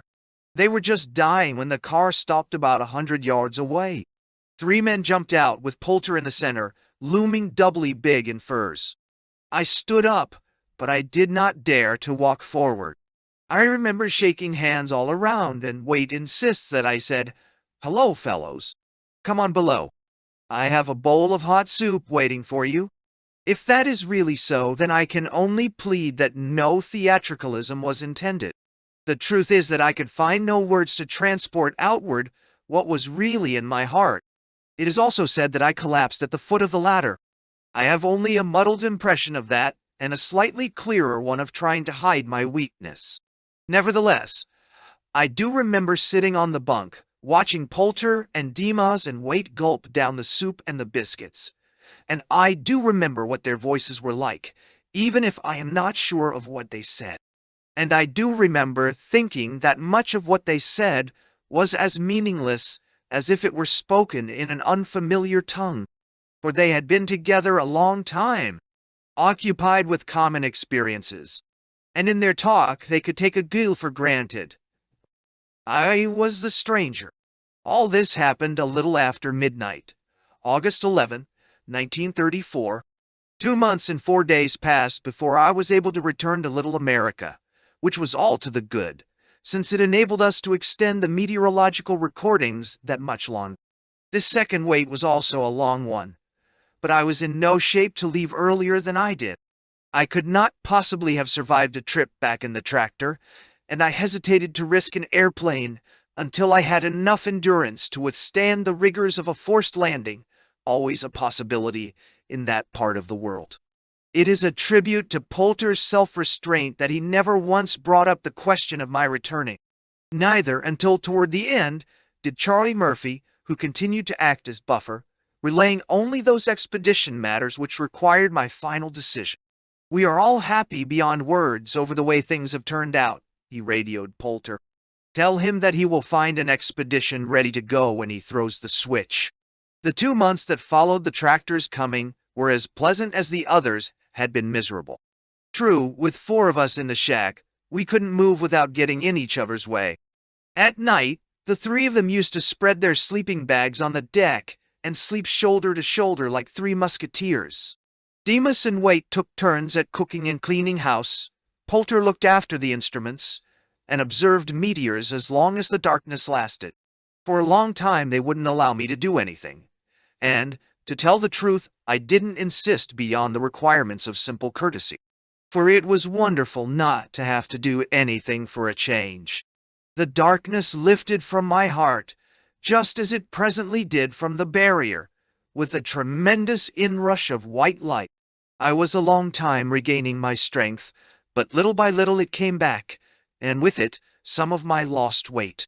Yet, for a reason that I can't wholly explain, except in terms of pride, I concealed from these men, as best I could, the true extent of my weakness. I never mentioned and therefore never acknowledged it. On their side, the men never pressed me to tell what had happened before they came. They must have had their own ideas when they cleaned up the mess, but whatever they thought they kept to themselves. The self-preservation instinct of leadership and a sense of shame over my flimsiness drove me to wall off the immediate past. I wanted no one to be able to look over the wall. Also, something deep inside me demanded that I close my mind to the notion that I had been rescued. Pride contrives its own special vindications. I was for a long time convinced that whether the tractors had come or not, I could have stuck it out alone. As indeed I might, had it not been for that damnable hand generator. However, that is beside the point. The point is that I needed help badly, and the least that I can do is to express my everlasting gratitude to Poulter and Demas and Waite and Charlie Murphy. On October 14th, Bolin and Schlossbach arrived from Little America in the Pilgrim. The sun was already high in the sky, and Bolin told me that the main sledging parties were making ready to start on their 3-month journeys. Poulter said he would fly back with me. Waite and Demas stayed behind to strip the last sheets from the recording drums and stow the personal gear and the weather records on the tractor. I climbed the hatch and never looked back. Part of me remained forever at latitude 80°8' south. What survived of my youth, my vanity perhaps, and certainly my skepticism. On the other hand, I did take away something that I had not fully possessed before.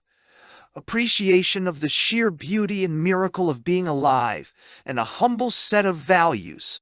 All this happened 4 years ago. Civilization has not altered my ideas. I live more simply now, and with more peace. Before I close this story of Advanced Base, I must mention one more thing I learned as a result of what happened to me there. Eager as I was to step directly into the responsibilities of leadership on my return to Little America, I was not long in discovering that a few were beyond me. The medico said that if I flew, I should have only myself to blame for the consequences. While I did, in fact, command the first important flight into the unknown, and these flights have been my biggest interest, and another one later on. I had to be satisfied to stay on the ground after that, and turn the tricky navigation of the Big Condor over to Ken Rawson. Rawson was then only 23 years old and, if I remember correctly, had been in the air but once or twice in his life. He performed his job to perfection. No better compliment is possible than the simple statement that the 2 hard-boiled veteran Navy pilots who sat forward of him never questioned his reckoning. So I say in conclusion, a man doesn't begin to attain wisdom until he recognizes that he is no longer indispensable. Afterward, by Kieran Mulvaney. The extraordinary events documented by Richard Byrd in Alone, are among the most famed and dramatic in the history of Antarctic exploration. The story of Byrd's winter alone on the Ross Ice Shelf stands alongside such celebrated Antarctic sagas as the race between Roald Amundsen and Robert Falcon Scott to be the first human being to reach the South Pole, and the remarkable voyage of Ernest Shackleton, whose ship Endurance was crushed in the ice of the Weddell Sea, but whose crew nonetheless survived a harrowing 10-month ordeal that included living on ice floes and making a death-defying lifeboat trip across 800 miles of tempestuous Southern Ocean. Byrd's own brush with death during the Antarctic winter of 1934 was of a different nature than those of his predecessors. Scott and Shackleton fought pitched battles against arguably the most inhospitable environment on Earth, highlighted by daring dashes across vast expanses of snow and ice.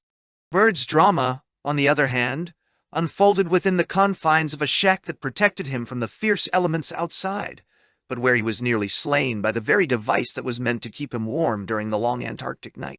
After the ordeal, Byrd considered himself a failure, despite spending 4.5 months alone, for being unable to last the entire winter by himself, and thus for endangering the lives of those who came to rescue him. It would be several years before he could bring himself to write a book about the experience. But the public lapped up the story, and when Alone was published in 1938, it was a bestseller, reprinted frequently in the United States and published in several different languages. Indeed, by the time of its publication, Byrd's multiple adventures, his 2 Antarctic expeditions, 2 Arctic expeditions, and a non-stop flight across the Atlantic, had so inspired the nation that he was among the most admired and famous people in the United States. More than 60 years later, with interest in stories of adventure and exploration in the polar region seemingly at an all-time high, Alone remains a relevant and inspiring tale of digging deep and finding the personal strength to overcome the odds, say, however impossible they may appear. Born on October 25, 1888, to a prominent family in Winchester, Virginia, Richard Evelyn Byrd began his explorer's life at an early age, traveling alone to visit his godfather in the Philippines when just 12 years old, and cataloging his adventures for the Winchester newspaper. A naval career begun a few years later proved brief and relatively unfulfilling, even though Byrd received the Congressional Life-Saving Medal in 1914 for twice rescuing drowning seamen. A series of injuries to his right foot, suffered in athletic pursuits at Annapolis, and compounded by falling through an open hatch on the USS Wyoming, hindered him physically, and as a result, he was retired from active duty in 1916. With the closure of one door, however, Byrd opened another when he secured appointment in 1917 as a naval aviation cadet at Pensacola Naval Air Station. Aviation was barely out of its infancy. The Wright brothers had flown at Kitty Hawk just 14 years before, but progress was rapid. Haphazard frames of wood and canvas were being succeeded by metal bodies powered by increasingly reliable engines, and the development of radio allowed pilots to communicate with the ground. Flying remained an uncertain and extremely risky endeavor, but despite the danger, Byrd reasoned that the objections to having a lame man on board ship would not necessarily apply in the air. "My one chance of escape from a life of inaction was to learn to fly," he wrote. Byrd was never a particularly good pilot. In fact, several accounts of his extreme nervousness before many flights suggest Byrd may have been terrified of flying, which, if true, would make his later achievements all the more remarkable. Instead, he concentrated on navigation, which he taught to young cadets, and he later was posted as a liaison with Congress in Washington, D.C., where he played an important role in the establishment of the U.S. Navy's Bureau of Aeronautics and the Naval Air Reserve. Byrd sought more than the realization of bureaucratic goals, however. He yearned for adventure, discovery, and fame. Observes historian Lyle Rose in Assault on Eternity. Perhaps it was just his own lonely temperament. Perhaps the lure and love of flight, when every trip aloft took raw courage. Perhaps just the flatness of the drab post-war military world of the 1920s. Perhaps a combination of all three. But, whatever the forces, Richard Byrd began to dream of dramatic explorations and conquests. His early plans, however, met with disappointment, as writer Eugene Rogers noted in Beyond the Barrier. A request to fly solo across the Atlantic in a Navy plane was turned down. A plan to make a similar journey in a dirigible was abandoned when the craft crashed during a test flight. A proposal to explore the Arctic from the air was rejected, and a second proposal along similar lines was approved, but then scrubbed. Frustrated, Byrd elected to put together a private expedition, turning for inspiration to recent explorations of the Arctic region. The drama and excitement of the race for the North Pole was still fresh in his memory, and that of many Americans, a drama that apparently had culminated in 1909, when both Robert Peary and Frederick Cook had claimed to be the first to the North Pole. Each man spent much time and effort subsequently deriding the other's claims, and their respective backers continued to do so. The evidence suggests, however, that both men faked their achievements. Much of the Arctic remained unexplored in any case, and Byrd was a passionate advocate of aviation as a way to cover vast tracts of the frozen wilderness far more easily and comprehensively than explorers trudging across snow and ice. The dog sledge must give way to the aircraft, he later proclaimed. The old school has passed. Byrd's first foray into the Arctic in 1925 proved to be only a limited success. To proceed, he needed logistical and material assistance from the Navy, forcing him to subsume his expedition under that of Commander Donald McMillan, a veteran Arctic explorer to whom the Navy had already pledged support. McMillan and Byrd frequently clashed, and weather conditions limited flying to just 15 days of the 2 months the expedition was in Greenland. Byrd vowed to return in 1926 with another private expedition, with the express intent of reaching the North Pole by air. The first such attempt had been made the previous year by Norwegian Roald Amundsen, who, using dog sleds, had been the first to reach the South Pole in December 1911, and American Lincoln Ellsworth. They had abandoned their effort when one of their 2 planes had broken down. Amundsen and Ellsworth were planning their next attempt in a dirigible, the Norge, with Italian Umberto Noboil. Byrd also flirted with the idea of using a dirigible, but then a 3-engine Fokker was offered to him at a discount price. The added security of 2 additional engines, he decided, made the fixed-wing plane the perfect platform for his flight. Byrd arranged financing from a variety of sources, many of whom would prove regular contributors to his expeditions, including John D.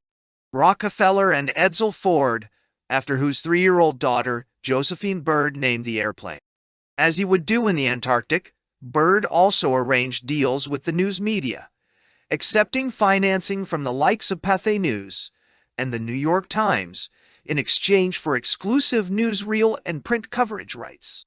At midnight on May 9, 1926, the Josephine Ford set out from Kings Bay, Spitsbergen, for the North Pole, with Floyd Bennett at the controls and Byrd navigating.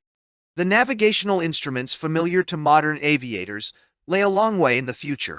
Byrd had to constantly calculate position and course through a combination of sun compass, chronometer, bubble sextant, and smoke bombs, communicating information to Bennett and requesting course corrections through a series of hastily scribbled notes. Finally, Byrd would later write in National Geographic magazine, at 9:02 a.m., our calculations showed us to be at the pole. The dream of a lifetime had at last been realized. Now, Byrd was widely feted upon completion of the flight.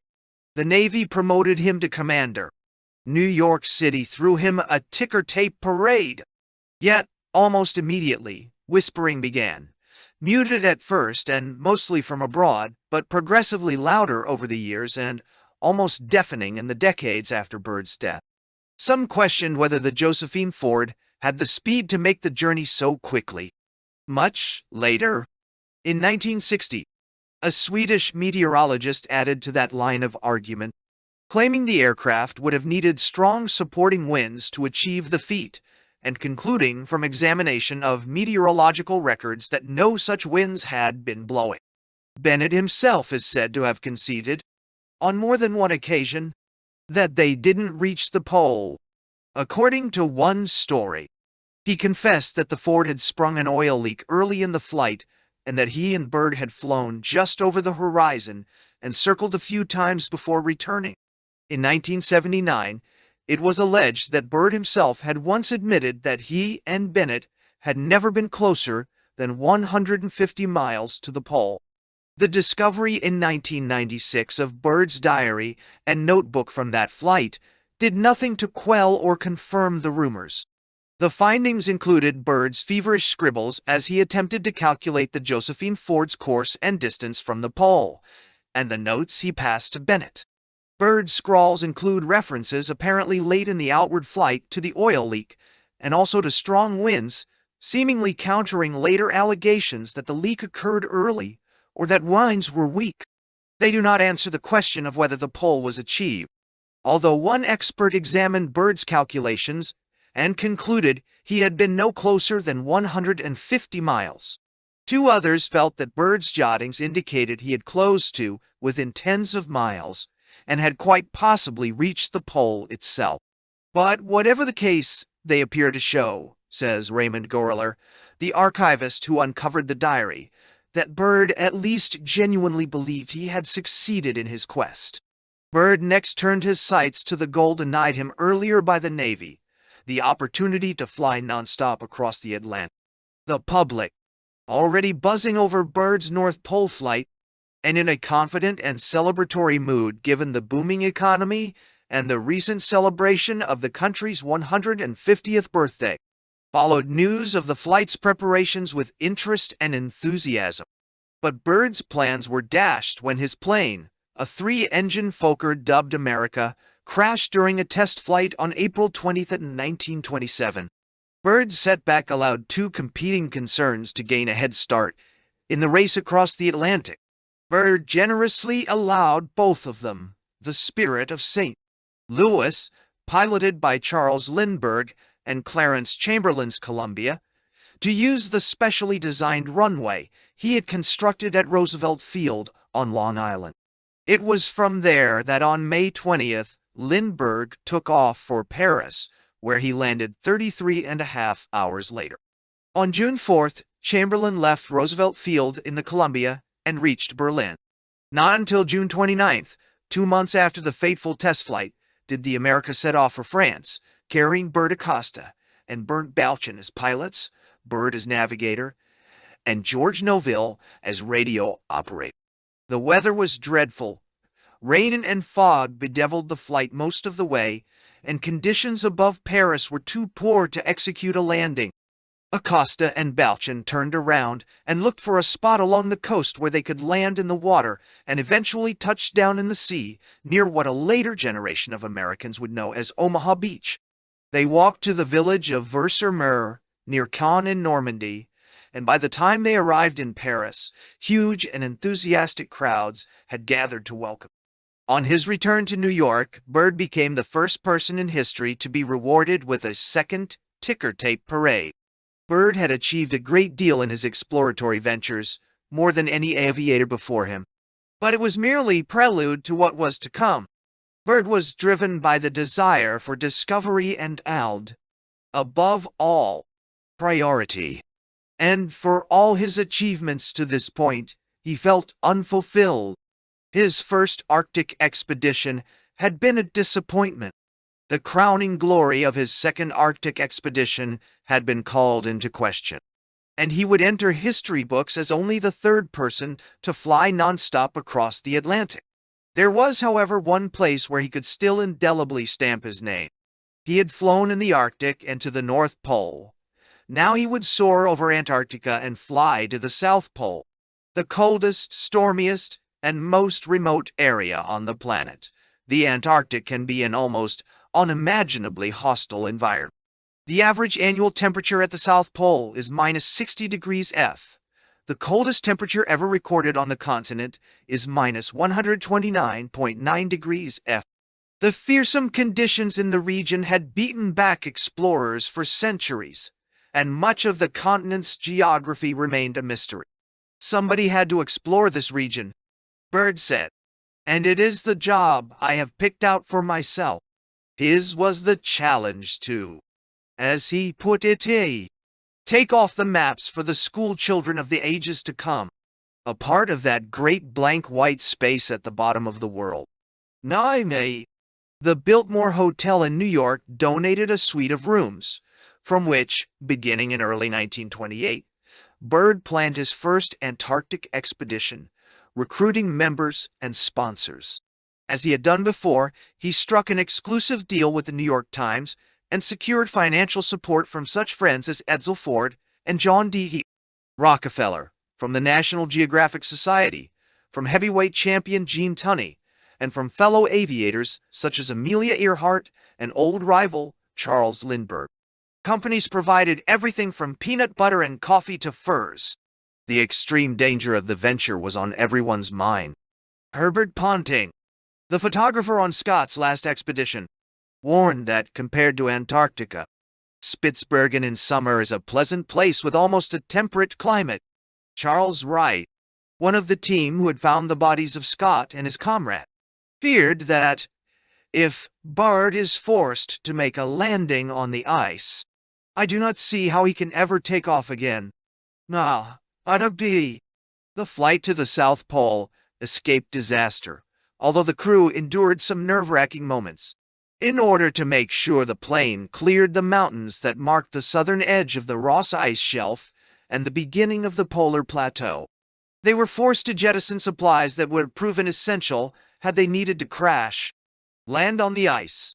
The flight, with Bernd Balchen, Ashley McKinley, and Harold June accompanying Byrd, took place on November 25, 1929, Thanksgiving Day, and achieved in little more than 15 hours a round-trip journey to the pole and back that had taken Amundsen 3 months by dogsled and that Scott had not been able to complete. When he returned to the United States in 1930, Byrd was once more greeted as a hero. He received a third ticker tape parade. Congress promoted him to Rear Admiral. National Geographic Society President Gilbert Grosvenor presented him with 10 bound volumes of letters from school children across the country. A letter to the New York Times proclaimed that a newly discovered planet should be named after him. The planet's discoverers instead elected to call it Pluto, whereas much of the fanfare and acclamation was in response to the South Pole flight. The expedition's greater purpose was geographical discovery. In this regard, it boasted a great many successes, including a winter sledding expedition south along the Ross Ice Shelf to the Queen Maud Mountains, a flight over what, in honor of the Admiral's wife, became known as Marie Byrd Land, east of the ice shelf, and the discovery in Marie Byrd Land of a complex of mountain ranges, now known as the Ford Ranges. Byrd had added immensely to the geographical knowledge of the Ross Sea region, but maps of the area still contained a great many gaps, and Byrd resolved to fill them as best he could. Almost immediately upon his return, he set about planning a second expedition. The economic situation had changed dramatically in his absence, however. Even as he and his comrades had been flying to the South Pole, the stock market had crashed, bringing a sudden end to the boom years of the 20s.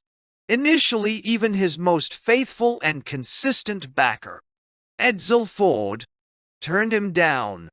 A letter from Ford's secretary apologized that the Depression has created increasing demands, and that as a result, I am obliged to say that it is not possible to offer any financial backing for a second expedition.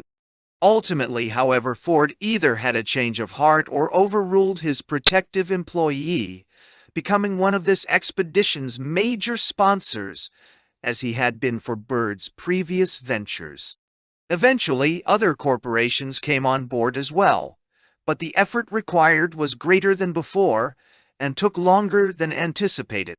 Finally, in January 1934, Byrd and his companions returned to the Ross Ice Shelf to reclaim Little America, their camp from the previous expedition, and bring it back to life from the drifting Antarctic snow. The achievements of the second expedition arguably exceeded even those of its predecessor.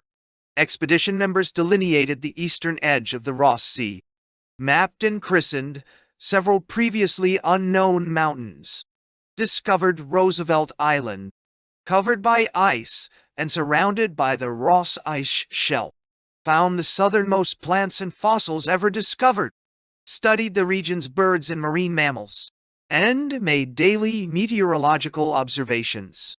But in the same way that the successes of the first expedition had been overshadowed by the flight to the South Pole, so the aspect of the second expedition that captured public attention was not the array of its discoveries, but the life and death struggle of Richard Byrd in Bowling Advanced Weather Base. Why did Byrd choose to isolate himself during an Antarctic winter, more than 100 miles away from Little America, with all the risk that such an act entailed? He painted it as a purely logical and pragmatic decision. He had planned to have 3 people in the advance base, but when conditions conspired against being able to lay in enough supplies for 3 men, he chose to go solo rather than have just 2 men. As he reportedly said to Charles Murphy, "It's got to be 2 men or 1, so it's got to be 1." Byrd's argument was that with a group of 3 men isolated from the rest of humanity for several months in such an unforgiving environment, the third could always act as a kind of referee in the event of any disagreements. 2 people left alone, however, would soon be at each other's throats, leaving aside the fact that, as Paul Carter noted in his book, Little America, the United States on Cold War alert staffed its missile sites. Surely a psychologically stressful an environment as Antarctic, with 2 men rather than with 1 or 3. Byrd gave every indication that, far from being resigned to the prospect of a winter alone, he welcomed it. "I hope that no one will make anything of what I am about to do," he wrote in a note he gave to Murphy just before departing Little America for advance base. It was no sacrifice, but something he was anxious to do. Indeed, he opens alone by admitting that, "I really wanted to go for the experience's sake." An intensely private man, he had remarked of Little America during the first expedition that individual isolation was about the most unattainable thing, and that other expedition members are measuring you constantly, some openly, others secretly. There's so little else to do. No. If there seems little doubt that Byrd welcomed the opportunities for contemplation that such extreme isolation would provide, the evidence also suggests that Byrd had planned his solitary stay in advance base long before leaving the United States, a plan to which some ascribed motives other than the prospect of several months of uninterrupted introspection. In a 1990 memoir, Norman Vaughan, who had been a member of the first Little America expedition, wrote of how Byrd had asked him to return on the second voyage, dangling before him the prospect of being one of the group to spend the winter at advance base. In the midst of preparations, however, Byrd quietly told Vaughan that he had changed his mind and that he would be spending the winter alone. After contemplating the news for 2 days, Vaughan wrote, "The truth finally struck me. Publicity, Bowery. By staying alone, he would be the only man in the world who had endured such hardship. I saw his decision as a grab for glory, to prove to the world that he once again was the first, and therefore the best." Certainly Byrd was well aware of the value of the hero business, as he put it, and although he hated the hobnobbing, glad handing, and constant socializing that was an inevitable part of such a business, he clearly also enjoyed basking in the limelight and being popularly identified as an American hero. At the same time, he saw that dramatic highlights such as flying to the poles were essential means of attracting sponsors and publicity for more meaningful work of discovery and exploration. Having reached the limits of polar firsts as an aviator, Byrd knew his second expedition needed something spectacular to attract investment to this and future voyages, particularly during the belt-tightening times of the Depression. Spending an Antarctic winter as perhaps the most isolated human being on Earth could well provide the requisite drama. He could not, of course, anticipate quite how dramatic his solitary sojourn would prove to be. That he was able to not only survive his ordeal, but continue making meteorological observations and sending Morse messages to Little America even as he struggled to hold on to life, is remarkable, although the growing incomprehensibility of those messages helped convince his fellow expedition members that he needed rescue. Admirable, too, was his attempt to cover up his plight for fear that his comrades would risk their lives attempting to save his, although, contrary to the impression he conveys in Alone, his resistance to clamoring for rescue did eventually break. Toward the end, with the tractors trying to fight their way to advance base but being continually delayed by crevasses and mechanical problems, Byrd pleaded for them to make as rapid progress as possible before it was too late. He was by then desperately ill and close to death, and it must have taken an almost superhuman resolve for him to attempt to maintain the illusion of good health for as long as he did.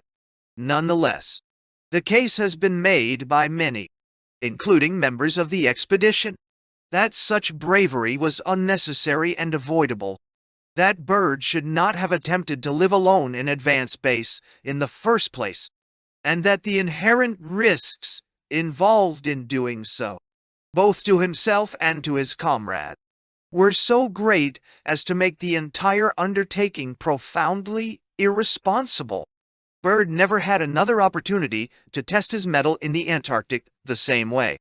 His second expedition was one of the final chapters in the history of private expeditions to the frozen continent, as governments gradually took over the planning and execution of larger voyages. In 1939, President Roosevelt created the United States Antarctic Service, USAS, intended to establish a continuous year-round American presence on the ice, a goal temporarily delayed by war. Although Byrd's preparations for a third Antarctic journey of his own were already well underway at that time, he willingly subsumed his funds and material into the 1939 41 USS expedition. Byrd was placed in overall command of that expedition, as he was, nominally, for subsequent undertakings dubbed Operation High Jump and Operation Deep Freeze, the latter of which saw the United States establish a permanent base at the South Pole in December 1956. But by then he was essentially a figurehead, and real authority was in the hands of active naval officers. Byrd died at home in Boston while Operation Deep Freeze was underway on March 11, 1957, at the age of 68. He was buried in Arlington National Cemetery, where a statue honors his memory. At the height of his fame, Byrd was celebrated as the embodiment of the perfect American hero. But as often happens with heroes, over the years, critics and former friends began to chip away at his pedestal. Byrd was a publicity hound, and could be stunningly selfish in his quest to claim credit and glory for all the achievements of his expedition. He could be aloof and distant, vain and egocentric, petulant and temperamental, jealous and belittling of comrades whose fame and achievements he worried might infringe on his own. He drank, heavily at times, even on some of his more memorable flights, including the return from the South Pole. Richard Byrd, in other words, was not a perfect man, but a flawed, complex human being. If he could be aloof and selfish at times, so could he be courageous, considerate, and intensely loyal. If, as is possible, his drinking was a response to being terrified every time he took to the air, it is arguably less a stain on his character than a testament to the almost unfathomable courage he displayed in making pioneering flights in the most dangerous environments on Earth. And without at least a hint of egotism and desire for publicity, would he ever have achieved a fraction of what he did? Would we ever have heard of him, let alone been moved to read or write about him? Even so, for all his accomplishments, Byrd's name has slipped off the general public's radar screen over the decades and has certainly diminished in prominence compared to his contemporaries. Mention of Charles Lindbergh or Amelia Earhart will likely elicit nods of recognition. Mention of Babe Ruth or Greta Garbo will certainly do so. At his peak, Byrd was as famous as any of these now lionized figures, but today his name might spark no more than an uncertain look, a vague memory from a sixth-grade history class. But Richard Byrd's legacy lives on, in his countless contributions to aviation, in the regions of Antarctica that he and his expedition members mapped and named, in the inspiration he gave to a new generation of would-be explorers, who in turn passed that same enthusiasm to future generations, and in his eloquent literary accounts of his exploits, including the extraordinary experience detailed in this book, when for over 2 months, alone and frightened and staring death in the face, Richard Byrd embodied the heroism of a great American explorer.